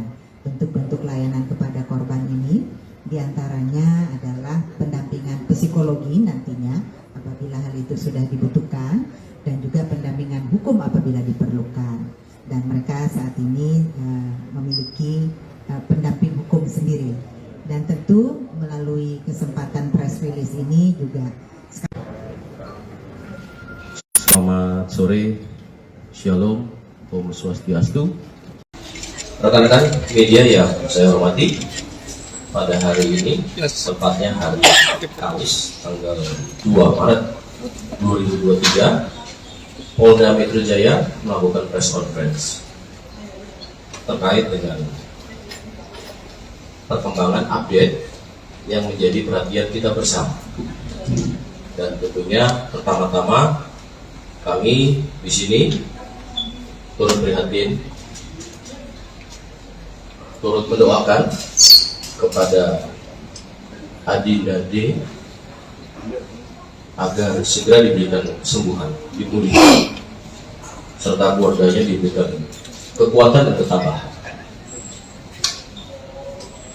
Kemudian rekan-rekan kami dari Polda Metro Jaya, ada dari Bapak Direktur Reserse Kriminal Polda Metro Jaya, ada Bapak Kapolres Metro Jakarta Selatan, ada Kasubdit Renata. Kemudian kami dari stakeholder, karena penyidikan ini sifatnya interprofesi, ya, berkolaborasi. Yang pertama hadir di sini ada Ketua KPAI, dalam hal ini adalah Ibu Ai Mariati Solihah MSI. Kemudian juga ada Deputi Kementerian PPA Bapak Nahar Esa MSI, dan kemudian juga ada Kepala Dinas PPAP Provinsi DKI Insinyur Tuti Kusumawati MM, dan satu lagi kami juga mendampingi ada ahli pidana anak dari Kementerian PPA Bapak Dr. Ahmad Sofian SHM. Rekan-rekan, pada hari ini akan ada update terkait dengan proses penyidikan yang dilakukan oleh Polda Metro Jaya. Untuk waktu, kami persilakan kepada Bapak Direktur Reserse Kriminal Polda Metro Jaya. Baik. Assalamualaikum warahmatullahi wabarakatuh. Salam sejahtera buat kita semua. Yang terhormat Bapak Deputi Menteri Pemberdayaan Perempuan dan Perlindungan Anak Bapak Nahar SH MSI. Yang kami hormati Ibu Kepala Dinas PPAPP Provinsi DKI Insinyur Tuti Kusumawati MM. Yang kami hormati Ketua KPRI Ibu Ai Mariati Solihah MSI. Kemudian yang saya hormati ahli pidana anak dari Kementerian Pemberdayaan Perempuan dan Perlindungan Anak Indonesia Bapak Dr. Ahmad Sofian SHMA. Jadi pada kesempatan sore hari ini kami akan menjelaskan update penanganan penyidikan pada kasus yang saat ini menjadi pusat perhatian secara nasional, yaitu penganiayaan terhadap korban atas nama D. Rekan-rekan sekalian, yang pertama kami perlu jelaskan bahwa kasus ini terjadi pada tanggal 20 Februari 2023, kemudian ditangani oleh Polsek Pesanggerahan, dan pada saat itu sudah ditetapkan tersangka dan ditahan. Namun kemudian karena di Polsek tidak ada unit khusus PPA, maka dilimpahkan ke Polres Jakarta Selatan dan kemudian dilaksanakan penyidikan dengan asistensi dan supervisi dari Direktorat Kriminal Umum Polda Metro Jaya, di mana kami mengirimkan tim penyidik Renata dan juga personil daripada pengawasan penyidikan. Jadi secara intensif kami melaksanakan supervisi dan asistensi di Polres Jakarta Selatan dalam rangka untuk optimalisasi pelaksanaan penyidikan ini dan efisiensi daripada penyidikan ini. Hari ini kami tarik ke Polda Metro Jaya. Mengapa? Karena memang kita menerapkan pola kolaborasi intervensi untuk memudahkan koordinasi, dan juga kami memiliki penyidik yang lebih banyak yang khusus menangani kasus-kasus yang melibatkan perempuan dan anak. Rekan-rekan sekalian, pada proses penyidikan ini yang ada di Jakarta Selatan, pada 3 hari pertama penyidik sudah menentukan tersangka dan juga menahan, yaitu 2 tersangka. Kemudian 7 hari terakhir kita adakan pendalaman terhadap proses penyidikan ini. Ya. Kami perlu jelaskan bahwa dalam proses penyidikan ini kita menghadapi 2 kelompok subjek hukum. Yang pertama adalah orang dewasa yang sudah kita tentukan tersangkanya ini. Kemudian kita juga menghadapi 2 subjek hukum, yaitu anak yang berhadapan dengan hukum, yaitu pertama anak sebagai korban, yang kedua adalah anak sebagai saksi. Ini keduanya adalah anak yang berhadapan dengan hukum. Oleh karenanya kami perlu kehati-hatian, kami perlu rigid dalam penanganan kasus ini, dan kami perlu mengundang mitra untuk menjamin bahwa pemenuhan daripada hak-hak anak ini bisa tetap terjaga. Oleh karenanya kami menggandeng dari KPAI dari awal, kami mengundang stakeholder dari awal, PPD, PPA Provinsi DKI, kami melibatkan dari Kementerian Pemberdayaan Perempuan dan Perlindungan Anak sejak awal. Kami juga melibatkan ahli pidana anak sejak awal dan juga ahli pidana. Dan juga kami perlu sampaikan rekan-rekan sekalian bahwa dalam proses penyidikan kami tetap melaksanakan penyidikan dengan menggunakan pola scientific crime investigation. Oleh karenanya rekan-rekan sekalian, dalam proses penyidikan kami telah memeriksa 10 orang saksi.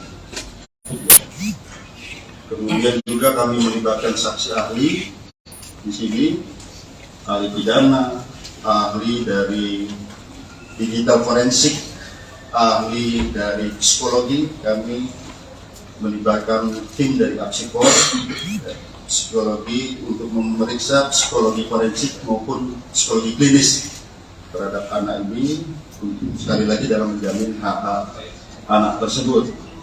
Nah, kemudian kami perlu jelaskan rekan-rekan sekalian bahwa pada awalnya kami menerapkan dalam konstruksi pasal adalah pasal 76C junto pasal 80 Undang-Undang PPA junto 351 penganiayaan. Ya. Biasa di sini yang awal. Namun kami perlu menjelaskan bahwa penyidikan kami ini ada bersifat berkesinambungan. Kami artikan menganalogikan seperti ini. Misalnya kita sekarang sakit panas, tapi panasnya karena apa? Kami perlu ada pemeriksaan lanjutan. Apakah ini tipes? Apakah ini demam berdarah? Seperti itu. Dan kami awalnya adalah penganiayaan biasa di sini ditunjukkan dengan undang-undang PPA tadi. Setelah kami adakan pemeriksaan, kami dilibatkan digital forensik, kami menemukan fakta-fakta baru, bukti chat WA, video yang ada di HP. Kemudian perlu kami sampaikan, kami juga menemukan CCTV di seputaran TKP, sehingga kami bisa melihat peranan dari masing-masing orang yang ada di TKP tersebut. Dan kami berkomitmen di sini siapapun yang bersalah harus dihukum. Ya tentu saja apabila itu pun anak, secara formil ini diatur dalam Undang-Undang Peradilan Anak, secara material ini diatur dalam Undang-Undang Perlindungan Anak. Oleh karenanya rekan-rekan sekalian, pada kesempatan gelar pada siang hari ini, pagi sampai dengan siang hari ini, kami menambah konstruksi pasal baru terhadap tersangka-tersangka ini. Ya. Kemudian yang kedua, ada perubahan status dari AG yang awalnya adalah anak yang berhadapan dengan hukum, berubah menjadi atau meningkat statusnya menjadi anak yang berkonflik dengan hukum. Atau dengan kata lain, berubah menjadi pelaku atau anak. Jadi terhadap anak di bawah umur itu tidak boleh dibilang tersangka. Jadi yang kami perlu jelaskan.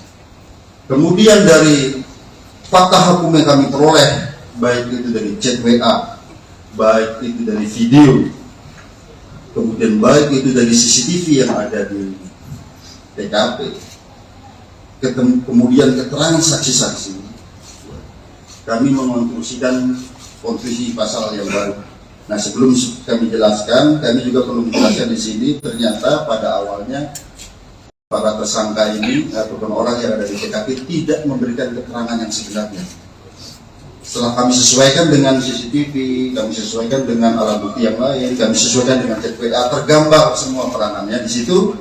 Oleh karenanya, yang kami sampaikan tadi, ada peningkatan status dari anak yang berhadapan dengan hukum berubah menjadi anak yang berkonflik dengan hukum ataupun pelaku.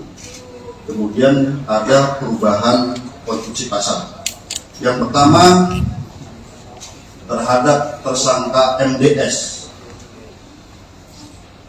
Konstruksi pasalnya adalah 355 KUHP ayat 1, subsidiar 354 ayat 1 KUHP, lebih subsidiar 353 ayat 2 KUHP, lebih subsidiar 351 ayat 2 KUHP, dan atau 76C junto 80 Undang-Undang Perlindungan Anak dengan ancaman maksimal 12 tahun penjara. Itu MDS.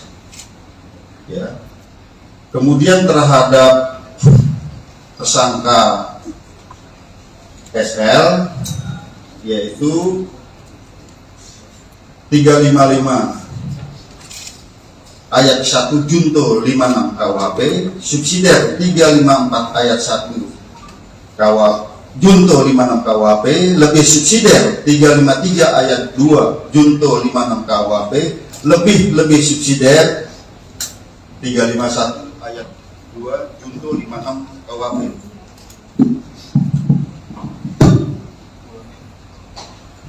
Ulangin bang.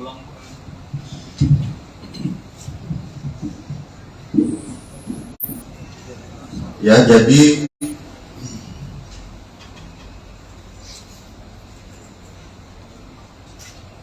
saya ulangi ya, untuk tersangka SL itu 355 KUHP 355 ayat 1 KUHP junto 56 KUHP, subsidiar 354 ayat 1 junto 56 KUHP, lebih subsidiar 353 ayat 2 junto 56 KUHP, lebih subsidiar 351 ayat 2 junto 56 KUHP, dan atau 76C junto 80 Undang-Undang Perlindungan Anak.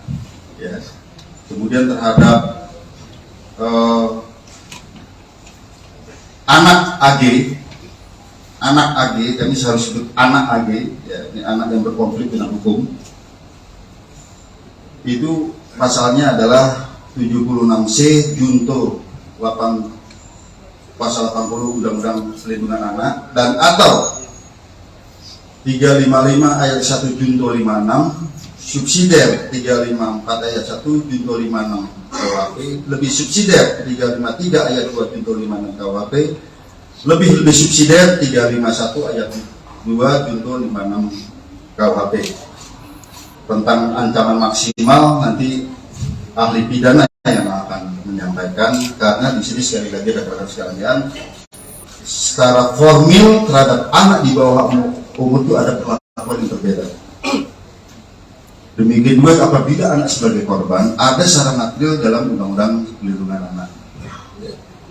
Kemudian rekan-rekan sekalian, kami melihat di sini bahwa dari bukti digital bahwa ini ada perencanaan sejak awal. Ya, pada saat mulai menelpon SL, kemudian bertemu SL, kemudian pada saat di dalam mobil bertiga ada mensrea di sana. Kemudian pada saat terjadinya penganiayaan yang ini sangat-sangat memprihatinkan, kita lihat ya, sangat-sangat sadis di sini. Itu ada 3 kali tendangan ke arah kepala. Kemudian ada 2 kali menginjak tengkuk, dan juga ada 1 kali pukulan ke arah kepala. Ini yang ke arah yang sangat-sangat vital di kepala. Di sana di antaranya ada kata-kata free kick. Ya. Free kick baru ditendang ke kepala seperti tendangan penalti. Ya. Ataupun tendangan bebas. Ya. Kemudian juga ada kata-kata gua nggak takut kalau anak orang lain, anak orang mati. Bagi penyidik di sini dan juga kami koordinasikan konsultasi dengan saksi ahli, ini bisa merupakan suatu mens rea, niat jahat dan juga aktus serius wujud perbuatan. Jadi rangkaian perbuatan korban sudah tidak berdaya, 2 kali ditendang sudah tidak berdaya, masih diadakan penganiayaan lebih lanjut ke arah kepala. Oleh karenanya rekan-rekan sekalian, sekali lagi hari ini kami melaksanakan gelar perkara secara komprehensif, di mana yang pertama sebagai wujud penyidikan kami yang berkesinambungan dengan melihat alat bukti yang ada, dengan melihat digital forensik, hasil digital forensik, bukti chat WA, video, kemudian bukti digital forensik dari CCTV, TKP, keterangan saksi, beberapa orang saksi, 10 orang saksi yang saling bersesuaian, sehingga kami menemukan fakta hukum dan bisa menemukan peranan dari masing-masing tersangka. Maka hari ini kami menambah konstruksi pasal sebagaimana yang kami sebutkan tadi. Yang kedua, terjadi peningkatan status terhadap AG yang tadinya adalah anak yang berhadapan dengan hukum, berubah menjadi anak yang berkonflik dengan hukum ataupun anak. Jadi kalau di undang-undang pelihara tidak boleh disebut tersangka. Ya, kemudian untuk efisiensi penyidikan, karena saat ini kami mengirim tim wasidik dan penyidik Menak dari Polres Jakarta Selatan, kami limpahkan ke Polda Metro Jaya. Yang kedua, rekan-rekan sekalian, yang kami perlu tekankan, mengapa terhadap peningkatan status ini membutuhkan waktu yang lama? Kami harus mengikuti prosedur yang diatur dalam Undang-Undang Perlindungan Anak, Undang-Undang Peradilan Anak. Kami harus melibatkan pekerja sosial untuk melaksanakan penelitian. Kami harus melibatkan tim psikologi untuk melaksanakan pemeriksaan, ya, kemudian tes dan serangkaian kegiatan yang membutuhkan waktu tidak sebentar. Saya kira demikian penjelasan dari kami. Selanjutnya kami persilakan pada Pak Kabid, Mas. Baik rekan-rekan, sebelum ke ahli pidana dan lainnya, mungkin dari Pak Deputi Kementerian PPA yang akan menyampaikan.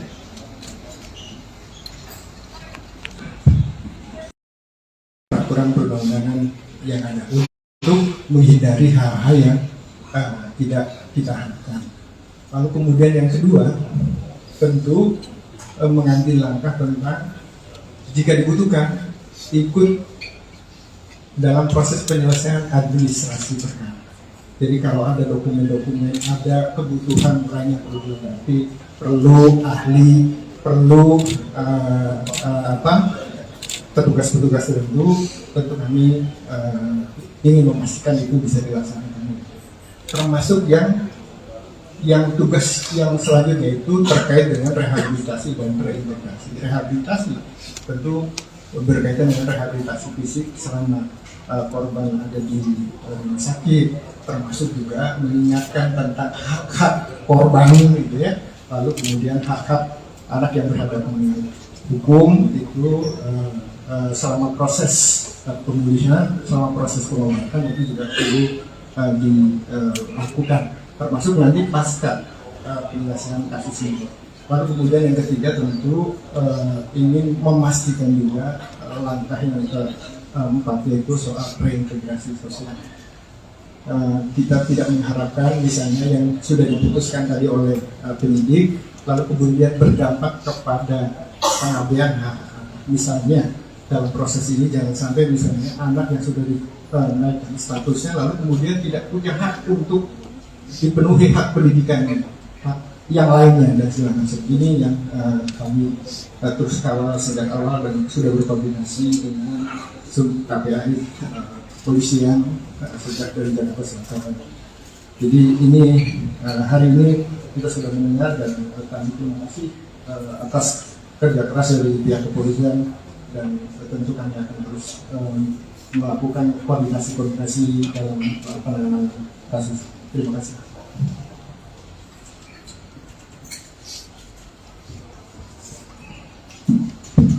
Baik, terima kasih. Assalamualaikum warahmatullahi wabarakatuh. Selamat sore, Pak Dir, serta jajaran Bapak Ibu dari Kementerian Lembaga, rekan-rekan awak media. rasa duka dan empati tentu kami sampaikan kepada korban. Sampai saat ini dalam pengawasan kami yang disampaikan medis dan keluarga baru sampai bisa respon, dan itu pun secara medis. Tentu ini merupakan kekerasan yang sangat serius, dan KPAI mengutuk tindakan kekerasan yang dilakukan karena ini sangat mencederai martabat, terutama hak dasar asasi manusia. Ini yang kami lihat sebagai tindakan pidana yang luar biasa, sehingga pengawasan kami tentu terhadap korban ingin lebih memastikan bagaimana situasi dan kondisi Ananda D ini dalam perawatan intensif segera dipulihkan dan Allah segera angkat penyakitnya, sehingga Ananda bisa kembali pulih dan menikmati masa anak-anaknya secara normal, secara wajar. Ini doa kita setiap saat. Yang kedua, terkait rilis hari ini, tentu KPAI memberikan apresiasi atas upaya kerja keras, kerjasama, kerja koordinatif yang terus dilakukan oleh Polres Jakarta Selatan, dan kemudian hari ini dilakukan di tingkat Polda Metro Jaya. Ini menunjukkan keseriusan terhadap langkah-langkah profesionalitas yang dilakukan kepolisian melihat situasi dan kondisi tindak pidana terhadap seorang anak. Sehingga kami dengan mendengarkan apa yang disampaikan oleh Pak Direktur tadi, ada konstruksi yang baru memberikan sebuah apresiasi dan sebuah pembelajaran publik bahwa anak-anak Indonesia harus terbebas dari situasi kekerasan yang hari ini dialami oleh salah satu anak kita. Berikutnya, pengawasan kami tentu bukan hanya melihat situasi dan kondisi dan bertemu korban serta keluarganya, kami juga memastikan berbagai hak yang harus didapatkan ketika kita melihat dalam aturan perundangan bahwa anak yang menjadi korban kekerasan ini tentu dipastikan siapa yang berperan secara sentral untuk memberikan perlindungan. Di antaranya adalah KPAI melihat ada hak-hak yang harus dilewati dalam proses hukumnya. Tentu kalau Selamat sore, Shalom, Om Swastiastu, Nama Budaya, Salam Kebajikan. Rekan-rekan media yang saya hormati, pada hari ini, tepatnya hari Kamis, tanggal 2 Maret 2023, Polda Metro Jaya melakukan press conference terkait dengan perkembangan update yang menjadi perhatian kita bersama. Dan tentunya pertama-tama kami di sini turut prihatin, turut mendoakan kepada Adinda D agar segera diberikan kesembuhan, dipulihkan, serta keluarganya diberikan kekuatan dan ketabahan.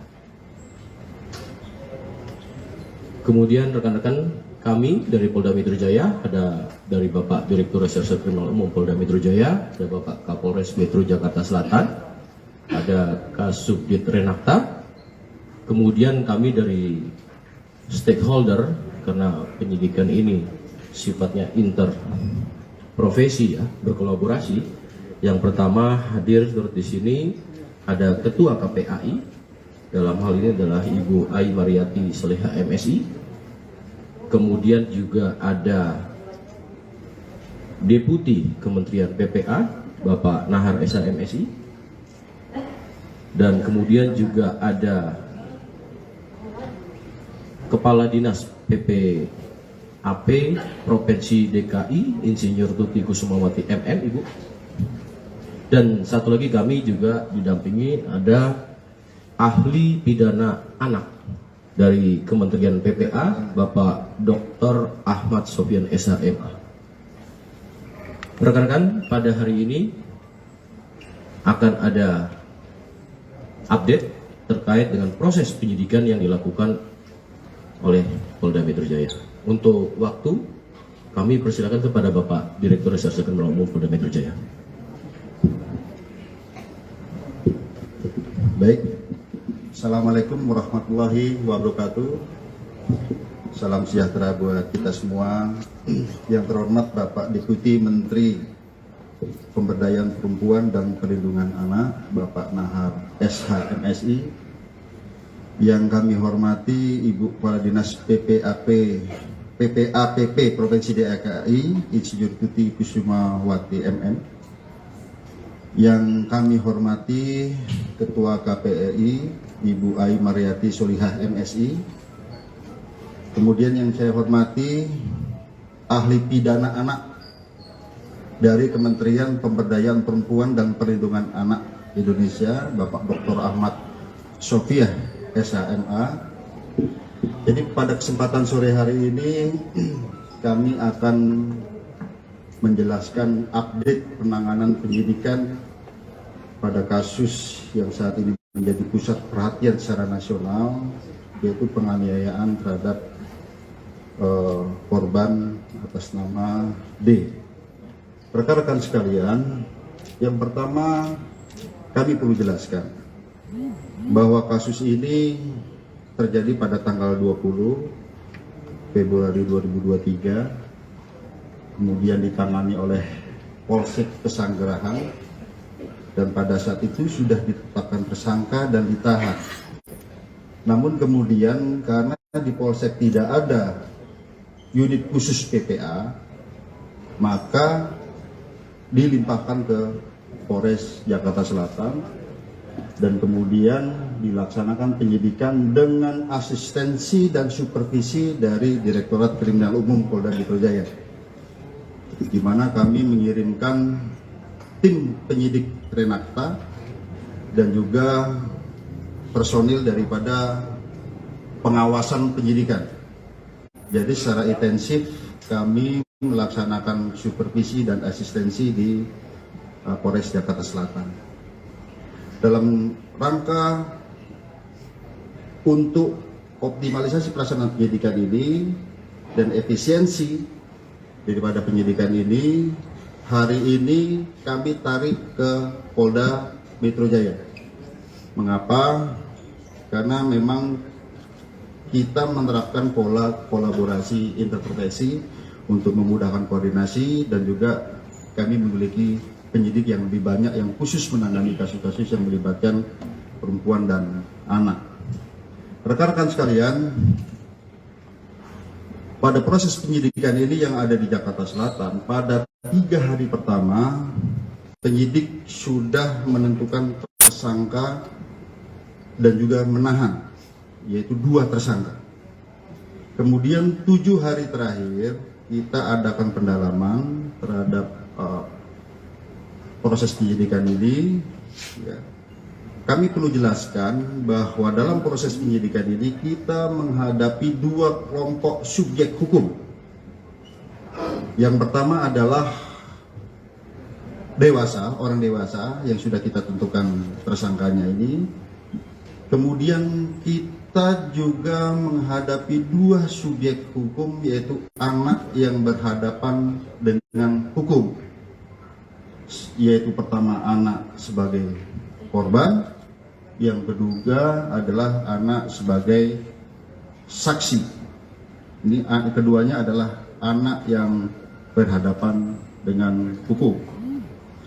Oleh karenanya kami perlu kehati-hatian, kami perlu rigid dalam penanganan kasus ini, dan kami perlu mengundang mitra untuk menjamin bahwa pemenuhan daripada hak-hak anak ini bisa tetap terjaga. Oleh karenanya kami menggandeng dari KPAI dari awal, kami mengundang stakeholder dari awal, UPTD, PPA Provinsi DKI, kami melibatkan dari Kementerian Pemberdayaan Perempuan dan Perlindungan Anak sejak awal.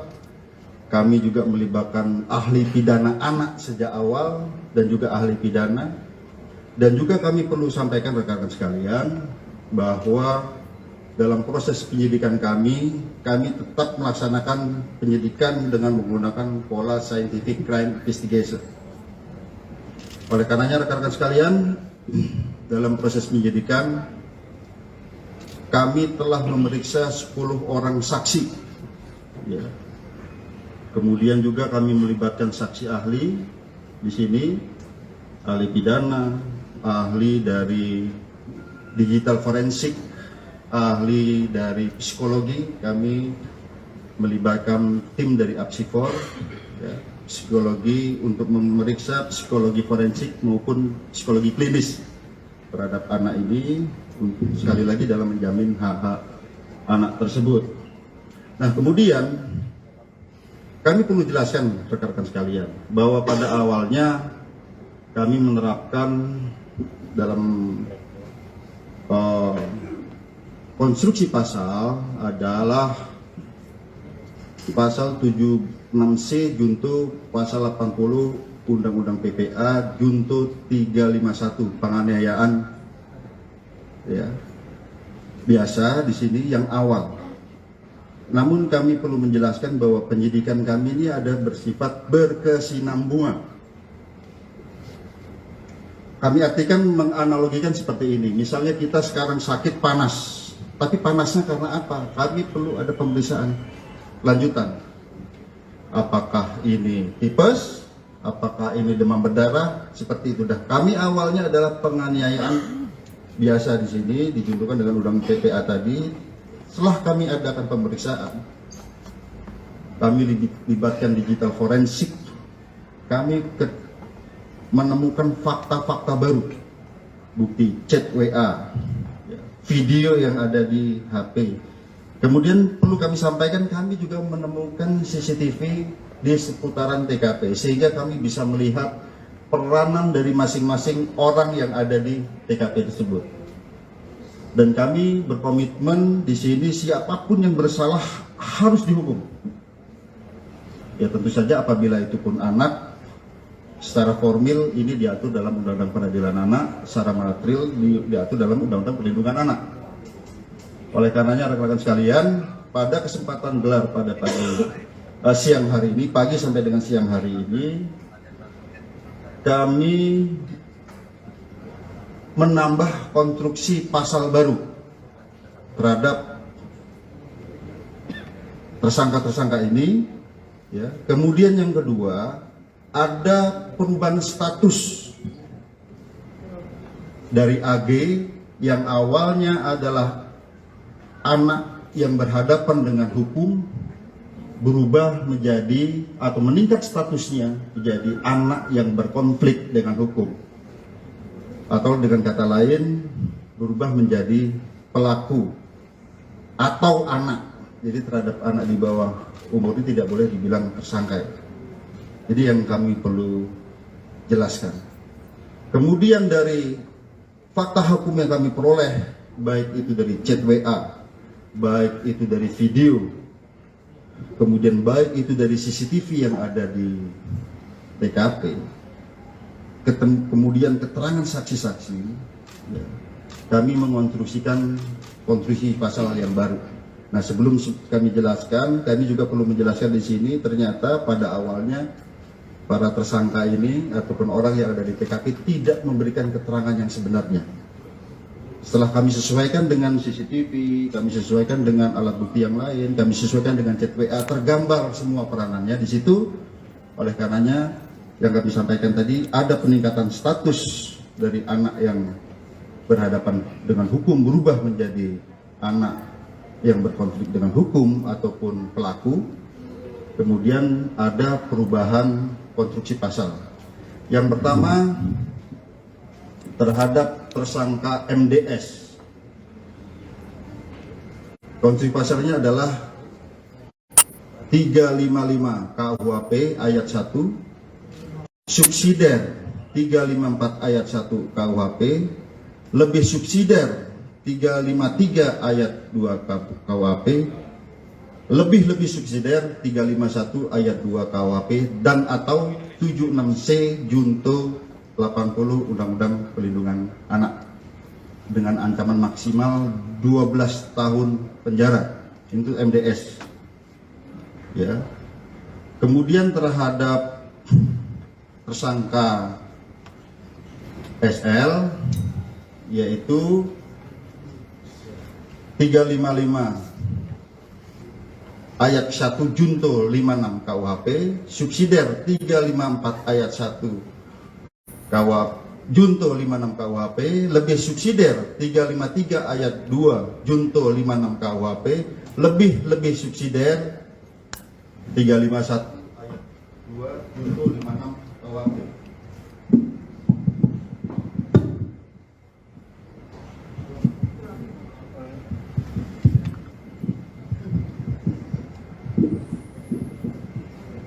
Ya, jadi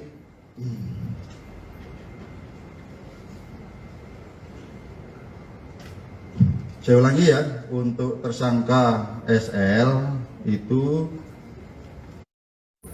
355 KUHP 355 ayat 1 KUHP junto 56 KUHP, subsidiar 354 ayat 1 junto 56 KUHP, lebih subsidiar 353 ayat 2 junto 56 KUHP, lebih subsidiar 351 ayat 2 junto 56 KUHP, dan atau 76C junto 80 Undang-Undang Perlindungan Anak. Ya. Kemudian terhadap anak AG, kami harus sebut anak AG, ya, ini anak yang berkonflik dengan hukum. Itu pasalnya adalah 76C junto 8 pasal 80 Undang-Undang Perlindungan Anak, dan atau 355 ayat 1 junto 56, subsidiar 354 ayat 1 junto 56 KUHP, lebih subsidiar 353 ayat 2 junto 56 KUHP, lebih subsidiar 351 ayat 2 junto 56 KUHP. Tentang ancaman maksimal nanti ahli pidana yang akan menyampaikan, karena di sini sekali lagi rekan-rekan sekalian, secara formil terhadap anak di bawah umur itu ada perlakuan yang berbeda. Demikian juga apabila anak sebagai korban, ada secara material dalam Undang-Undang Perlindungan Anak. Ya. Kemudian rekan-rekan sekalian, kami melihat di sini bahwa dari bukti digital bahwa ini ada perencanaan sejak awal. Ya, pada saat mulai menelpon SL, kemudian bertemu SL, kemudian pada saat di dalam mobil bertiga ada mens rea, niat di sana. Kemudian pada saat terjadinya penganiayaan yang ini sangat-sangat memprihatinkan, kita lihat ya, sangat-sangat sadis di sini. Itu ada 3 kali tendangan ke arah kepala. Kemudian ada 2 kali menginjak tengkuk, dan juga ada 1 kali pukulan ke arah kepala. Ini yang ke arah yang sangat-sangat vital di kepala. Ya.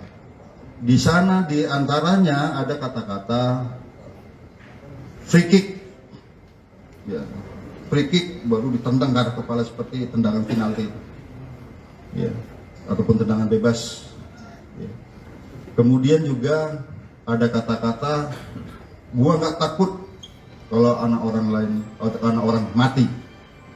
Bagi penyidik di sini, dan juga kami koordinasikan, konsultasikan dengan saksi ahli, ini bisa merupakan suatu mens rea, niat jahat, dan juga aktus serius wujud perbuatan. Ini rangkaian perbuatan, korban sudah tidak berdaya, 2 kali ditendang sudah tidak berdaya, masih diadakan penganiayaan lebih lanjut ke arah kepala. Oleh karenanya rekan-rekan sekalian, sekali lagi hari ini kami melaksanakan gelar perkara secara komprehensif, ya, di mana yang pertama sebagai wujud penyidikan kami yang berkesinambungan dengan melihat alat bukti yang ada, dengan melihat digital forensik, hasil digital forensik, bukti chat WA, video, kemudian bukti digital forensik dari CCTV, TKP, keterangan saksi, beberapa orang saksi ini, 10 orang saksi yang saling bersesuaian, sehingga kami menemukan fakta hukum dan bisa menemukan peranan dari masing-masing tersangka. Maka hari ini kami menambah konstruksi pasal sebagaimana yang kami sebutkan tadi. Yang kedua, terjadi peningkatan status terhadap AG yang tadinya adalah anak yang berhadapan dengan hukum berubah menjadi anak yang berkonflik dengan hukum, ya, ataupun anak. Jadi kalau di Undang-Undang Pelihara tidak boleh disebut tersangka.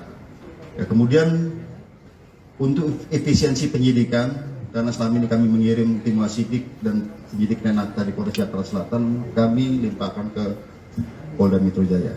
Yang kedua, rekan-rekan sekalian, yang kami perlu tekankan, mengapa terhadap peningkatan status ini membutuhkan waktu yang lama? Kami harus mengikuti prosedur yang diatur dalam Undang-Undang Perlindungan Anak, Undang-Undang Peradilan Anak.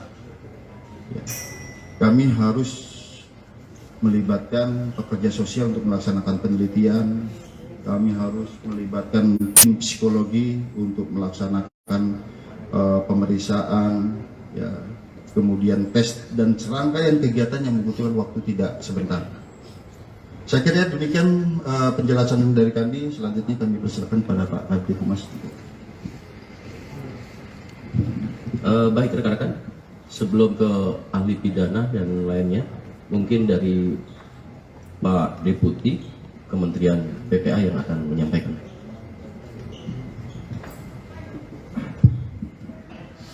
Izin Pak Dir dan semua peserta rilis ini.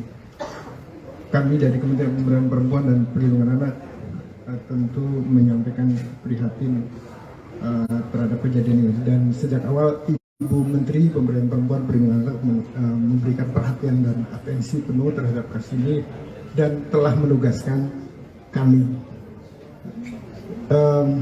Terkait dengan ini, tentu karena tadi sudah disampaikan berkaitan dengan anak yang berhadapan dengan hukum, maka sesuai dengan mandat pasal 94 Undang-Undang 11 tahun 2012 tentang sistem peradilan pidana anak, maka kami ingin memastikan 4 hal.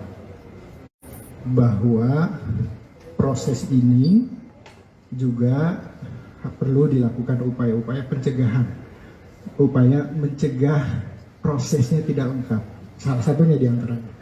Lalu kemudian memastikan bahwa kebutuhan dalam proses ini sudah memenuhi regulasi atau peraturan perundang-undangan yang ada untuk menghindari hal-hal yang tidak kita harapkan.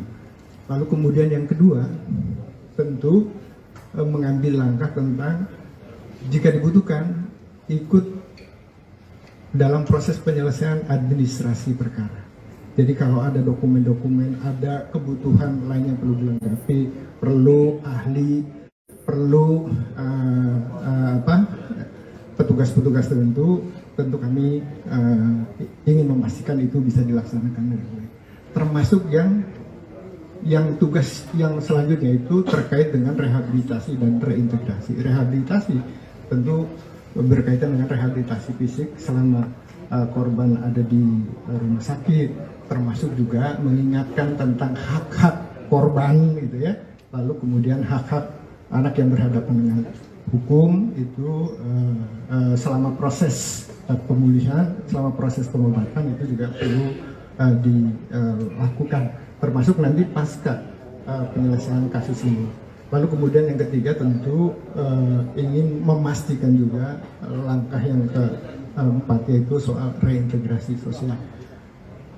Kita tidak mengharapkan misalnya yang sudah diputuskan tadi oleh penyidik lalu kemudian berdampak kepada pengabaian hak-hak anak. Misalnya dalam proses ini jangan sampai misalnya anak yang sudah dinaikkan statusnya lalu kemudian tidak punya hak untuk dipenuhi hak pendidikannya, hak yang lainnya dan segala macam. Ini yang kami terus kawal sejak awal dan sudah berkoordinasi dengan KPAI, kepolisian sejak dari Jakarta Selatan.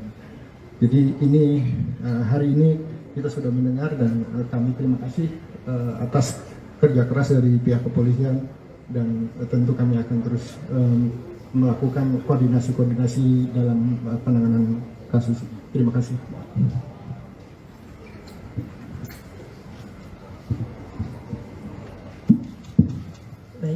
kasih. Assalamualaikum warahmatullahi wabarakatuh. Selamat sore Pak Dir beserta jajaran Bapak Ibu dari Kementerian Lembaga, rekan-rekan awak media. Rasa duka dan empati tentu kami sampaikan kepada korban. Sampai saat ini dalam pengawasan kami yang disampaikan medis dan keluarga baru sampai bisa respon, dan itu pun secara medis. Tentu ini merupakan kekerasan yang sangat serius, dan KPAI mengutuk tindakan kekerasan yang dilakukan karena ini sangat mencederai martabat, terutama hak dasar asasi manusia. Ini yang kami lihat sebagai tindakan pidana yang luar biasa, sehingga pengawasan kami tentu terhadap korban ingin lebih memastikan bagaimana situasi dan kondisi Ananda D ini dalam perawatan intensif segera dipulihkan dan Allah segera angkat penyakitnya sehingga Ananda bisa kembali pulih dan menikmati masa anak-anaknya secara normal, secara wajar. Ini doa kita setiap saat. Yang kedua, terkait rilis hari ini, tentu KPAI memberikan apresiasi atas upaya kerja keras, kerjasama, kerja koordinatif yang terus dilakukan oleh Polres Jakarta Selatan, dan kemudian hari ini dilakukan di tingkat Polda Metro Jaya. Ini menunjukkan keseriusan terhadap langkah-langkah profesionalitas yang dilakukan kepolisian melihat situasi dan kondisi tindak pidana terhadap seorang anak. Sehingga kami dengan mendengarkan apa yang disampaikan oleh Pak Direktur tadi, ada konstruksi yang baru memberikan sebuah apresiasi dan sebuah pembelajaran publik bahwa anak-anak Indonesia harus terbebas dari situasi kekerasan yang hari ini dialami oleh salah satu anak kita. Berikutnya, pengawasan kami tentu bukan hanya melihat situasi dan kondisi dan bertemu korban serta keluarganya, kami juga memastikan berbagai hak yang harus didapatkan ketika kita melihat di dalam aturan perundangan bahwa anak yang menjadi korban kekerasan ini tentu dipastikan siapa yang berperan secara sentral untuk memberikan perlindungan.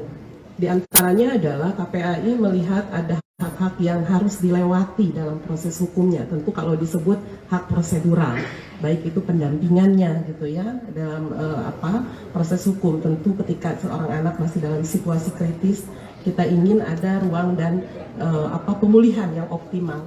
Kemudian juga pemulihan sampai pada situasi yang betul-betul pulih gitu. Dan berikutnya adalah hak restitusi atau ganti kerugian. Kami telah koordinasi dengan LPSK sebagai mandatori dari Undang-Undang 31 2016 untuk menyatakan bahwa ini harus dijalankan sesuai aturan yang berlaku gitu.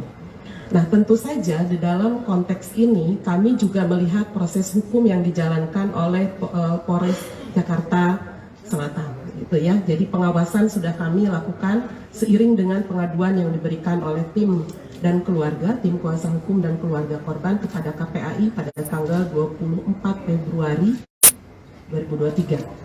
Nah, berikutnya pada 28 Februari kami didatangi oleh tim kuasa hukum dan keluarganya dari Ananda AG sebagai anak yang berhadapan dengan hukum.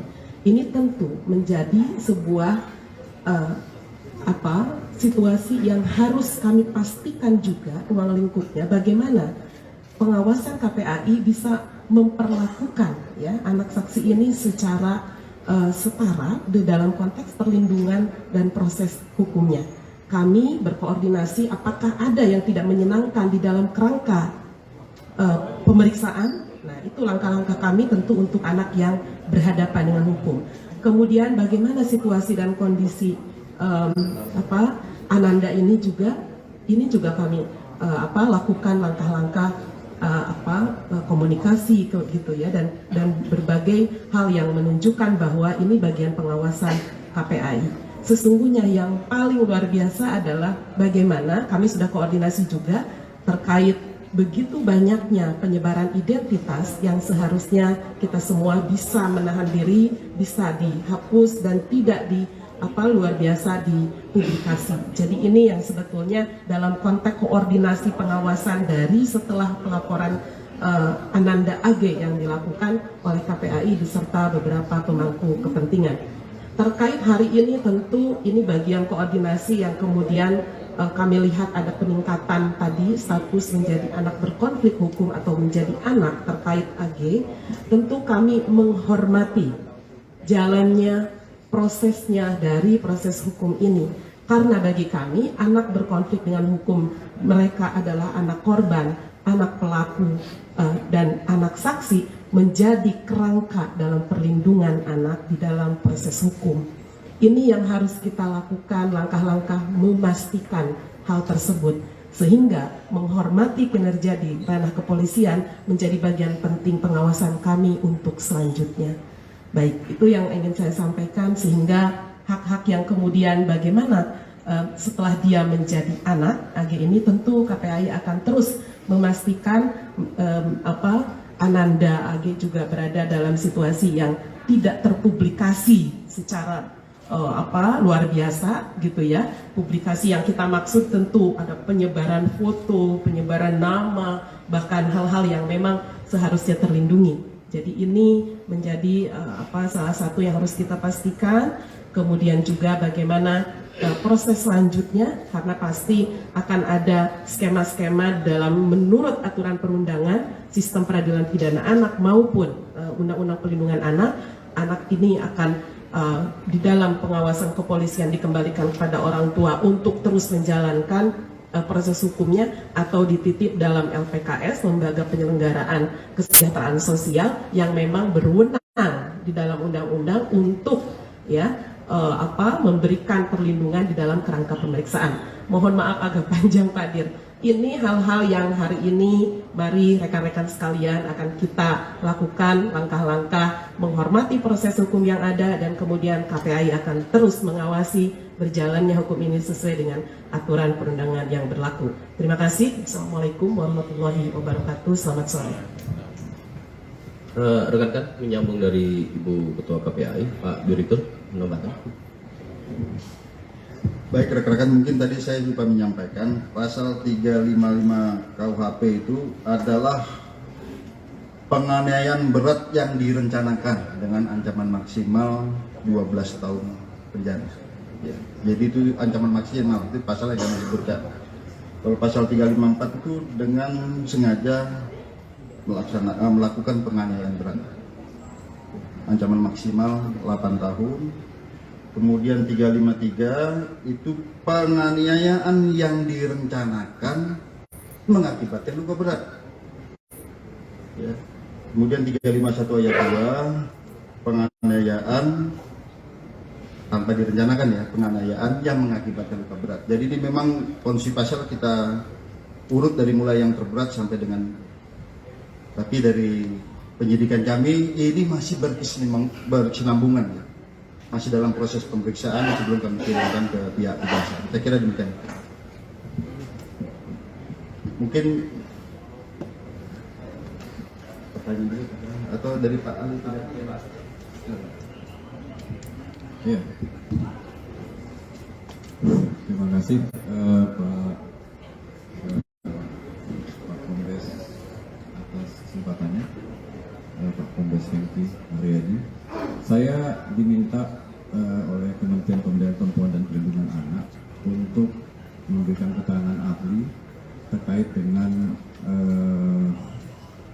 dugaan tindak pidana yang dilakukan, pasal-pasal yang diduga dilakukan oleh tersangka. Ya. Nah, tadi sudah disebutkan oleh Pak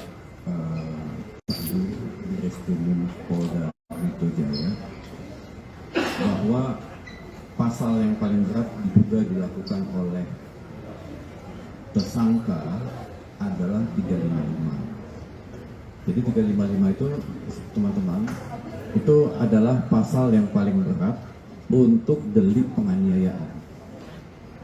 penyidik telah menemukan alat bukti bahwa tersangka diduga melakukan penganiayaan berat yang direncanakan. Penganiayaan berat yang direncanakan berarti adalah yang bersangkutan telah mempersiapkan, ini dugaan, ini kan si dugaan, telah mempersiapkan untuk melakukan penganiayaan berat, telah mempersiapkan dirinya untuk melakukan penganiayaan berat. Yang dikatakan penganiayaan berat itu kita mengacu kepada pasal 90 KUHP, timbulnya luka berat. Apa indikator luka berat? Tidak berdaya atau berpotensi tidak berdaya, menimbulkan pingsan, cacat, ya, dan berpotensi maut akan menimpa dirinya. Itu yang dikatakan luka berat. Jadi kalau dia 354 itu adalah penganiayaan berat tanpa direncanakan. 355, 353 penganiayaan yang direncanakan. 351 penganiayaan biasa, ya. Jadi semuanya bisa menimbulkan luka berat, tapi sikap batin jahat yang bersangkutan dan mempersiapkan tindak pidana yang diduga dilakukan oleh tersangka inilah yang menyebabkan. Tentu juga ada eviden lain atau alat bukti lain yang disiapkan, yang ditemukan oleh penyidik sehingga penyidik punya kesimpulan 355 sebagai pasal yang layak dilimpahkan sebagai pasal yang pertama.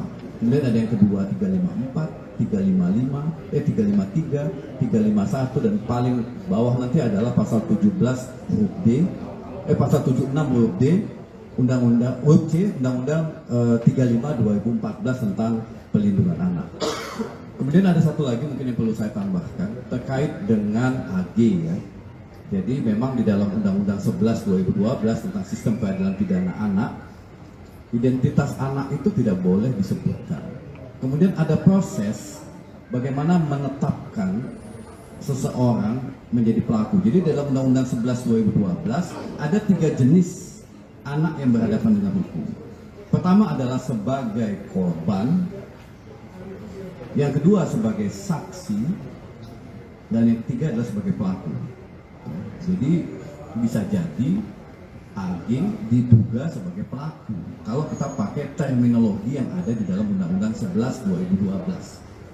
Jadi sebelumnya sebagai saksi, naik sebagai pelaku. Artinya pelaku yang diduga ikut serta melakukan tindak pidana sebagaimana yang disebutkan pasal-pasal tadi itu. Pasal. Kemudian juga di samping turut serta, nah turut serta berbeda, ada lagi pasal 56, ya. Tadi yang sudah disebutkan oleh Pak Birreskrimum, yaitu membantu melakukan. Jadi kalau membantu melakukan berarti ancaman pidananya dikurangi sepertiga. Nah yang kedua, karena anak yang melakukan tindak pidana tadi disebutkan adalah ancaman maksimal 12, maka anak yang diduga melakukan tindak pidana dia setengah dari ancaman pidana orang dewasa.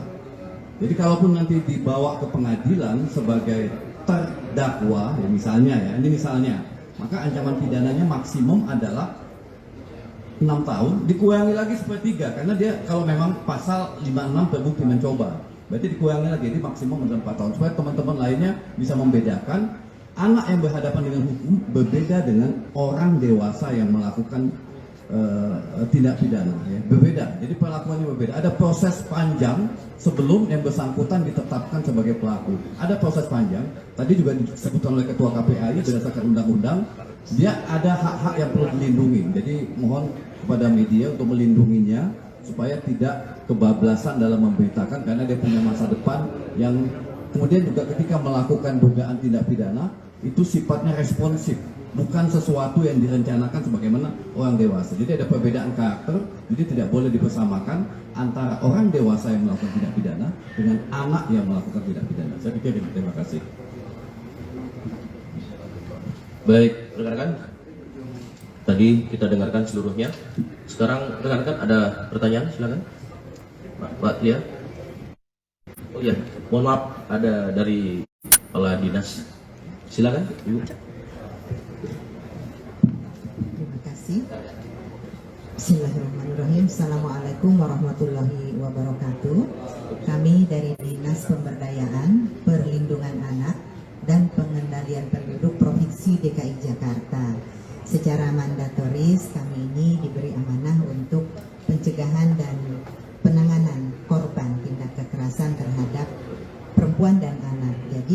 konteksnya adalah korban, dan telah memiliki SOP yang sudah terstandarisasi serta baku bersama dengan jajaran Polda Metro Jaya, di mana dalam kasus yang hari ini di press release-kan ini kami sudah menjalaninya bersama dengan Polres Metro Jakarta Selatan, dan hari ini tentu kami juga melakukannya dengan Polda Metro Jaya dan seterusnya.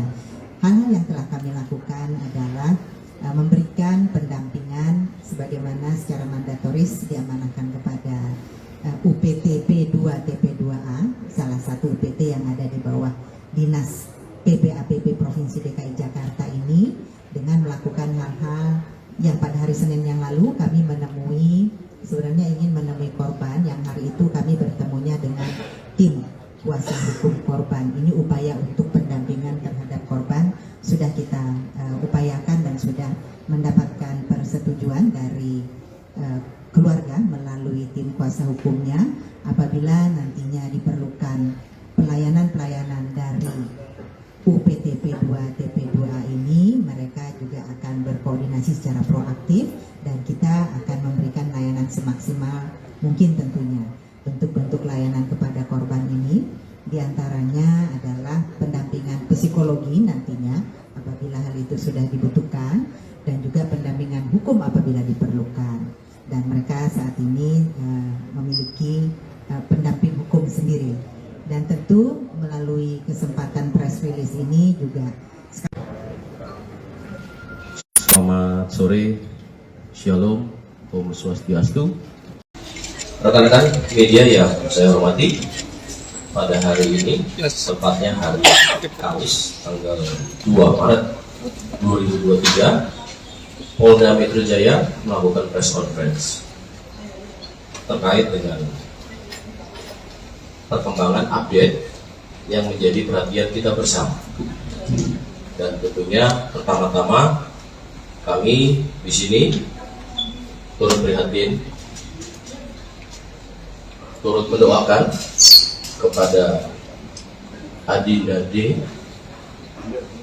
agar segera diberikan kesembuhan, dipulihkan, serta keluarganya diberikan kekuatan dan ketabahan. Kemudian rekan-rekan kami dari Polda Metro Jaya, ada dari Bapak Direktur Reserse Kriminal Umum Polda Metro Jaya, ada Bapak Kapolres Metro Jakarta Selatan, ada Kasubdit Renata. Kemudian kami dari stakeholder, karena penyidikan ini sifatnya interprofesi, berkolaborasi. Yang pertama hadir di sini ada Ketua KPAI, dalam hal ini adalah Ibu Ai Mariati Solihah MSI. Kemudian juga ada Deputi Kementerian PPA Bapak Nahar Esa MSI, dan kemudian juga ada Kepala Dinas PPAP Provinsi DKI Insinyur Tuti Kusumawati MM, dan satu lagi kami juga didampingi ada ahli pidana anak dari Kementerian PPA Bapak Dr. Ahmad Sofyan SHM. Rekan-rekan, pada hari ini akan ada update terkait dengan proses penyidikan yang dilakukan oleh Polda Metro Jaya. Untuk waktu, kami persilakan kepada Bapak Direktur Reserse Kriminal Umum Polda Metro Jaya. Baik, Assalamualaikum warahmatullahi wabarakatuh. Salam sejahtera buat kita semua. Yang terhormat Bapak Deputi Menteri Pemberdayaan Perempuan dan Perlindungan Anak, Bapak Nahar SHMSI. Yang kami hormati Ibu Kepala Dinas PPAPP Provinsi DKI Insinyur Tuti Kusumawati MM. Yang kami hormati Ketua KPRI Ibu Ai Mariati Solihah MSI. Kemudian yang saya hormati ahli pidana anak dari Kementerian Pemberdayaan Perempuan dan Perlindungan Anak Indonesia, Bapak Dr. Ahmad Sofyan SHMA. Jadi pada kesempatan sore hari ini kami akan menjelaskan update penanganan penyidikan pada kasus yang saat ini menjadi pusat perhatian secara nasional, yaitu penganiayaan terhadap korban atas nama D. Rekan-rekan sekalian, yang pertama kami perlu jelaskan bahwa kasus ini terjadi pada tanggal 20 Februari 2023, kemudian ditangani oleh Polsek Pesanggerahan, dan pada saat itu sudah ditetapkan tersangka dan ditahan. Namun kemudian karena di Polsek tidak ada unit khusus PPA, maka dilimpahkan ke Polres Jakarta Selatan dan kemudian dilaksanakan penyidikan dengan asistensi dan supervisi dari Direktorat Kriminal Umum Polda Metro Jaya, di mana kami mengirimkan tim penyidik Renata dan juga personil daripada pengawasan penyidikan. Jadi secara intensif kami melaksanakan supervisi dan asistensi di Polres Jakarta Selatan dalam rangka untuk optimalisasi pelaksanaan penyidikan ini dan efisiensi daripada penyidikan ini. Hari ini kami tarik ke Polda Metro Jaya. Mengapa? Karena memang kita menerapkan pola kolaborasi intervensi untuk memudahkan koordinasi, dan juga kami memiliki penyidik yang lebih banyak yang khusus menangani kasus-kasus yang melibatkan perempuan dan anak. Rekan-rekan sekalian, pada proses penyidikan ini yang ada di Jakarta Selatan, pada 3 hari pertama penyidik sudah menentukan tersangka dan juga menahan, yaitu 2 tersangka. Kemudian 7 hari terakhir kita adakan pendalaman terhadap proses penyidikan ini. Kami perlu jelaskan bahwa dalam proses penyidikan ini kita menghadapi 2 kelompok subjek hukum. Yang pertama adalah orang dewasa yang sudah kita tentukan tersangkanya ini. Kemudian kita juga menghadapi 2 subjek hukum, yaitu anak yang berhadapan dengan hukum, yaitu pertama anak sebagai korban, yang kedua adalah anak sebagai saksi. Ini keduanya adalah anak yang berhadapan dengan hukum. Oleh karenanya kami perlu kehati-hatian, kami perlu rigid dalam penanganan kasus ini, dan kami perlu mengundang mitra untuk menjamin bahwa pemenuhan daripada hak-hak anak ini bisa tetap terjaga. Oleh karenanya kami menggandeng dari KPAI dari awal, kami mengundang stakeholder dari awal, PPD, PPA Provinsi DKI, kami melibatkan dari Kementerian Pemberdayaan Perempuan dan Perlindungan Anak sejak awal. Kami juga melibatkan ahli pidana anak sejak awal dan juga ahli pidana. Dan juga kami perlu sampaikan rekan-rekan sekalian bahwa dalam proses penyidikan kami tetap melaksanakan penyidikan dengan menggunakan pola scientific crime investigation. Oleh karenanya rekan-rekan sekalian, dalam proses penyidikan kami telah memeriksa 10 orang saksi. Kemudian juga kami melibatkan saksi ahli di sini, ahli pidana, ahli dari digital forensik, ahli dari psikologi. Kami melibatkan tim dari Apsikor, psikologi untuk memeriksa psikologi forensik maupun psikologi klinis terhadap anak ini, sekali lagi dalam menjamin hak-hak anak tersebut. Nah, kemudian kami perlu jelaskan rekan-rekan sekalian bahwa pada awalnya kami menerapkan dalam konstruksi pasal adalah pasal 76C junto pasal 80 Undang-Undang PPA junto 351 penganiayaan. Ya. Biasa di sini yang awal. Namun kami perlu menjelaskan bahwa penyidikan kami ini ada bersifat berkesinambungan. Kami artikan menganalogikan seperti ini. Misalnya kita sekarang sakit panas, tapi panasnya karena apa? Kami perlu ada pemeriksaan lanjutan. Apakah ini tipes? Apakah ini demam berdarah? Seperti itu. Dan kami awalnya adalah penganiayaan biasa di sini didudukkan dengan undang-undang PDA tadi. Setelah kami adakan pemeriksaan, kami dilibatkan di bidang forensik, kami menemukan fakta-fakta baru, bukti chat WA, video yang ada di HP.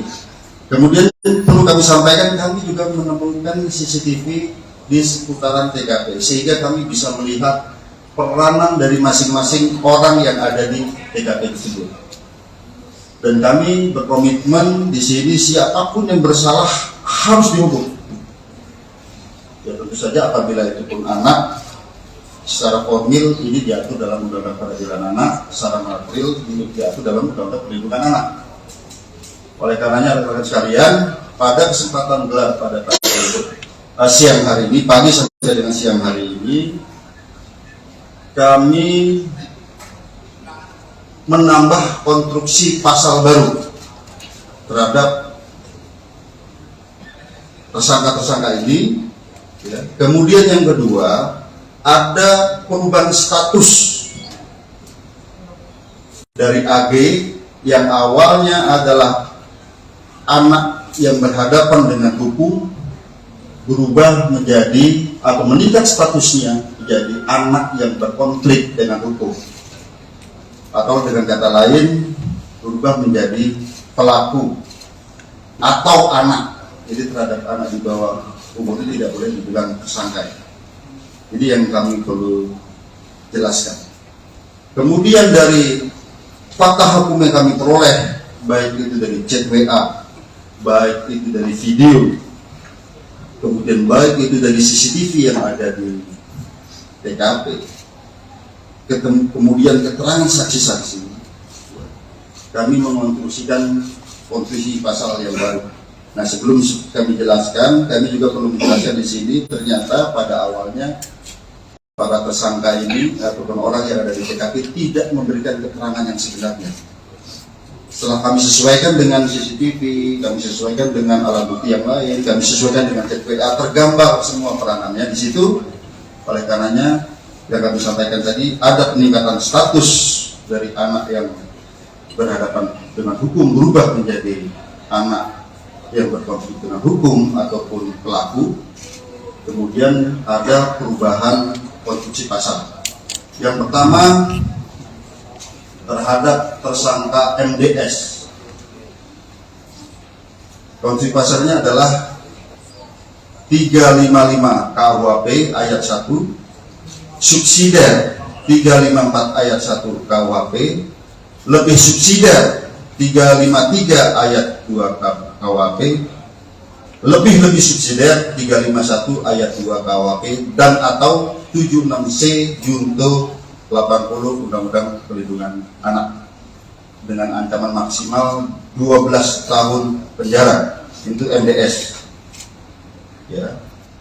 Kemudian terhadap tersangka SL, yaitu 355 ayat 1 junto 56 KUHP, subsidiar 354 ayat 1 junto 56 KUHP, lebih subsidiar 353 ayat 2 junto 56 KUHP, lebih subsidiar 351 ayat 2 junto 56 KUHP.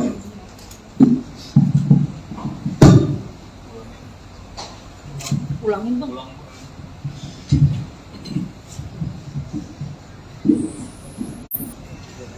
Ya, jadi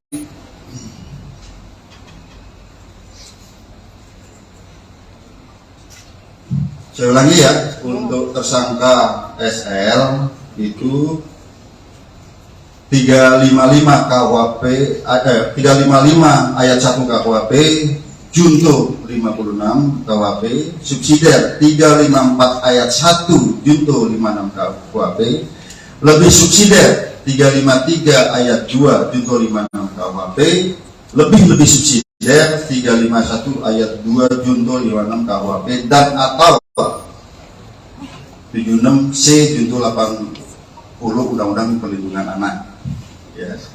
Kemudian terhadap anak AG, kami harus sebut anak AG, ya, ini anak yang berkonflik dengan hukum. Itu pasalnya adalah 76C junto 8 pasal 80 Undang-Undang Perlindungan Anak, dan atau 355 ayat 1 junto 56, subsidiar 354 ayat 1 junto 56 KUHP, lebih subsidiar 353 ayat 2 junto 56 KUHP, lebih subsidiar 351 ayat 2 junto 56 KUHP. Tentang ancaman maksimal nanti ahli pidana yang akan menyampaikan, karena di sini sekali lagi rekan-rekan sekalian, secara formil terhadap anak di bawah umur itu ada perlakuan yang berbeda. Demikian juga apabila anak sebagai korban, ada secara material dalam Undang-Undang Perlindungan Anak.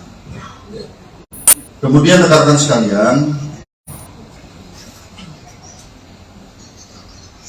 kami melihat di sini bahwa dari bukti digital bahwa ini ada perencanaan sejak awal. Ya, pada saat mulai menelpon SL, kemudian bertemu SL, kemudian pada saat di dalam mobil bertiga ada mensrea di sana. Kemudian pada saat terjadinya penganiayaan yang ini sangat-sangat memprihatinkan, kita lihat ya, sangat-sangat sadis di sini. Itu ada 3 kali tendangan ke arah kepala. Kemudian ada 2 kali menginjak tengkuk, dan juga ada 1 kali pukulan ke arah kepala, yang ke arah yang sangat-sangat vital di kepala. Di sana di antaranya ada kata-kata free kick, ya, free kick waktu ditendang ke arah kepala seperti tendangan penalti, ya, ataupun tendangan bebas.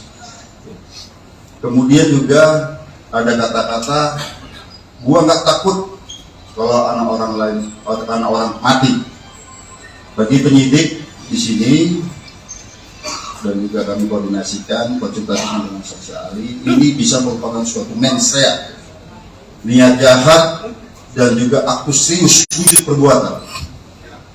Jadi rangkaian perbuatan, korban sudah tidak berdaya, 2 kali ditendang sudah tidak berdaya, masih diadakan penganiayaan lebih lanjut ke arah kepala.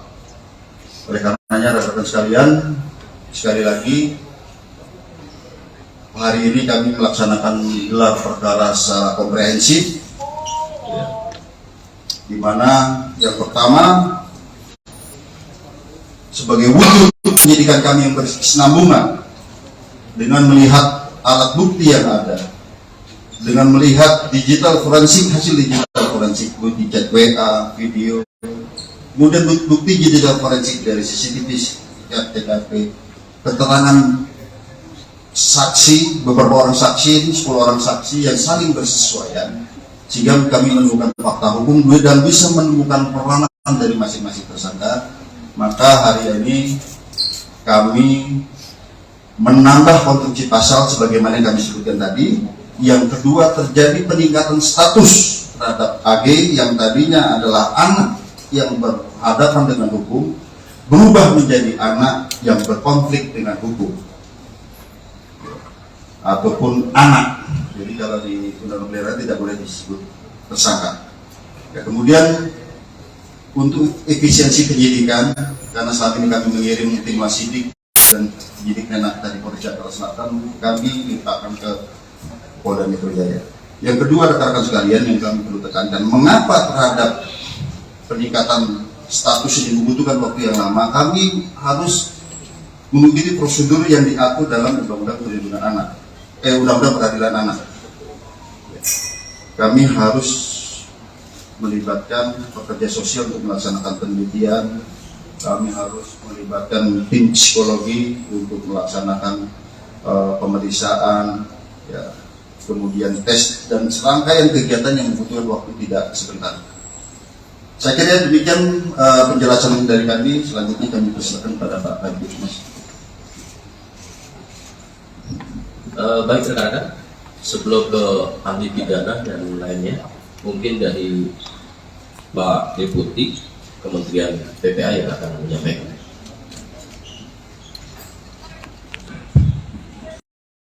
Peraturan perundang-undangan yang ada untuk menghindari hal-hal yang tidak kita harapkan.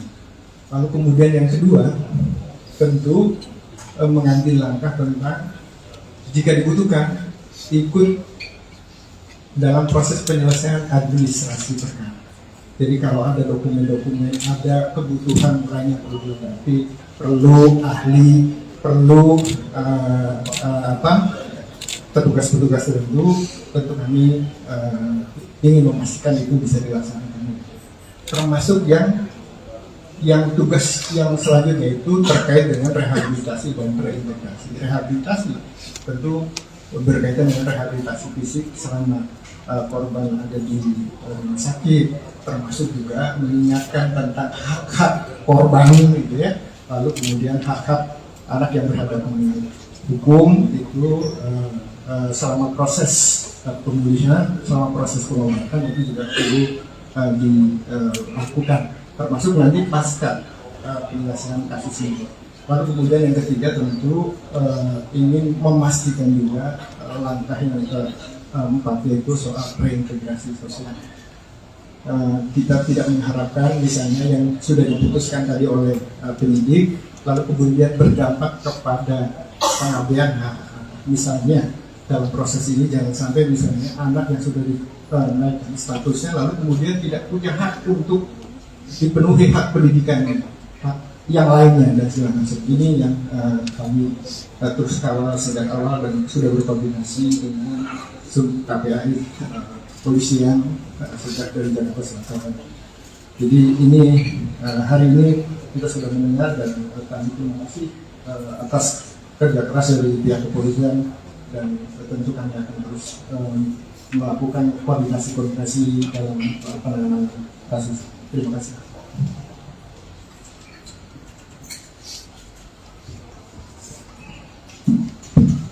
Baik, terima kasih. Assalamualaikum warahmatullahi wabarakatuh. Selamat sore, Pak Dir, serta jajaran Bapak Ibu dari Kementerian Lembaga, rekan-rekan awak media. Rasa duka dan empati tentu kami sampaikan kepada korban sampai saat ini dalam pengawasan kami yang disampaikan medis dan keluarga baru sampai bisa respon dan itu pun secara medis. Tentu ini merupakan kekerasan yang sangat serius dan KPAI mengutuk tindakan kekerasan yang dilakukan karena ini sangat mencederai martabat terutama hak dasar asasi manusia. Ini yang kami lihat sebagai tindakan pidana yang luar biasa sehingga pengawasan kami tentu terhadap korban ingin lebih memastikan bagaimana situasi dan kondisi Ananda D ini dalam perawatan intensif segera dipulihkan dan Allah segera angkat penyakitnya sehingga Ananda bisa kembali pulih dan menikmati masa anak-anaknya secara normal, secara wajar. Ini doa kita setiap saat. Yang kedua, terkait rilis hari ini, tentu KPAI memberikan apresiasi atas upaya kerja keras, kerjasama, kerja koordinatif yang terus dilakukan oleh Polres Jakarta Selatan dan kemudian hari ini dilakukan di tingkat Polda Metro Jaya. Ini menunjukkan keseriusan terhadap langkah-langkah profesionalitas yang dilakukan kepolisian melihat situasi dan kondisi tindak pidana terhadap seorang anak. Sehingga kami dengan mendengarkan apa yang disampaikan oleh Pak Direktur tadi, ada konstruksi yang baru memberikan sebuah apresiasi dan sebuah pembelajaran publik bahwa anak-anak Indonesia harus terbebas dari situasi kekerasan yang hari ini dialami oleh salah satu anak kita. Berikutnya, pengawasan kami tentu bukan hanya melihat situasi dan kondisi dan bertemu korban serta keluarganya, kami juga memastikan berbagai hak yang harus didapatkan ketika kita melihat dalam aturan perundangan bahwa anak yang menjadi korban kekerasan ini tentu dipastikan siapa yang berperan secara sentral untuk memberikan perlindungan. Di antaranya adalah KPAI melihat ada hak-hak yang harus dilewati dalam proses hukumnya. Tentu kalau Selamat sore, Shalom, Om Swastiastu, Nama Budaya, Salam Kebajikan. Rekan-rekan media yang saya hormati, pada hari ini, tepatnya hari Kamis, tanggal 2 Maret 2023, Polda Metro Jaya melakukan press conference terkait dengan perkembangan update yang menjadi perhatian kita bersama. Dan tentunya pertama-tama kami di sini turut prihatin,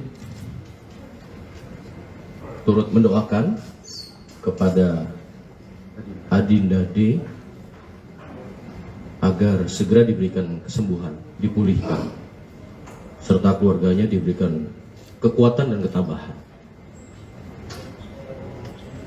Kemudian rekan-rekan kami dari Polda Metro Jaya, ada dari Bapak Direktur Reserse Kriminal Umum Polda Metro Jaya, ada Bapak Kapolres Metro Jakarta Selatan, ada Kasubdit Renakta, kemudian kami dari stakeholder, karena penyidikan ini sifatnya interprofesi ya, berkolaborasi. Yang pertama hadir turut di sini ada Ketua KPAI, dalam hal ini adalah Ibu Ai Mariati Soleha MSI. Kemudian juga ada Deputi Kementerian PPA Bapak Nahar Esa MSI, dan kemudian juga ada Kepala Dinas PPAP Provinsi DKI Insinyur Tuti Kusumawati MM, Ibu. Dan satu lagi kami juga didampingi ada ahli pidana anak dari Kementerian PPA Bapak Dr. Ahmad Sofyan SHMA. Rekan-rekan, pada hari ini akan ada update terkait dengan proses penyidikan yang dilakukan oleh Polda Metro Jaya. Untuk waktu, kami persilakan kepada Bapak Direktur Reserse Kriminal Umum Polda Metro Jaya. Baik, Assalamualaikum warahmatullahi wabarakatuh. Salam sejahtera buat kita semua. Yang terhormat Bapak Deputi Menteri Pemberdayaan Perempuan dan Perlindungan Anak, Bapak Nahar SH MSI. Yang kami hormati Ibu Kepala Dinas PPAPP Provinsi DKI Insinyur Tuti Kusumawati MM. Yang kami hormati Ketua KPAI Ibu Ai Mariati Solihah MSI. Kemudian yang saya hormati ahli pidana anak dari Kementerian Pemberdayaan Perempuan dan Perlindungan Anak Indonesia, Bapak Dr. Ahmad Sofyan SHMA. Jadi pada kesempatan sore hari ini kami akan menjelaskan update penanganan penyidikan pada kasus yang saat ini menjadi pusat perhatian secara nasional, yaitu penganiayaan terhadap korban atas nama D. Rekan-rekan sekalian, yang pertama kami perlu jelaskan bahwa kasus ini terjadi pada tanggal 20 Februari 2023, kemudian ditangani oleh Polsek Pesanggerahan, dan pada saat itu sudah ditetapkan tersangka dan ditahan. Namun kemudian karena di Polsek tidak ada unit khusus PPA, maka dilimpahkan ke Polres Jakarta Selatan dan kemudian dilaksanakan penyidikan dengan asistensi dan supervisi dari Direktorat Kriminal Umum Polda Metro Jaya, di mana kami mengirimkan tim penyidik Renakta dan juga personil daripada pengawasan penyidikan. Jadi secara intensif kami melaksanakan supervisi dan asistensi di Polres Jakarta Selatan. Dalam rangka untuk optimalisasi pelaksanaan penyidikan ini dan efisiensi daripada penyidikan ini, hari ini kami tarik ke Polda Metro Jaya. Mengapa? Karena memang kita menerapkan pola kolaborasi interprofesi untuk memudahkan koordinasi, dan juga kami memiliki penyidik yang lebih banyak yang khusus menangani kasus-kasus yang melibatkan perempuan dan anak. Rekan-rekan sekalian,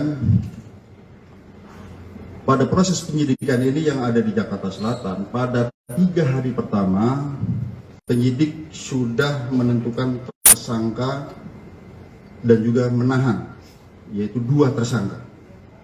Kemudian 7 hari terakhir kita adakan pendalaman terhadap proses penyidikan ini.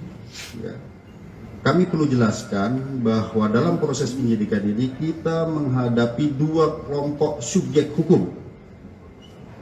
Yang pertama adalah dewasa, orang dewasa yang sudah kita tentukan tersangkanya ini.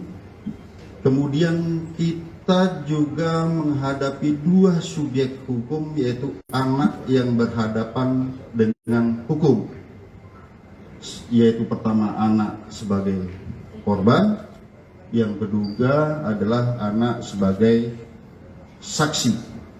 Ini keduanya adalah anak yang berhadapan dengan hukum.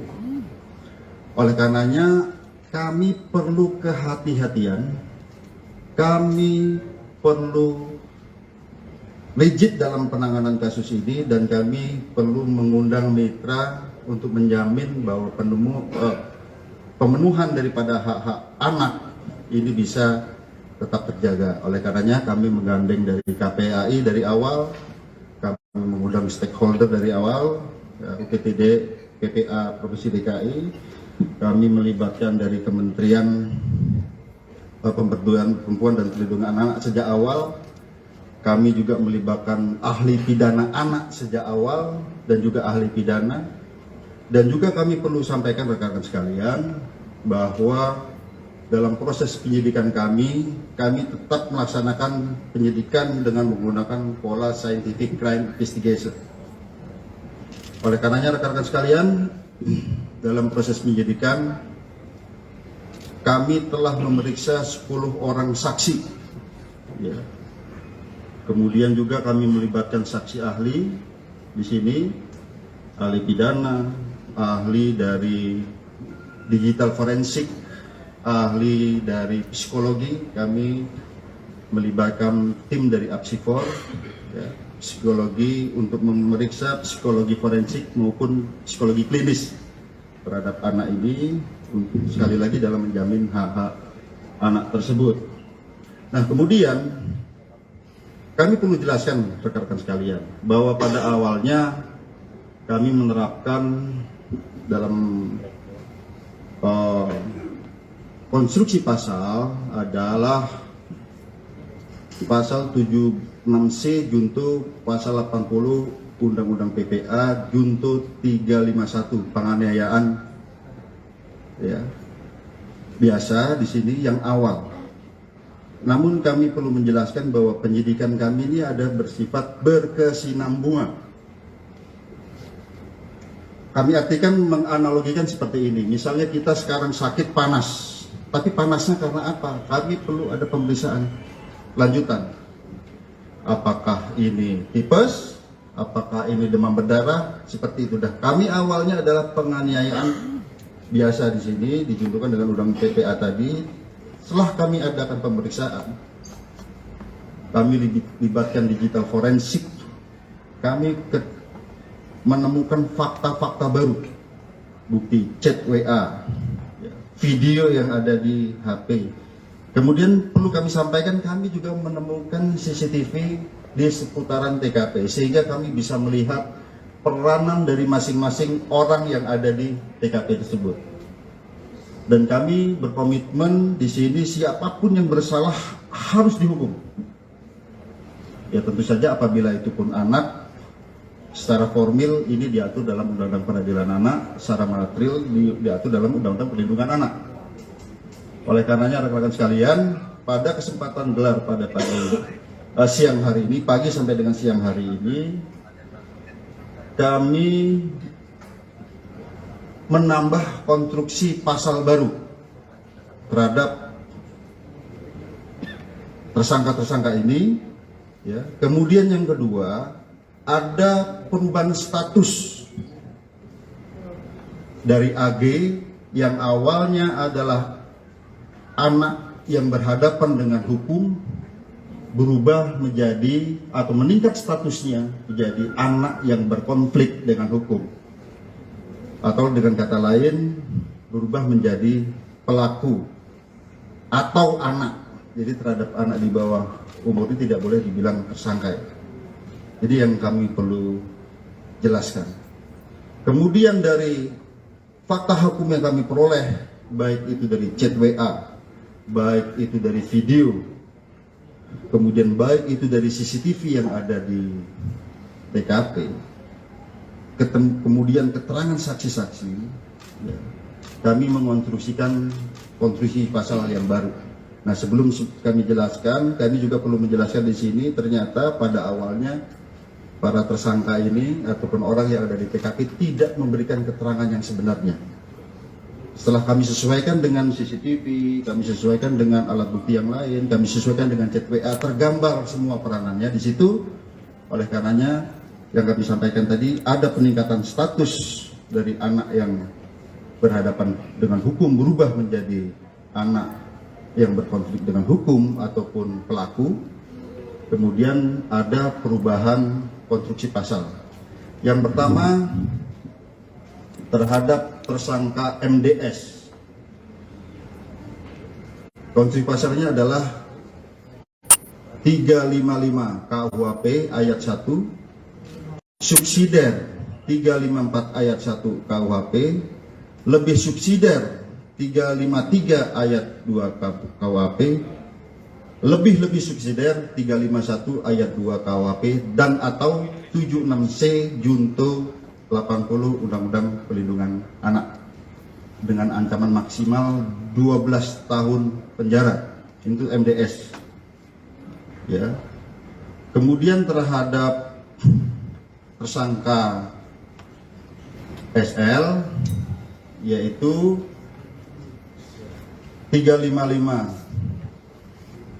ayat 1 junto 56 KUHP, subsidiar 354 ayat 1 KUHP junto 56 KUHP, lebih subsidiar 353 ayat 2 junto 56 KUHP, lebih subsidiar 351 ayat 2 junto 56 KUHP.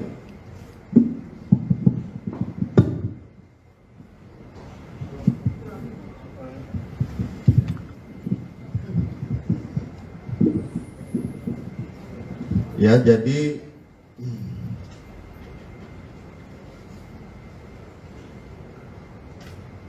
saya ulangi ya, untuk tersangka SL itu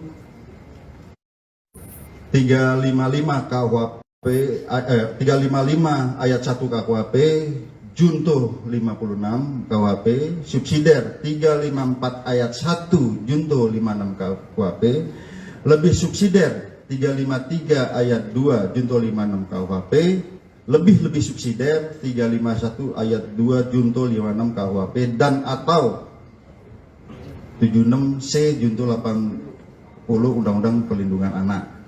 Ya. Kemudian terhadap anak AG, kami harus sebut anak AG, ya, ini anak yang berkonflik dengan hukum. Itu pasalnya adalah 76C junto pasal 80 Undang-Undang Pelindungan Anak dan atau 355 ayat 1 junto 56 subsidiar 354 ayat 1 junto 56 KUHP lebih subsidiar 353 ayat 2 junto 56 KUHP lebih subsidiar 351 ayat 2 junto 56 KUHP tentang ancaman maksimal. Nanti ahli pidana yang akan menyampaikan, karena di sini sekali lagi rekan-rekan sekalian, secara formil terhadap anak di bawah umur itu ada perlakuan yang berbeda. Demikian juga apabila anak sebagai korban, ada secara material dalam Undang-Undang Pelindungan Anak. Ya.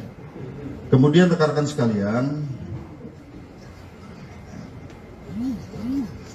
kami melihat di sini bahwa dari bukti digital bahwa ini ada perencanaan sejak awal. Ya, pada saat mulai menelpon SL, kemudian bertemu SL, kemudian pada saat di dalam mobil bertiga ada mens rea, niat di sana. Kemudian pada saat terjadinya penganiayaan yang ini sangat-sangat memprihatinkan, kita lihat ya, sangat-sangat sadis di sini. Itu ada 3 kali tendangan ke arah kepala. Kemudian ada 2 kali menginjak tengkuk dan juga ada 1 kali pukulan ke arah kepala. Ini yang ke arah yang sangat-sangat vital di kepala ya. Di sana di antaranya ada kata-kata free kick. Ya, free kick baru ditendang ke arah kepala seperti tendangan penalti. Ya, ataupun tendangan bebas. Ya. Kemudian juga ada kata-kata gua nggak takut kalau anak orang lain atau anak orang mati. Bagi penyidik di sini dan juga kami koordinasikan, konsultasikan dengan saksi ahli, ini bisa merupakan suatu mens rea, niat jahat dan juga aktus serius wujud perbuatan. Ini rangkaian perbuatan, korban sudah tidak berdaya, 2 kali ditendang sudah tidak berdaya, masih diadakan penganiayaan lebih lanjut ke arah kepala. Oleh karenanya rekan-rekan sekalian, sekali lagi hari ini kami melaksanakan gelar perkara secara komprehensif, ya, di mana yang pertama sebagai wujud penyidikan kami yang berkesinambungan dengan melihat alat bukti yang ada, dengan melihat digital forensik, hasil digital forensik, bukti chat WA, video, kemudian bukti digital forensik dari CCTV, TKP, keterangan saksi, beberapa orang saksi, ini 10 orang saksi yang saling bersesuaian, sehingga kami menemukan fakta hukum dan bisa menemukan peranan dari masing-masing tersangka. Maka hari ini kami menambah konstruksi pasal sebagaimana yang kami sebutkan tadi. Yang kedua, terjadi peningkatan status terhadap AG yang tadinya adalah anak yang berhadapan dengan hukum, berubah menjadi anak yang berkonflik dengan hukum, ya, ataupun anak. Jadi kalau di Undang-Undang Pelindungan tidak boleh disebut tersangka. Ya, kemudian untuk efisiensi penyidikan, karena selama ini kami mengirim tim wasidik dan penyidik Nenakta di Polres Jakarta Selatan, kami limpahkan ke Polda Metro Jaya. Yang kedua, rekan-rekan sekalian, yang kami perlu tekankan, mengapa terhadap peningkatan status ini membutuhkan waktu yang lama? Kami harus mengikuti prosedur yang diatur dalam Undang-Undang Perlindungan Anak, Undang-Undang Peradilan Anak. Ya. Kami harus melibatkan pekerja sosial untuk melaksanakan penelitian. Kami harus melibatkan tim psikologi untuk melaksanakan pemeriksaan, ya, kemudian tes dan serangkaian kegiatan yang membutuhkan waktu tidak sebentar. Saya kira demikian penjelasan dari kami. Selanjutnya kami persilakan pada Pak Kabid Humas. Baik rekan-rekan, sebelum ke ahli pidana dan lainnya, mungkin dari Pak Deputi Kementerian PPA yang akan menyampaikan.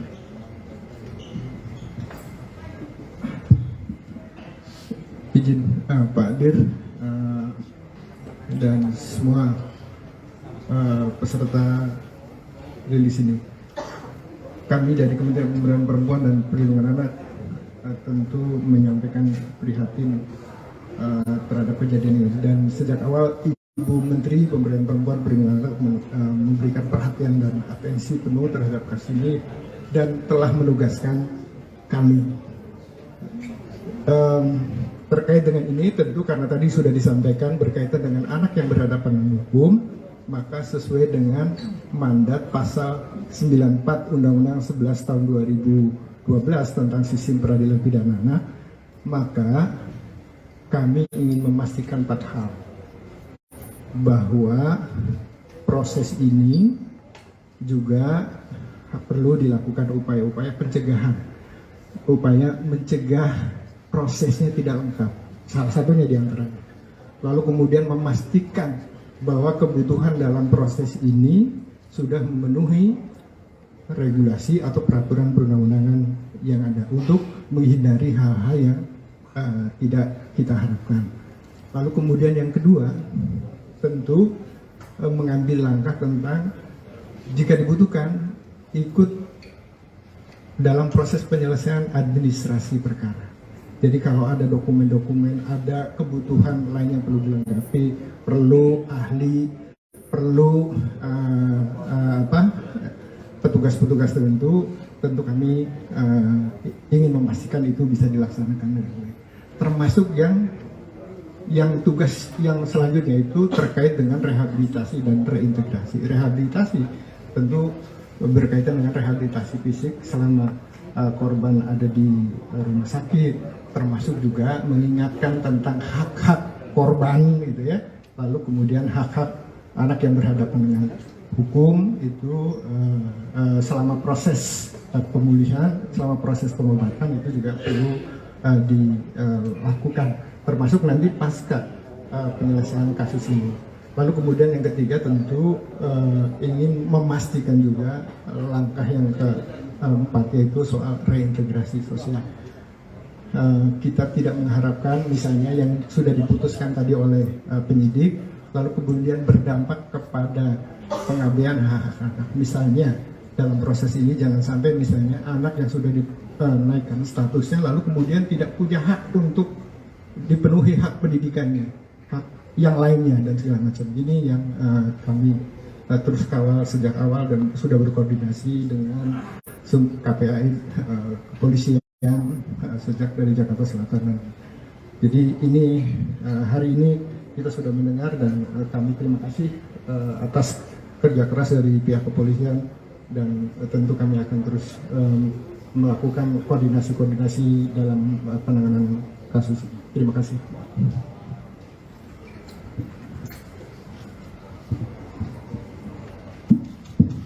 Baik, terima kasih.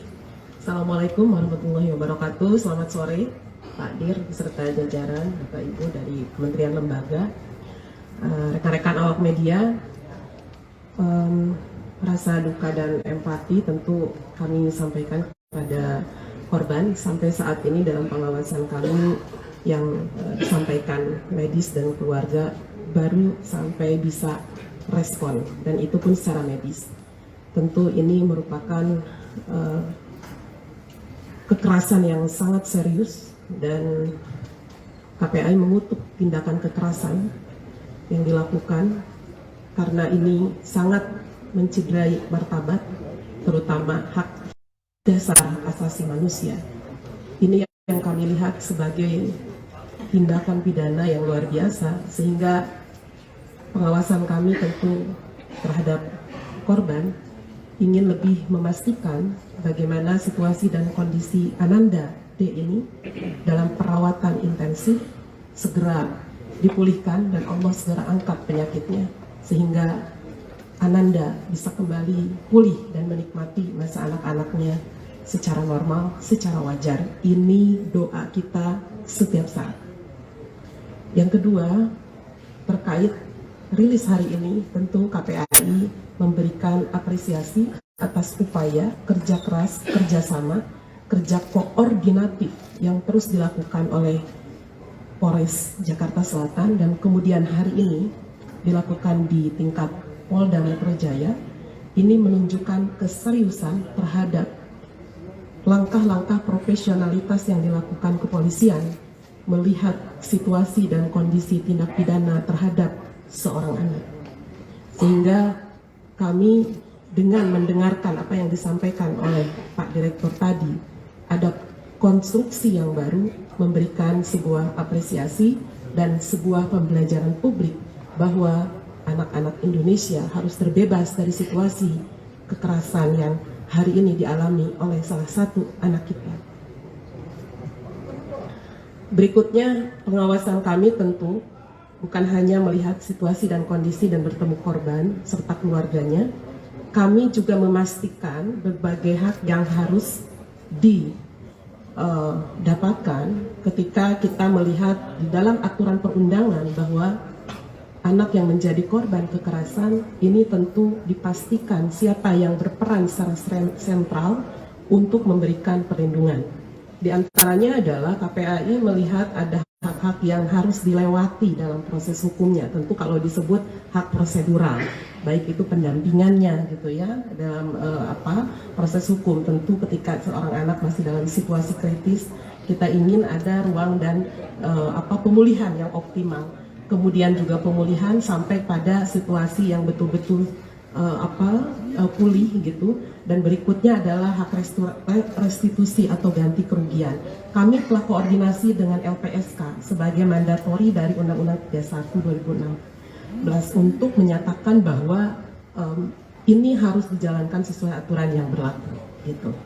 Nah, tentu saja di dalam konteks ini kami juga melihat proses hukum yang dijalankan oleh Polres Jakarta Selatan gitu ya. Jadi pengawasan sudah kami lakukan seiring dengan pengaduan yang diberikan oleh tim dan keluarga, tim kuasa hukum dan keluarga korban kepada KPAI pada tanggal 24 Februari 2023. Nah, berikutnya pada 28 Februari kami didatangi oleh tim kuasa hukum dan keluarganya dari Ananda AG sebagai anak yang berhadapan dengan hukum.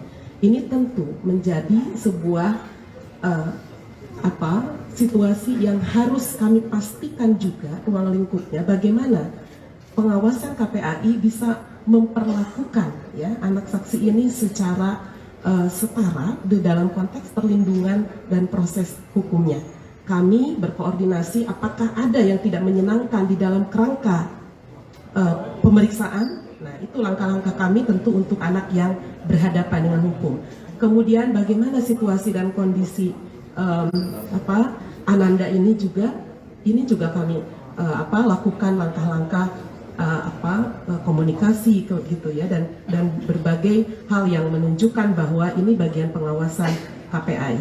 Sesungguhnya yang paling luar biasa adalah bagaimana kami sudah koordinasi juga terkait begitu banyaknya penyebaran identitas yang seharusnya kita semua bisa menahan diri, bisa dihapus dan tidak luar biasa dipublikasi. Jadi ini yang sebetulnya dalam konteks koordinasi pengawasan dari setelah pelaporan Ananda AG yang dilakukan oleh KPAI beserta beberapa pemangku kepentingan. Terkait hari ini tentu ini bagian koordinasi yang kemudian kami lihat ada peningkatan tadi status menjadi anak berkonflik hukum atau menjadi anak terkait AG. Tentu kami menghormati jalannya prosesnya dari proses hukum ini. Karena bagi kami anak berkonflik dengan hukum mereka adalah anak korban, anak pelaku dan anak saksi menjadi kerangka dalam perlindungan anak di dalam proses hukum. Ini yang harus kita lakukan langkah-langkah memastikan hal tersebut sehingga menghormati kinerja di ranah kepolisian menjadi bagian penting pengawasan kami untuk selanjutnya. Baik, itu yang ingin saya sampaikan sehingga hak-hak yang kemudian bagaimana setelah dia menjadi anak AG ini tentu KPAI akan terus memastikan Ananda AG juga berada dalam situasi yang tidak terpublikasi secara luar biasa gitu ya. Publikasi yang kita maksud tentu ada penyebaran foto, penyebaran nama, bahkan hal-hal yang memang seharusnya terlindungi. Jadi ini menjadi salah satu yang harus kita pastikan. kemudian juga bagaimana proses selanjutnya, karena pasti akan ada skema-skema dalam menurut aturan perundangan, sistem peradilan pidana anak maupun undang-undang perlindungan anak ini akan di dalam pengawasan kepolisian dikembalikan kepada orang tua untuk terus menjalankan proses hukumnya atau dititip dalam LPKS, Lembaga Penyelenggaraan Kesejahteraan Sosial, yang memang berwenang di dalam undang-undang untuk memberikan perlindungan di dalam kerangka pemeriksaan. Mohon maaf agak panjang Pak Dir. Ini hal-hal yang hari ini mari rekan-rekan sekalian akan kita lakukan langkah-langkah menghormati proses hukum yang ada, dan kemudian KPAI akan terus mengawasi berjalannya hukum ini sesuai dengan aturan perundangan yang berlaku. Terima kasih. Assalamualaikum warahmatullahi wabarakatuh. Selamat sore. Rekan-rekan menyambung dari Ibu Ketua KPAI, Pak Direktur, menambahkan. Baik rekan-rekan, mungkin tadi saya lupa menyampaikan pasal 355 KUHP itu adalah penganiayaan berat yang direncanakan dengan ancaman maksimal 12 tahun penjara. Ya, jadi itu ancaman maksimal, itu pasal yang kami sebutkan. Kalau pasal 354 itu dengan sengaja melakukan penganiayaan berat, ancaman maksimal 8 tahun. Kemudian 353 itu penganiayaan yang direncanakan mengakibatkan luka berat. Ya. Kemudian 351 ayat 2 penganiayaan tanpa direncanakan, ya, penganiayaan yang mengakibatkan luka berat. Jadi ini memang kondisi pasal kita urut dari mulai yang terberat sampai dengan, tapi dari penyidikan kami ini masih berkesinambungan, ya. Masih dalam proses pemeriksaan sebelum kami kirimkan ke pihak kejaksaan. Saya kira demikian. Mungkin pertanyaan dulu atau dari Pak Ali tidak? Ya. Terima kasih Pak Kombes atas kesempatannya, Pak Kombes Hengki Haryadi. Saya diminta oleh Kementerian Pemberdayaan Perempuan dan Perlindungan Anak untuk memberikan keterangan ahli terkait dengan dugaan tindak pidana yang dilakukan, pasal-pasal yang diduga dilakukan oleh tersangka. Nah, tadi sudah disebutkan oleh Pak Direktur Polda Metro Jaya bahwa pasal yang paling berat diduga dilakukan oleh tersangka adalah 355. Jadi 355 itu, teman-teman, itu adalah pasal yang paling berat untuk delik penganiayaan. Penyidik telah menemukan alat bukti bahwa tersangka diduga melakukan penganiayaan berat yang direncanakan. Penganiayaan berat yang direncanakan berarti adalah yang bersangkutan telah mempersiapkan, ini dugaan, ini kan si dugaan, telah mempersiapkan untuk melakukan penganiayaan berat, telah mempersiapkan dirinya untuk melakukan penganiayaan berat. Yang dikatakan penganiayaan berat itu kita mengacu kepada pasal 90 KUHP, timbulnya luka berat. Apa indikator luka berat? Tidak berdaya atau berpotensi tidak berdaya, menimbulkan pingsan, cacat, ya, dan berpotensi maut akan menimpa dirinya. Itu yang dikatakan luka berat. Jadi kalau dia 354 itu adalah penganiayaan berat tanpa direncanakan. 355, 353 penganiayaan yang direncanakan. 351 penganiayaan biasa, ya. Jadi semuanya bisa menimbulkan luka berat, tapi sikap batin jahat yang bersangkutan dan mempersiapkan tindak pidana yang diduga dilakukan oleh tersangka inilah yang menyebabkan. Tentu juga ada eviden lain atau alat bukti lain yang disiapkan, yang ditemukan oleh penyidik, sehingga penyidik punya kesimpulan 355 sebagai pasal yang layak dilimpahkan sebagai pasal yang pertama.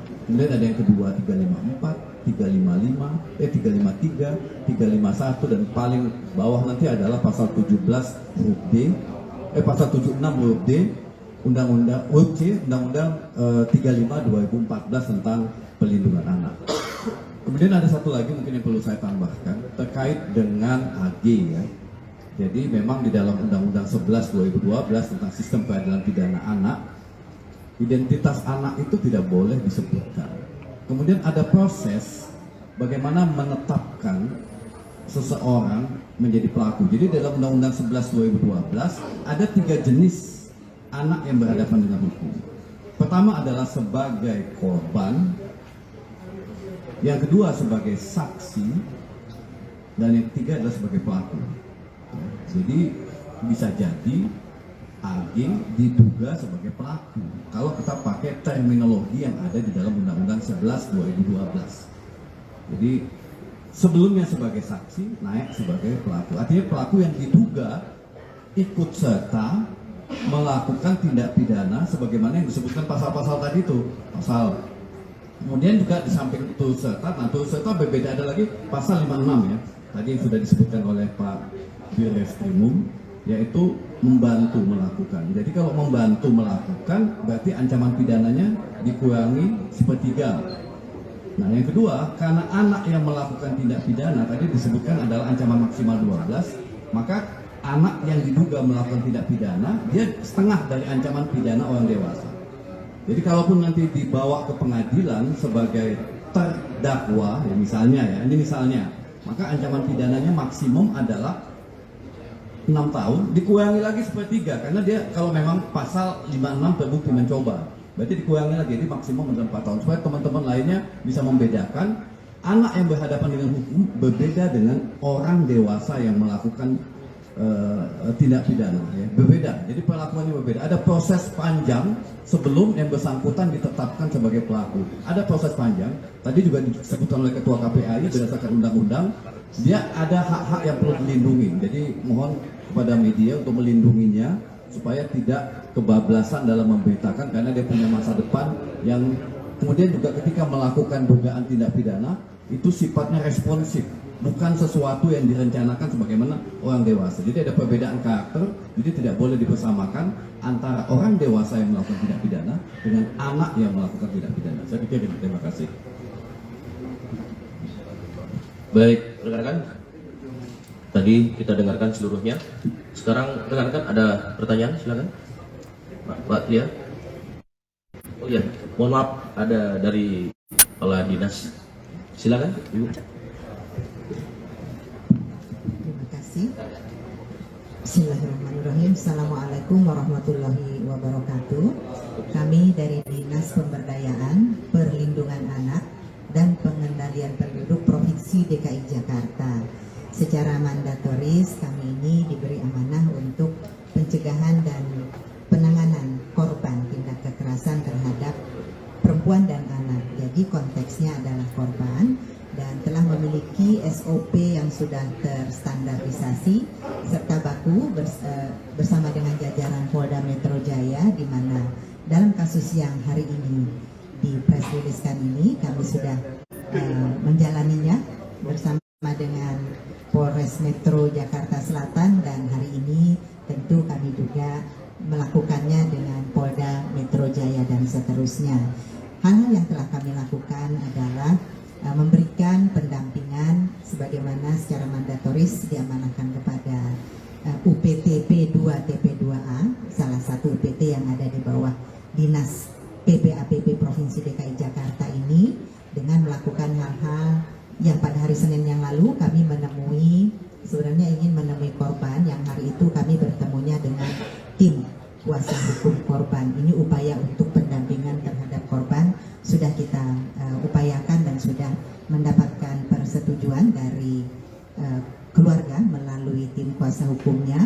Apabila nantinya diperlukan pelayanan-pelayanan dari UPT P2 TP2A ini, mereka juga akan berkoordinasi secara proaktif dan kita akan memberikan layanan semaksimal mungkin tentunya.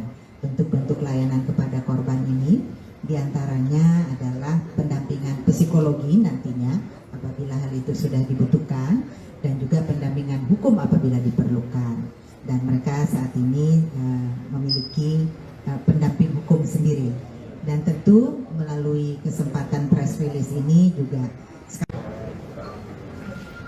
Selamat sore, Shalom, Om Swastiastu. Rekan-rekan media yang saya hormati, pada hari ini, tepatnya hari Kamis, tanggal 2 Maret 2023, Polda Metro Jaya melakukan press conference terkait dengan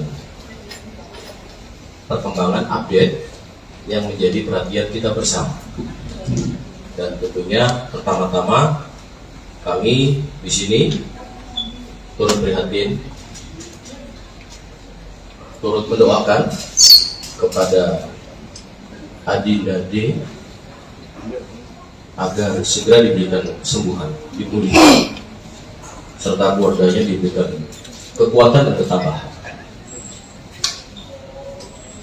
Kemudian rekan-rekan kami dari Polda Metro Jaya, ada dari Bapak Direktur Reserse Kriminal Umum Polda Metro Jaya, ada Bapak Kapolres Metro Jakarta Selatan, ada Kasubdit Renata.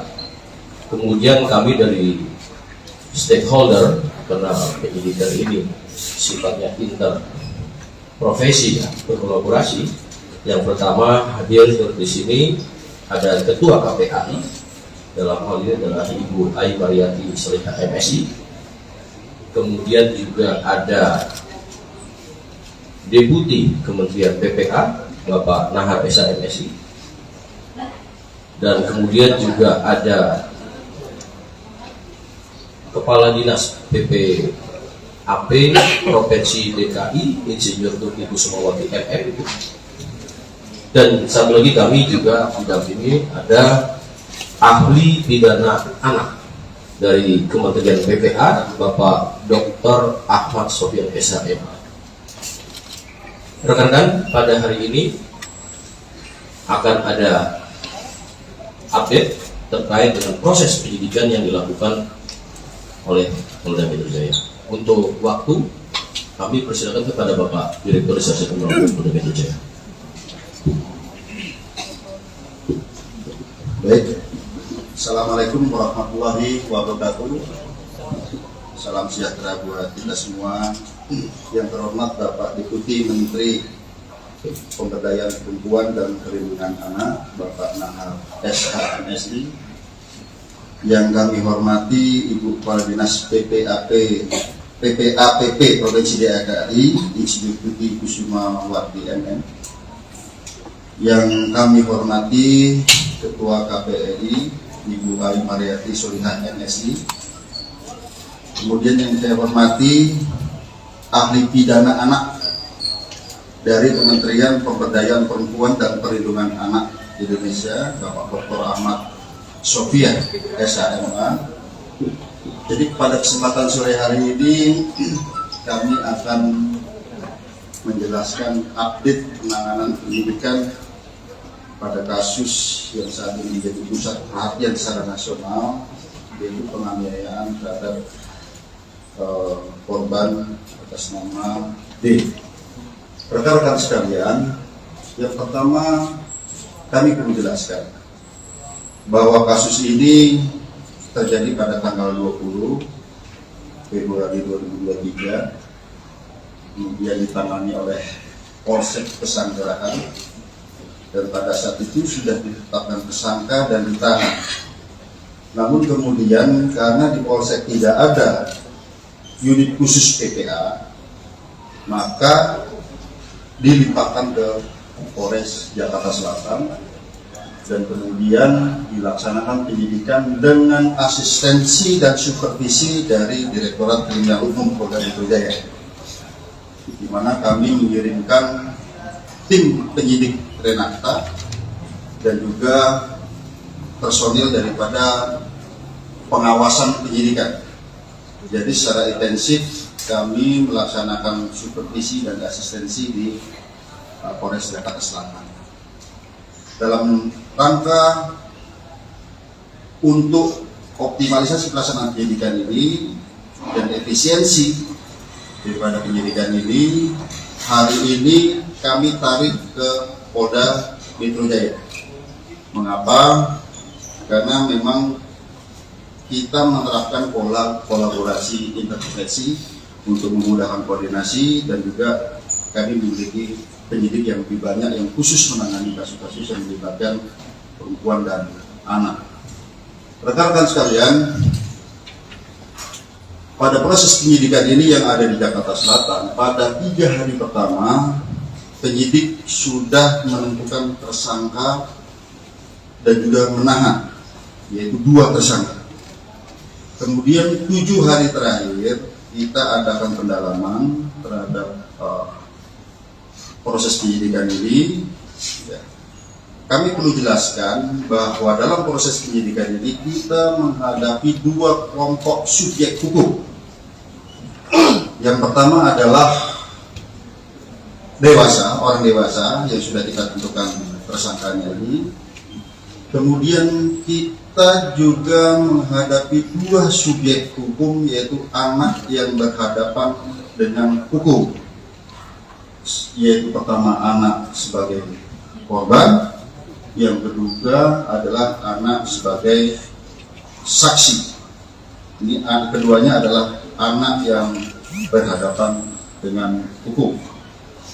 Oleh karenanya kami perlu kehati-hatian, kami perlu rigid dalam penanganan kasus ini, dan kami perlu mengundang mitra untuk menjamin bahwa pemenuhan daripada hak-hak anak ini bisa tetap terjaga. Oleh karenanya kami menggandeng dari KPAI dari awal, kami mengundang stakeholder dari awal, PPD, PPA Provinsi DKI, kami melibatkan dari Kementerian Pemberdayaan Perempuan dan Perlindungan Anak sejak awal. Kami juga melibatkan ahli pidana anak sejak awal dan juga ahli pidana.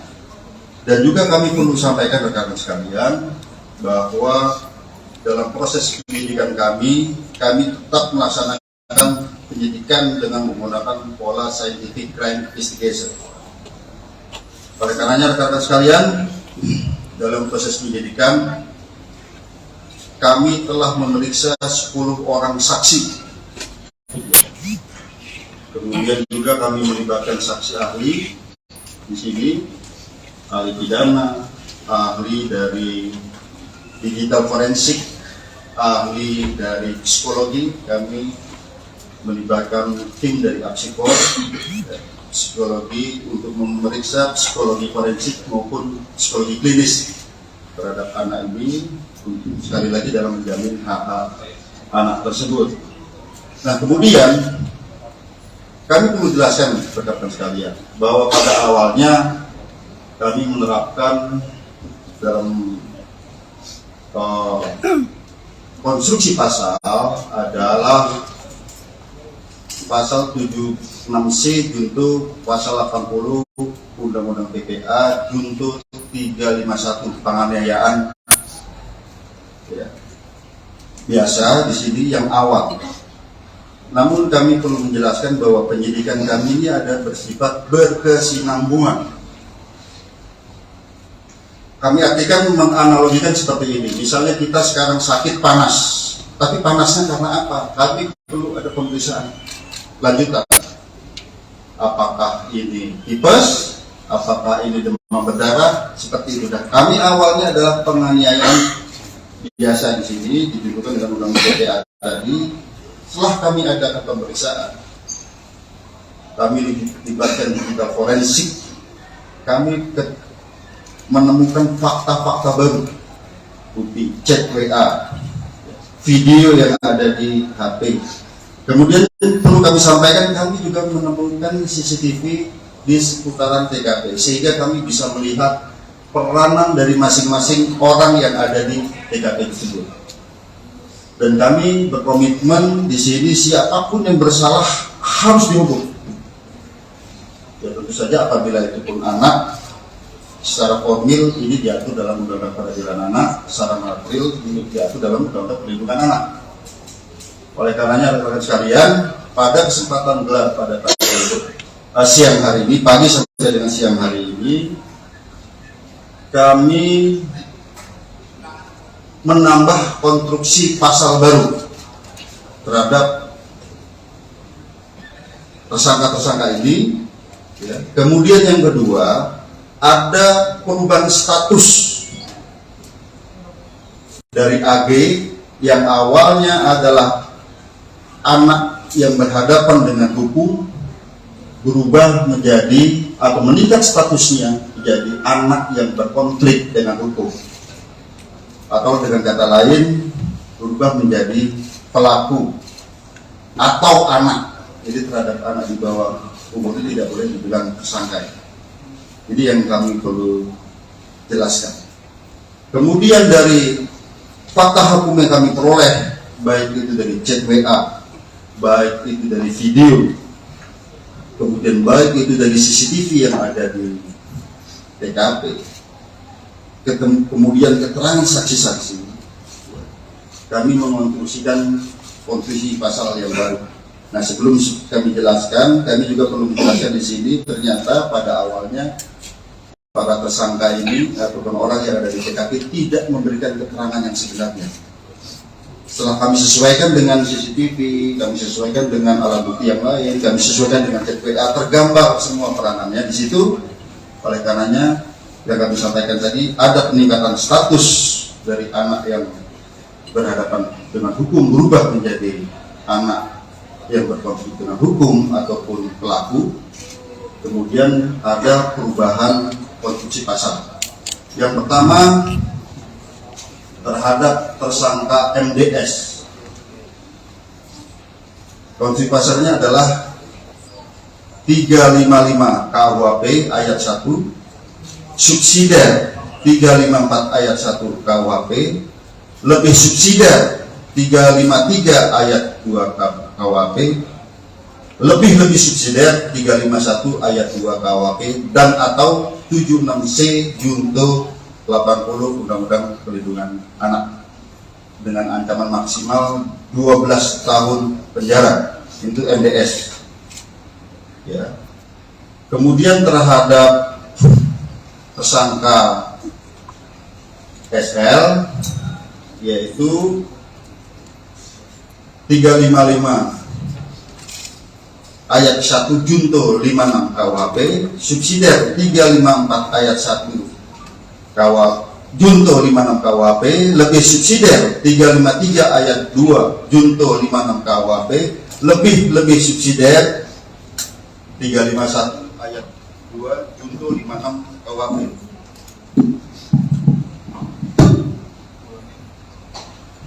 Ulangin bang.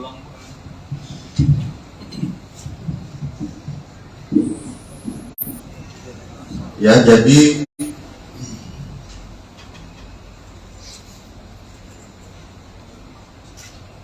saya ulangi ya, untuk tersangka SL itu 355 KUHP 355 ayat 1 KUHP junto 56 KUHP, subsidiar 354 ayat 1 junto 56 KUHP, lebih subsidiar 353 ayat 2 junto 56 KUHP, lebih subsidiar 351 ayat 2 junto 56 KUHP, dan atau 76C junto 80 Undang-Undang Perlindungan Anak. Ya. Kemudian terhadap anak AG, kami harus sebut anak AG, ya, ini anak yang berkonflik dengan hukum. Itu pasalnya adalah 76C junto 8 pasal 80 Undang-Undang Perlindungan Anak, dan atau 355 ayat 1 junto 56, subsidiar 354 ayat 1 junto 56 KUHP, lebih subsidiar 353 ayat 2 junto 56 KUHP, lebih subsidiar 351 ayat 2 junto 56 KUHP. Tentang ancaman maksimal nanti ahli pidana yang akan menyampaikan, karena di sini sekali lagi rekan-rekan sekalian, secara formil terhadap anak di bawah umur itu ada perlakuan yang berbeda. Demikian juga apabila anak sebagai korban, ada secara material dalam Undang-Undang Perlindungan Anak. Kemudian rekan-rekan sekalian, kami melihat di sini bahwa dari bukti digital bahwa ini ada perencanaan sejak awal. Ya, pada saat mulai menelpon SL, kemudian bertemu SL, kemudian pada saat di dalam mobil bertiga ada mensrea di sana. Kemudian pada saat terjadinya penganiayaan yang ini sangat-sangat memprihatinkan, kita lihat sangat-sangat sadis di sini, itu ada 3 kali tendangan ke arah kepala. Kemudian ada 2 kali menginjak tengkuk dan juga ada 1 kali pukulan ke arah kepala. Ini yang ke arah yang sangat-sangat vital di kepala. Di sana di antaranya ada kata-kata free kick, ya, free kick baru ditendang ke kepala seperti tendangan penalti, ya, ataupun tendangan bebas. Kemudian juga ada kata-kata, gua nggak takut kalau anak orang lain, anak orang mati. Bagi penyidik di sini dan juga kami koordinasikan konsultasi dengan saksi ahli, ini bisa merupakan suatu mensrea, niat jahat dan juga aktus serius wujud perbuatan. Ini rangkaian perbuatan, korban sudah tidak berdaya, 2 kali ditendang sudah tidak berdaya, masih diadakan penganiayaan lebih lanjut ke arah kepala. Oleh karenanya rekan-rekan sekalian, sekali lagi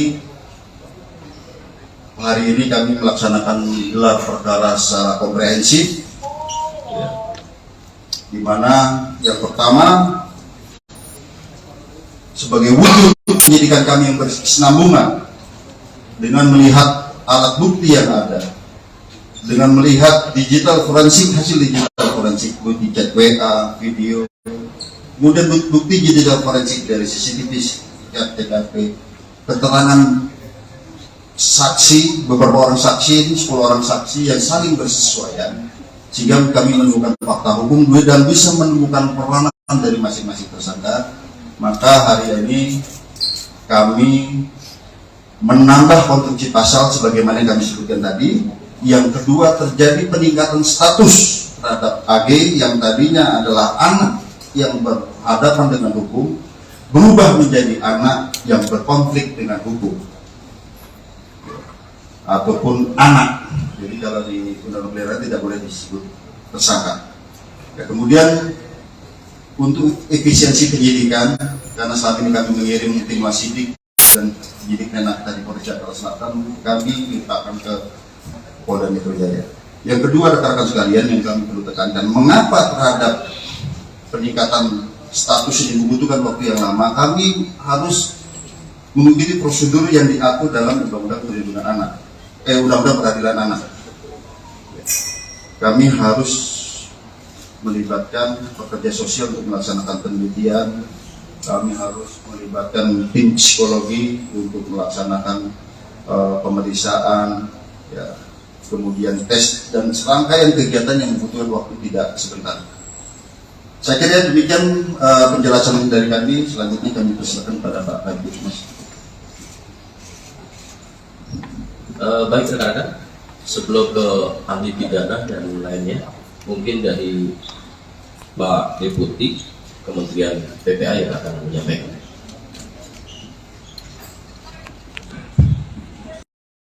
Peraturan perundang-undangan yang ada untuk menghindari hal-hal yang tidak kita harapkan. Lalu kemudian yang kedua, tentu mengambil langkah tentang jika dibutuhkan ikut dalam proses penyelesaian administrasi perkara. Jadi kalau ada dokumen-dokumen, ada kebutuhan lain yang perlu dilengkapi, perlu ahli, perlu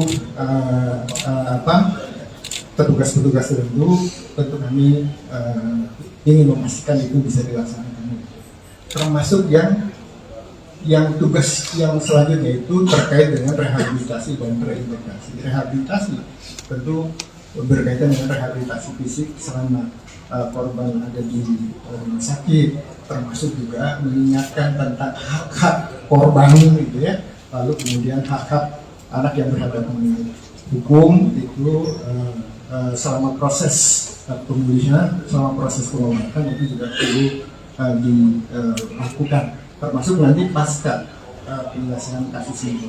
Lalu kemudian yang ketiga tentu ingin memastikan juga langkah yang keempat yaitu soal reintegrasi sosial. Kita tidak mengharapkan misalnya yang sudah diputuskan tadi oleh penyidik lalu kemudian berdampak kepada pengabaian hak. Misalnya dalam proses ini jangan sampai misalnya anak yang sudah dinaikkan statusnya lalu kemudian tidak punya hak untuk dipenuhi hak pendidikannya, hak yang lainnya dan segala macam. Ini yang kami terus kawal sejak awal dan sudah berkoordinasi dengan KPAI polisian sejak dari Jakarta Selatan. Jadi ini hari ini kita sudah mendengar dan kami terima kasih atas kerja keras dari pihak kepolisian dan tentu kami akan terus melakukan koordinasi dalam penanganan kasus. Terima kasih.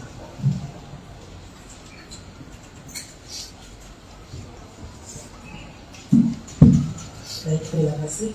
Assalamualaikum warahmatullahi wabarakatuh. Selamat sore, Pak Dir, serta jajaran Bapak Ibu dari Kementerian Lembaga, rekan-rekan awak media.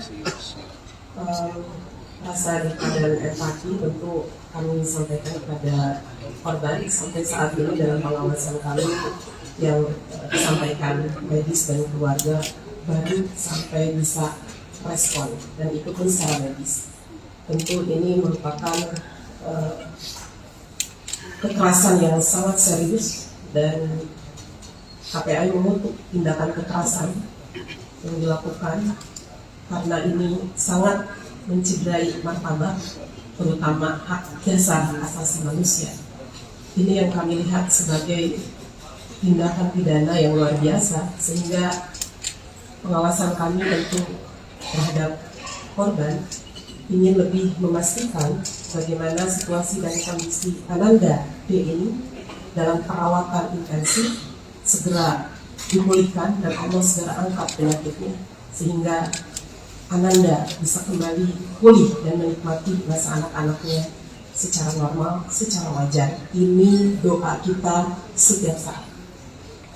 Yang kedua, terkait rilis hari ini, tentu KPAI memberikan apresiasi atas upaya kerja keras, kerjasama, kerja koordinatif yang terus dilakukan oleh Polres Jakarta Selatan dan kemudian hari ini dilakukan di tingkat Polda Metro Jaya. Ini menunjukkan keseriusan terhadap langkah-langkah profesionalitas yang dilakukan kepolisian melihat situasi dan kondisi tindak pidana terhadap seorang anak. Sehingga kami dengan mendengarkan apa yang disampaikan oleh Pak Direktur tadi, ada konstruksi yang baru memberikan sebuah apresiasi dan sebuah pembelajaran publik bahwa anak-anak Indonesia harus terbebas dari situasi kekerasan yang hari ini dialami oleh salah satu anak kita.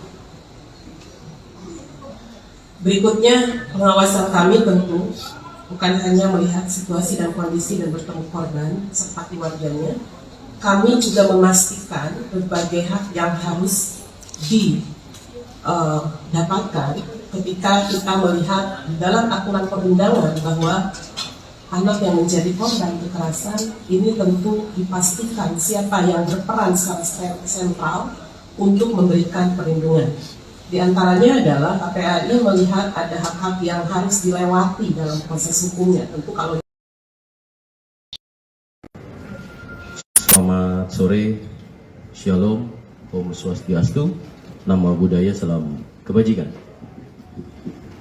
Rekan-rekan media yang saya hormati, pada hari ini, tepatnya hari Kamis, tanggal 2 Maret 2023, Polda Metro Jaya melakukan press conference terkait dengan perkembangan update yang menjadi perhatian kita bersama. Dan tentunya pertama-tama kami di sini turut prihatin, turut mendoakan kepada Adinda D agar agar segera diberikan kesembuhan, dipulihkan, serta keluarganya diberikan kekuatan dan ketabahan. Kemudian rekan-rekan kami dari Polda Metro Jaya, ada dari Bapak Direktur Reserse Kriminal Umum Polda Metro Jaya, ada Bapak Kapolres Metro Jakarta Selatan, ada Kasubdit Renakta, kemudian kami dari stakeholder, karena penyidikan ini sifatnya interprofesi ya, berkolaborasi.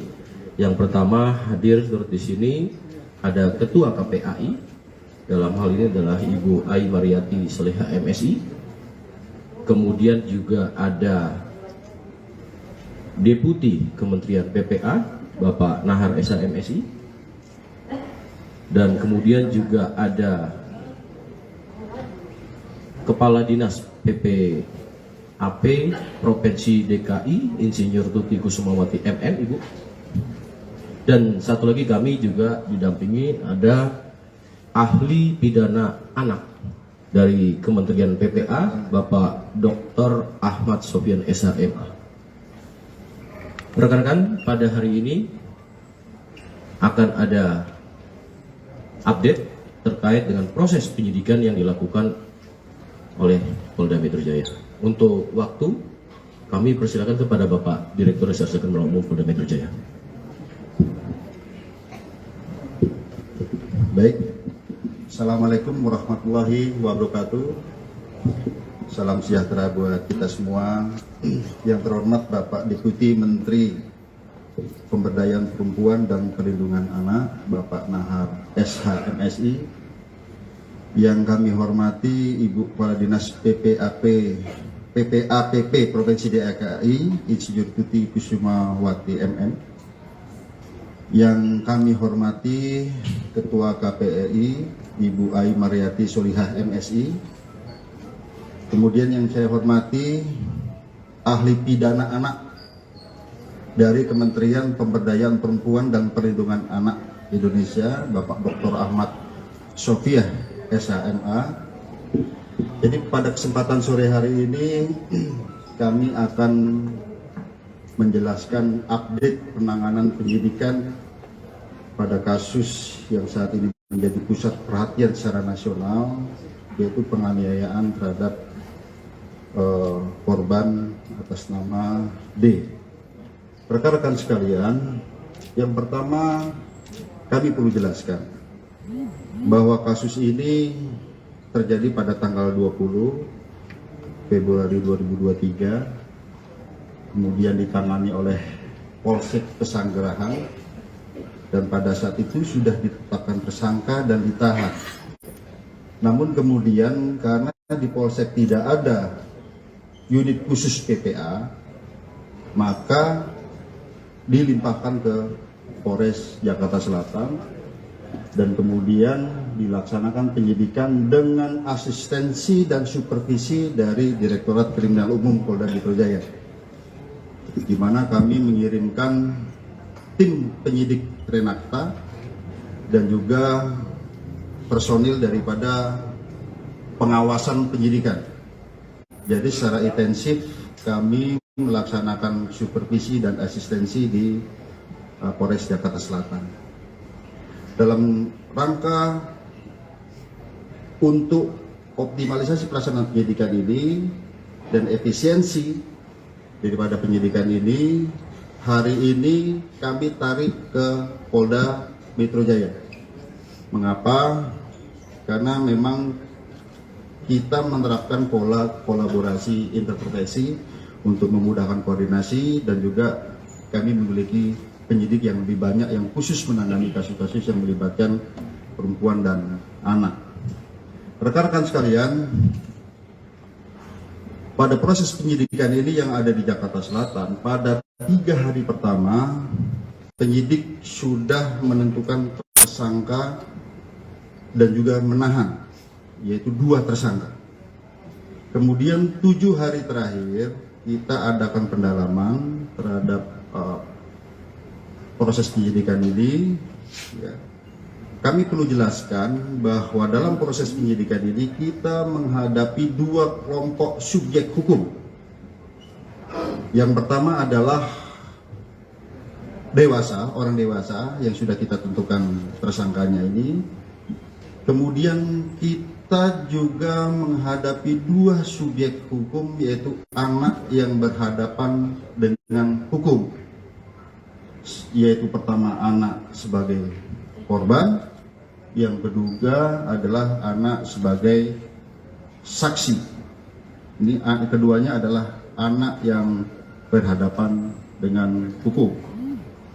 Oleh karenanya kami perlu kehati-hatian, kami perlu rigid dalam penanganan kasus ini, dan kami perlu mengundang mitra untuk menjamin bahwa pemenuhan daripada hak-hak anak ini bisa tetap terjaga. Oleh karenanya kami menggandeng dari KPAI dari awal, kami mengundang stakeholder dari awal, UPTD, PPA Provinsi DKI, kami melibatkan dari Kementerian Pemberdayaan Perempuan dan Perlindungan Anak sejak awal. Kami juga melibatkan ahli pidana anak sejak awal dan juga ahli pidana. Dan juga kami perlu sampaikan rekan-rekan sekalian bahwa dalam proses penyidikan kami tetap melaksanakan penyidikan dengan menggunakan pola scientific crime investigation.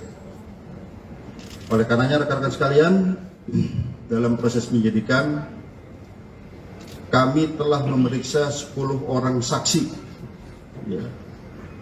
Kemudian juga kami melibatkan saksi ahli di sini, ahli pidana, ahli dari digital forensik, ahli dari psikologi. Kami melibatkan tim dari Apsifor, ya, psikologi untuk memeriksa psikologi forensik maupun psikologi klinis terhadap anak ini, sekali lagi dalam menjamin hak-hak anak tersebut.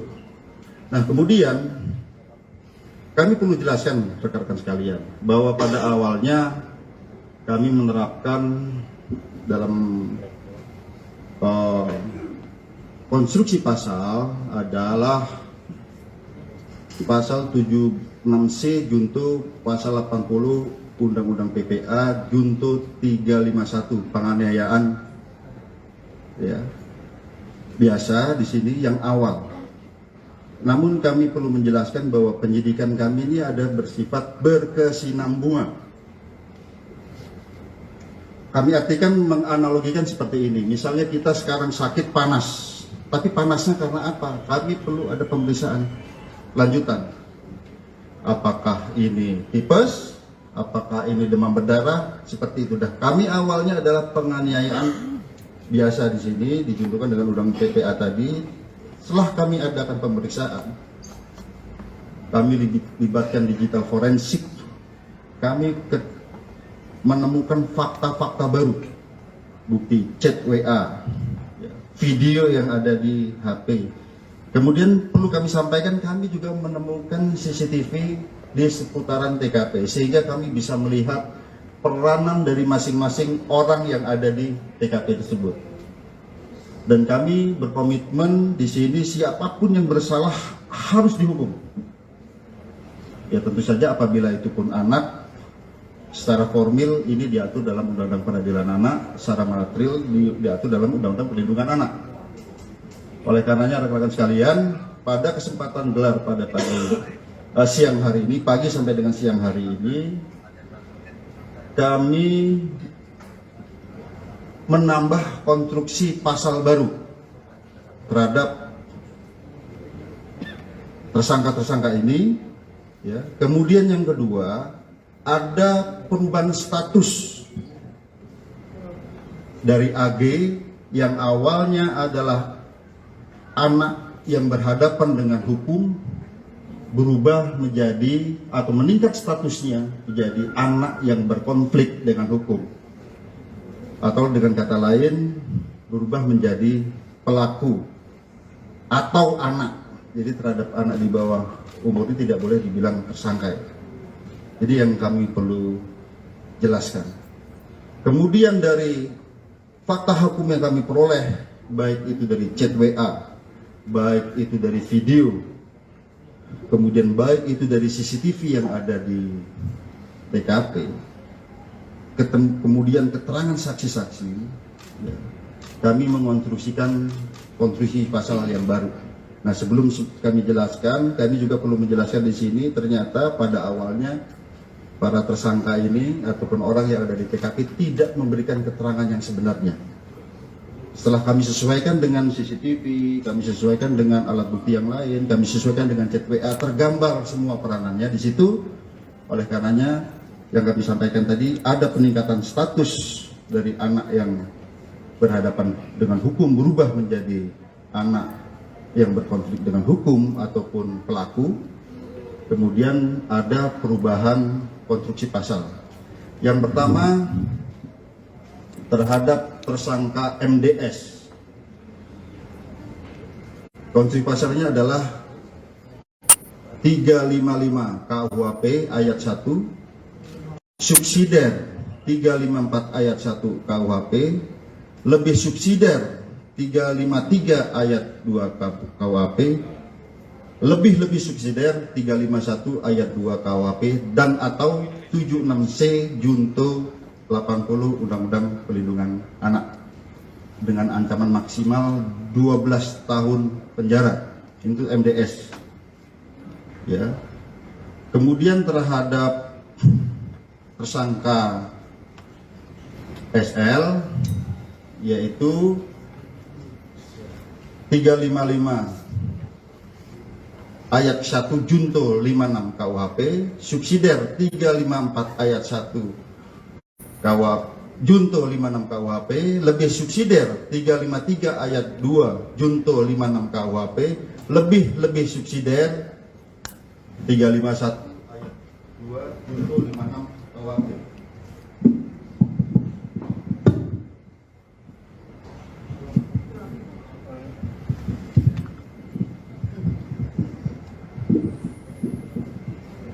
Ya, jadi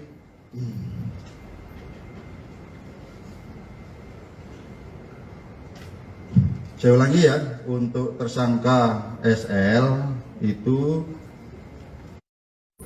355 KUHP 355 ayat 1 KUHP junto 56 KUHP, subsidiar 354 ayat 1 junto 56 KUHP, lebih subsidiar 353 ayat 2 junto 56 KUHP, lebih subsidiar 351 ayat 2 junto 56 KUHP, dan atau 76C junto 80 Undang-Undang Perlindungan Anak.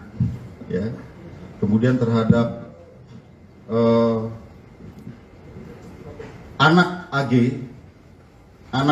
kami harus sebut anak AG, ya, ini anak yang berkonflik dengan hukum. Itu pasalnya adalah 76C junto 8 pasal 80 Undang-Undang Perlindungan Anak, dan atau 355 ayat 1 junto 56, subsidiar 354 ayat 1 junto 56 KUHP, lebih subsidiar 353 ayat 2 junto 56 KUHP, lebih subsidiar 351 ayat 2 junto 56 KUHP. Tentang ancaman maksimal nanti ahli pidana yang akan menyampaikan, karena di sini sekali lagi rekan-rekan sekalian, secara formil terhadap anak di bawah umur itu ada perlakuan yang berbeda. Demikian juga apabila anak sebagai korban ada secara material dalam Undang-Undang Perlindungan Anak. Ya. Kemudian rekan-rekan sekalian, kami melihat di sini bahwa dari bukti digital bahwa ini ada perencanaan sejak awal. Ya, pada saat mulai menelpon SL, kemudian bertemu SL, kemudian pada saat di dalam mobil bertiga ada mensrea niat di sana. Kemudian pada saat terjadinya penganiayaan yang ini sangat-sangat memprihatinkan, kita lihat ya, sangat-sangat sadis di sini.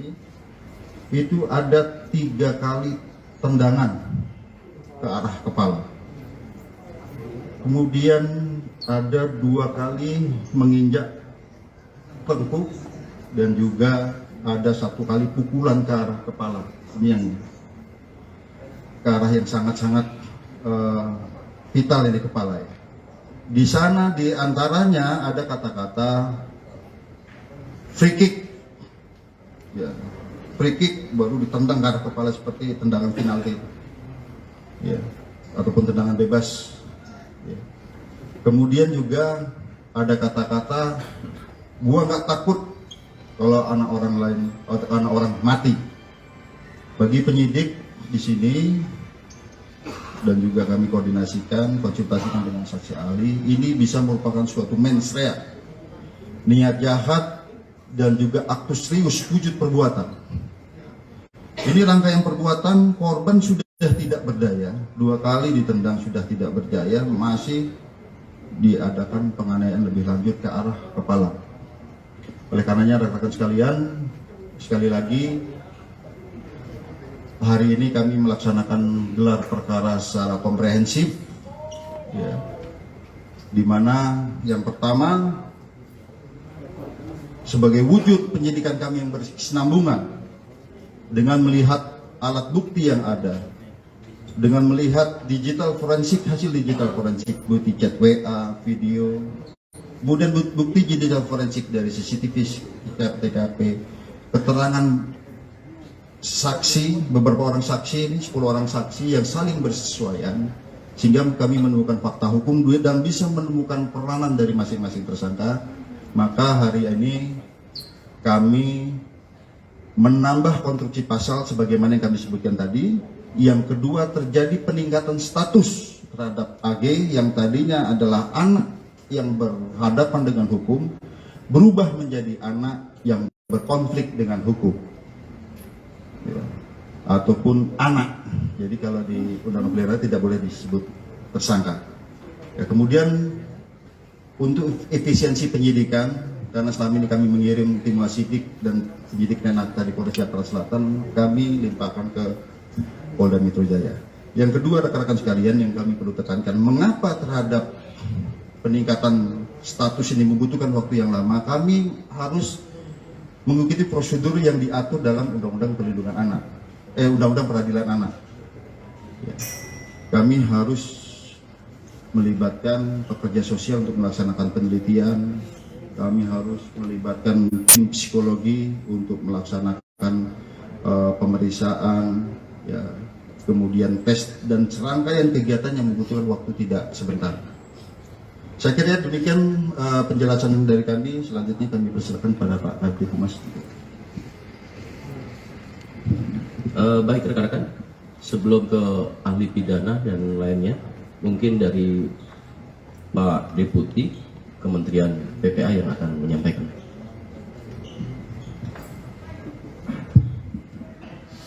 Izin Pak Dir dan semua peserta rilis ini. Kami dari Kementerian Pemberdayaan Perempuan dan Perlindungan Anak tentu menyampaikan prihatin terhadap kejadian ini, dan sejak awal Ibu Menteri Pemberdayaan Perempuan Perlindungan Anak memberikan perhatian dan atensi penuh terhadap kasus ini dan telah menugaskan kami. Terkait dengan ini, tentu karena tadi sudah disampaikan berkaitan dengan anak yang berhadapan dengan hukum, maka sesuai dengan mandat pasal 94 Undang-Undang 11 tahun 2012 tentang sistem peradilan pidana anak, maka kami ingin memastikan 4 hal. Bahwa proses ini juga perlu dilakukan upaya-upaya pencegahan, upaya mencegah prosesnya tidak lengkap, salah satunya diantaranya. Lalu kemudian memastikan bahwa kebutuhan dalam proses ini sudah memenuhi regulasi atau peraturan perundang-undangan yang ada untuk menghindari hal-hal yang tidak kita harapkan. Lalu kemudian yang kedua, tentu mengambil langkah tentang jika dibutuhkan ikut dalam proses penyelesaian administrasi perkara. Jadi kalau ada dokumen-dokumen, ada kebutuhan lain yang perlu dilengkapi, perlu ahli, perlu petugas-petugas tertentu, tentu kami ingin memastikan itu bisa dilaksanakan dengan baik. Termasuk yang yang tugas yang selanjutnya itu terkait dengan rehabilitasi dan reintegrasi. Rehabilitasi tentu berkaitan dengan rehabilitasi fisik selama korban ada di rumah sakit, termasuk juga mengingatkan tentang hak-hak korban gitu ya. Lalu kemudian hak-hak anak yang berhadapan dengan hukum itu selama proses pemulihan, selama proses pengobatan itu juga perlu dilakukan, termasuk nanti pasca penyelesaian kasus ini. Lalu kemudian yang ketiga tentu ingin memastikan juga langkah yang keempat yaitu soal reintegrasi sosial. Kita tidak mengharapkan misalnya yang sudah diputuskan tadi oleh penyidik lalu kemudian berdampak kepada pengabaian hak-hak anak. Misalnya dalam proses ini jangan sampai misalnya anak yang sudah dinaikkan statusnya lalu kemudian tidak punya hak untuk dipenuhi hak pendidikannya, hak yang lainnya dan segala macam. Ini yang kami terus kawal sejak awal dan sudah berkoordinasi dengan KPAI kepolisian sejak dari Jakarta Selatan. Jadi ini hari ini kita sudah mendengar dan kami terima kasih atas kerja keras dari pihak kepolisian dan tentu kami akan terus melakukan koordinasi dalam penanganan kasus ini. Terima kasih.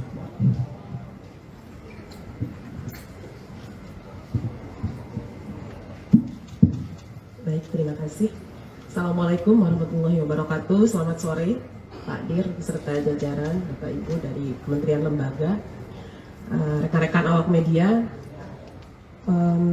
Rasa duka dan empati tentu kami sampaikan kepada korban. Sampai saat ini dalam pengawasan kami yang disampaikan medis dan keluarga baru sampai bisa respon, dan itu pun secara medis. Tentu ini merupakan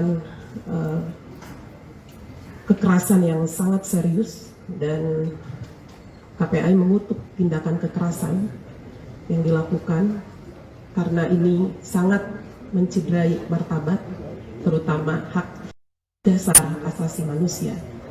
Ini yang kami lihat sebagai tindakan pidana yang luar biasa, sehingga pengawasan kami tentu terhadap korban ingin lebih memastikan bagaimana situasi dan kondisi Ananda D ini dalam perawatan intensif segera dipulihkan dan Allah segera angkat penyakitnya sehingga Ananda bisa kembali pulih dan menikmati masa anak-anaknya secara normal, secara wajar. Ini doa kita setiap saat. Yang kedua, terkait rilis hari ini, tentu KPAI memberikan apresiasi atas upaya kerja keras, kerjasama, kerja koordinatif yang terus dilakukan oleh Polres Jakarta Selatan dan kemudian hari ini dilakukan di tingkat Polda Metro Jaya. Ini menunjukkan keseriusan terhadap langkah-langkah profesionalitas yang dilakukan kepolisian melihat situasi dan kondisi tindak pidana terhadap seorang anak. Sehingga kami dengan mendengarkan apa yang disampaikan oleh Pak Direktur tadi, ada konstruksi yang baru memberikan sebuah apresiasi dan sebuah pembelajaran publik bahwa anak-anak Indonesia harus terbebas dari situasi kekerasan yang hari ini dialami oleh salah satu anak kita. Berikutnya, pengawasan kami tentu bukan hanya melihat situasi dan kondisi dan bertemu korban serta keluarganya, kami juga memastikan berbagai hak yang harus didapatkan ketika kita melihat di dalam aturan perundangan bahwa anak yang menjadi korban kekerasan ini tentu dipastikan siapa yang berperan secara sentral untuk memberikan perlindungan. Di antaranya adalah KPAI melihat ada hak-hak yang harus dilewati dalam proses hukumnya. Tentu kalau disebut hak prosedural, baik itu pendampingannya gitu ya dalam proses hukum. Tentu ketika seorang anak masih dalam situasi kritis, kita ingin ada ruang dan pemulihan yang optimal.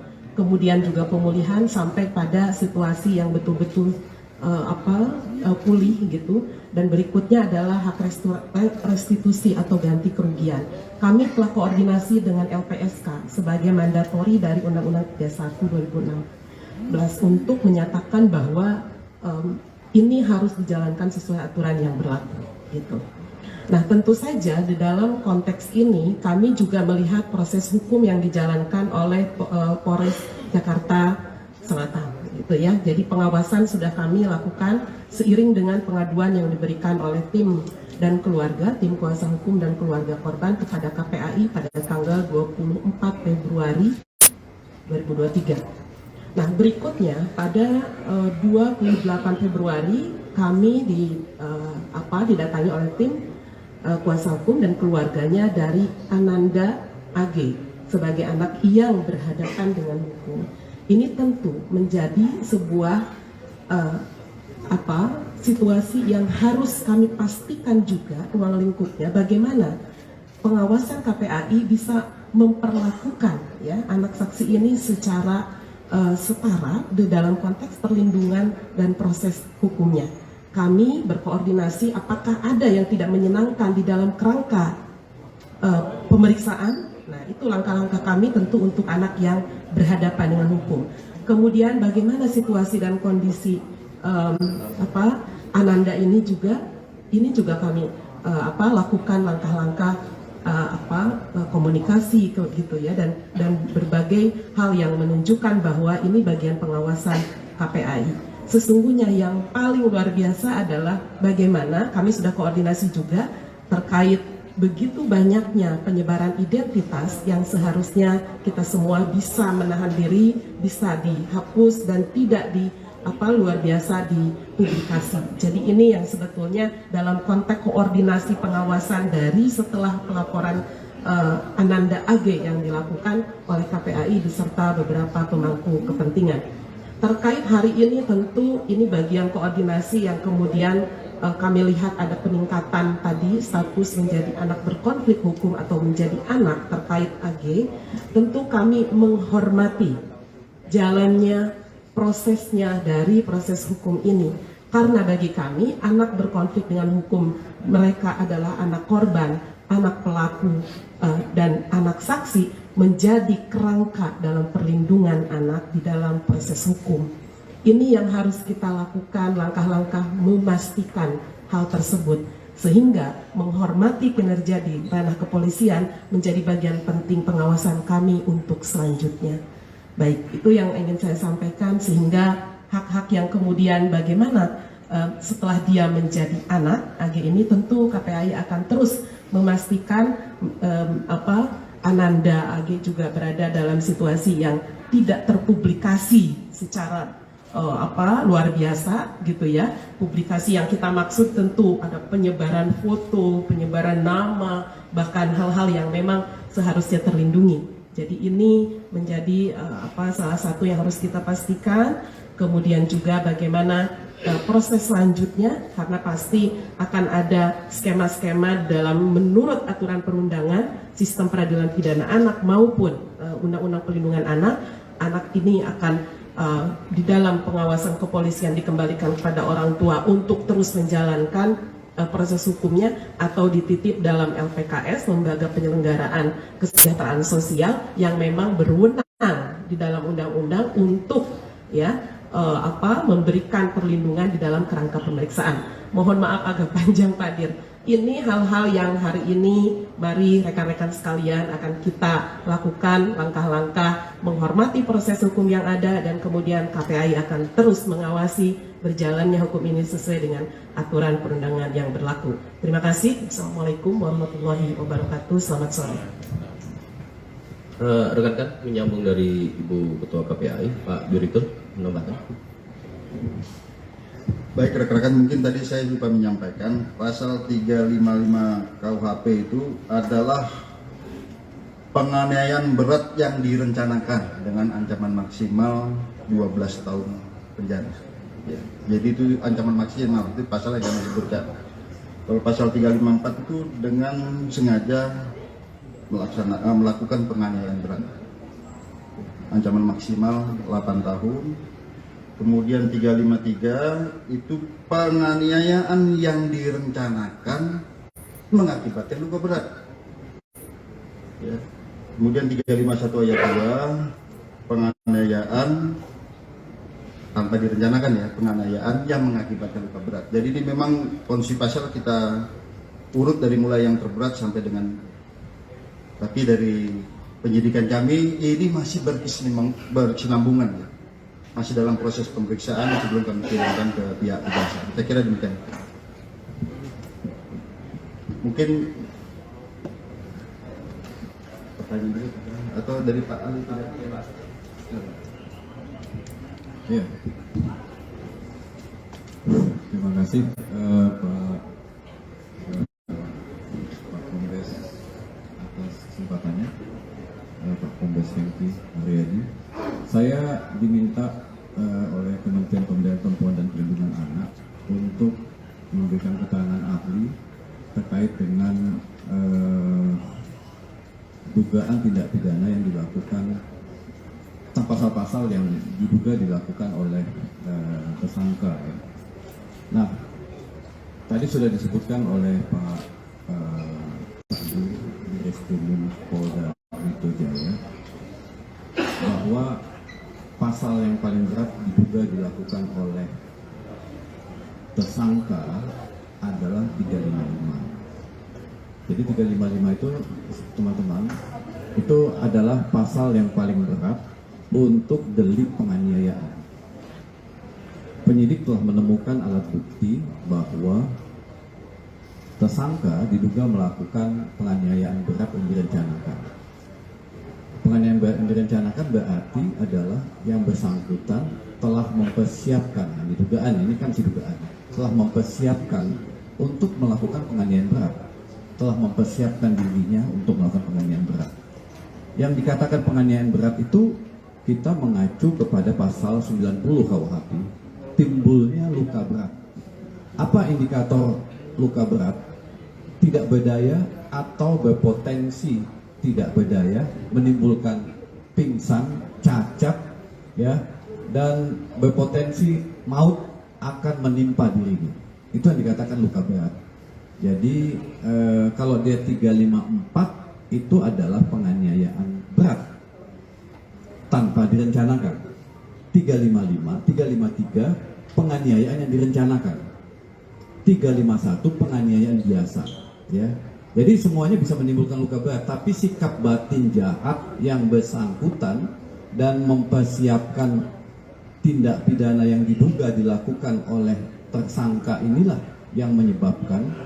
Tentu juga ada eviden lain atau alat bukti lain yang disiapkan, yang ditemukan oleh penyidik, sehingga penyidik punya kesimpulan 355 sebagai pasal yang layak dilimpahkan sebagai pasal yang pertama.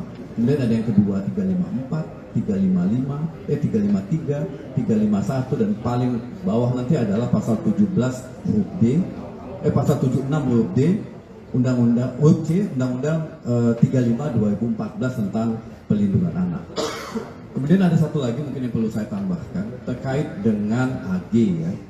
Jadi memang di dalam Undang-Undang 11 2012 tentang Sistem Peradilan Pidana Anak, identitas anak itu tidak boleh disebutkan. Kemudian ada proses bagaimana menetapkan seseorang menjadi pelaku. Jadi dalam Undang-Undang 11 2012 ada 3 jenis anak yang berhadapan dengan hukum.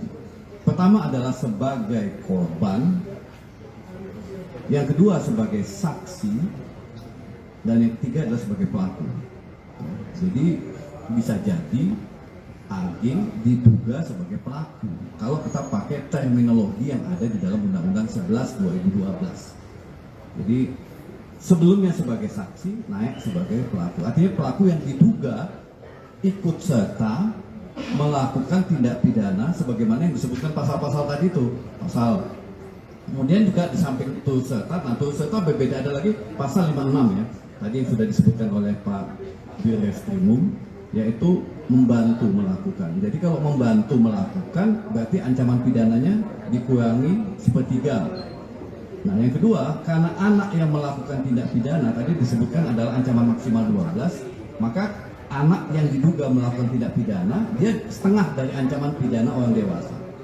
Jadi kalaupun nanti dibawa ke pengadilan sebagai terdakwa, ya misalnya ya, ini misalnya, maka ancaman pidananya maksimum adalah 6 tahun, dikurangi lagi sepertiga, karena dia kalau memang pasal 56 terbukti mencoba, berarti dikurangi lagi, jadi maksimum adalah 4 tahun, supaya teman-teman lainnya bisa membedakan anak yang berhadapan dengan hukum berbeda dengan orang dewasa yang melakukan tindak pidana, ya, berbeda. Jadi perlakuannya berbeda. Ada proses panjang sebelum yang bersangkutan ditetapkan sebagai pelaku. Ada proses panjang.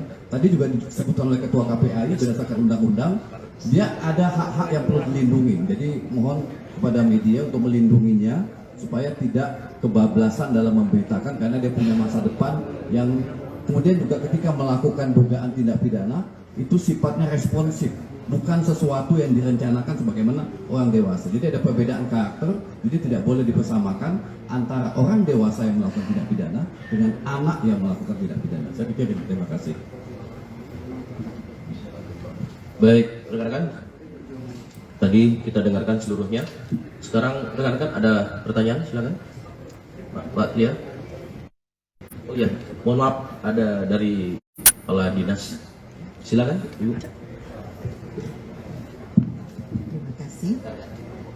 Bismillahirrahmanirrahim. Assalamualaikum warahmatullahi wabarakatuh. Kami dari Dinas Pemberdayaan, Perlindungan Anak, dan Pengendalian Penduduk Provinsi DKI Jakarta.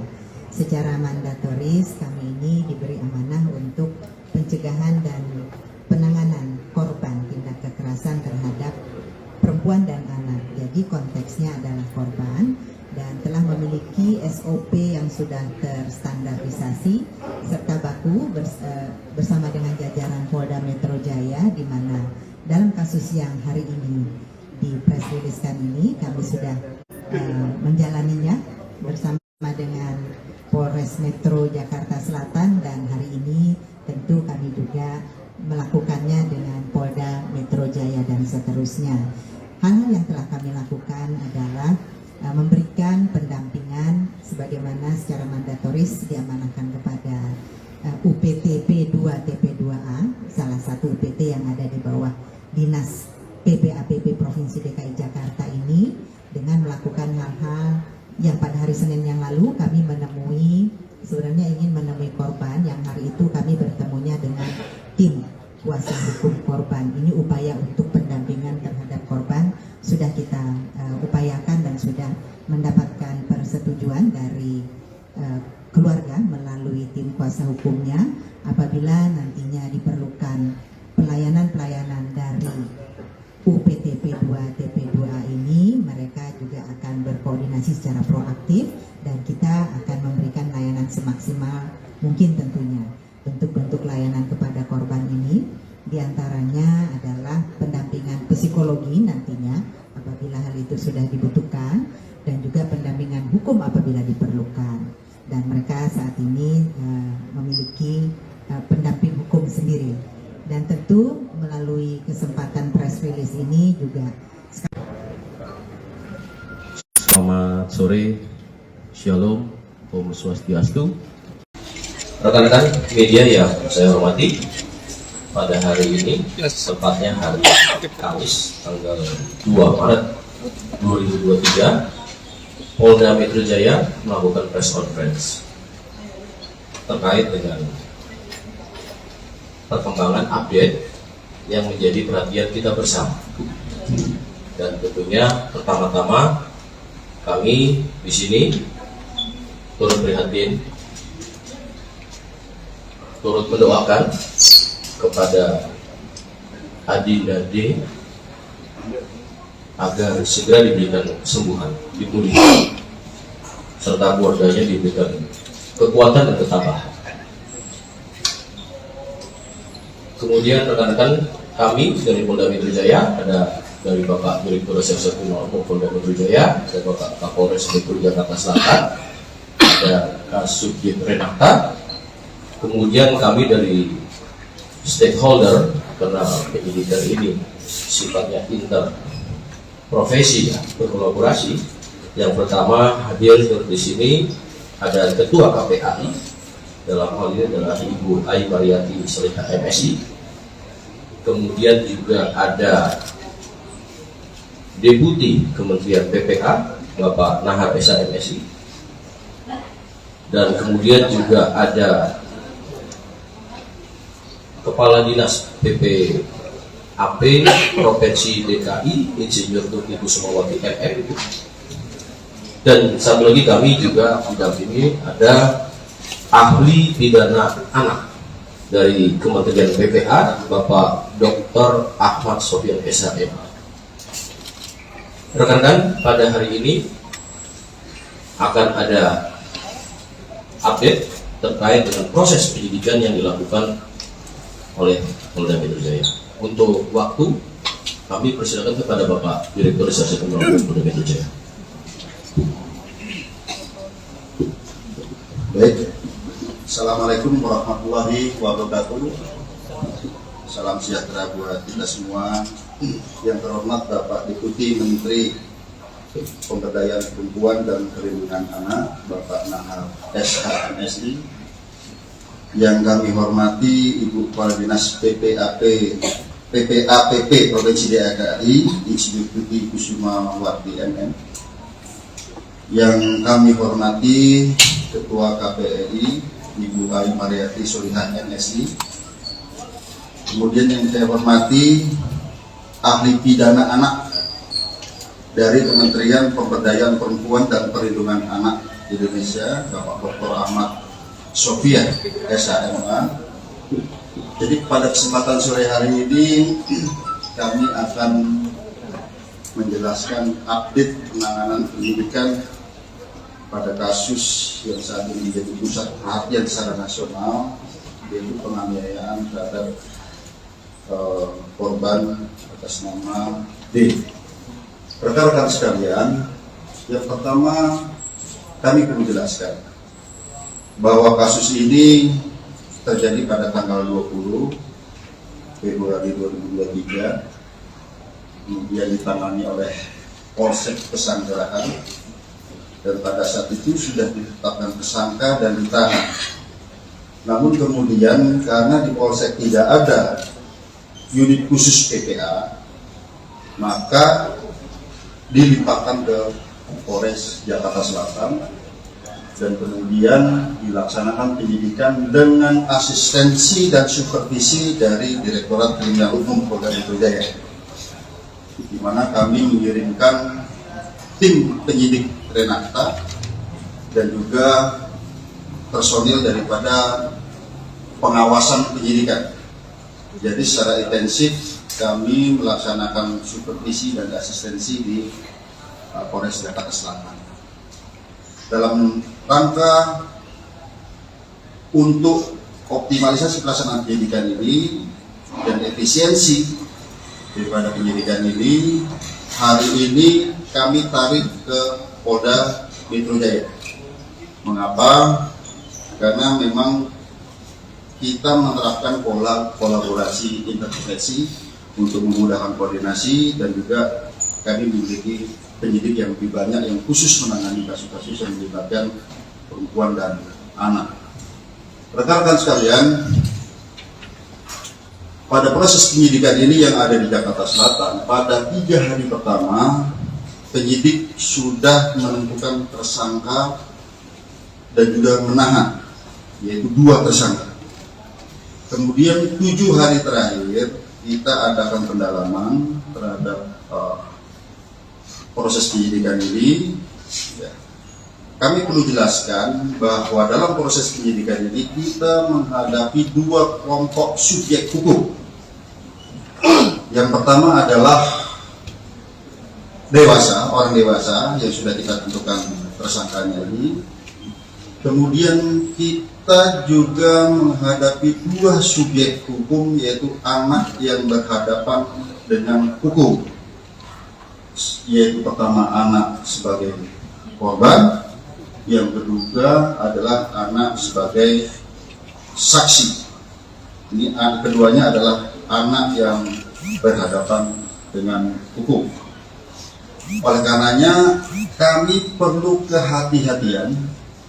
Kami perlu rigid dalam penanganan kasus ini, dan kami perlu mengundang mitra untuk menjamin bahwa pemenuhan daripada hak-hak anak ini bisa tetap terjaga. Oleh karenanya kami menggandeng dari KPAI dari awal, kami mengundang stakeholder dari awal, PPD, PPA Provinsi DKI, kami melibatkan dari Kementerian Pemberdayaan Perempuan dan Perlindungan Anak sejak awal, kami juga melibatkan ahli pidana anak sejak awal dan juga ahli pidana, dan juga kami perlu sampaikan rekan-rekan sekalian bahwa dalam proses penyidikan kami tetap melaksanakan penyidikan dengan menggunakan pola scientific crime investigation. Oleh karenanya rekan-rekan sekalian, dalam proses penyidikan kami telah memeriksa 10 orang saksi. Kemudian juga kami melibatkan saksi ahli di sini, ahli pidana, ahli dari digital forensik, ahli dari psikologi. Kami melibatkan tim dari Apsikor, psikologi untuk memeriksa psikologi forensik maupun psikologi klinis terhadap anak ini, sekali lagi dalam menjamin hak-hak anak tersebut. Nah, kemudian kami perlu jelaskan rekan-rekan sekalian bahwa pada awalnya kami menerapkan dalam konstruksi pasal adalah pasal 76C junto pasal 80 Undang-Undang PPA junto 351 penganiayaan. Ya. Biasa di sini yang awal. Namun kami perlu menjelaskan bahwa penyidikan kami ini ada bersifat berkesinambungan. Kami artikan menganalogikan seperti ini. Misalnya kita sekarang sakit panas, tapi panasnya karena apa? Kami perlu ada pemeriksaan lanjutan. Apakah ini tipes? Apakah ini demam berdarah? Seperti itu. Dan kami awalnya adalah penganiayaan biasa di sini ditentukan dengan undang-undang PPA tadi. Setelah kami adakan pemeriksaan, kami dilibatkan digital forensik, kami menemukan fakta-fakta baru, bukti chat WA, video yang ada di HP. Kemudian perlu kami sampaikan, kami juga menemukan CCTV di seputaran TKP, sehingga kami bisa melihat peranan dari masing-masing orang yang ada di TKP tersebut. Dan kami berkomitmen di sini siapapun yang bersalah harus dihukum. Ya tentu saja apabila itu pun anak, secara formil ini diatur dalam Undang-Undang Peradilan Anak, secara material ini diatur dalam Undang-Undang Perlindungan Anak. Oleh karenanya rekan-rekan sekalian, pada kesempatan gelar pada siang hari ini, pagi sampai dengan siang hari ini, kami menambah konstruksi pasal baru terhadap tersangka-tersangka ini. Ya. Kemudian yang kedua, ada perubahan status dari AG yang awalnya adalah anak yang berhadapan dengan hukum, berubah menjadi atau meningkat statusnya menjadi anak yang berkonflik dengan hukum, atau dengan kata lain berubah menjadi pelaku atau anak. Jadi terhadap anak di bawah umur itu tidak boleh dibilang tersangka. Jadi yang kami perlu jelaskan. Kemudian dari fakta hukum yang kami peroleh, baik itu dari chat WA, baik itu dari video, kemudian baik itu dari CCTV yang ada di TKP, kemudian keterangan saksi-saksi, kami mengonstruksikan konstruksi pasal yang baru. Nah, sebelum kami jelaskan, kami juga perlu menjelaskan di sini, ternyata pada awalnya para tersangka ini ataupun orang yang ada di TKP tidak memberikan keterangan yang sebenarnya. Setelah kami sesuaikan dengan CCTV, kami sesuaikan dengan alat bukti yang lain, kami sesuaikan dengan chat WA, tergambar semua peranannya di situ. Oleh karenanya, yang kami sampaikan tadi, ada peningkatan status dari anak yang berhadapan dengan hukum berubah menjadi anak yang berkonflik dengan hukum ataupun pelaku. Kemudian ada perubahan konstruksi pasal. Yang pertama terhadap tersangka MDS.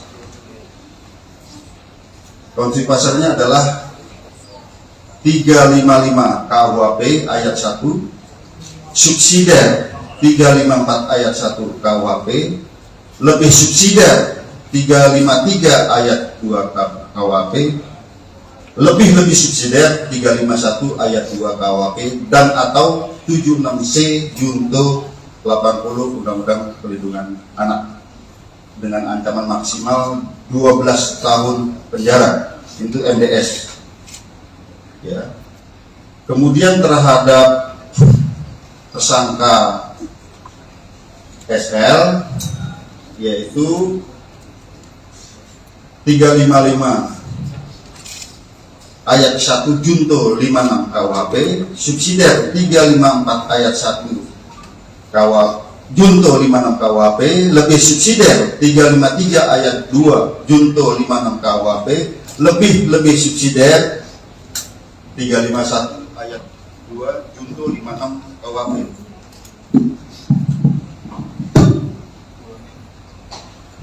Ulangin bang.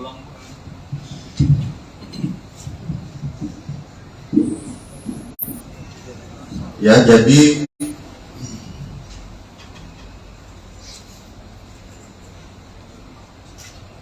saya ulangi ya, untuk tersangka SL itu 355 KUHP 355 ayat 1 KUHP junto 56 KUHP, subsidiar 354 ayat 1 junto 56 KUHP, lebih subsidiar 353 ayat 2 junto 56 KUHP, lebih subsidiar 351 ayat 2 junto 56 KUHP, dan atau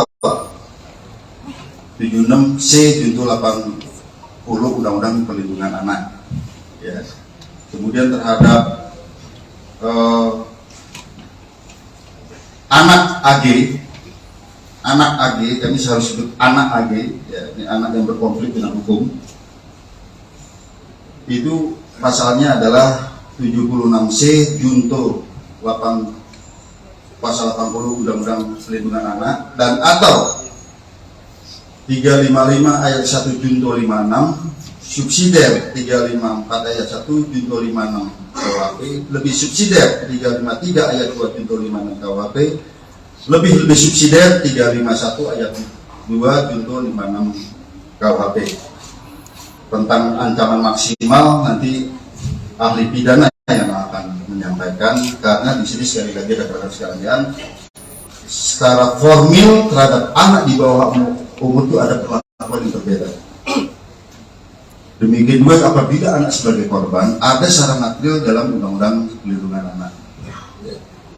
Kemudian rekan-rekan sekalian, kami melihat di sini bahwa dari bukti digital bahwa ini ada perencanaan sejak awal.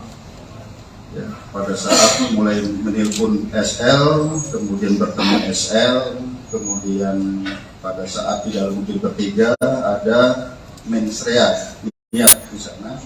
Kemudian pada saat terjadinya penganiayaan yang ini sangat-sangat memprihatinkan, kita lihat ya, sangat-sangat sadis. Di sini itu ada 3 kali tendangan ke arah kepala.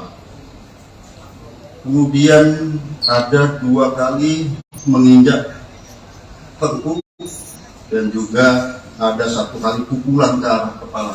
Ini yang ke arah yang sangat-sangat vital di kepala. Di sana di antaranya ada kata-kata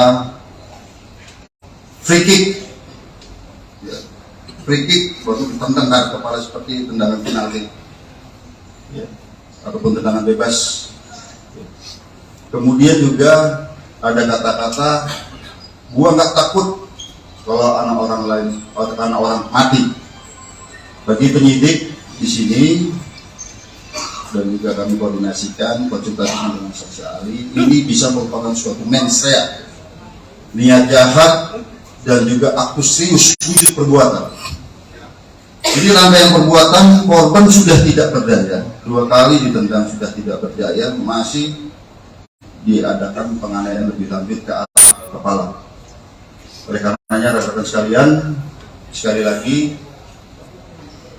hari ini kami melaksanakan gelar perkara secara komprehensif, di mana yang pertama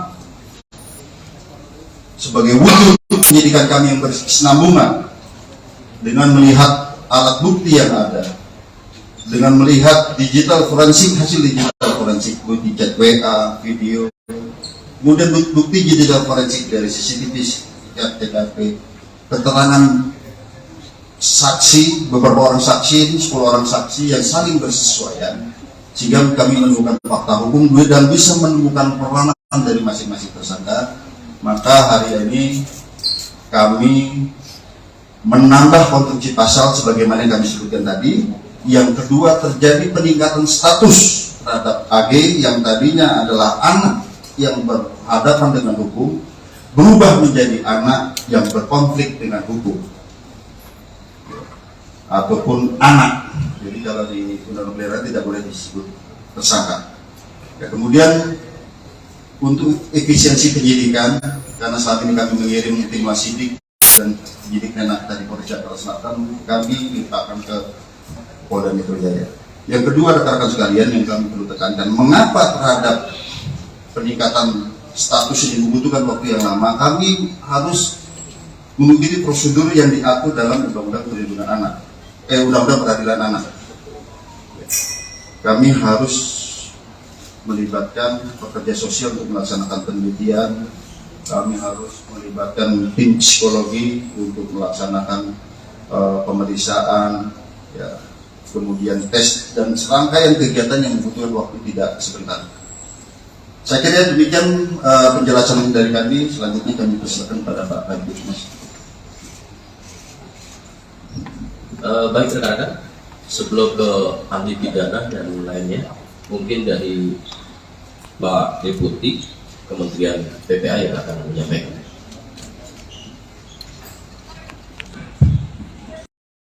Peraturan perundang-undangan yang ada untuk menghindari hal-hal yang tidak kita harapkan.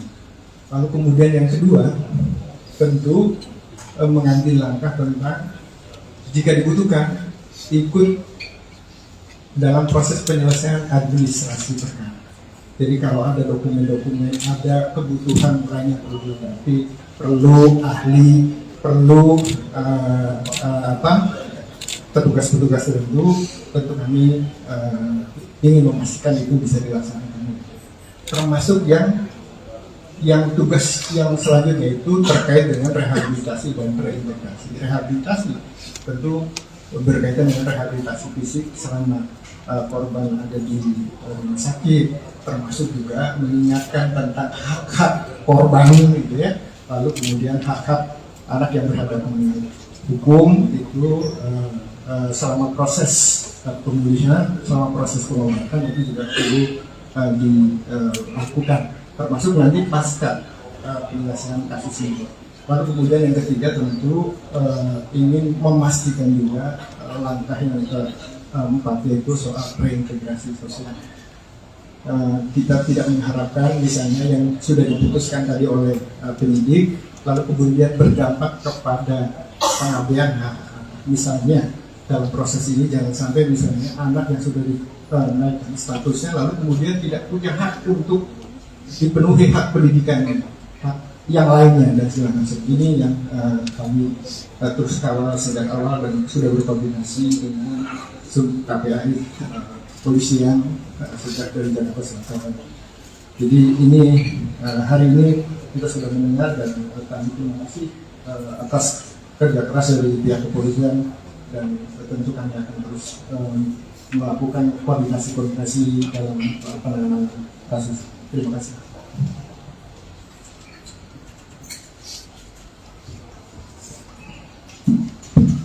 Baik, terima kasih. Assalamualaikum warahmatullahi wabarakatuh. Selamat sore, Pak Dir, serta jajaran Bapak Ibu dari Kementerian Lembaga, rekan-rekan awak media.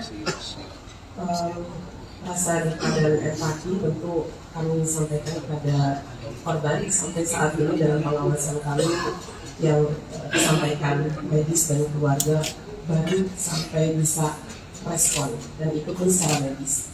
Tentu ini merupakan kekerasan yang sangat serius, dan KPAI mengutuk tindakan kekerasan yang dilakukan karena ini sangat mencederai martabat, terutama hak dasar asasi manusia.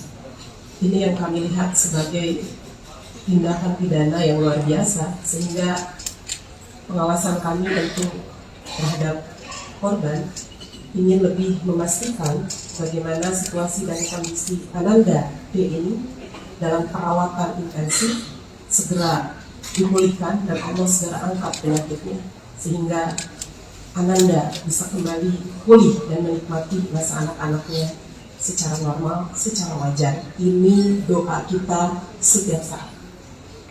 Yang kedua, terkait rilis hari ini, tentu KPAI memberikan apresiasi atas upaya kerja keras, kerjasama, kerja koordinatif yang terus dilakukan oleh Polres Jakarta Selatan, dan kemudian hari ini dilakukan di tingkat Polda Metro Jaya.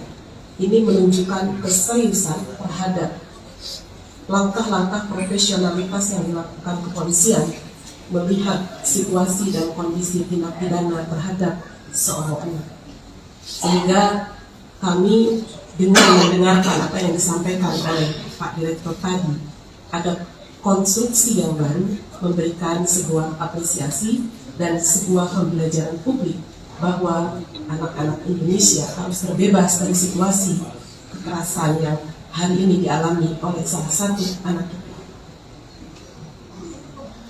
Berikutnya, pengawasan kami tentu bukan hanya melihat situasi dan kondisi dan bertemu korban serta keluarganya, kami juga memastikan berbagai hak yang harus didapatkan ketika kita melihat di dalam aturan perundangan bahwa anak yang menjadi korban kekerasan ini tentu dipastikan siapa yang berperan secara sentral untuk memberikan perlindungan.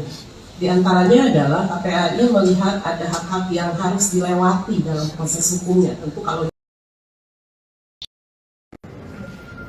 Selamat sore, Shalom, Om Swastiastu, Nama Budaya, Salam Kebajikan.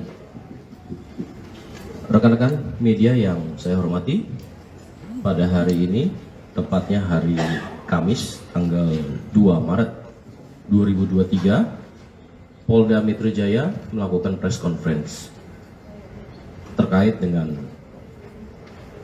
perkembangan update yang menjadi perhatian kita bersama. Dan tentunya pertama-tama kami di sini turut prihatin,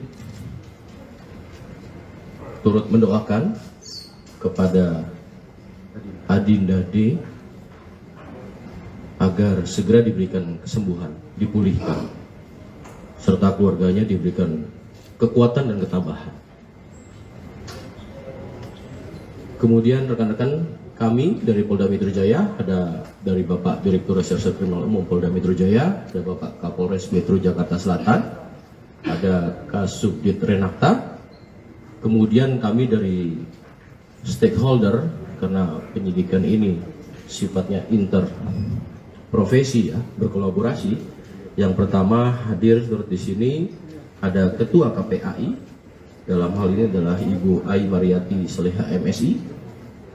Kemudian juga ada Deputi Kementerian PPA Bapak Nahar Esa MSI, dan kemudian juga ada Kepala Dinas PPAP Provinsi DKI Insinyur Tuti Kusumawati MM, Ibu. Dan satu lagi kami juga didampingi ada ahli pidana anak dari Kementerian PPA Bapak Dr. Ahmad Sofian SHMA. Rekan-rekan, pada hari ini akan ada update terkait dengan proses penyidikan yang dilakukan oleh Polda Metro Jaya. Untuk waktu Kami persilakan kepada Bapak Direktur Reserse Kriminal Umum Polda Metro Jaya. Baik, Assalamualaikum warahmatullahi wabarakatuh. Salam sejahtera buat kita semua. Yang terhormat Bapak Deputi Menteri Pemberdayaan Perempuan dan Perlindungan Anak, Bapak Nahar SH MSI. Yang kami hormati Ibu Kepala Dinas PPAPP Provinsi DKI, Insinyur Tuti Kusumawati MM. Yang kami hormati Ketua KPI Ibu Ai Mariati Solihah MSI. Kemudian yang saya hormati ahli pidana anak dari Kementerian Pemberdayaan Perempuan dan Perlindungan Anak Indonesia, Bapak Dr. Ahmad Sofiah SHMA. Jadi pada kesempatan sore hari ini kami akan menjelaskan update penanganan penyidikan pada kasus yang saat ini menjadi pusat perhatian secara nasional, yaitu penganiayaan terhadap korban atas nama D. Rekan-rekan sekalian, yang pertama kami perlu jelaskan bahwa kasus ini terjadi pada tanggal 20 Februari 2023, kemudian ditangani oleh Polsek Pesanggerahan, dan pada saat itu sudah ditetapkan tersangka dan ditahan. Namun kemudian karena di Polsek tidak ada unit khusus PPA, maka dilimpahkan ke Polres Jakarta Selatan dan kemudian dilaksanakan penyidikan dengan asistensi dan supervisi dari Direktorat Kriminal Umum Polda Metro Jaya, di mana kami mengirimkan tim penyidik Renakta dan juga personil daripada pengawasan penyidikan. Jadi secara intensif kami melaksanakan supervisi dan asistensi di Polres Jakarta Selatan. Dalam rangka untuk optimalisasi pelaksanaan penyidikan ini dan efisiensi daripada penyidikan ini, hari ini kami tarik ke Polda Metro Jaya. Mengapa? Karena memang kita menerapkan pola kolaborasi interprofesi untuk memudahkan koordinasi, dan juga kami memiliki penyidik yang lebih banyak yang khusus menangani kasus-kasus yang melibatkan perempuan dan anak. Rekan-rekan sekalian, pada proses penyidikan ini yang ada di Jakarta Selatan, pada 3 hari pertama penyidik sudah menentukan tersangka dan juga menahan, yaitu 2 tersangka. Kemudian 7 hari terakhir kita adakan pendalaman terhadap proses penyidikan ini. Ya. Kami perlu jelaskan bahwa dalam proses penyidikan ini kita menghadapi 2 kelompok subjek hukum. Yang pertama adalah dewasa, orang dewasa yang sudah kita tentukan tersangkanya ini.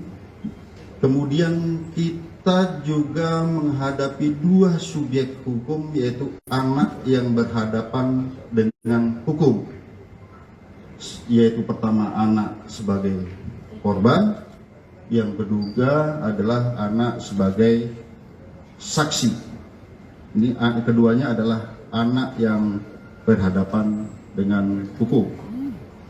Oleh karenanya kami perlu kehati-hatian, kami perlu legit dalam penanganan kasus ini, dan kami perlu mengundang mitra untuk menjamin bahwa pemenuhan daripada hak-hak anak ini bisa tetap terjaga. Oleh karenanya kami menggandeng dari KPAI dari awal, kami mengundang stakeholder dari awal, UPTD, PPA Provinsi DKI, kami melibatkan dari Kementerian Pemberdayaan Perempuan dan Perlindungan Anak sejak awal. Kami juga melibatkan ahli pidana anak sejak awal dan juga ahli pidana.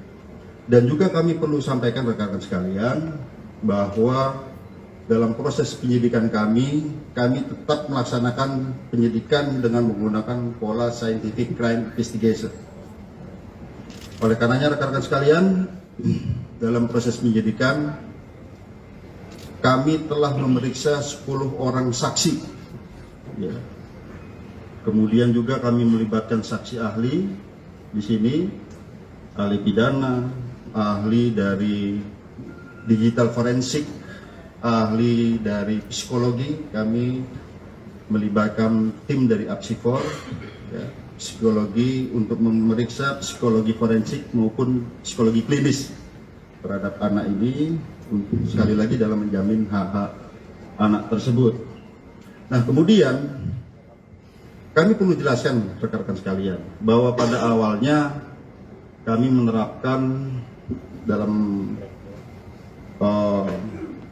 konstruksi pasal adalah pasal 76C junto pasal 80 Undang-Undang PPA junto 351 penganiayaan, ya, biasa di sini yang awal.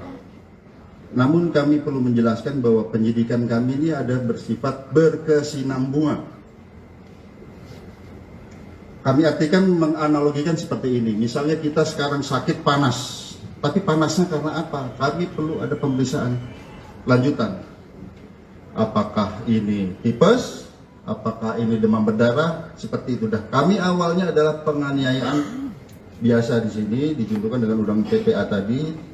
Setelah kami adakan pemeriksaan, kami libatkan digital forensik, kami menemukan fakta-fakta baru, bukti chat WA, video yang ada di HP.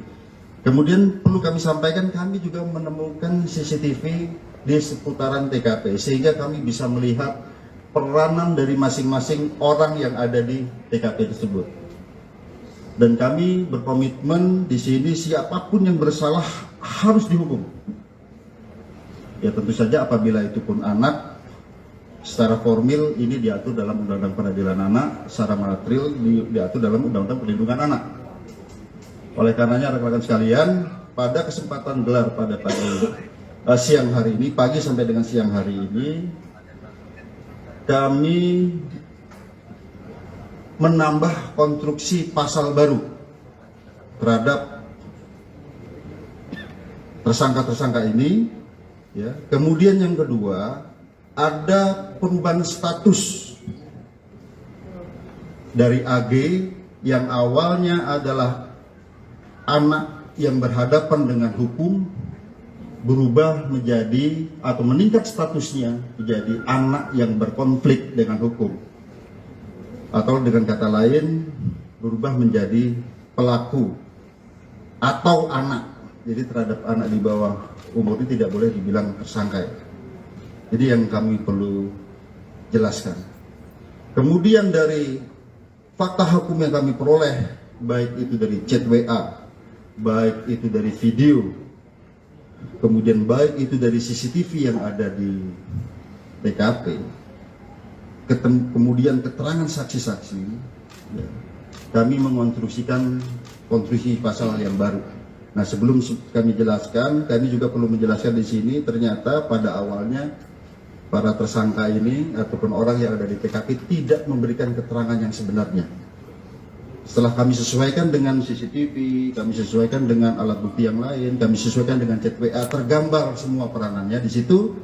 Oleh karenanya, yang kami sampaikan tadi, ada peningkatan status dari anak yang berhadapan dengan hukum berubah menjadi anak yang berkonflik dengan hukum ataupun pelaku. Kemudian ada perubahan konstruksi pasal. Yang pertama, terhadap tersangka MDS.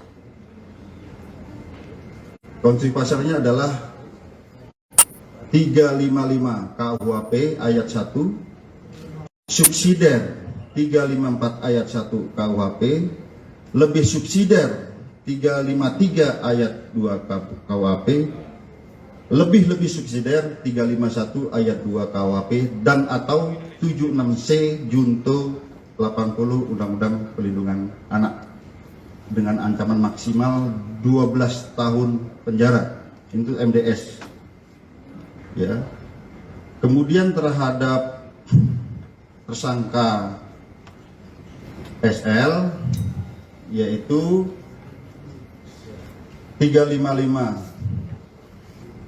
ayat 1 junto 56 KUHP, subsidiar 354 ayat 1 junto 56 KUHP, lebih subsidiar 353 ayat 2 junto 56 KUHP, lebih subsidiar 351 ayat 2 junto 56 KUHP.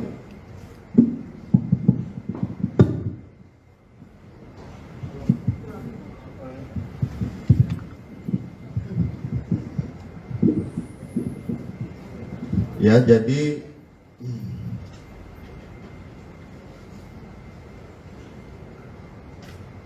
saya ulangi ya, untuk tersangka SL itu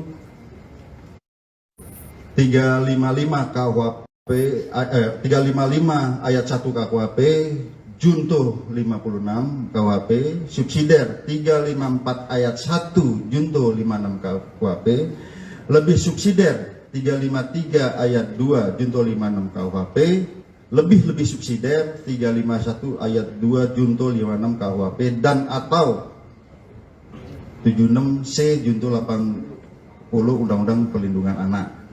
Ya. Kemudian terhadap anak AG, kami harus sebut anak AG, ya, ini anak yang berkonflik dengan hukum. Itu pasalnya adalah 76C junto 8 pasal 80 Undang-Undang Perlindungan Anak, dan atau 355 ayat 1 junto 56, subsidiar 354 ayat 1 junto 56 KUHP, lebih subsidiar 353 ayat 2 junto 56 KUHP, lebih subsidiar 351 ayat 2 junto 56 KUHP. Tentang ancaman maksimal nanti ahli pidana yang akan menyampaikan, karena di sini sekali lagi rekan-rekan sekalian, secara formil terhadap anak di bawah umur itu ada perlakuan yang berbeda. Demikian juga apabila anak sebagai korban ada secara material dalam Undang-Undang Perlindungan Anak. Ya. Kemudian rekan-rekan sekalian, kami melihat di sini bahwa dari bukti digital bahwa ini ada perencanaan sejak awal, ya, pada saat mulai menelpon SL, kemudian bertemu SL, kemudian pada saat di dalam mobil bertiga ada mens rea, niat di sana, kemudian pada saat terjadinya penganiayaan yang ini sangat-sangat memprihatinkan, kita lihat ya, sangat-sangat sadis di sini. Itu ada 3 kali tendangan ke arah kepala, kemudian ada 2 kali menginjak tengkuk, dan juga ada 1 kali pukulan ke arah kepala. Ini yang ke arah yang sangat-sangat vital di kepala ya. Di sana di antaranya ada kata-kata free kick, ya, free kick baru ditendang ke arah kepala seperti tendangan penalti, ya, ataupun tendangan bebas. Ya. Kemudian juga ada kata-kata, gua nggak takut kalau anak orang mati. Bagi penyidik di sini dan juga kami konsultasikan dengan saksi ahli, ini bisa merupakan suatu mens rea, niat jahat dan juga aktus serius wujud perbuatan. Ini rangkaian perbuatan, korban sudah tidak berdaya, 2 kali ditendang sudah tidak berdaya, masih diadakan penganiayaan lebih lanjut ke arah kepala. Oleh karenanya rekan-rekan sekalian, sekali lagi hari ini kami melaksanakan gelar perkara secara komprehensif, ya, di mana yang pertama sebagai wujud penyidikan kami yang berkesinambungan, dengan melihat alat bukti yang ada, dengan melihat hasil digital forensik, bukti chat WA, video, kemudian bukti digital forensik dari CCTV, TKP, keterangan saksi, beberapa orang saksi, ini 10 orang saksi yang saling bersesuaian, sehingga kami menemukan fakta hukum dan bisa menemukan peranan dari masing-masing tersangka, maka hari ini kami menambah konstruksi pasal sebagaimana yang kami sebutkan tadi. Yang kedua, terjadi peningkatan status terhadap AG yang tadinya adalah anak yang berhadapan dengan hukum, berubah menjadi anak yang berkonflik dengan hukum, ya, ataupun anak. Jadi kalau di Undang-Undang Pelihara tidak boleh disebut tersangka. Ya, kemudian untuk efisiensi penyidikan, karena selama ini kami mengirim tim wasidik dan penyidik Nenakta di Polres Jakarta Selatan, kami limpahkan ke Polda Metro Jaya. Yang kedua, rekan-rekan sekalian, yang kami perlu tekankan, mengapa terhadap peningkatan status ini membutuhkan waktu yang lama? Kami harus mengikuti prosedur yang diatur dalam Undang-Undang Perlindungan Anak, Undang-Undang Peradilan Anak. Ya. Kami harus melibatkan pekerja sosial untuk melaksanakan penelitian. Kami harus melibatkan tim psikologi untuk melaksanakan pemeriksaan, ya, kemudian tes dan serangkaian kegiatan yang membutuhkan waktu tidak sebentar. Saya kira demikian penjelasan dari kami. Selanjutnya kami persilakan pada Pak Kabid Humas. Baik rekan-rekan, sebelum ke ahli pidana dan lainnya, mungkin dari Pak Deputi Kementerian PPA yang akan menyampaikan.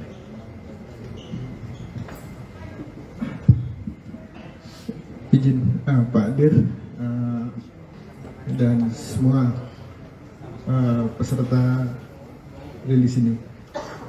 Kami dari Kementerian Pemberdayaan Perempuan dan Perlindungan Anak tentu menyampaikan prihatin terhadap kejadian ini, dan sejak awal Ibu Menteri Pemberdayaan Perempuan Perlindungan Anak memberikan perhatian dan atensi penuh terhadap kasus ini dan telah menugaskan kami.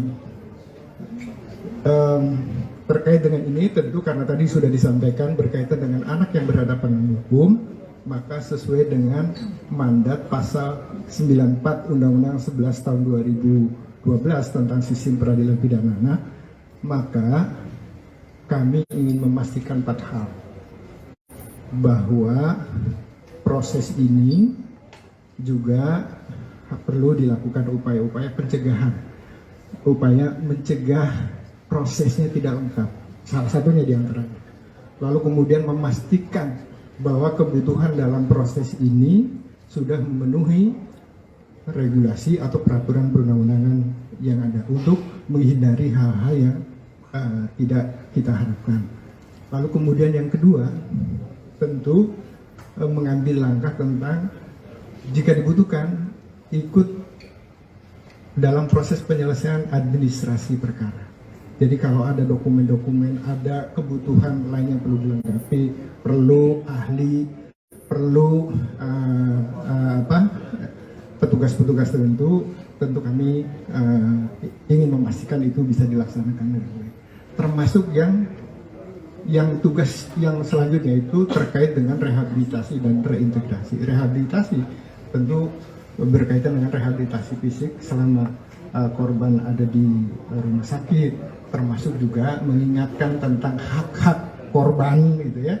Lalu kemudian hak-hak anak yang berhadapan dengan hukum itu selama proses pemulihan, selama proses pengobatan itu juga perlu dilakukan, termasuk nanti pasca penyelesaian kasus ini. Lalu kemudian yang ketiga tentu ingin memastikan juga langkah yang keempat, yaitu soal reintegrasi sosial.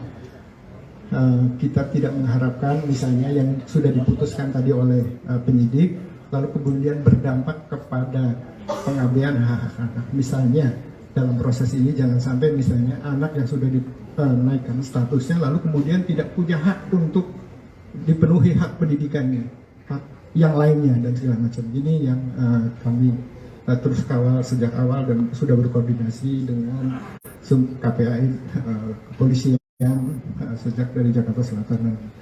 Jadi ini hari ini kita sudah mendengar dan kami terima kasih atas kerja keras dari pihak kepolisian dan tentu kami akan terus melakukan koordinasi dalam penanganan kasus ini. Terima kasih.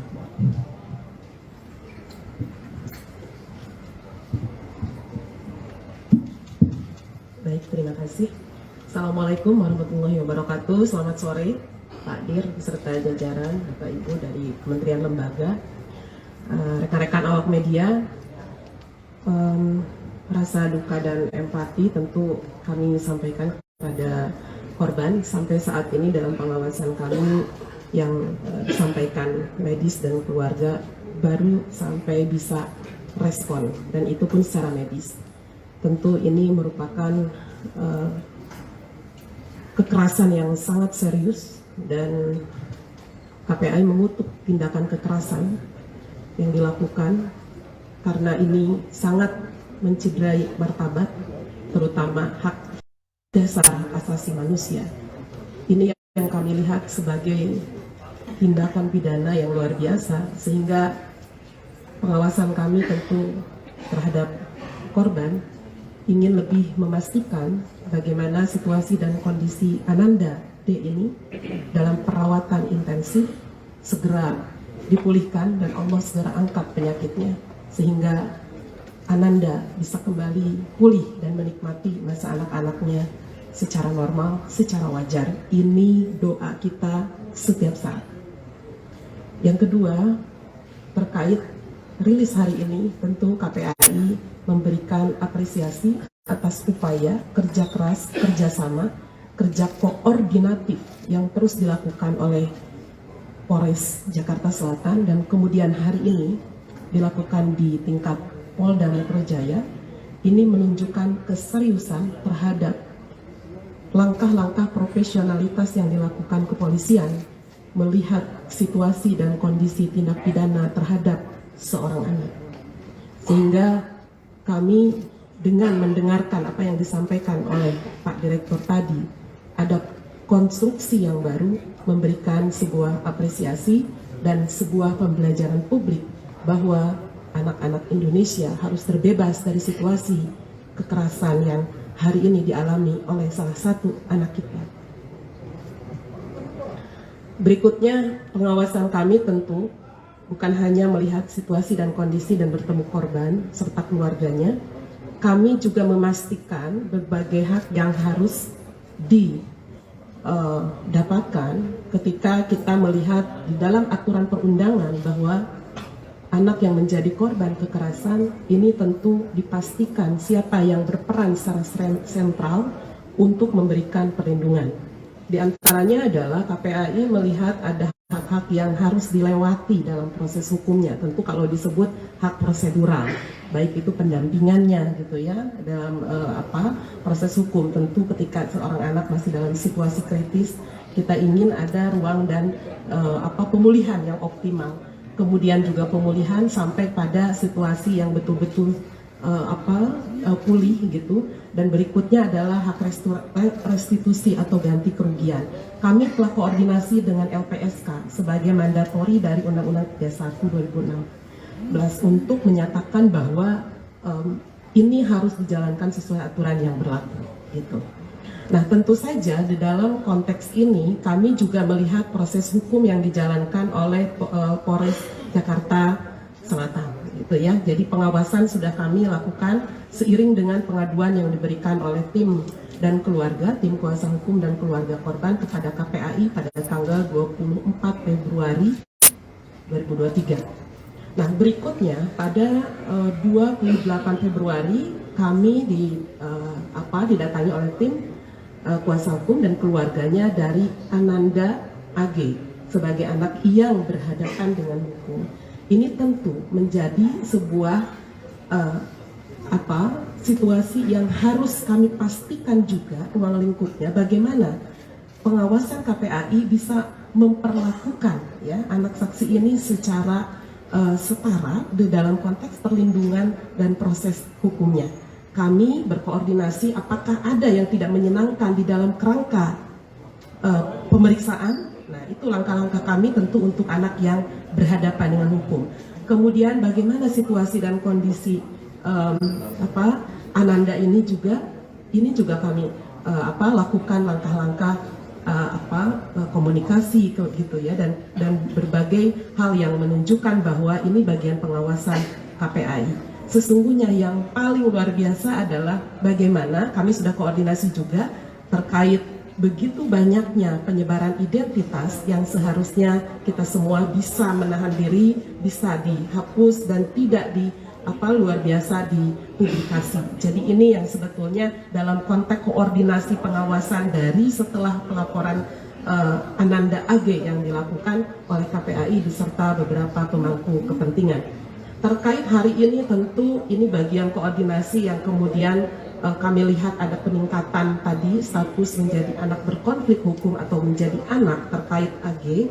Tentu kami menghormati jalannya prosesnya dari proses hukum ini. Karena bagi kami anak berkonflik dengan hukum mereka adalah anak korban, anak pelaku, dan anak saksi menjadi kerangka dalam perlindungan anak di dalam proses hukum. Ini yang harus kita lakukan, langkah-langkah memastikan hal tersebut, sehingga menghormati kinerja di ranah kepolisian menjadi bagian penting pengawasan kami untuk selanjutnya. Baik, itu yang ingin saya sampaikan, sehingga hak-hak yang kemudian bagaimana setelah dia menjadi anak AG ini tentu KPAI akan terus memastikan Ananda AG juga berada dalam situasi yang tidak terpublikasi secara luar biasa gitu ya. Publikasi yang kita maksud tentu ada penyebaran foto, penyebaran nama, bahkan hal-hal yang memang seharusnya terlindungi. Jadi ini menjadi salah satu yang harus kita pastikan. Kemudian juga bagaimana proses selanjutnya, karena pasti akan ada skema-skema dalam menurut aturan perundangan, sistem peradilan pidana anak maupun undang-undang perlindungan anak. Anak ini akan di dalam pengawasan kepolisian dikembalikan kepada orang tua untuk terus menjalankan proses hukumnya atau dititip dalam LPKS, Lembaga Penyelenggaraan Kesejahteraan Sosial, yang memang berwenang di dalam undang-undang untuk memberikan perlindungan di dalam kerangka pemeriksaan. Mohon maaf agak panjang Pak Dir. Ini hal-hal yang hari ini mari rekan-rekan sekalian akan kita lakukan langkah-langkah menghormati proses hukum yang ada, dan kemudian KPAI akan terus mengawasi berjalannya hukum ini sesuai dengan aturan perundangan yang berlaku. Terima kasih. Assalamualaikum warahmatullahi wabarakatuh. Selamat sore.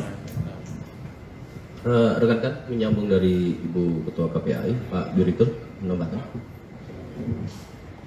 Baik rekan-rekan, mungkin tadi saya lupa menyampaikan pasal 355 KUHP itu adalah penganiayaan berat yang direncanakan dengan ancaman maksimal 12 tahun penjara. Ya, jadi itu ancaman maksimal, itu pasal yang kami sebutkan. Kalau pasal 354 itu dengan sengaja melakukan penganiayaan berat. Ancaman maksimal 8 tahun. Kemudian 353 itu penganiayaan yang direncanakan mengakibatkan luka berat. Ya.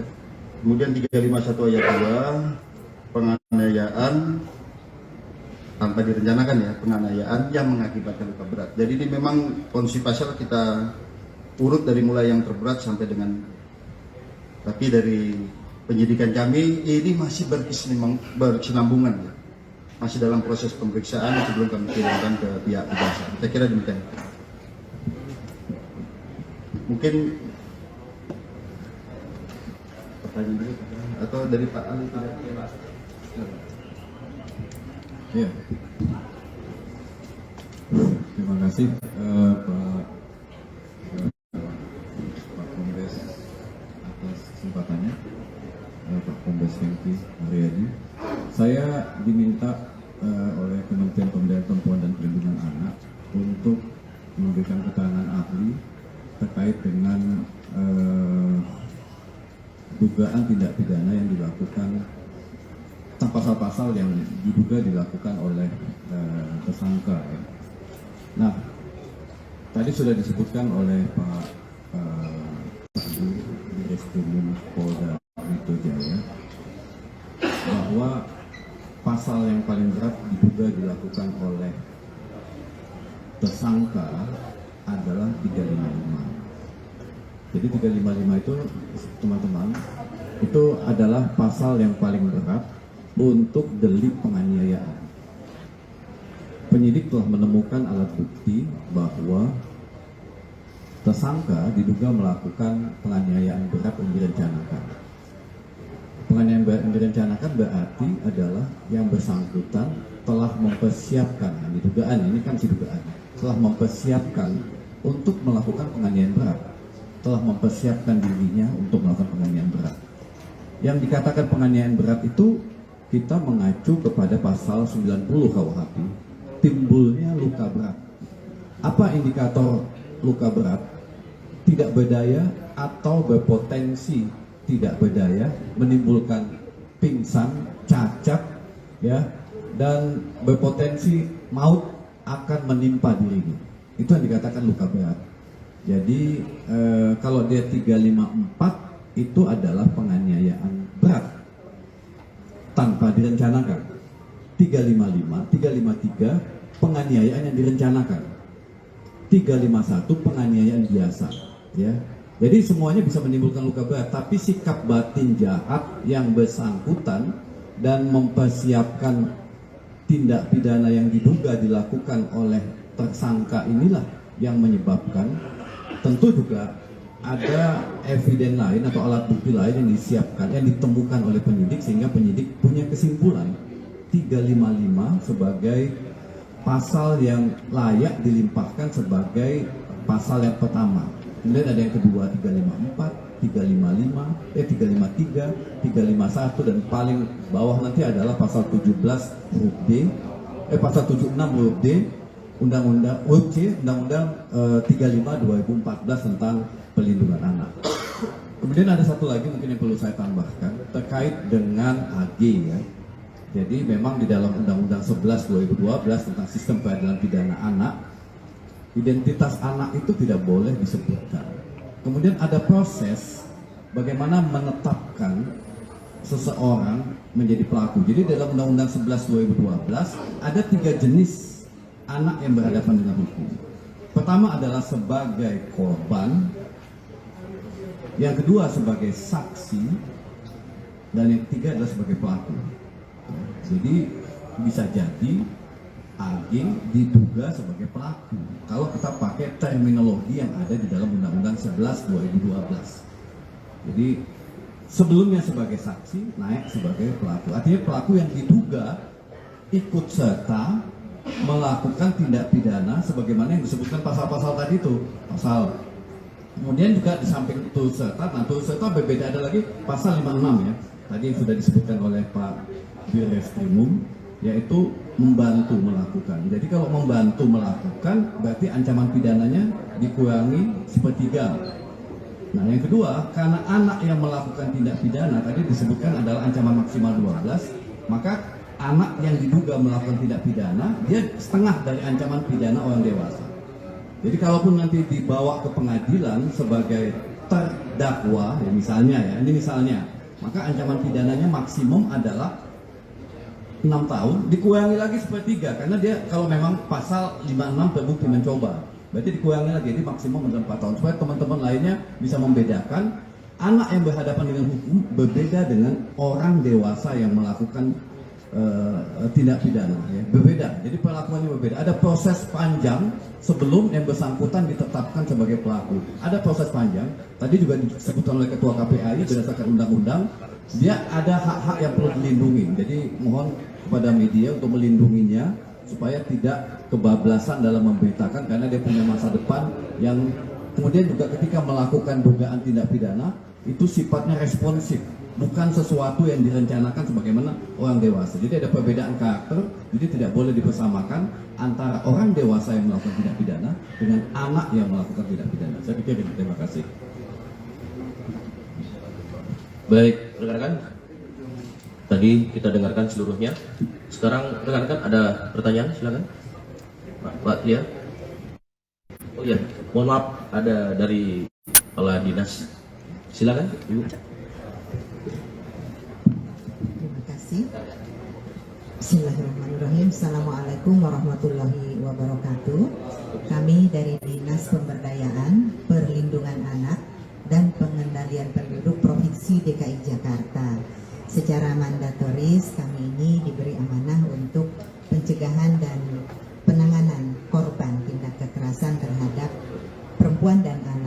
lagi konteksnya adalah korban dan telah memiliki SOP yang sudah terstandarisasi serta baku bersama dengan jajaran Polda Metro Jaya, di mana dalam kasus yang hari ini di press release-kan ini kami sudah menjalaninya bersama dengan Polres Metro Jakarta Selatan, dan hari ini tentu kami juga melakukannya dengan Polda Metro Jaya dan seterusnya.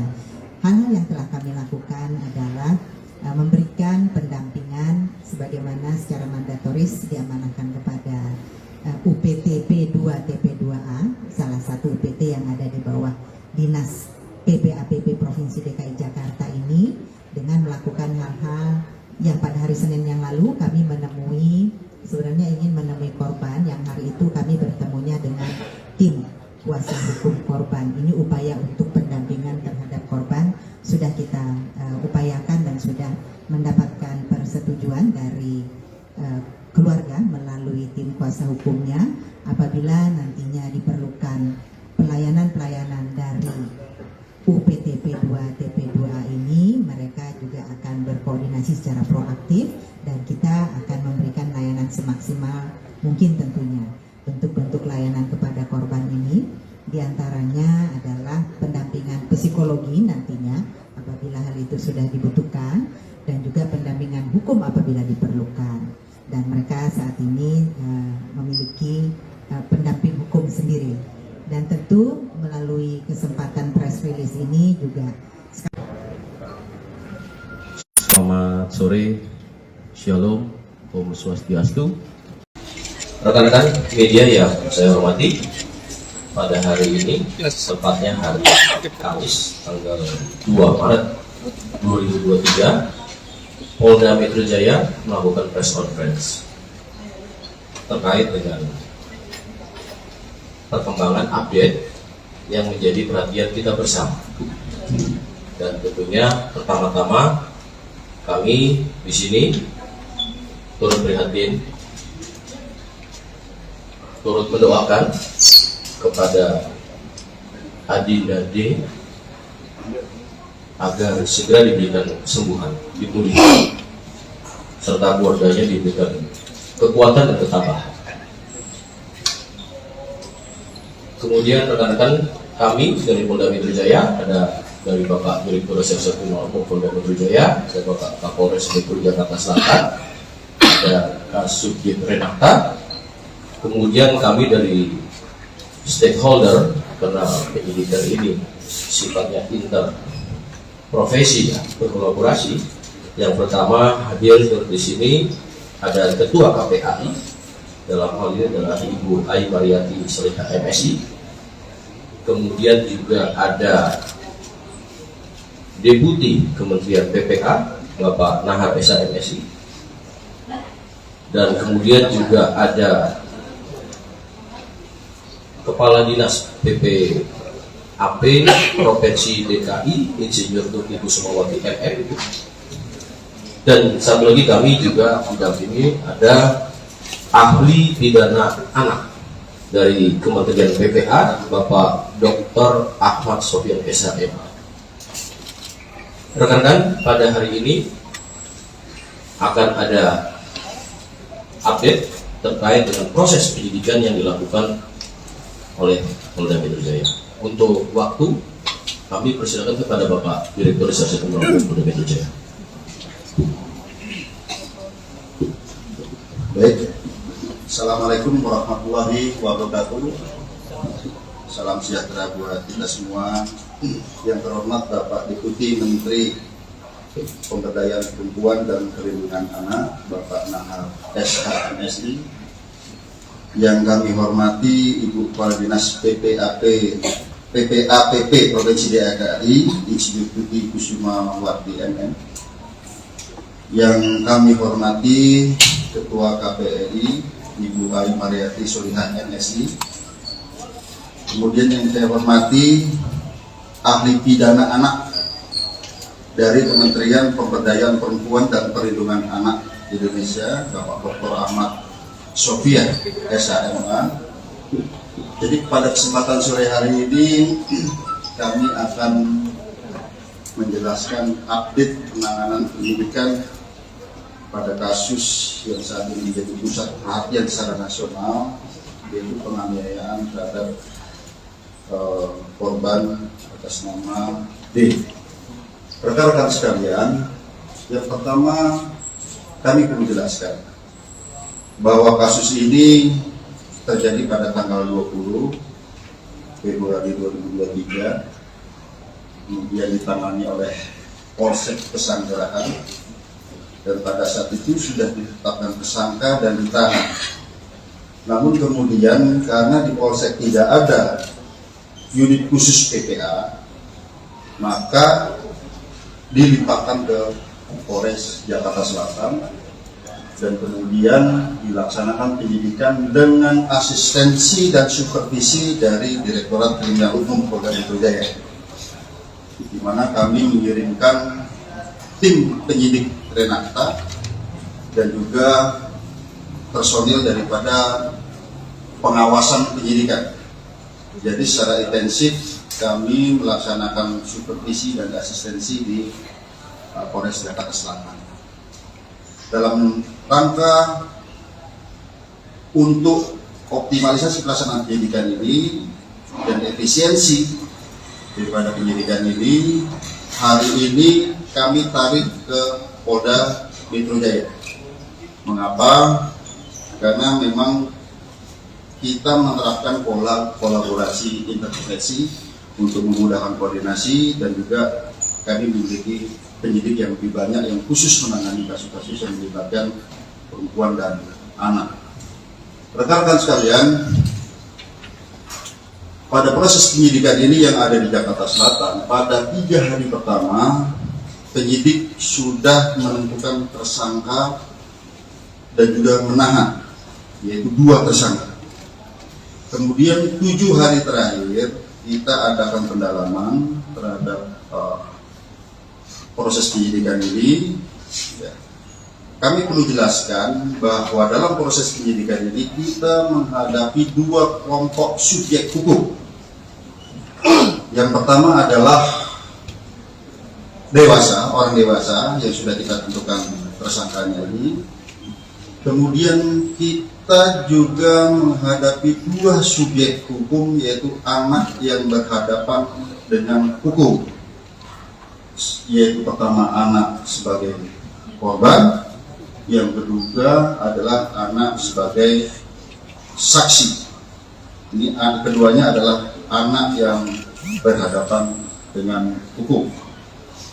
Oleh karenanya kami perlu kehati-hatian, kami perlu rigid dalam penanganan kasus ini, dan kami perlu mengundang mitra untuk menjamin bahwa pemenuhan daripada hak-hak anak ini bisa tetap terjaga. Oleh karenanya kami menggandeng dari KPAI dari awal, kami mengundang stakeholder dari awal, PPD, PPA Provinsi DKI, kami melibatkan dari Kementerian Pemberdayaan Perempuan dan Perlindungan Anak sejak awal.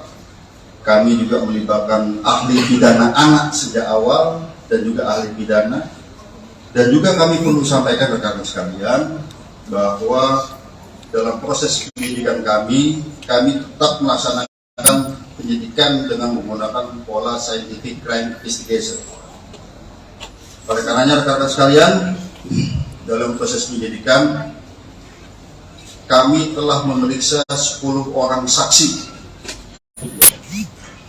Kemudian juga kami melibatkan saksi ahli di sini, ahli pidana, ahli dari digital forensik, ahli dari psikologi. Kami melibatkan tim dari Apsikor, psikologi untuk memeriksa psikologi forensik maupun psikologi klinis terhadap anak ini, sekali lagi dalam menjamin hak-hak anak tersebut. Nah, kemudian kami perlu jelaskan rekan-rekan sekalian bahwa pada awalnya kami menerapkan dalam konstruksi pasal adalah pasal 76C junto pasal 80 Undang-Undang PPA junto 351 penganiayaan. Ya. Biasa di sini yang awal. Namun kami perlu menjelaskan bahwa penyidikan kami ini ada bersifat berkesinambungan. Kami artikan menganalogikan seperti ini. Misalnya kita sekarang sakit panas, tapi panasnya karena apa? Kami perlu ada pemeriksaan lanjutan. Apakah ini tipes? Apakah ini demam berdarah? Seperti itu. Dan kami awalnya adalah penganiayaan biasa di sini didudukkan dengan undang-undang PDA tadi. Setelah kami adakan pemeriksaan, kami dilibatkan di bidang forensik, kami menemukan fakta-fakta baru, bukti chat WA, video yang ada di HP. Kemudian perlu kami sampaikan, kami juga menemukan CCTV di seputaran TKP, sehingga kami bisa melihat peranan dari masing-masing orang yang ada di TKP tersebut. Dan kami berkomitmen di sini siapapun yang bersalah harus dihukum. Ya tentu saja apabila itu pun anak, secara formil ini diatur dalam Undang-Undang Peradilan Anak, secara material ini diatur dalam Undang-Undang Perlindungan Anak. Oleh karenanya rekan-rekan sekalian, pada kesempatan gelar pada siang hari ini, pagi sampai dengan siang hari ini, kami menambah konstruksi pasal baru terhadap tersangka-tersangka ini. Ya. Kemudian yang kedua, ada perubahan status dari AG yang awalnya adalah anak yang berhadapan dengan hukum, berubah menjadi atau meningkat statusnya menjadi anak yang berkonflik dengan hukum, atau dengan kata lain berubah menjadi pelaku atau anak. Jadi terhadap anak di bawah umur itu tidak boleh dibilang tersangka. Ini yang kami perlu jelaskan. Kemudian dari fakta hukum yang kami peroleh, baik itu dari chat WA, baik itu dari video, kemudian baik itu dari CCTV yang ada di TKP, kemudian keterangan saksi-saksi, kami mengonstruksikan konstruksi pasal yang baru. Nah, sebelum kami jelaskan, kami juga perlu menjelaskan di sini, ternyata pada awalnya para tersangka ini ataupun orang yang ada di TKP tidak memberikan keterangan yang sebenarnya. Setelah kami sesuaikan dengan CCTV, kami sesuaikan dengan alat bukti yang lain, kami sesuaikan dengan chat WA, tergambar semua peranannya di situ. Oleh karenanya, yang kami sampaikan tadi, ada peningkatan status dari anak yang berhadapan dengan hukum berubah menjadi anak yang berkonflik dengan hukum ataupun pelaku. Kemudian ada perubahan konstruksi pasal. Yang pertama, terhadap tersangka MDS.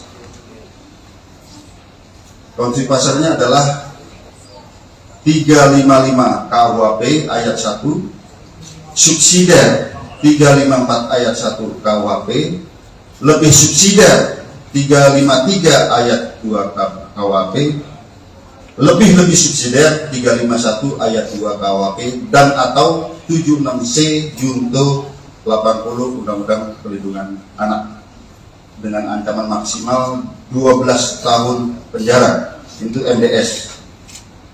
Ya. Kemudian terhadap tersangka SL, yaitu 355 ayat 1 junto 56 KUHP, subsidiar 354 ayat 1 junto 56 KUHP, lebih subsidiar 353 ayat 2 junto 56 KUHP, lebih subsidiar 351 ayat 2 junto 56 KUHP.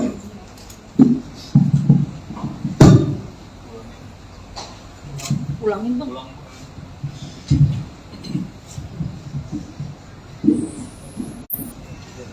Ya, jadi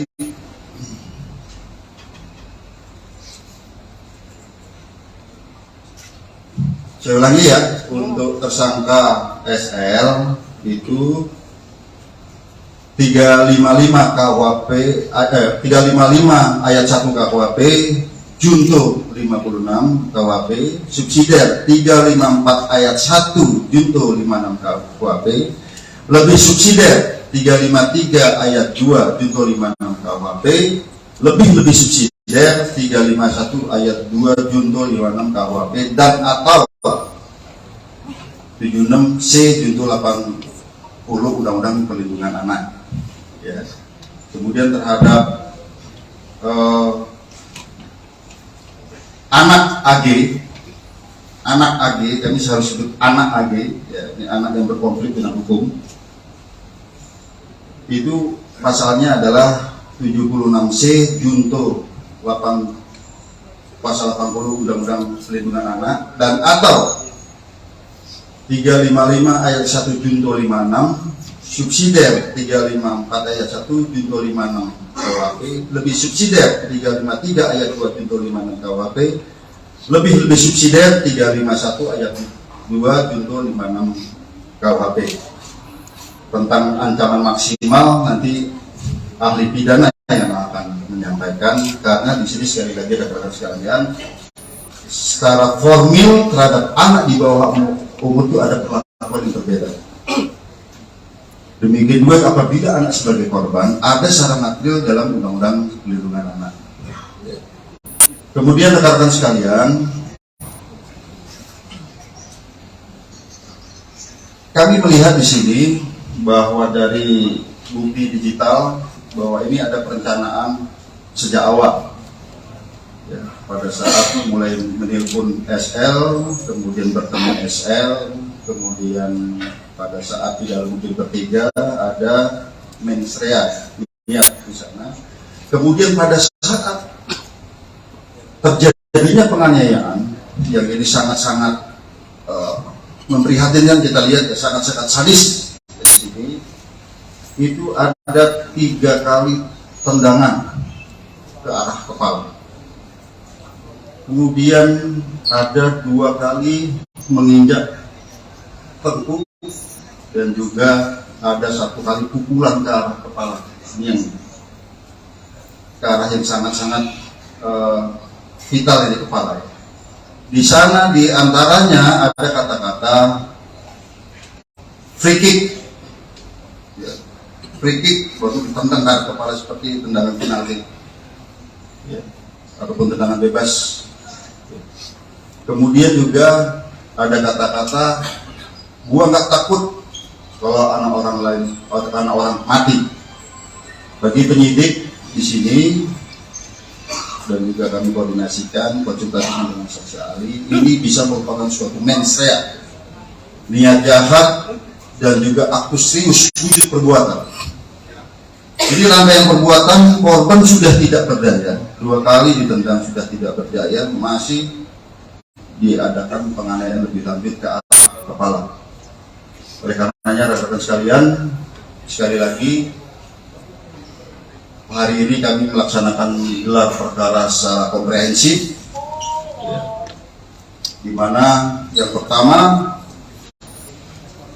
sebagai wujud penyidikan kami yang berkesinambungan dengan melihat alat bukti yang ada, dengan melihat digital forensik, hasil digital forensik, bukti chat WA, video, kemudian bukti digital forensik dari CCTV, TKP, keterangan saksi, beberapa orang saksi, 10 orang saksi yang saling bersesuaian, sehingga kami menemukan fakta hukum dan bisa menemukan peranan dari masing-masing tersangka.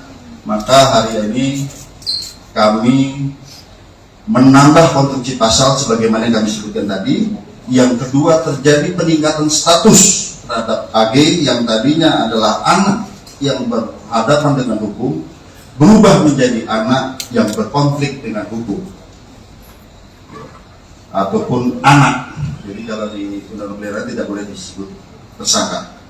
Ya, kemudian untuk efisiensi penyidikan, karena saat ini kami mengirim tim wasidik dan penyidik Menak dari Polres Jakarta Selatan, kami limpahkan ke Polda Metro Jaya. Yang kedua, rekan-rekan sekalian, yang kami perlu tekankan, mengapa terhadap peningkatan status ini membutuhkan waktu yang lama? Kami harus mengikuti prosedur yang diatur dalam Undang-Undang Perlindungan Anak, Undang-Undang Peradilan Anak. Kami harus melibatkan pekerja sosial untuk melaksanakan penelitian, kami harus melibatkan tim psikologi untuk melaksanakan pemeriksaan, ya, kemudian tes dan serangkaian kegiatan yang membutuhkan waktu tidak sebentar. Saya kira demikian penjelasan dari kami. Selanjutnya kami persilakan pada Pak Kabid Mas.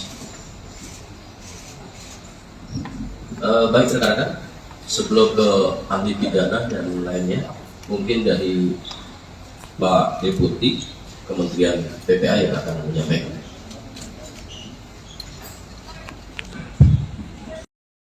Peraturan perundang-undangan yang ada untuk menghindari hal-hal yang tidak kita harapkan. Lalu kemudian yang kedua, tentu mengambil langkah tentang jika dibutuhkan ikut dalam proses penyelesaian administrasi perkara. Jadi kalau ada dokumen-dokumen, ada kebutuhan lainnya perlu dilengkapi, perlu ahli, perlu petugas-petugas tertentu, tentu kami ingin memastikan itu bisa dilaksanakan. Termasuk yang tugas yang selanjutnya itu terkait dengan rehabilitasi dan reintegrasi. Rehabilitasi tentu berkaitan dengan rehabilitasi fisik selama korban ada di rumah sakit, termasuk juga mengingatkan tentang hak-hak korban gitu ya, lalu kemudian hak-hak anak yang berhadapan dengan hukum itu selama proses pemulihan, selama proses pengobatan itu juga perlu dilakukan, termasuk nanti pasca penyelesaian kasus ini. Lalu kemudian yang ketiga tentu ingin memastikan juga langkah yang keempat yaitu soal reintegrasi sosial. Kita tidak mengharapkan misalnya yang sudah diputuskan tadi oleh penyidik